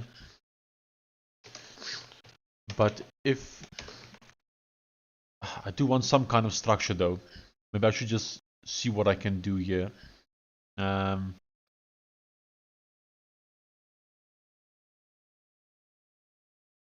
we got index page here, source, components. So we could make a pages folder in source. We could also make a pages folder here though. How do we have it in Genipedia? We got components here, we got pages here, but we also got pages in people. Once Gemini CLI installed, run Gemini CLI from your command line terminal window Gemini. I'm not sure what you mean exactly. So you're saying I must run terminal window Gemini. Terminal command not found. Window Gemini. Not found. Window Gemini. Sean, did you realize the title of Astro's video? I did not check the title, so no. What was the title?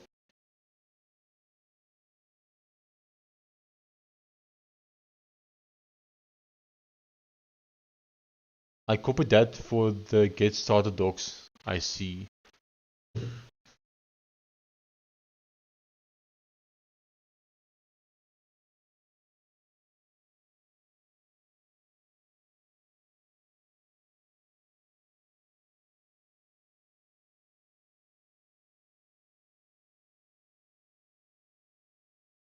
Check it. Man, you're just baiting me into opening the link again to show the video again. Ah, I can feel an arch between my legs is the title. Nice, nice.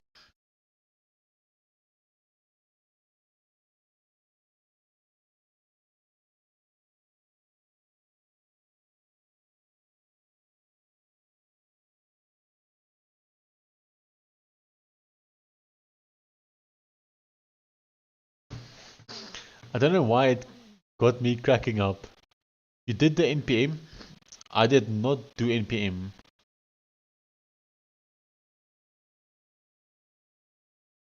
I just did this. I ran this anti-gravity CLI and I ran this command. That's it. Nothing else.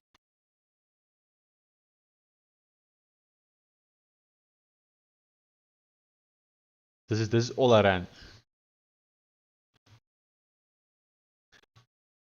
Yeah. This is all I see as well. Resources, documentation.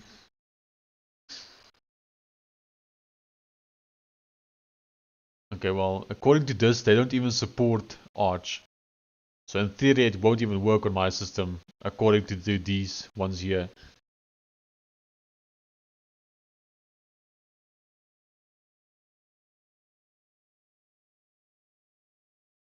Okay, getting started.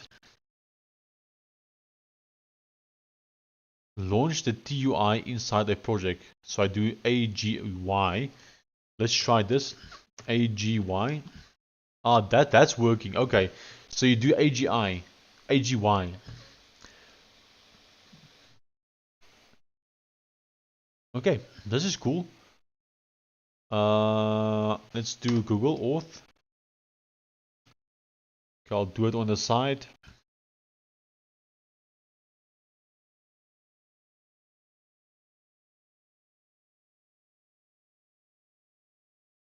Let's open it in VS Code as well. Okay, maybe I should bring the terminal back now here, because now it might be useful.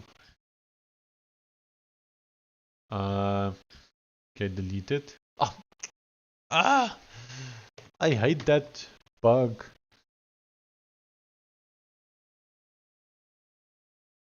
Okay, terminal. So AGY.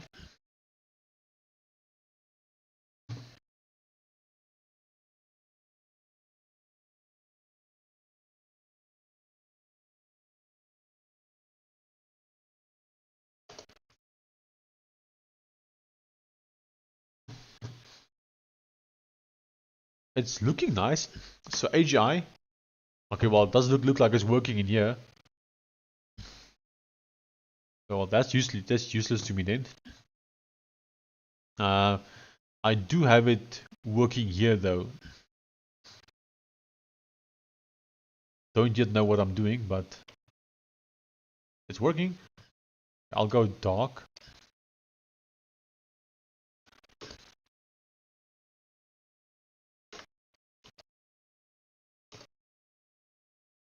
Do you trust the contents of this project?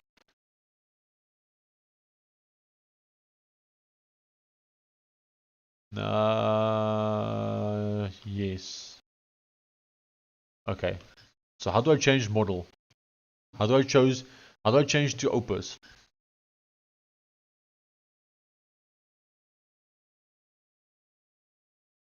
This is really cool though, I must say. It is pretty cool.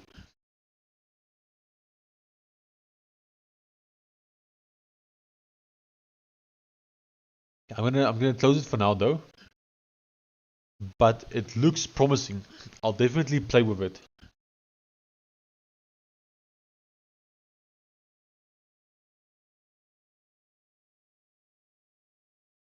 Okay. /model. Okay. I'll try and remember it. There's a chance I might not, but I will try.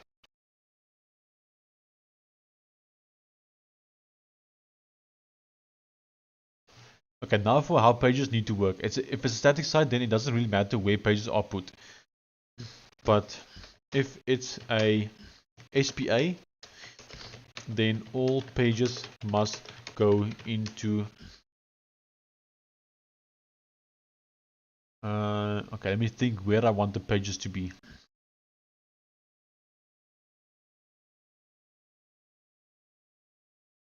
Let's put them here as well, I think.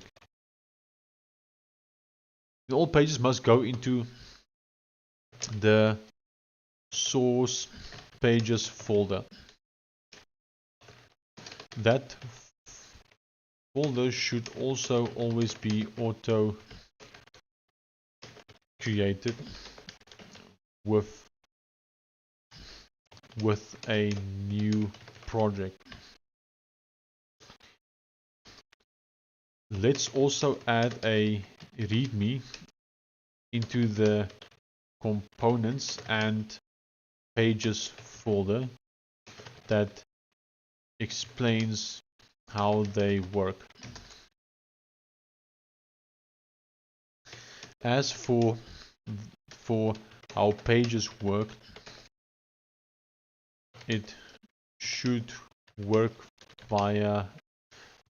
As for how pages work in SPA app, it should work via a page URL param, like how we're doing it in... Okay, then I'll give it Roselt.js again, the old one, if I still have it open. I don't... Oh, I do, right here. Okay, let's send that through.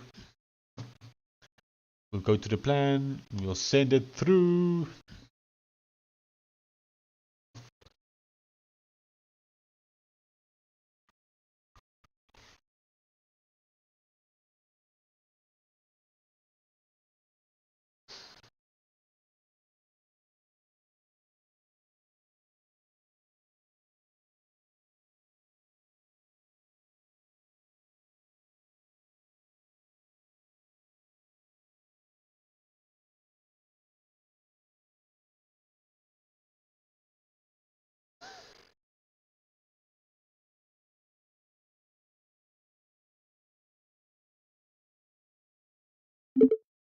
Please go ahead and make an app settings page. put whatever in there that you think should be in there.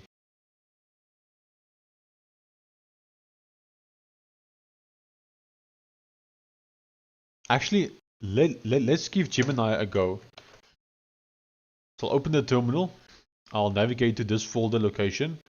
Copy relative path, cd. Okay. Okay, so index, I'll say copy path. We'll paste that path in. I'll go right here. We'll do a cd. Too many arguments. What do you mean too many arguments?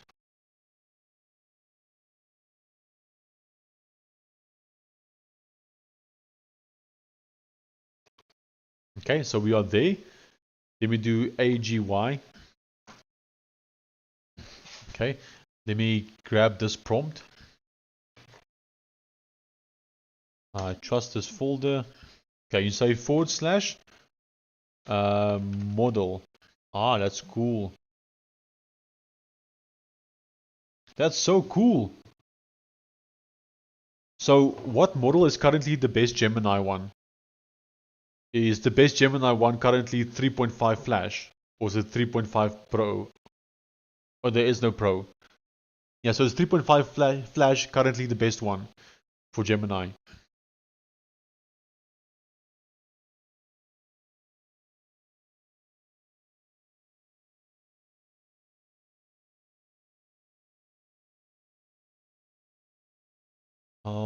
I'll use it though.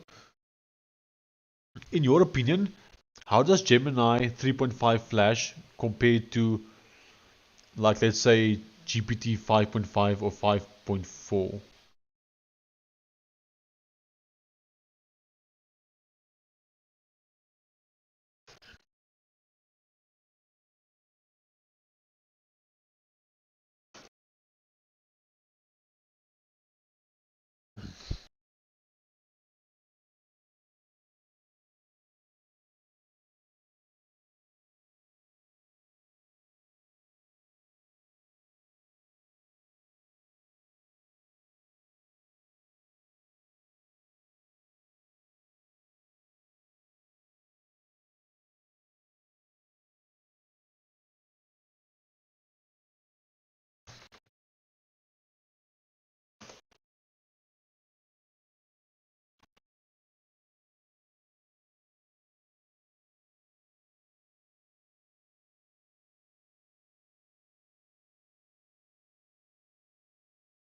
Okay, it's running it right here.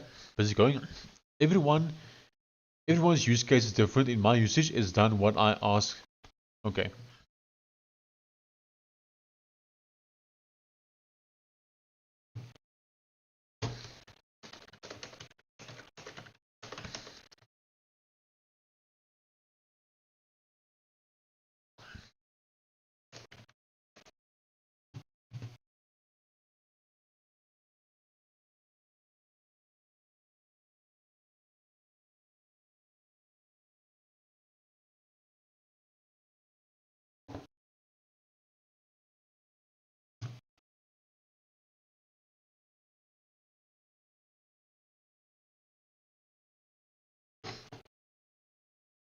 While this is busy going, I'm playing with it in a different one on the side.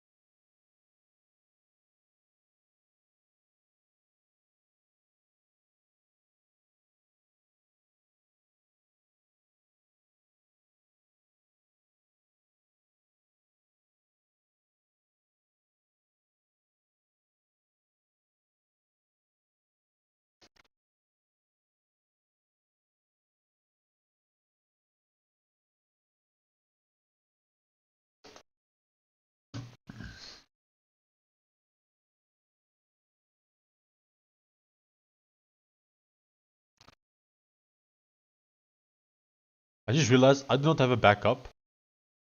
I hope it doesn't break my stuff. That would suck. I should probably have made a backup. Is there a way to revert? Like if it makes a change and I don't like it, can I just undo it?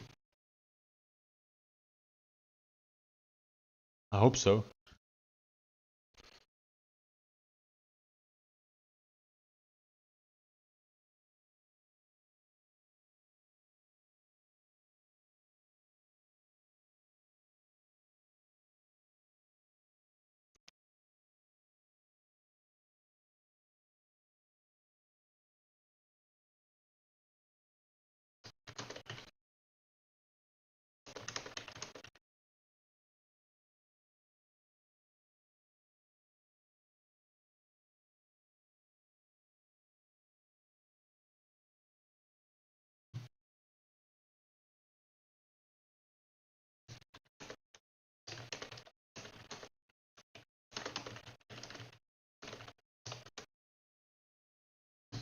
Okay, it looks like it's finished. I've created a high fidelity, interactive and visually stunning app settings page for Genipedia. I've documented the planning and design architecture in an implemented plan artifact as settings.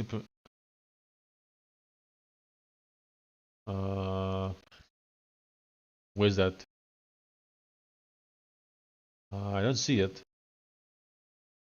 In any case, let's have a look at the page.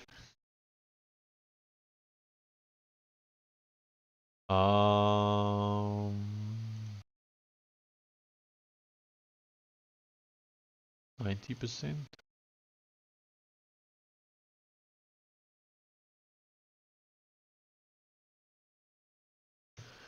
80%. Okay, so something is broken. You can see the size of my header and sidebar is not the same. The footer is also way too small. Why is it also small? You are using a Git? No, not yet on this project.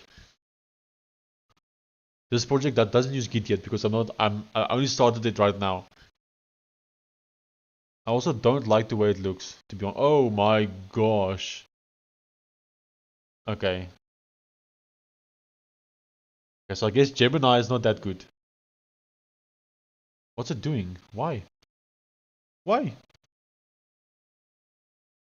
Okay, I think we'll need to give it easier stuff to do than this.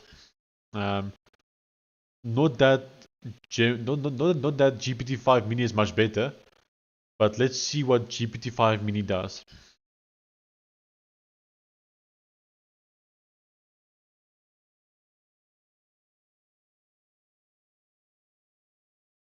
Please go ahead and make an app settings page. Whatever in date that you think, whatever.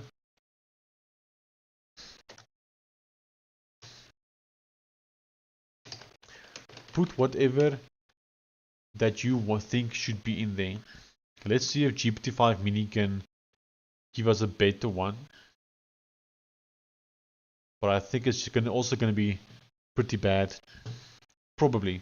But we'll see.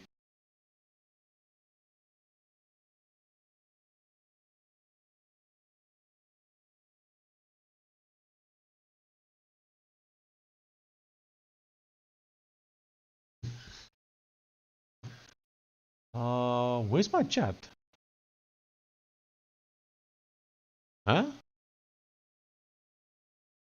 Oh, I'm in the wrong website. Okay, there we go. Okay, change files for quick inspection. Okay, I'll add template pages and component pages, readme. Update the local template, links and update the scaffolder to create and write sample pages and readmes. Then I'll patch the runtime to load pages from via the page param.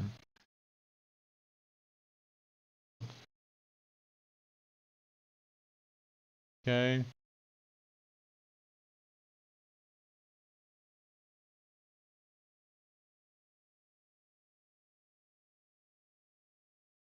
Okay, so I think let's test Tacoline Sesame. We'll start a new one again.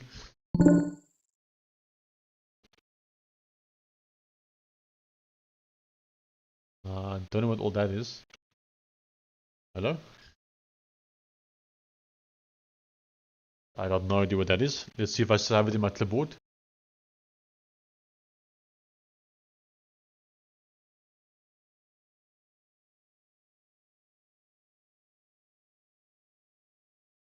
That's fine. We'll copy this one. Copy terminal, paste, and we'll do here, change the name to be Takalani Sesame.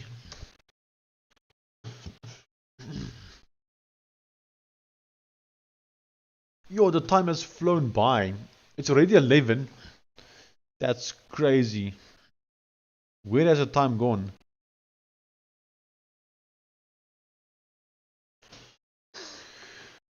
We're almost live for 10 hours. Good night, Hyper Voice app. I saw your Steam message as well. Good night.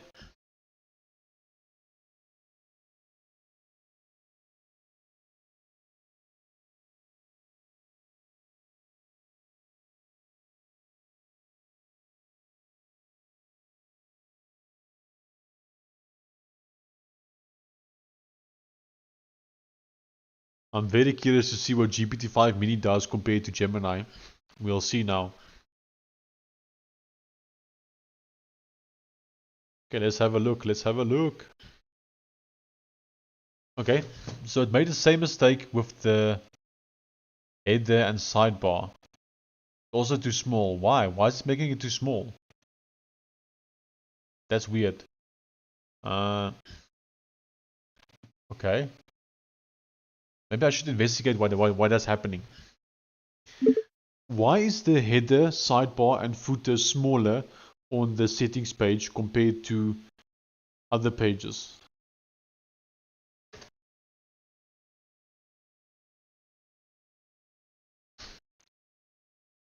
But this looks much worse. Okay, so Gemini, I would say Gemini wins, even though it didn't work. But this one doesn't work either. Gemini takes the win.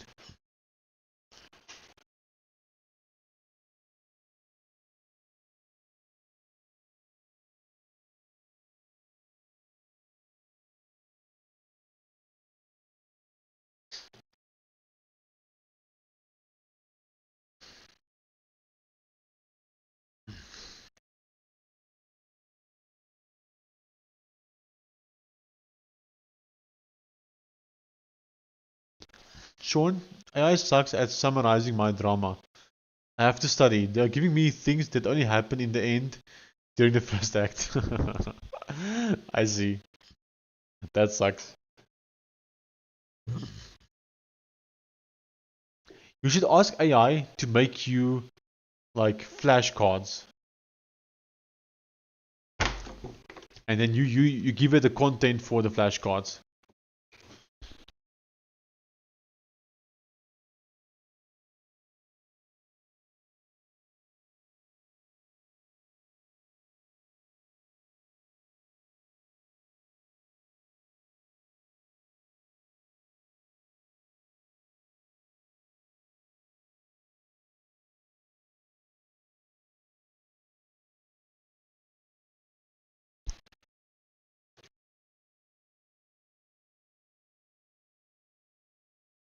Okay, Takalani Sesame.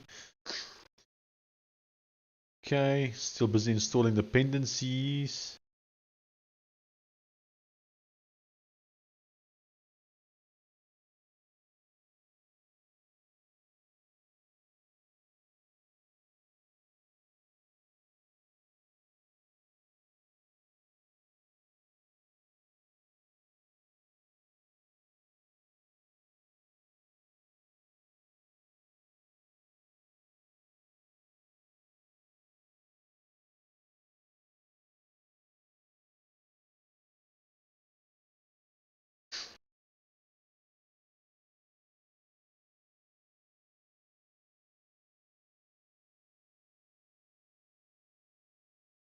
I'm just testing.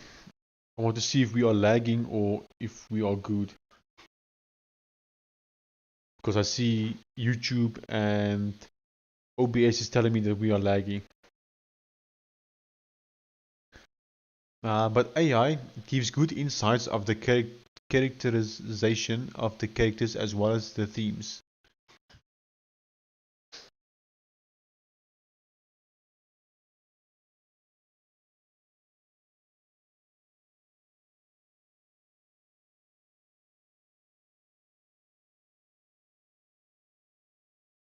Lagging like by 2%. Okay, that's not too bad then, I guess.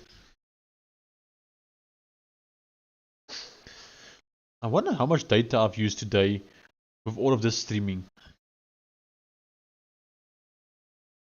So I've been live almost the entire day. So let me go check how much data I've actually used.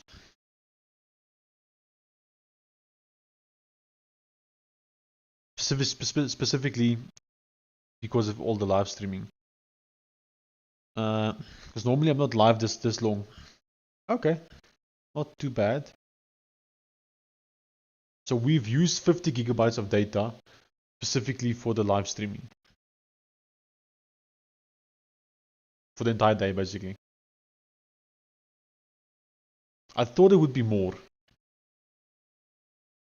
But I guess you have to have good internet for it to be more.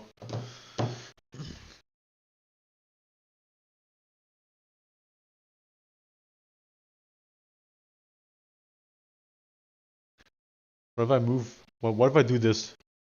Surely this makes it be more laggy. If I do this, surely it gets laggy. Because of all the movement, it has to send way more data.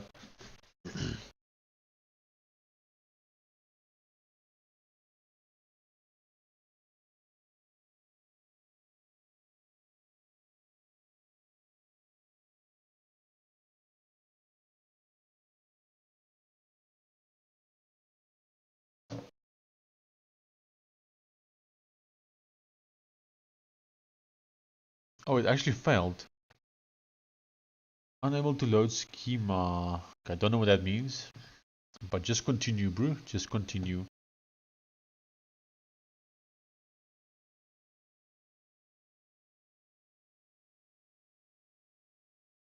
You're not on unlimited bandwidth? I am. Yeah, so I do have uncapped, but my internet is very slow. So on average, I have between 3 megabit per second and 10 megabit per second.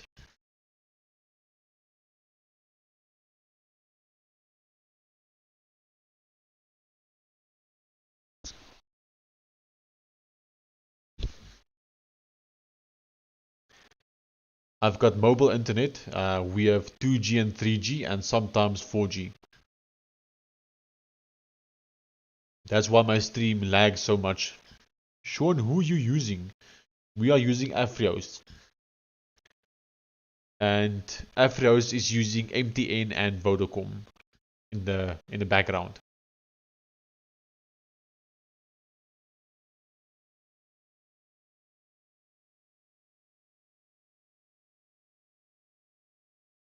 Definitely not Telkom. So Telkom does not even have any signal here, like nothing.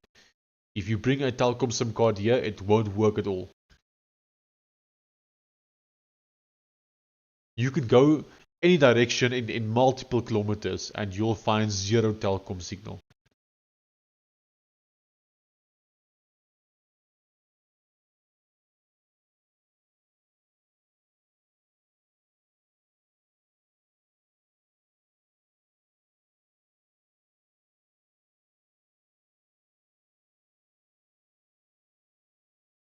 Also, if I take my phone, right, and I can like stand where I'm currently at, like if I hold the phone like so, I'll most likely have either 2G or 3G. If I'm very lucky, I would have 4G, but most likely 2G or 3G. There is a chance I might have nothing, like no signal, by just having my phone here. So there is a chance. But if I were to just walk out this door, right, the door just here, if I'm right there, I'll have zero. So pretty much anywhere in the house, I have zero signal. I have to be in one of the rooms on this side of the house, just to have any signal.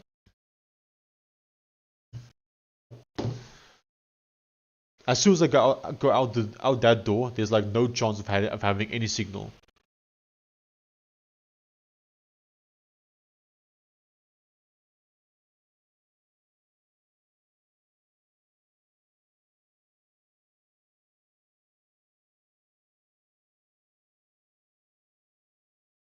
I am part of a school challenge where they give us 1 million virtual rand to invest in real-time companies, and whoever makes the most money end of year wins 5.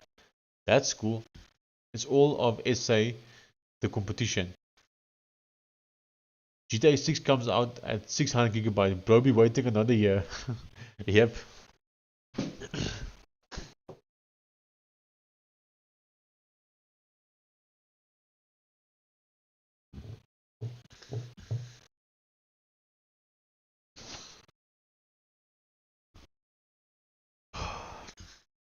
Come on, it's taking so long. Just finish already. Installing development dependencies. How long could that take? Surely.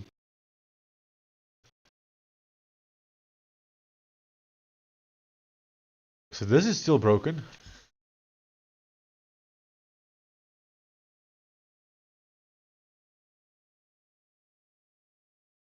Let's try again. Fix it.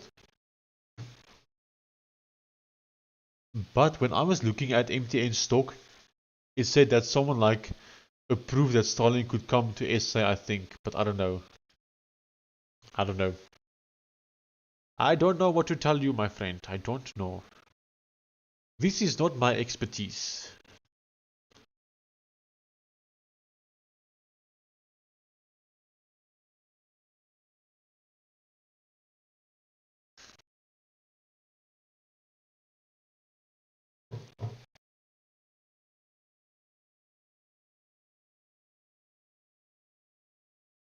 I think for now we can probably close Gravepedia. We'll work on it some other day again. I think for the calculator we'll keep it open. This one we'll close as well for now. Okay, sweet. Just need this to finish.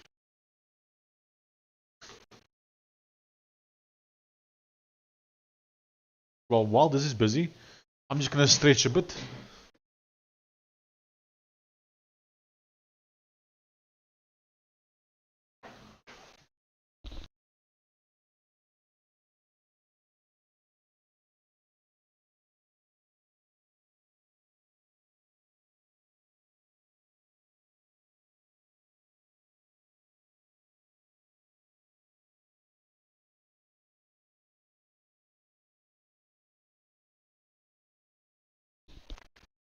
I'm gonna stop this thing. I'm gonna delete Takalani Sesame. I'm gonna start again.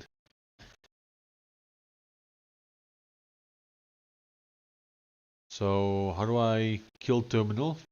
Kill terminal. Then we'll make a new one.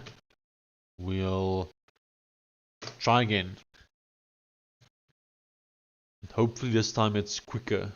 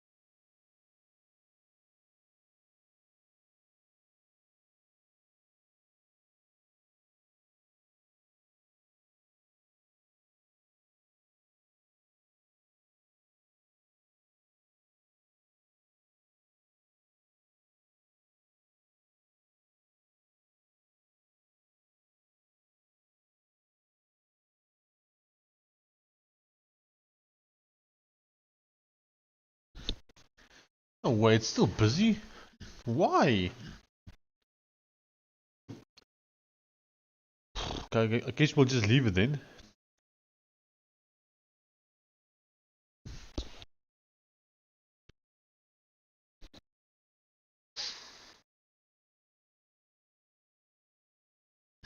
Okay, let me continue planning out how I want the framework to work.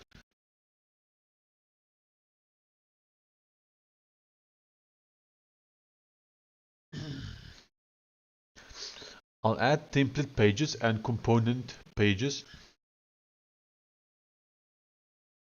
Catch you later. Cheers. Just call me Dave. Goodbye, sir.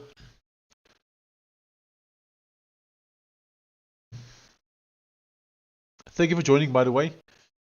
And cheerio.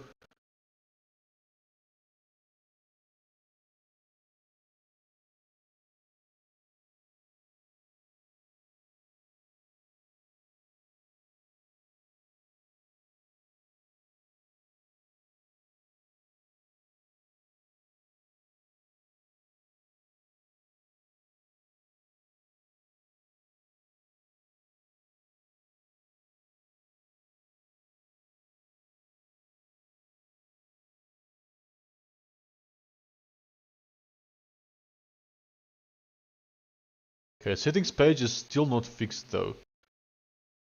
I don't know why. It's very weird.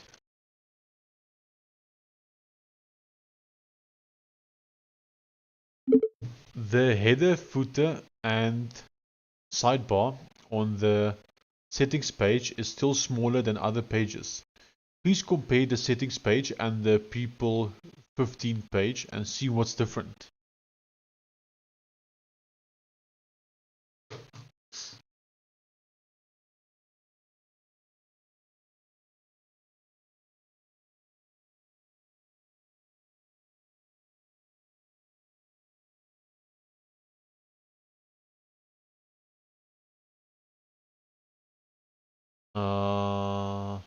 Oh, wrong website again.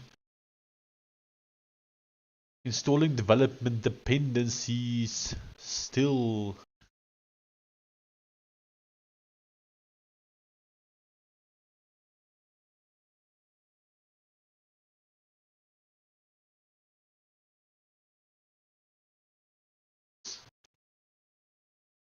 Um,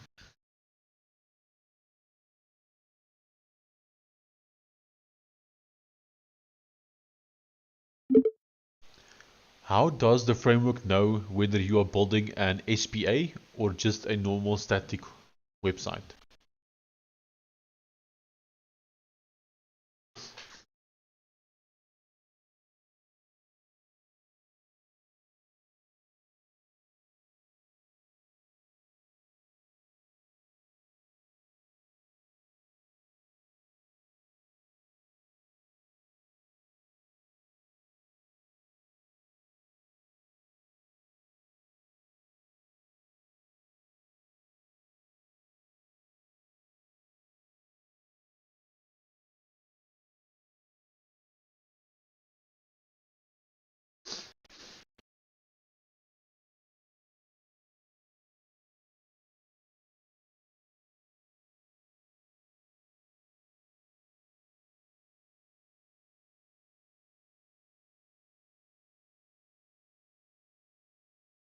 Okay, short answer. Explicitly recommended or by simple heuristics. The runtime is passive and only activates SPA page loading when told to or when it sees page links files. Okay, explicit. Call result.start pages directory root selector app. Okay, I don't want that.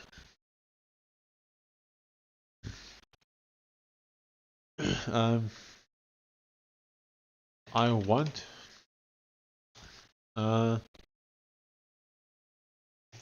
maybe for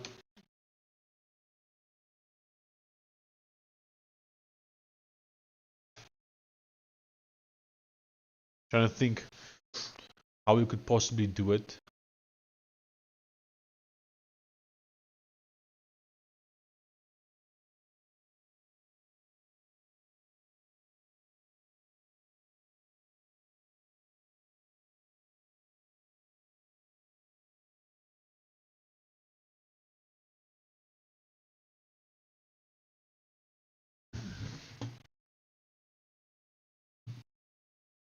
Add a result field to package.json.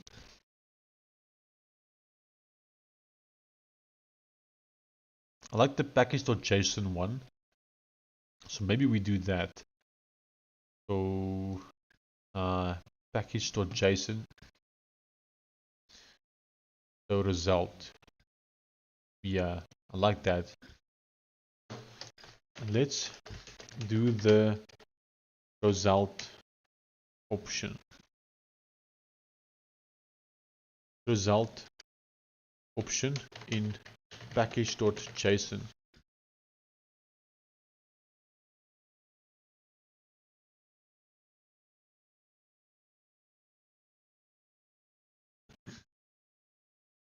Although maybe I want the framework to work outside of Electron and package.json, like just as standalone as well.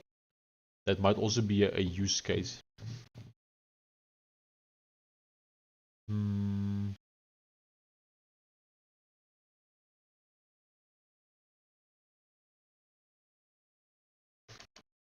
But also add to result.start.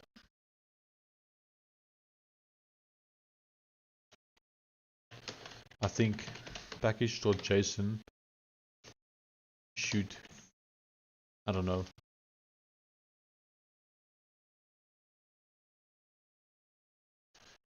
Let me just do some extra work here first. Okay, let's get the old file. Dist result. So firstly, I don't want us to ever specify a pages directory. That should be that should always be in the src pages folder if it's an SPA. I also want to have a result tag like how we did with the old framework. And let's add a result field to package.json, but I think we should also be able to pass it to result.start ourselves. Okay, let's send that through. Let's send it.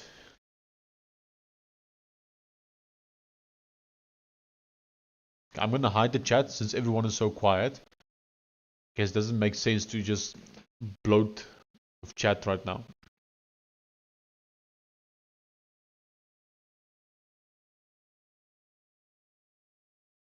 Unable to connect to schema store. Why?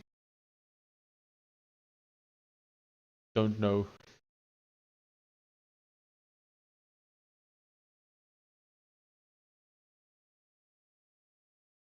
Override index.css root font size for this page.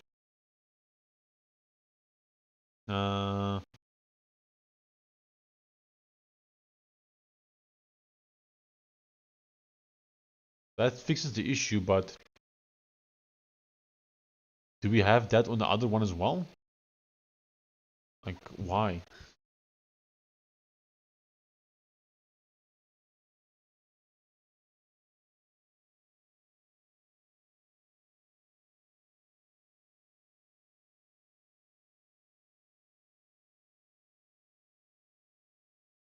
See.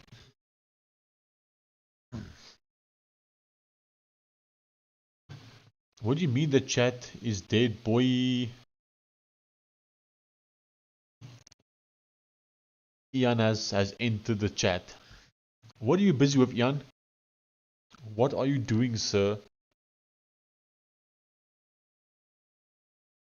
Ian, what do you think of what I'm doing with Roselt.js, the direction I'm taking it. What do you think? I don't know if you listened, but what do you think about it?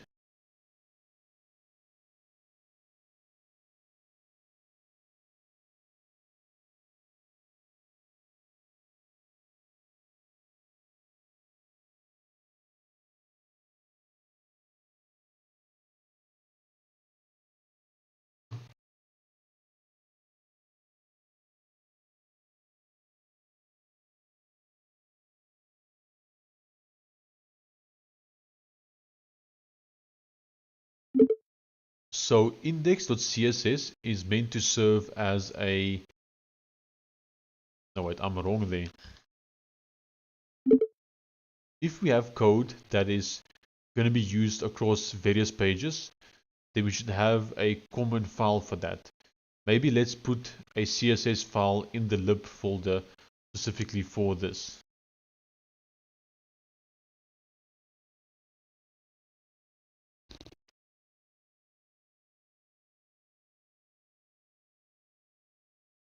I'm adding a link to my portfolio site to the websites I made for my friends.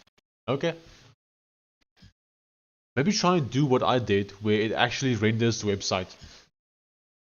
Like if you go to my site, I don't know if you saw it when I made it, but on my personal website, the way it works now is instead of showing a screenshot or a thumbnail, if we go to websites,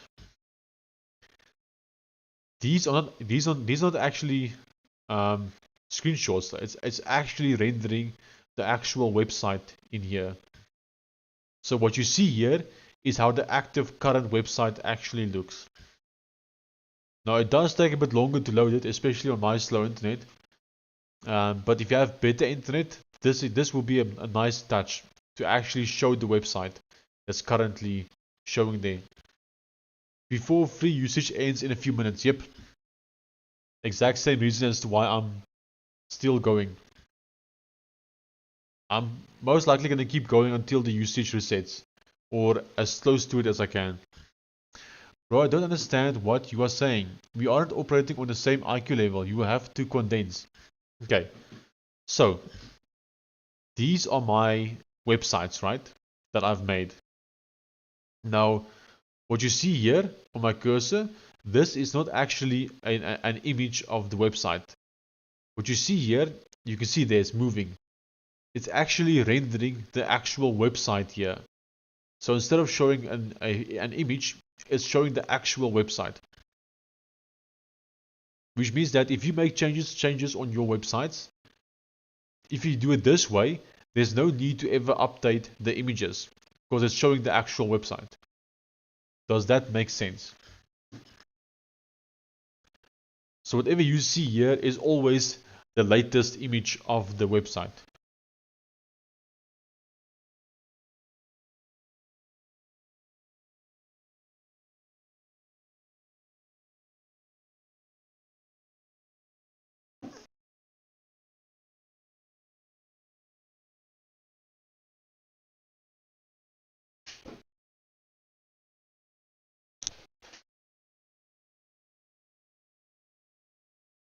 Hey Sean, looks really cool. Thank you, Mr. Hints Gaming.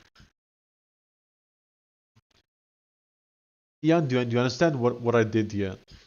So the way this works is rendering the actual websites in an iframe. And then I'm making the iframe read only, which means you can't actually click on any buttons and stuff on the website. And then furthermore, I'm also making sure that it's zoomed out to be a 16:9 desktop aspect ratio. And that's basically how I get this. So I don't really want to make a very large presence on their site. I'm adding a small icon of myself to the footer with a message that someone would click on if they, oh, I thought you were busy adding those websites to your portfolio. So to show that, I was suggesting this. Definitely don't put your site like this on their site. That's not what I'm saying. A simple text in the footer is good enough.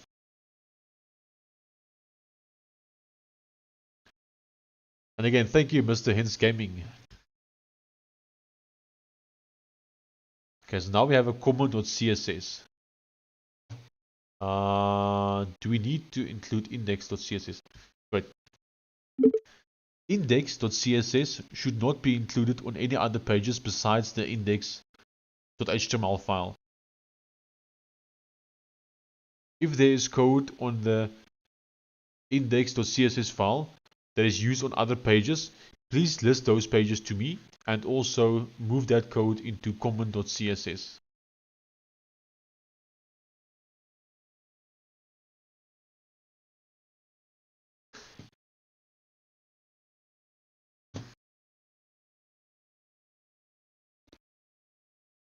Because this failed. Let's try and figure out, that's the wrong one again. Okay, I'll make the runtime and scaffolder changes, add result. Enforce pages support result tag as app root and let result.start read package or accept options. Sweet! This thing is still going. What? Is the voice to chat a plugin? Yeah, it's a plugin. So I'll show it to you. If you go to extensions, you can just search for the Copilot voice. And then eventually you'll get it. There we go.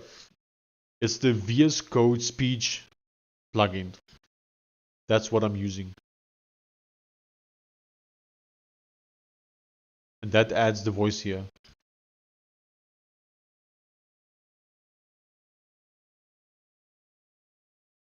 It's pretty good. I'm happy with it. Because I have a very thick Afrikaans accent. So you would think that it would struggle to understand me, but it's doing a pretty good job.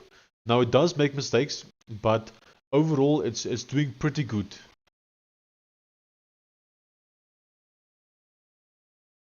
Got it. Cheers, man. Sweet. Okay, yes, in the future, when I get another GitHub Copilot package, I'll make the sites render live on my portfolio site as well. That's cool. Yeah.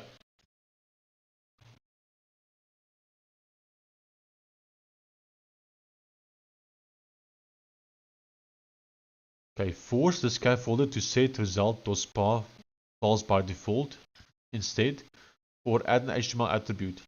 Oh, that's cool. To explicitly opt out.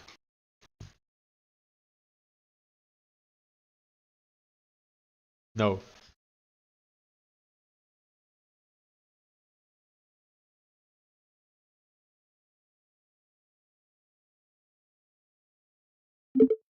By default, I want it to be a single page web app. That should be the default.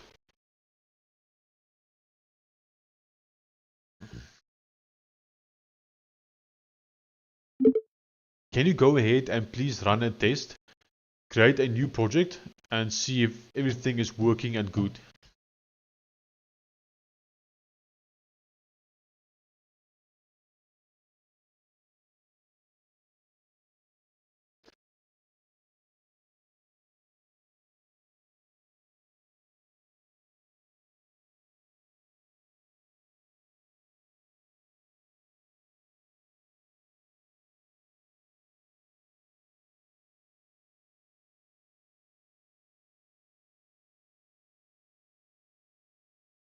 Okay, this one is flashing the wrong theme color for a split second.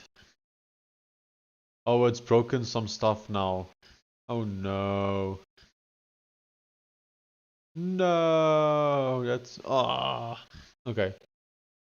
Stop it. I'll need to revert this. No ways. No ways. When did this break now?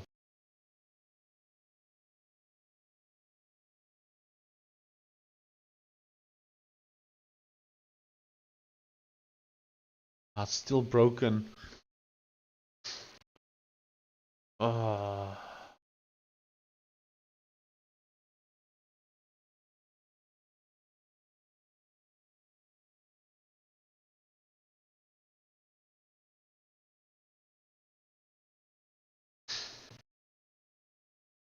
I might be able to revert this.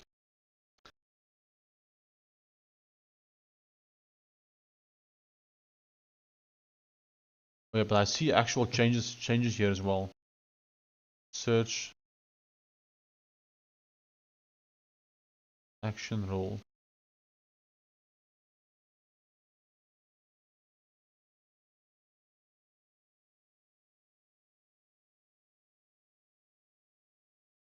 I don't know what broke this, but yeah, it's definitely not showing correctly anymore. Wait, is the one that's currently live, is that one showing correctly? That might be an indication for us as to when it actually broke. So if I come here and I do Genipedia.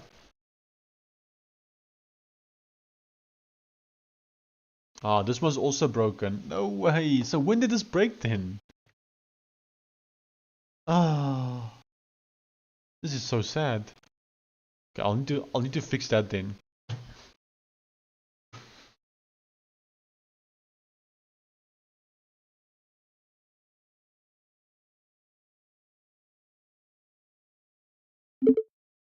The index.css file should only be used on the index.html page.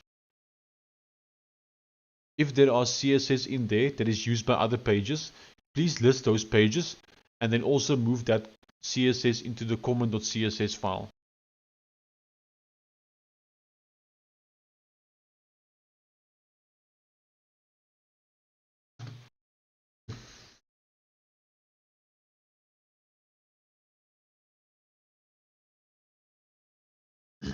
Okay, what I changed. Made result.start default to SPA when no explicit option or package.json setting is present.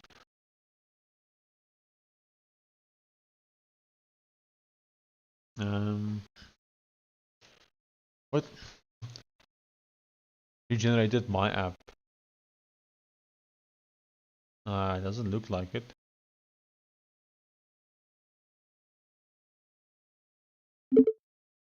Please generate a new Roselt app again.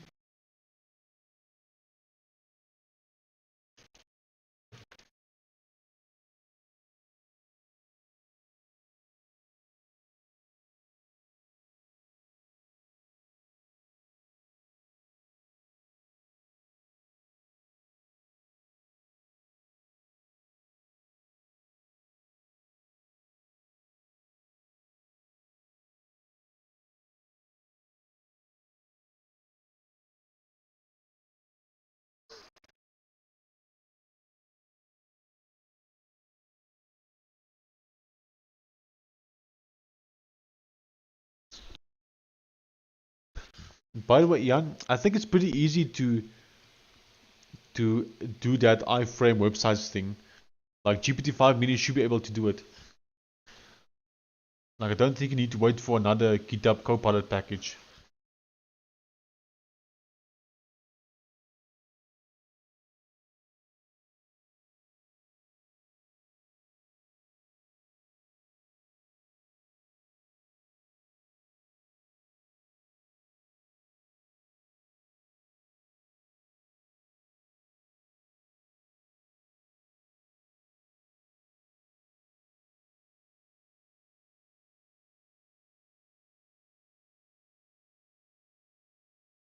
Done. A fresh result app was generated.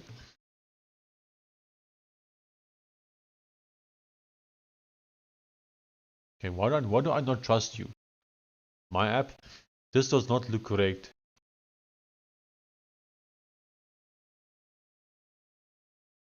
Yeah. That does not look correct. Where's all the Electron Forge stuff? Please make sure the Roselt create works.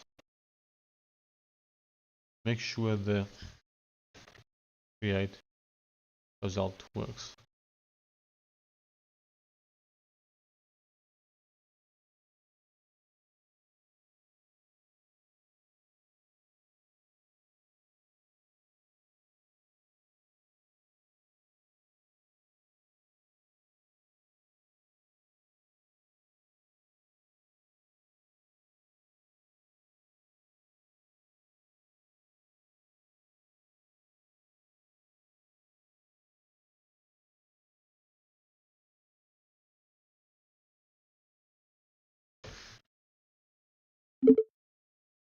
This framework is always built upon Electron Forge.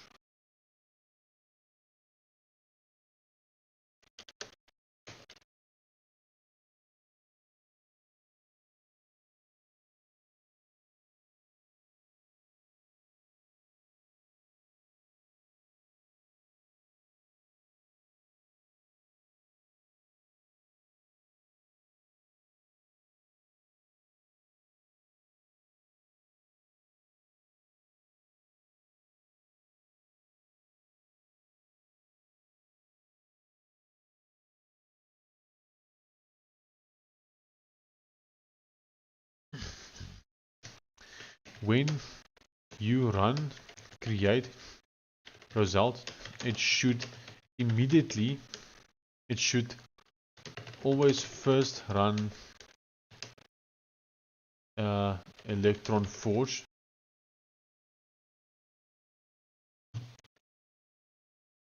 I'm trying to find the Electron Forge one. Not finding it. Somewhere here.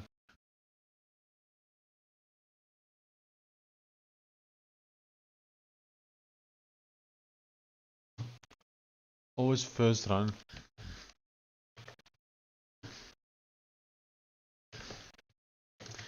And only after that do we add our changes in. How's going on with the framework, Sean? I mean, it's going. GPT-5 mini via web browser? What do you mean?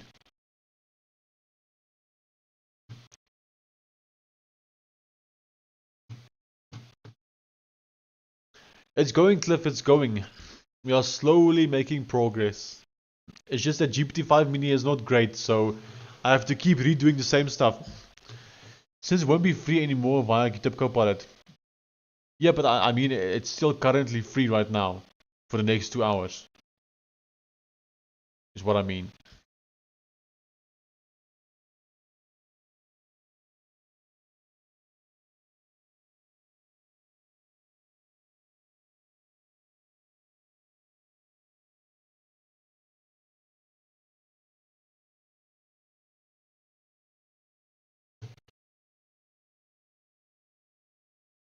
Okay.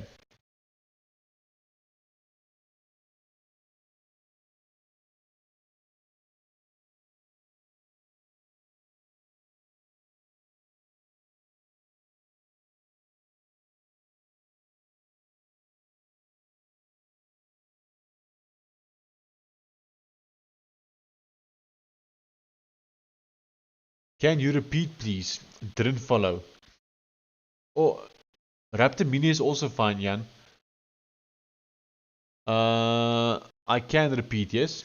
So I'm saying that the framework is going. We're making progress. Slow progress because GPT-5 Mini does make mistakes. So I have to keep redoing stuff and carrying on. But we are slowly making progress. So overall, we are in a good place.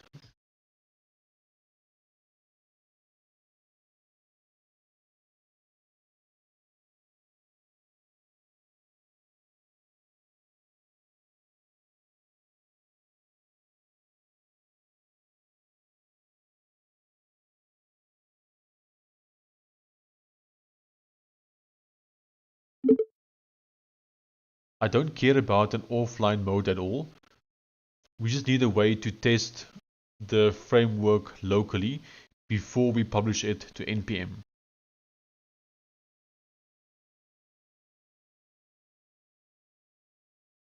Which feels better to me. I don't know. Yeah, that doesn't matter whether you use GPT-5 Mini or Raptor Mini. They both should be able to do it.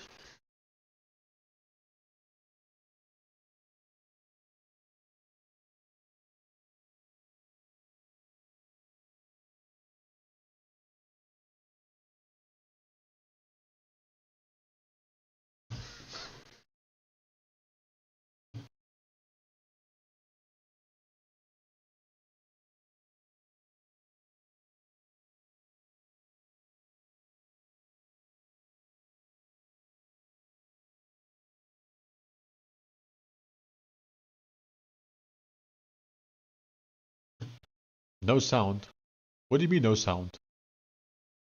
What do you mean? What do you mean, sir? Sir?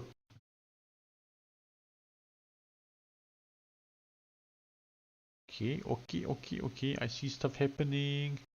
I see stuff happening.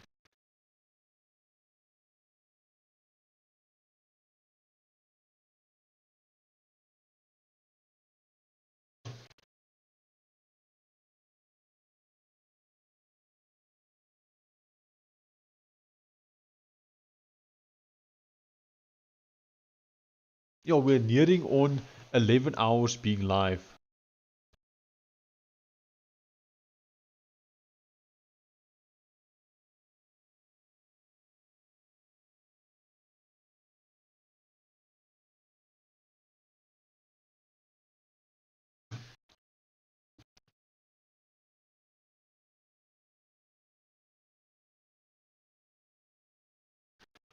Okay, does stuff still work now?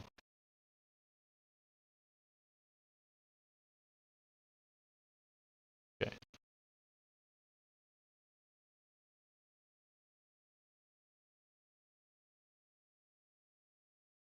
Let's give Raptor Mini a chance since Ian likes it.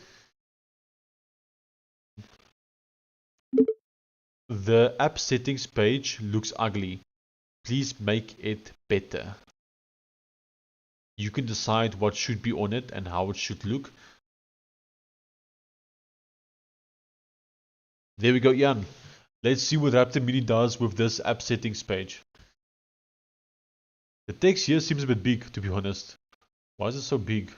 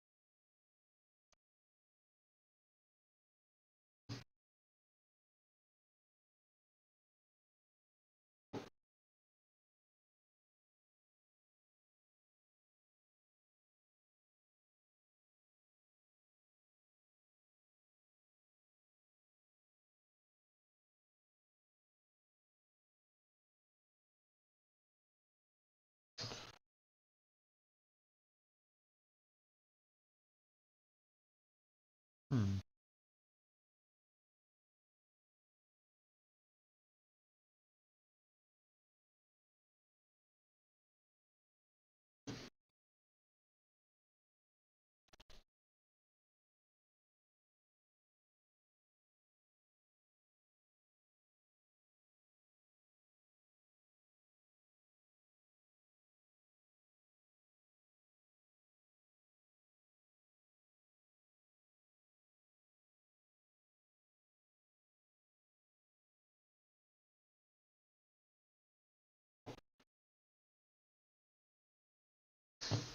Okay, looks like Raptor Mini finished.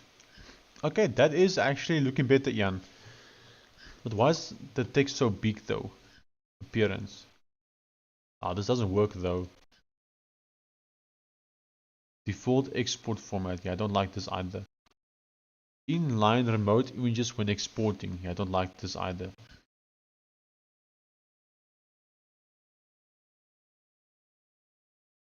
Let's ask him, why is the text so big on the settings page compared to the rest of the website?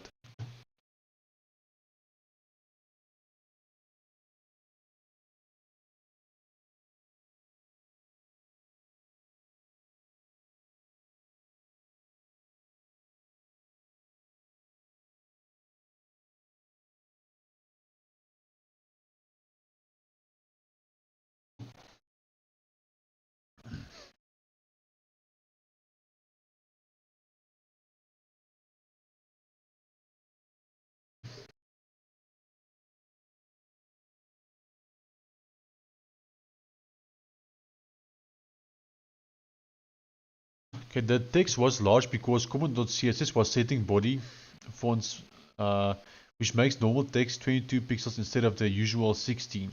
I changed it to 1 rem, so settings page now uses normal body text sizing. Okay. Okay, sure. Uh-huh.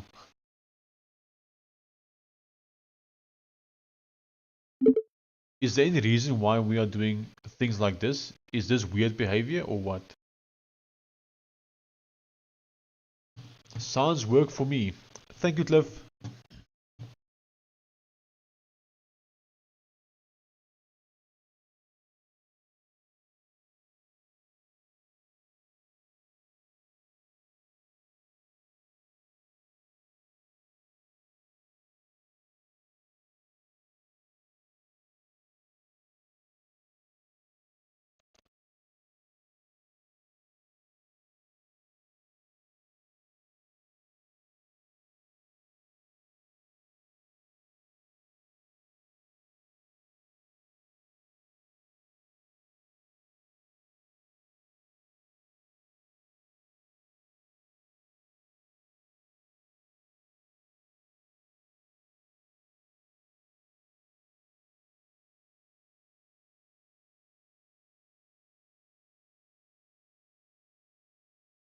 Yes, see, Raptor Mini is so quick.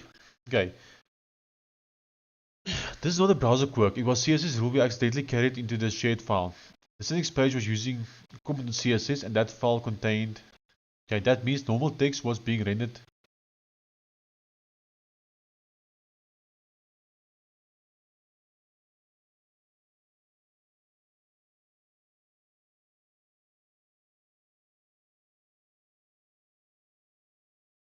I'm not sure what that means.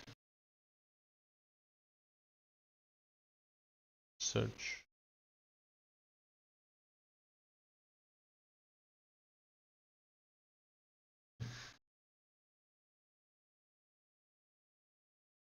Sure.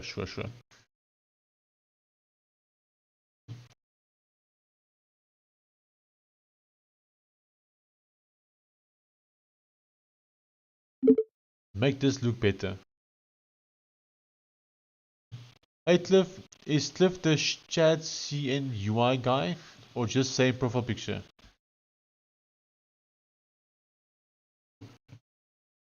Get started.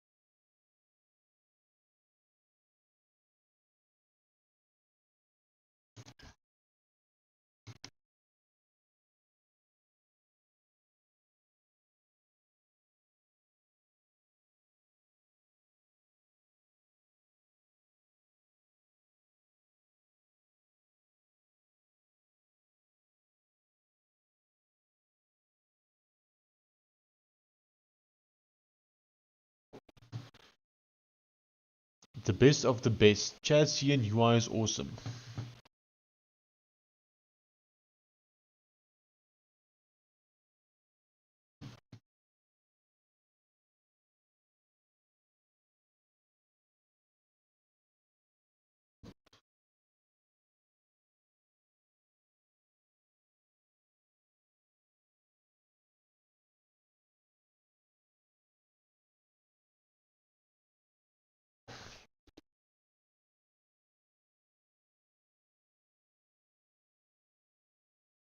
Okay, the page should now feel much more intentional. No, this doesn't feel right. Make the attached look better.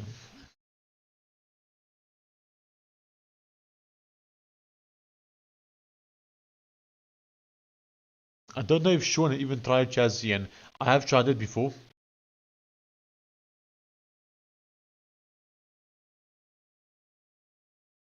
I'm also a fan of it, but I never use it. Chazzy and UI. Yeah. I just deployed the app I vibe coded all day long. That's awesome, Cliff. Can I open it on stream, Cliff, or not? Why by default do the select box right arrow always go like that?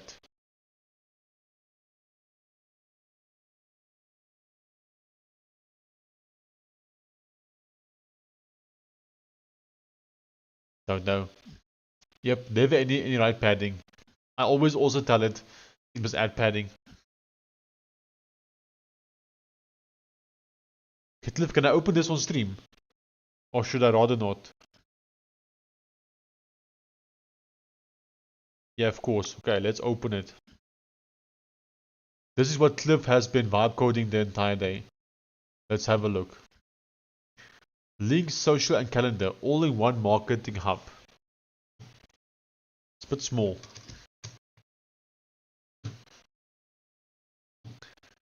Okay, branded short links, social. Okay, according to you, Cliff, what should work already? Let's start there. Got some pricing blocks in.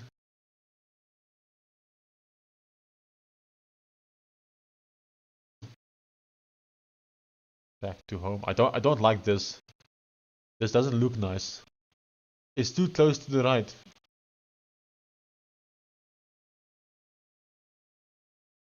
Got a sign in, magic link.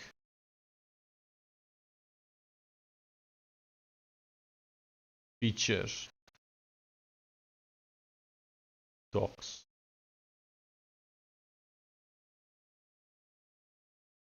Okay, I'm not gonna sign up right now, but I'll check it out. It looks nice. I was hoping you have some screenshots or some stuff, but it looks nice.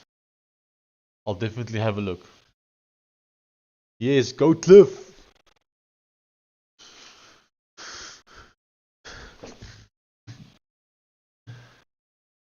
Cliff is number one for a reason.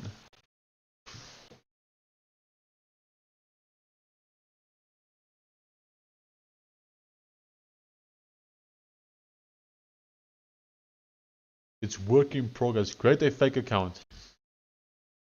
So does it not do any like validation yet? Because if that's the case, then I'll quickly make an account. Give me a second. So I didn't want to have to go to my email right now. But if it doesn't like check that, then I'll do it. We'll do your vibe coder at blah blah blah blah blah blah blah blah. Gmail. Oh, it's okay. So Cliff, maybe you have an idea, but some websites, when I type text into fields, it crashes. Now it doesn't happen with all sites, but with some websites it does happen. Now your site seems to be one of them. But it doesn't happen with all sites. Just some sites this happens. Now I can type it again and it will most likely crash again. There, it's crashing again. Now I don't know why. Like I said, some sites it doesn't happen, and some sites it does. In some sites it does happen. As example, ChatGPT has the same issue. If I type something into ChatGPT, there's a big chance it's gonna crash. I'll show you now. Oops, I accidentally sent it. Okay, you can see. So ChatGPT also is now crashing because I typed stuff in here. It's just crashing. It could be, but it's just some websites, not all. Like Copilot, as an example, it doesn't happen. I can type as much as I want. And so most websites, it works fine. But for some, it doesn't. And I can't tell you why. It's obviously an issue with Edge, but it has to do with something in terms of how that website uses those boxes.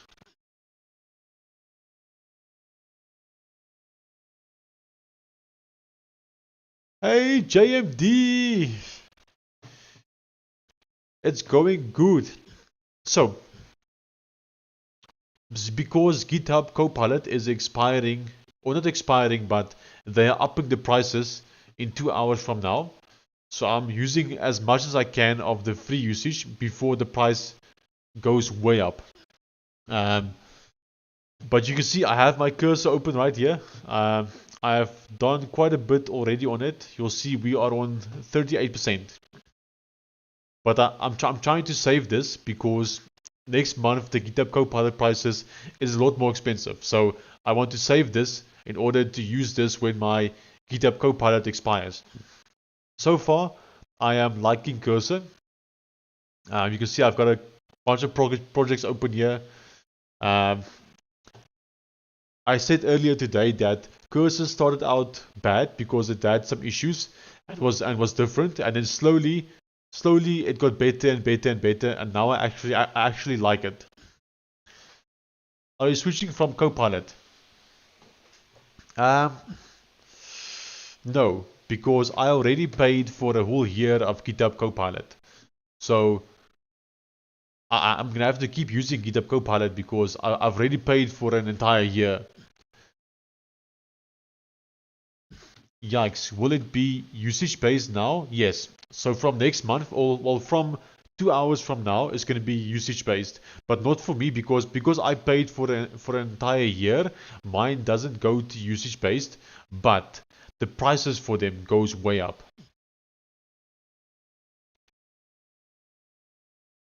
So as example, currently I have GPT-5 mini, which is free, but from 2 hours from now, it won't be free anymore, as an example.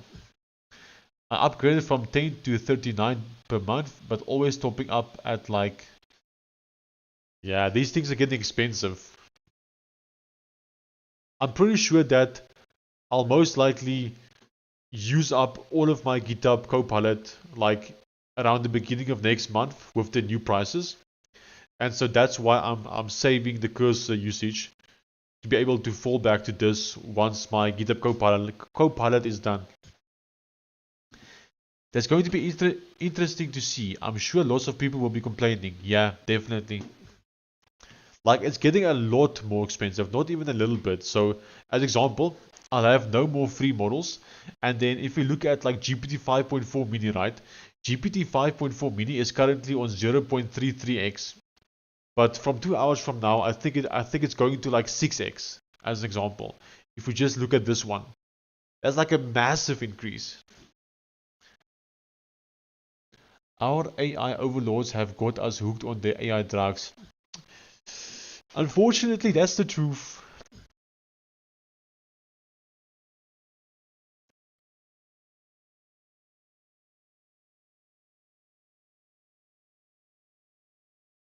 Okay. Would you like me to add an explicit HTML opt-out? No, I don't want that.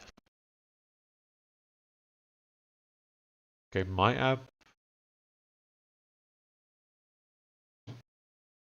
Okay, index.html. Component. Okay. Don't like this.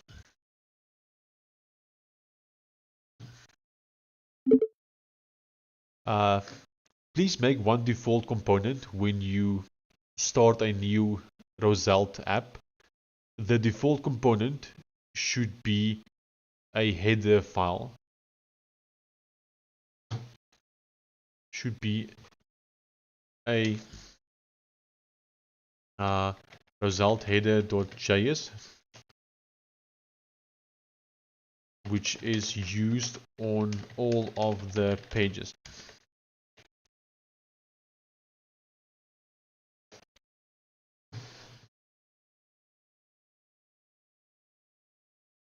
I might give cursor a try again. Last time I used it, I didn't get much results. I've been using $20 codecs on the side and their app definitely lives up to the hype. Okay, pretty good value. If we have a big enough HT though, can we download the info from these LLMs and run locally?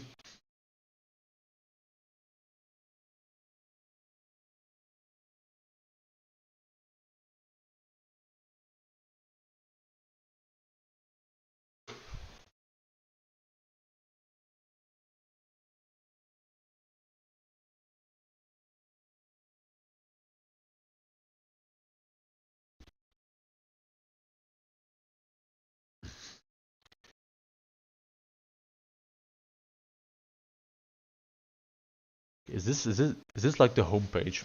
I need to decide what the home page will be. I think we need to design a new home page actually. So let me quickly have a look and think how I want the home page to look. Pages. I'll go new file, home.html.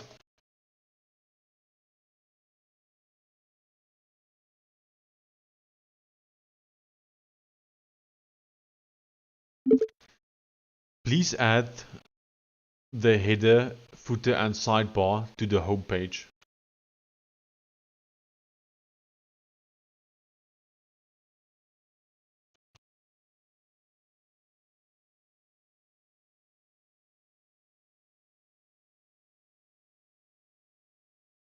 Those LLMs are closed source, and 2, the infrastructure to run the models at a reasonable speed costs millions.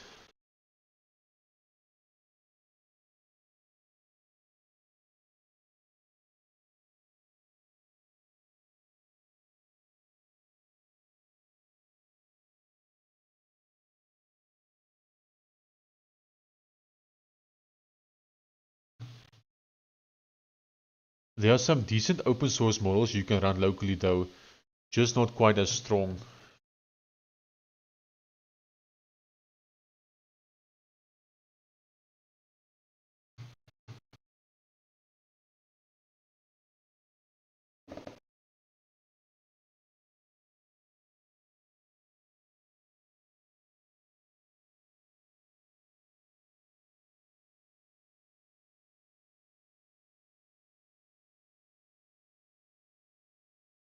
Okay, here we got a basic page going, but why has it got a settings styling here?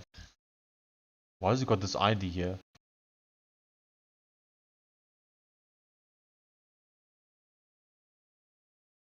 Components.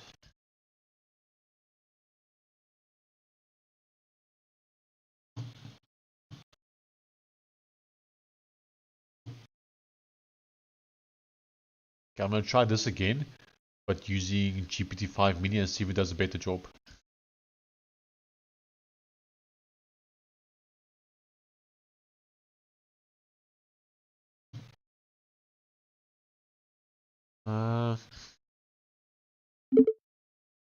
In the header, between the search box and the profile box, can we please add a notifications button?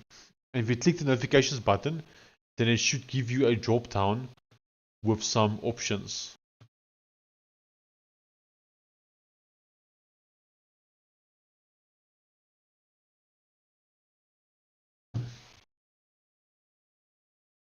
I wish it was that simple. It would save me some privacy and money.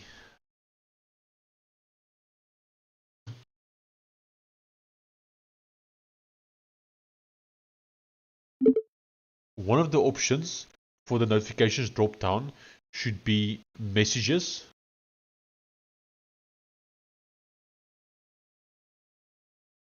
And the rest you can decide.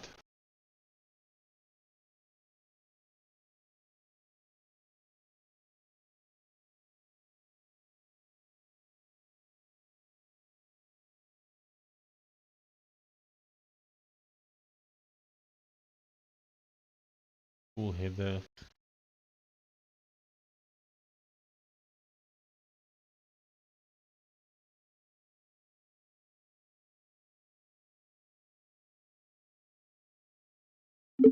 Make sure if you click on the home button in the sidebar that it takes you to the home page.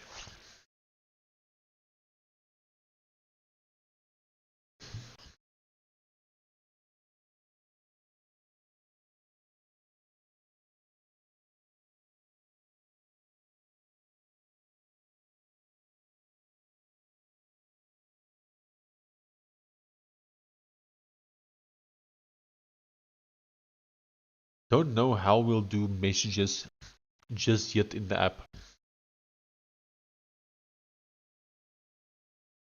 So maybe we don't do messages for now.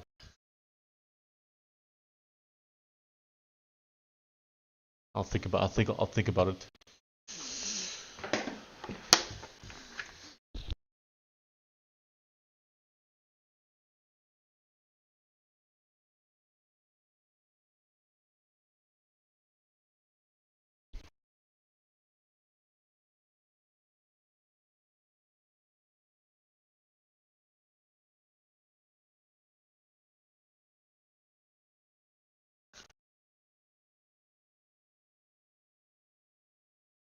Source.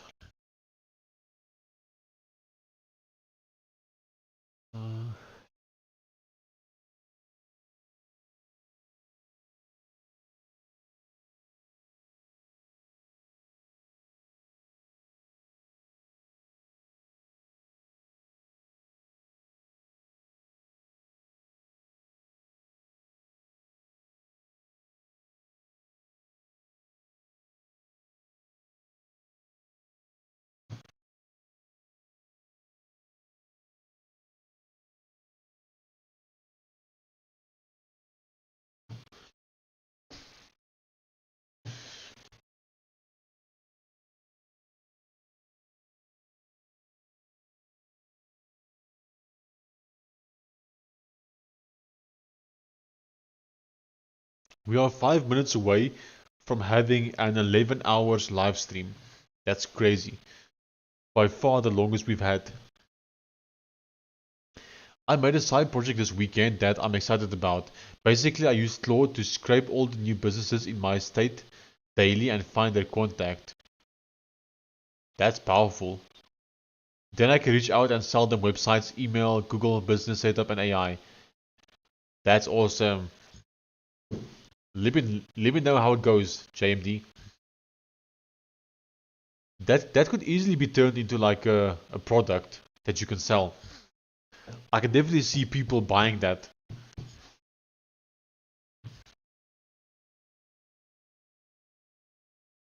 Yep.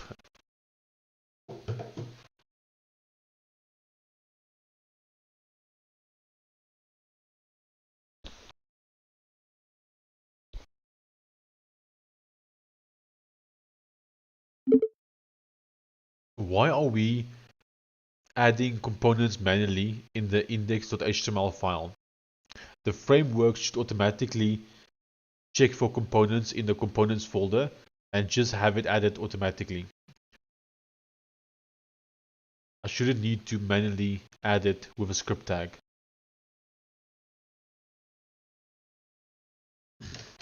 Basically similar or how it worked in the old Roselt.js app.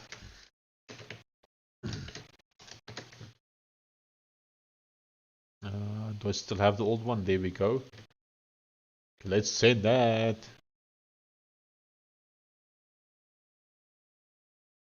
I'll be right back. Actually, I don't need to go too far. What I need is right here.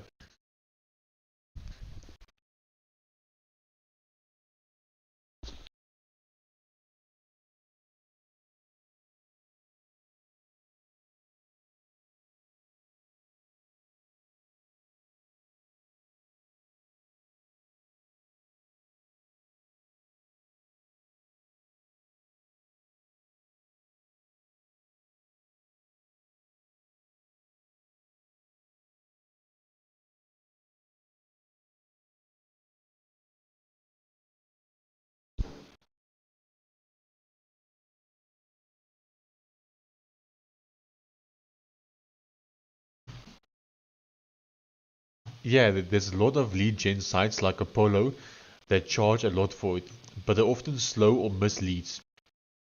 Having a unique lead list that everyone doesn't have access to should be helpful, yeah. I think so too.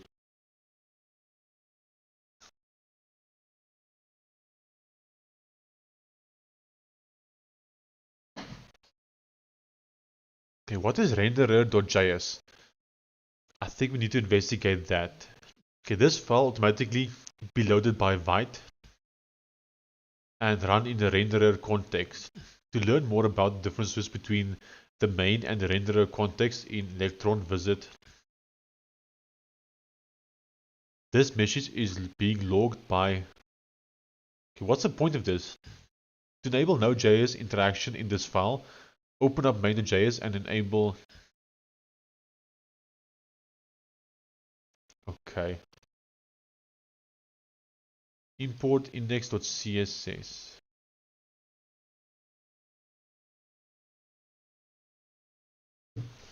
Okay.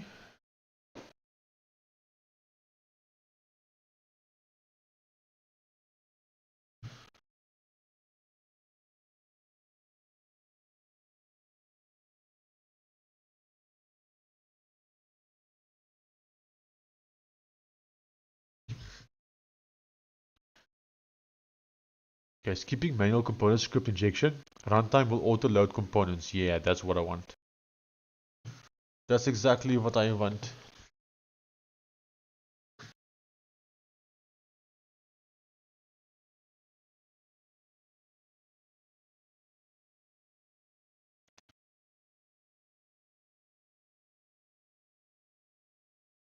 Okay, so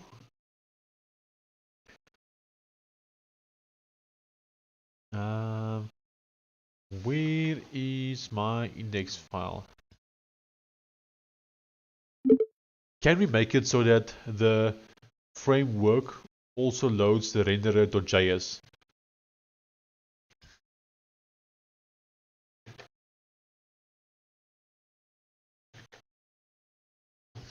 Can we make it so that the framework also loads this instead of me having to put it into the index.html file?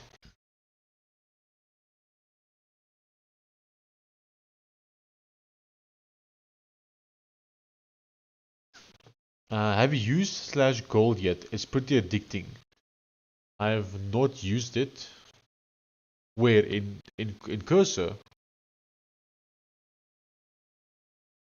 Goal. What is this?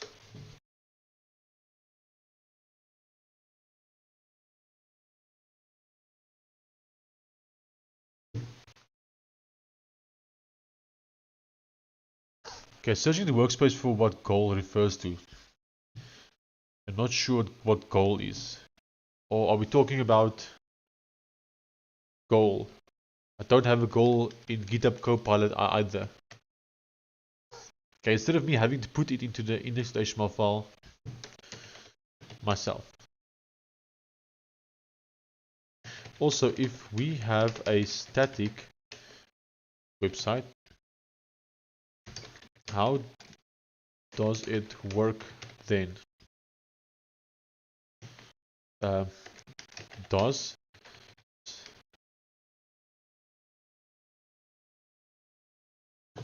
Oh, actually, it might not be in Cursor. I know it's in Claude and Codex. Oh, I see, I see. Well, what is it? What is goal used for? I'm guessing it sounds like it might be something where you tell it what it needs to achieve, and then it keeps going until it has achieved that. I'm guessing that's kind of what that could be, possibly.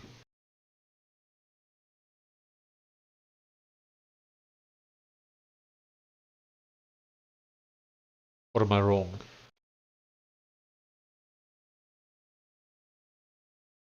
Class page, page about. Yeah, don't want that there, to be honest. I don't think we had there in the old one, did we? Old pages.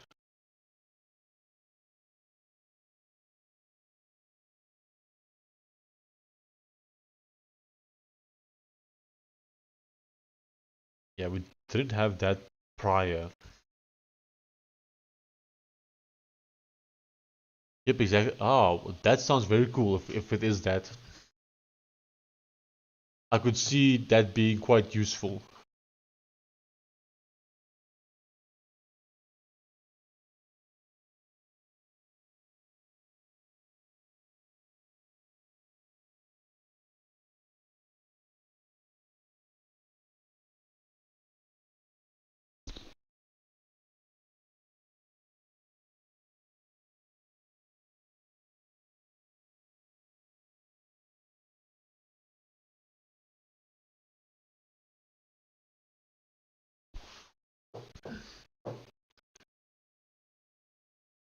I've seen some people running like multiple days with just one prompt. They do one prompt and then that prompt goes for like multiple days.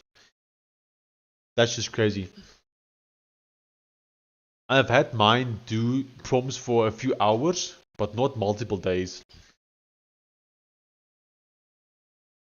The longest I've had mine run was a few hours.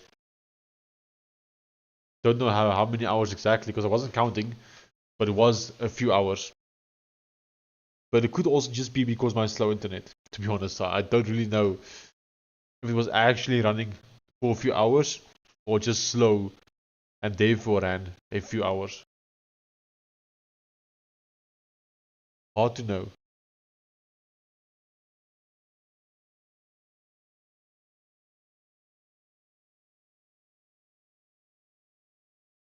Welcome to Genipedia. Okay. That's ugly. Okay.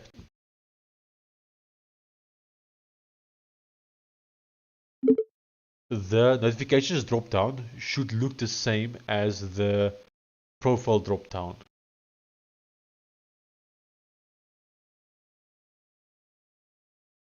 Also, give me an outline for the notifications button. It should look like other buttons. We should make a button component if we don't have one yet. Yeah, we don't have a button component yet. I think it's time we make a button component.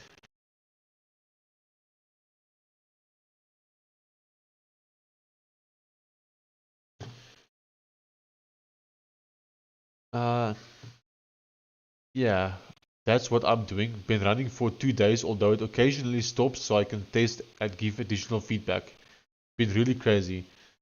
That must burn through tokens though, I'm sure.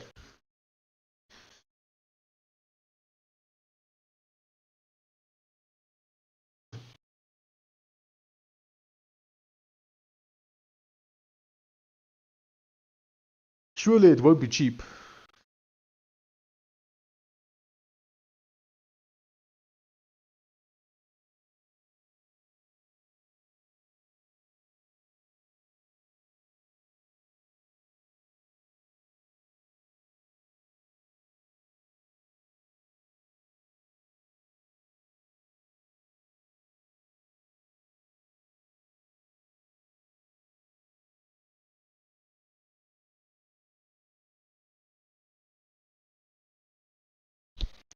Yeah, I needed to use my Claude Max plan before it expires tomorrow, so I've been running non-stop. I see, nice. If someone were to get the Claude Max plan, right, and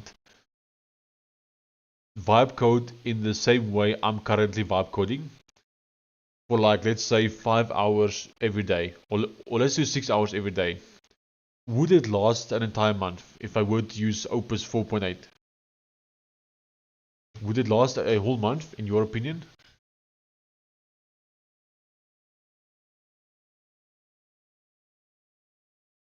Okay, messages, mentions. Okay.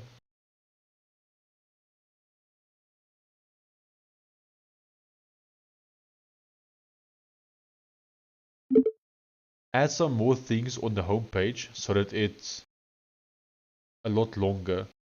You can decide what to add.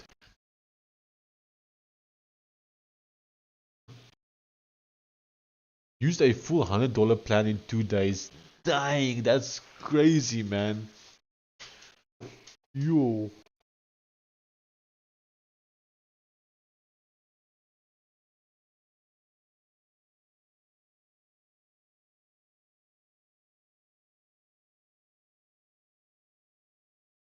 I don't like how this notifications button look.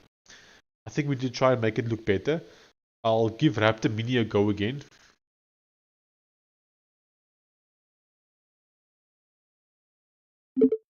I don't like how this notifications button is looking, especially because I can't actually see the icon because the notification is covering the entire icon. Please somehow make this look better.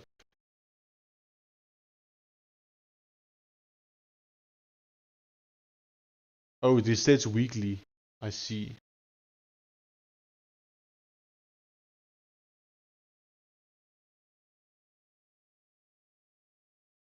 Yeah, for GitHub Copilot, it resets monthly. There's no like weekly or anything like that. You just pay for it and then you can use it the entire month. And then it resets the first of every month. So typically $100 is enough for full-time dev. I used to have 200, but I could never use it all. Even doing multiple things at once. I see, okay.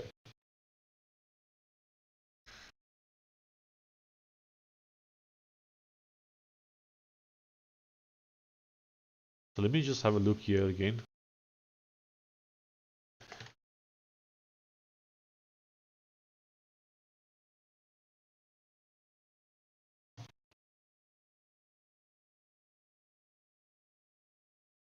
So you are saying, right, on the $100 plan, if I were to vibe code the way I'm currently vibe coding, then I should be able to last an entire month if I do, let's say, a full-time job. So let's do like 8 to 10 hours every day. Would you say then it would last the entire month if I vibe code the same way I'm currently vibe coding? In your opinion, using Opus 4.8?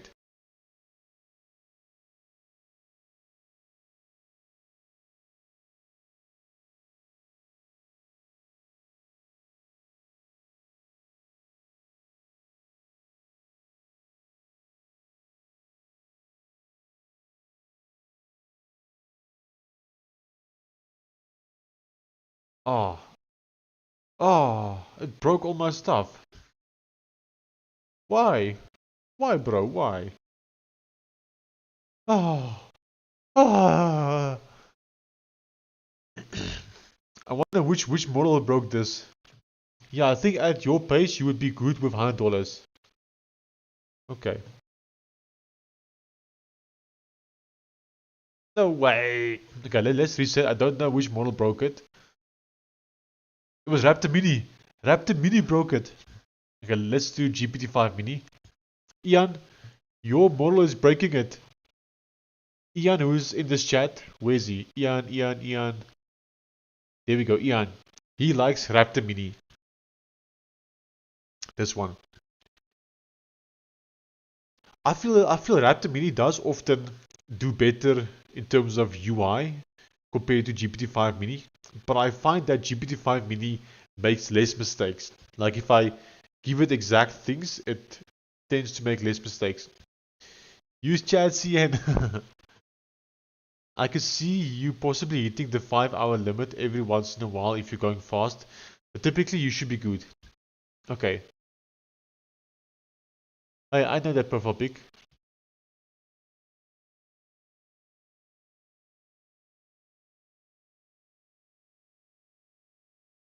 Everyone's getting you on the profile picture, Cliff. They see the pic. I'm sorry, bro. It doesn't break my stuff. Ah. I'll shrink and move the notifications badge. That's not really better.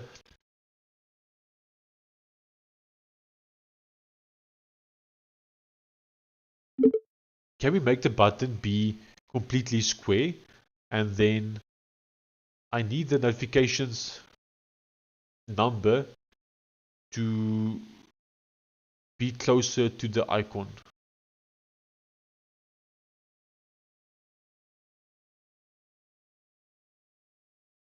Okay, so we got messages, we got mentions.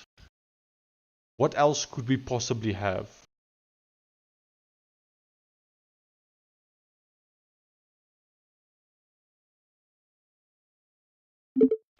I think we need to have more stuff in notifications. This is not just specifically for messages and mentions. It could also be other notifications, such as maybe matches in your family tree, or maybe someone requesting access to a person's profile. It could also be a request to edit a change on a profile that you manage. etc.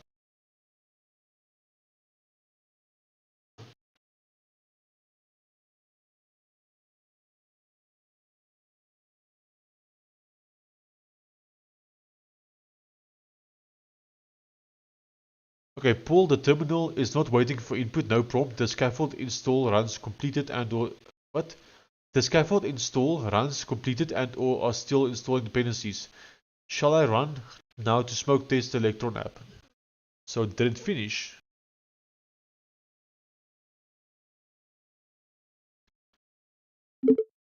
Well, we need to make sure that it actually finishes.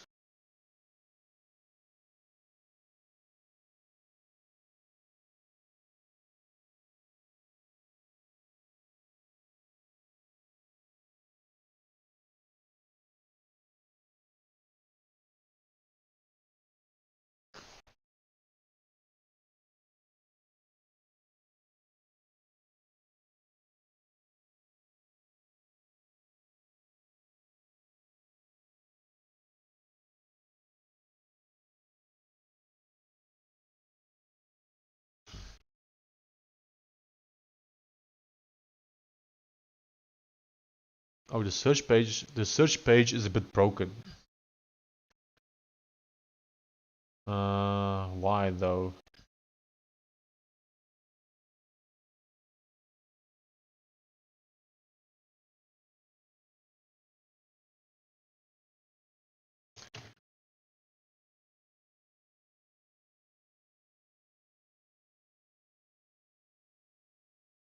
Oh.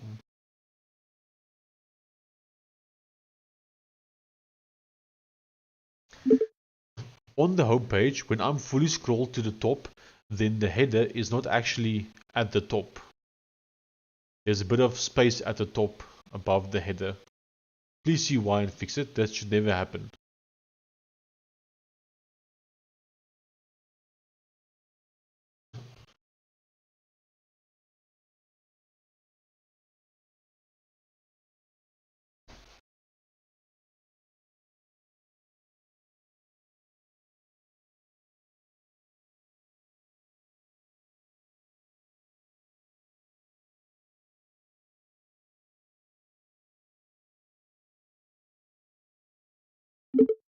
Move the notification number slightly higher.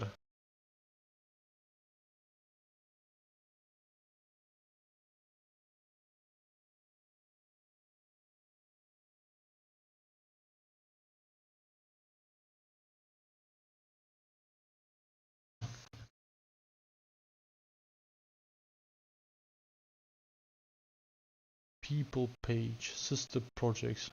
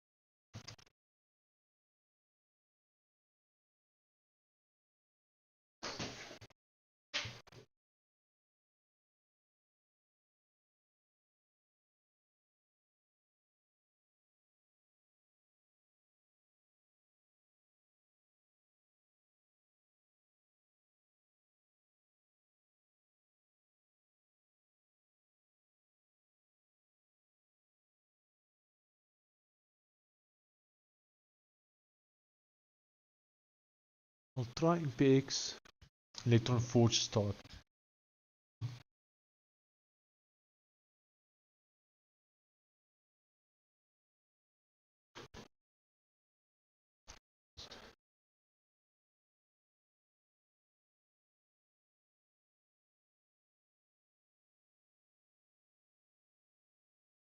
Okay, messages, mentions. Okay. The attached should just be called matches.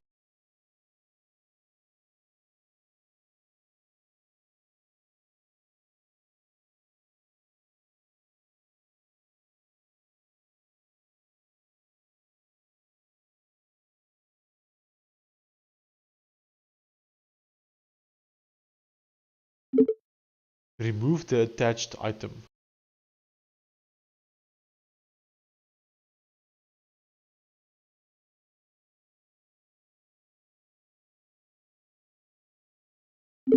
Remove the attached item.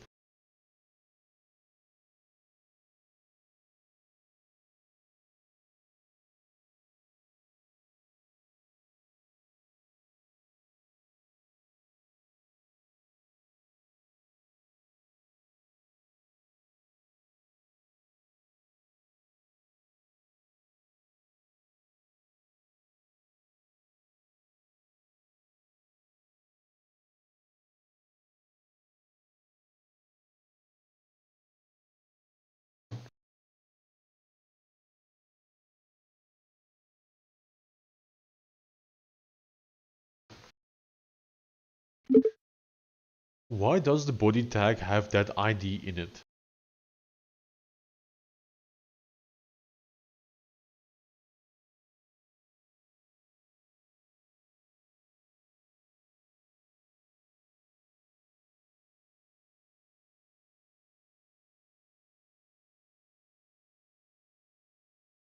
If you want, I can try a full Electron start if you enable network access. What do you mean if I enable network access? What do you mean enable network access? We always have network access.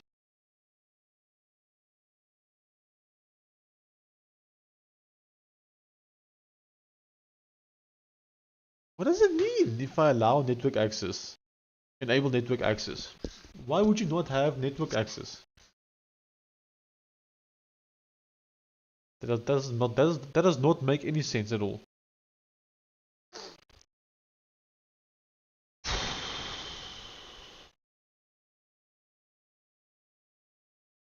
Okay. The search page is a little bit broken.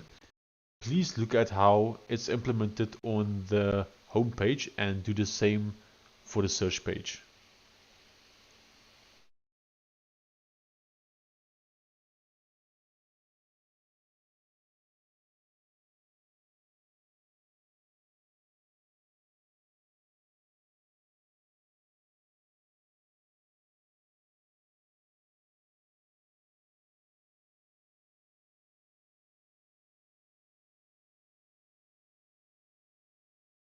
Wait, is NPM down?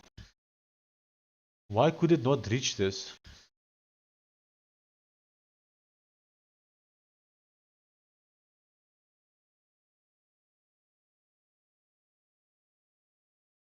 Interesting. I need to test this. So if I go new folder, test, test. If I go terminal, I go cd test. And I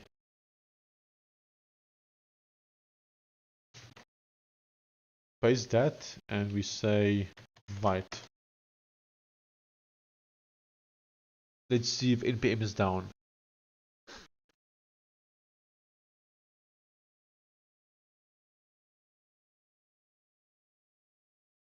Okay, short answer, it's a site level hook, a stable ID placed on body so CSS, JS or external tools can target the whole site. What I changed. The ID appears in a search repo and found no CSS or JS that references, so at the moment it's unused.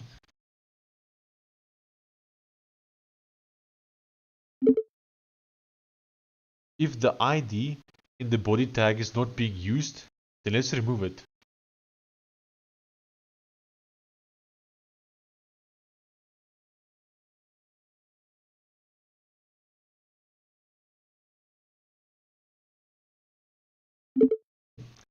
make sure that the home page and the settings page has the same content width as the people 15 page.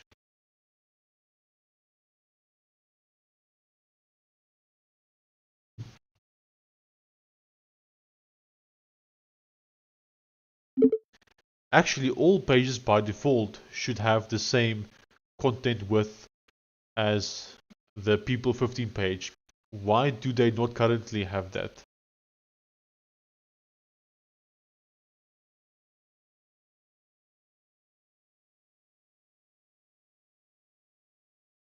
I think the only exception would be the index page.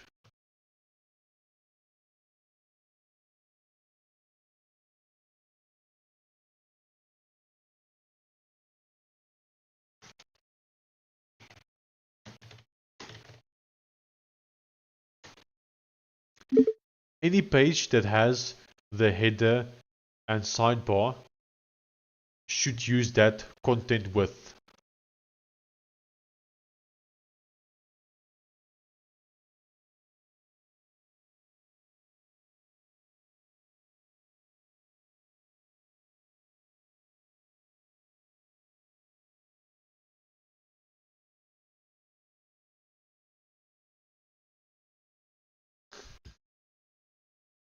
Yeah, we're doing lots of prompts now.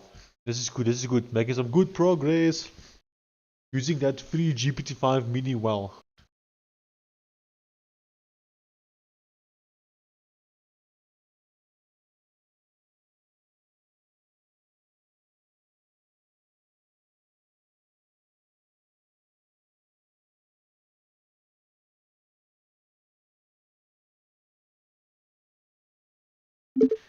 Please search for any unused IDs and clean them up.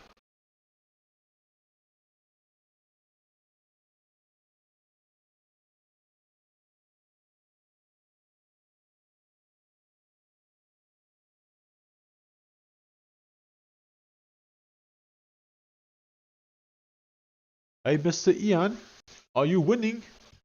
Are you still in the chat?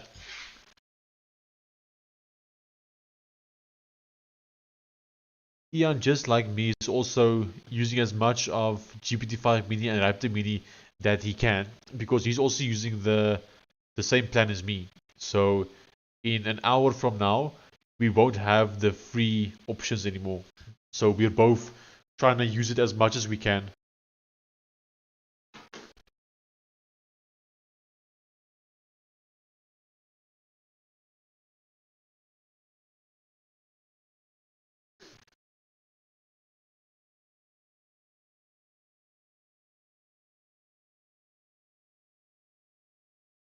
Common.css max width 90 rem. Okay.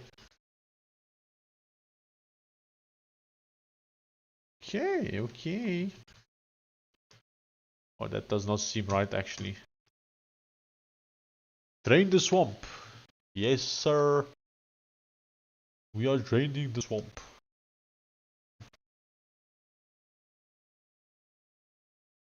Oh, it is actually like this. I don't want the content width to be like this. It used to be a bit more dynamic, but it's fine for now, I think. Enforce the site content width for pages that include the... No, I don't actually want that.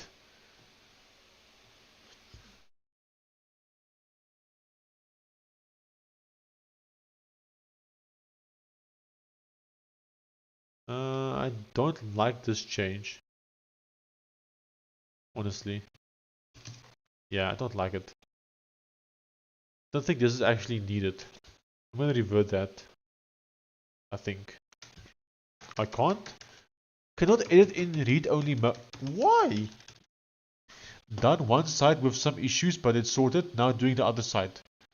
Sweet.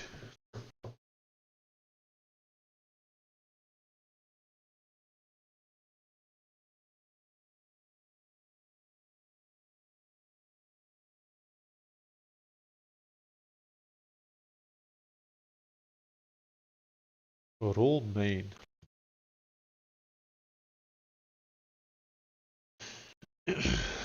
Is this really needed? Along with Washington, D.C.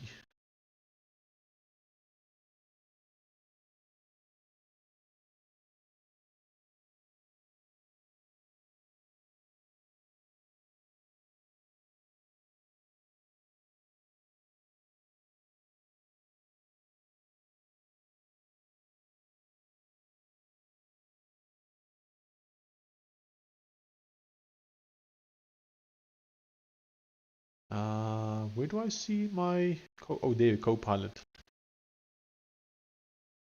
Manage budget.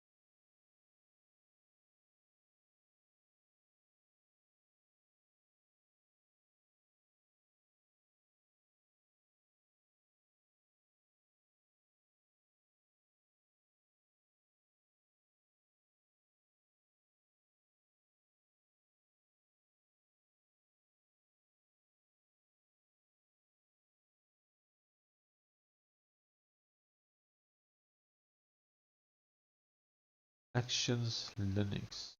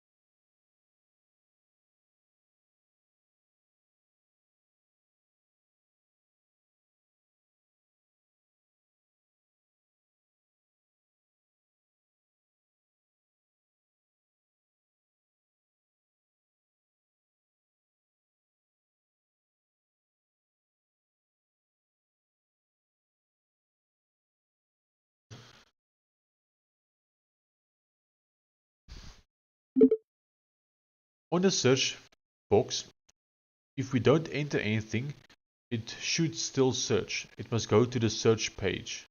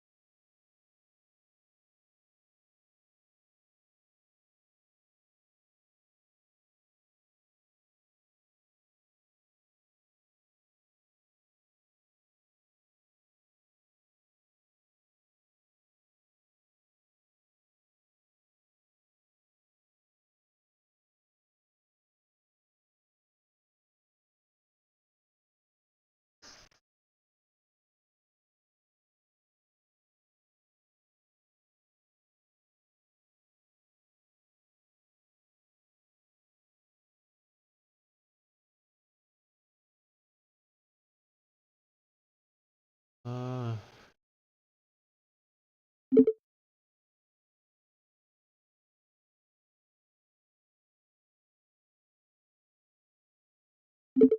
can you please make a custom? Can you please make a 404 page for us? That appears if like my internet is dying here. It's not doing well. Don't know why.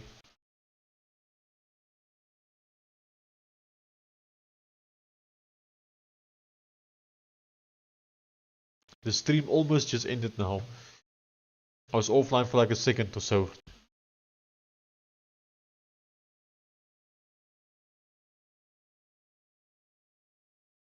Yeah, it looks a bit terrible.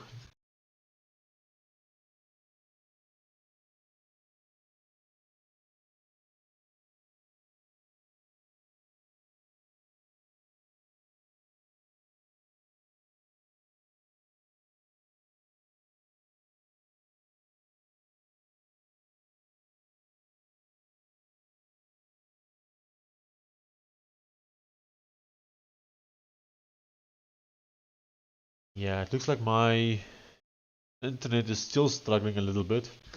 I'll turn the bitrate even lower and see if it helps. Hopefully we don't lag that much anymore. Okay, I've just turned it lower.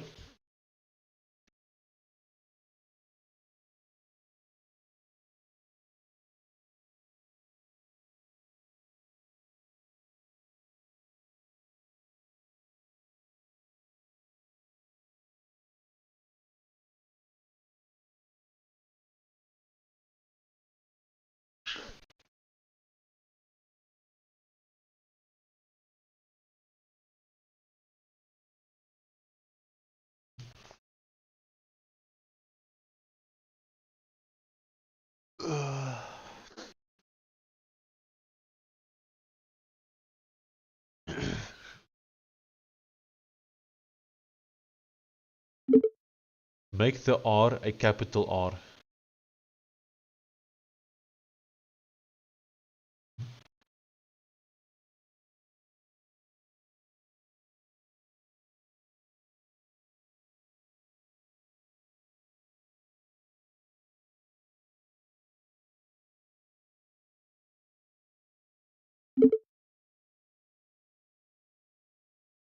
Make all add notifications start with a capital letter.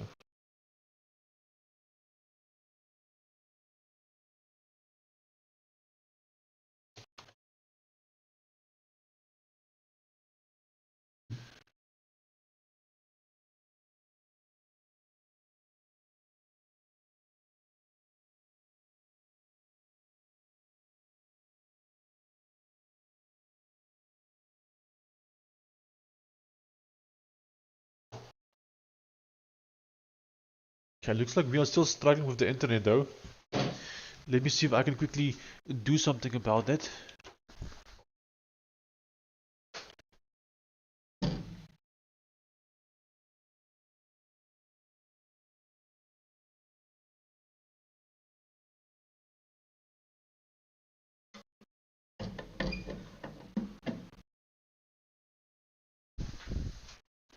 Okay.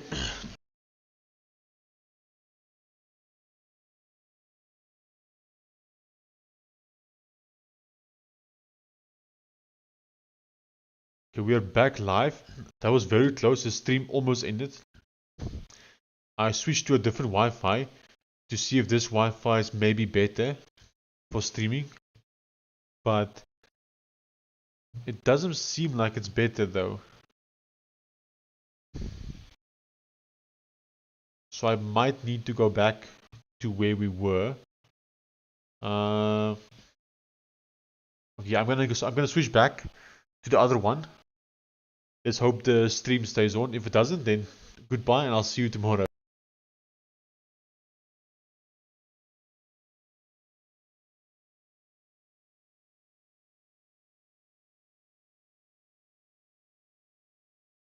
Okay, we are back online.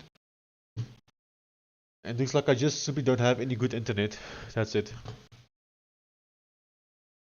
Okay, wait. Now it seems better. I think. The hopium is real. Yep. Also, this freaking thing is still installing. Like, what the hell, man?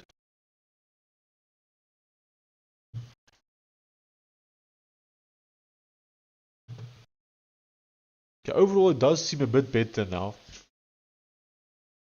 Still laggy a bit, but... Or, Ian, is it laggy for you? Like right now, is it still laggy? How's the existing experience? Could you let me know, please?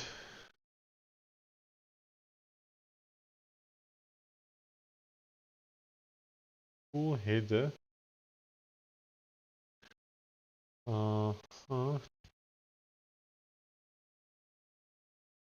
404.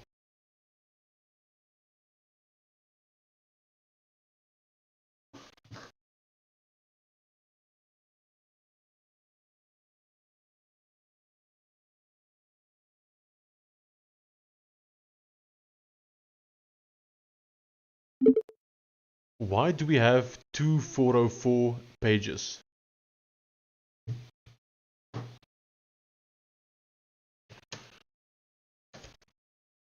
That page should also be a very simple page. It should not have a header or sidebar or anything. It's just a very, very simple 404 message that shows.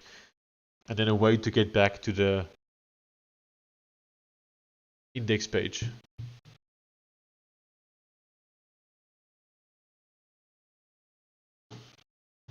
Not lag at all. Okay, well, that's good if you say so. I'll take your word for it. I'll take your word indeed.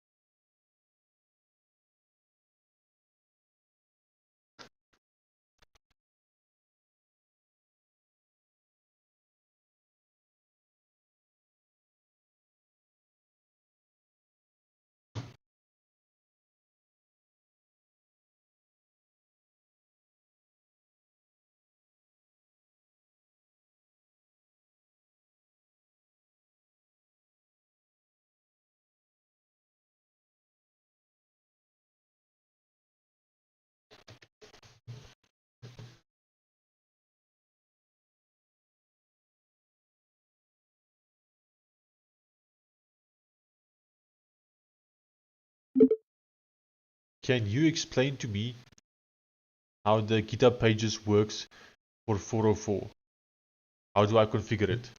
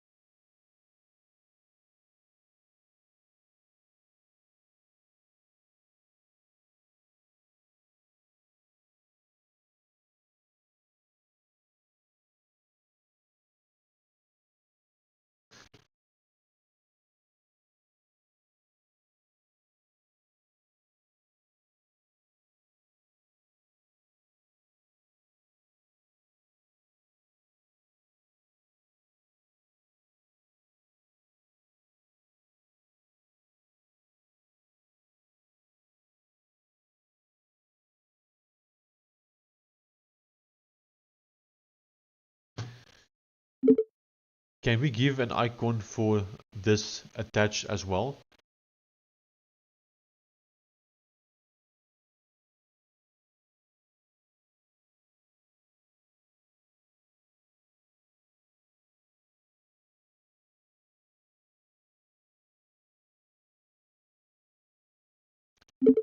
What is the browse button supposed to do?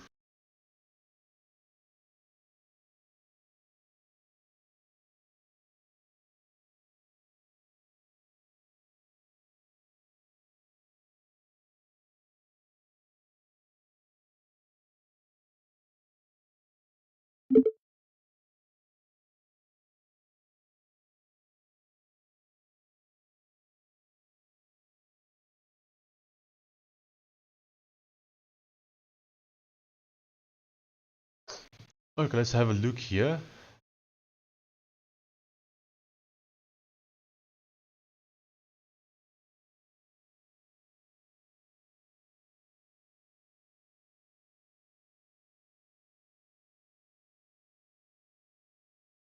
Oh, I see.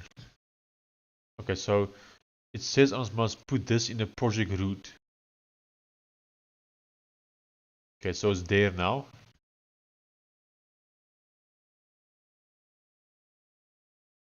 Oh, that does not look right. Okay. I have moved the 404 page to the project root. Please update it and make sure it's still working perfectly fine.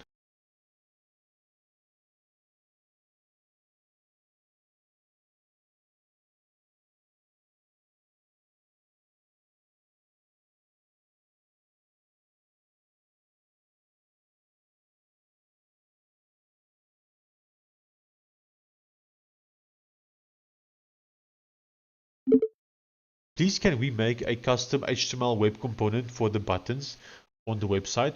Specifically, I want it for the social media buttons in the footer as well as the notifications button in the header. I want all of them to use the same component.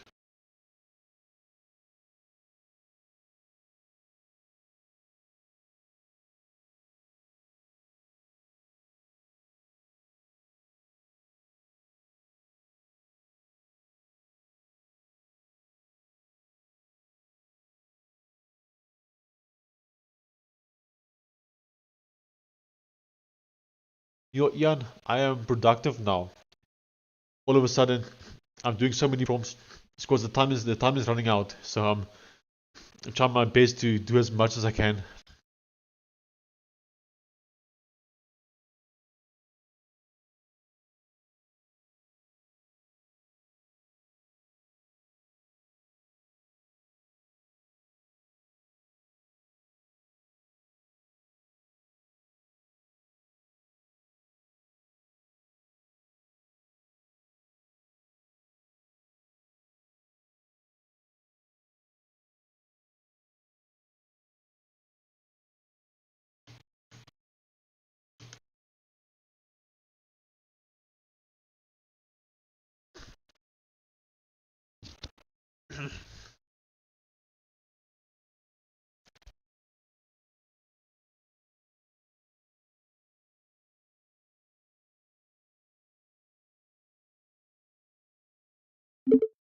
Replace the attached browse button with a random button. The random button should select a random person.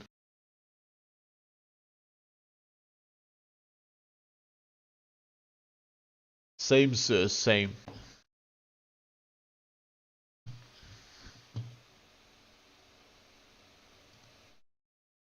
I need to go use the bathroom as well. Maybe there's some prompts I can put in before I go.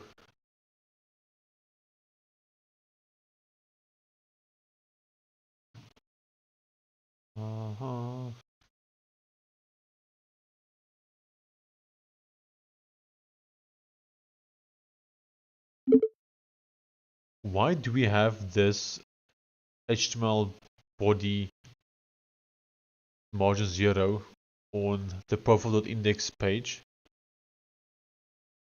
Oops, no, I gotta go pee first.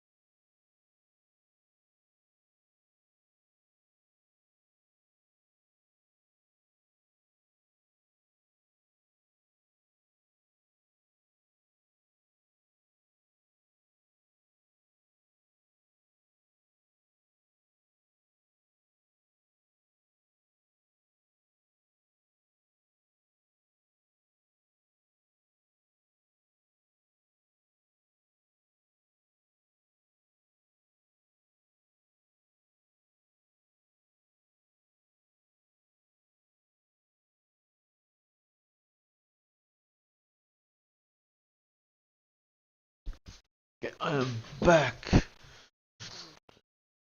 Okay, where were we?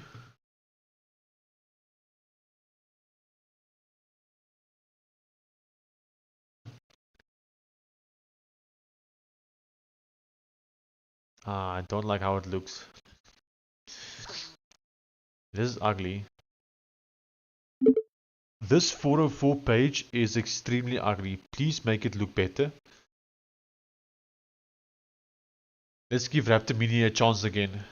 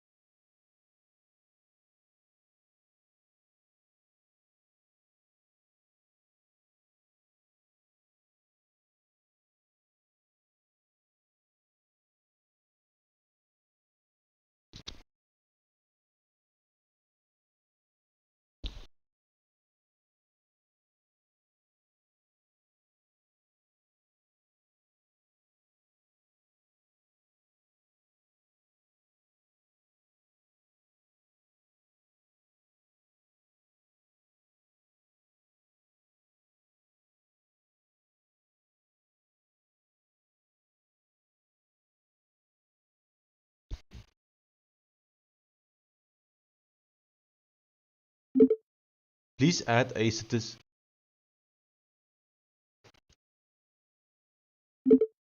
Please create a statistics page and link it in the footer. This page should show different statistics which a person could achieve on the website. You can decide what kind of stats would be in there. That would be stats specifically to you, the person using the site.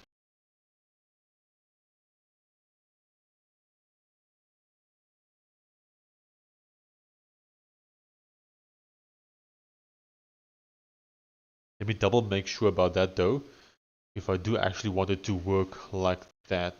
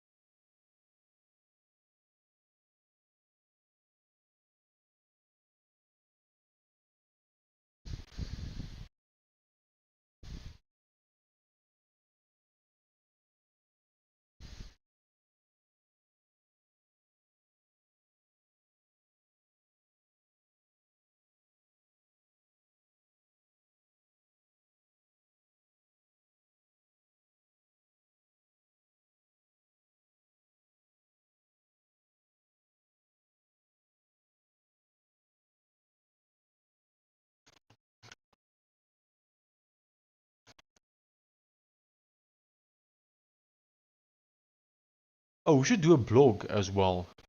Now that I think about it. A blog could be nice. Yeah, we should definitely do a blog. Let's make a new folder here called blog. Don't know yet what we'll put in it, but I do think we need to have that.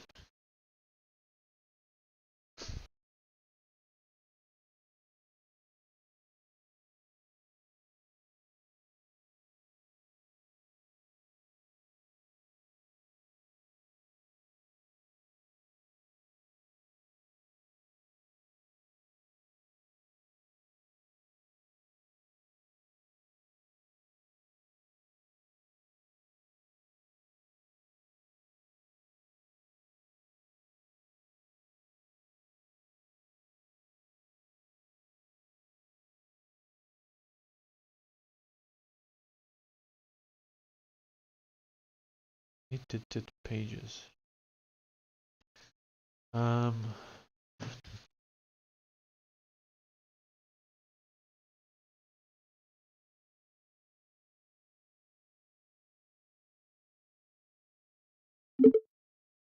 Is there a way to get stats about a repository on GitHub?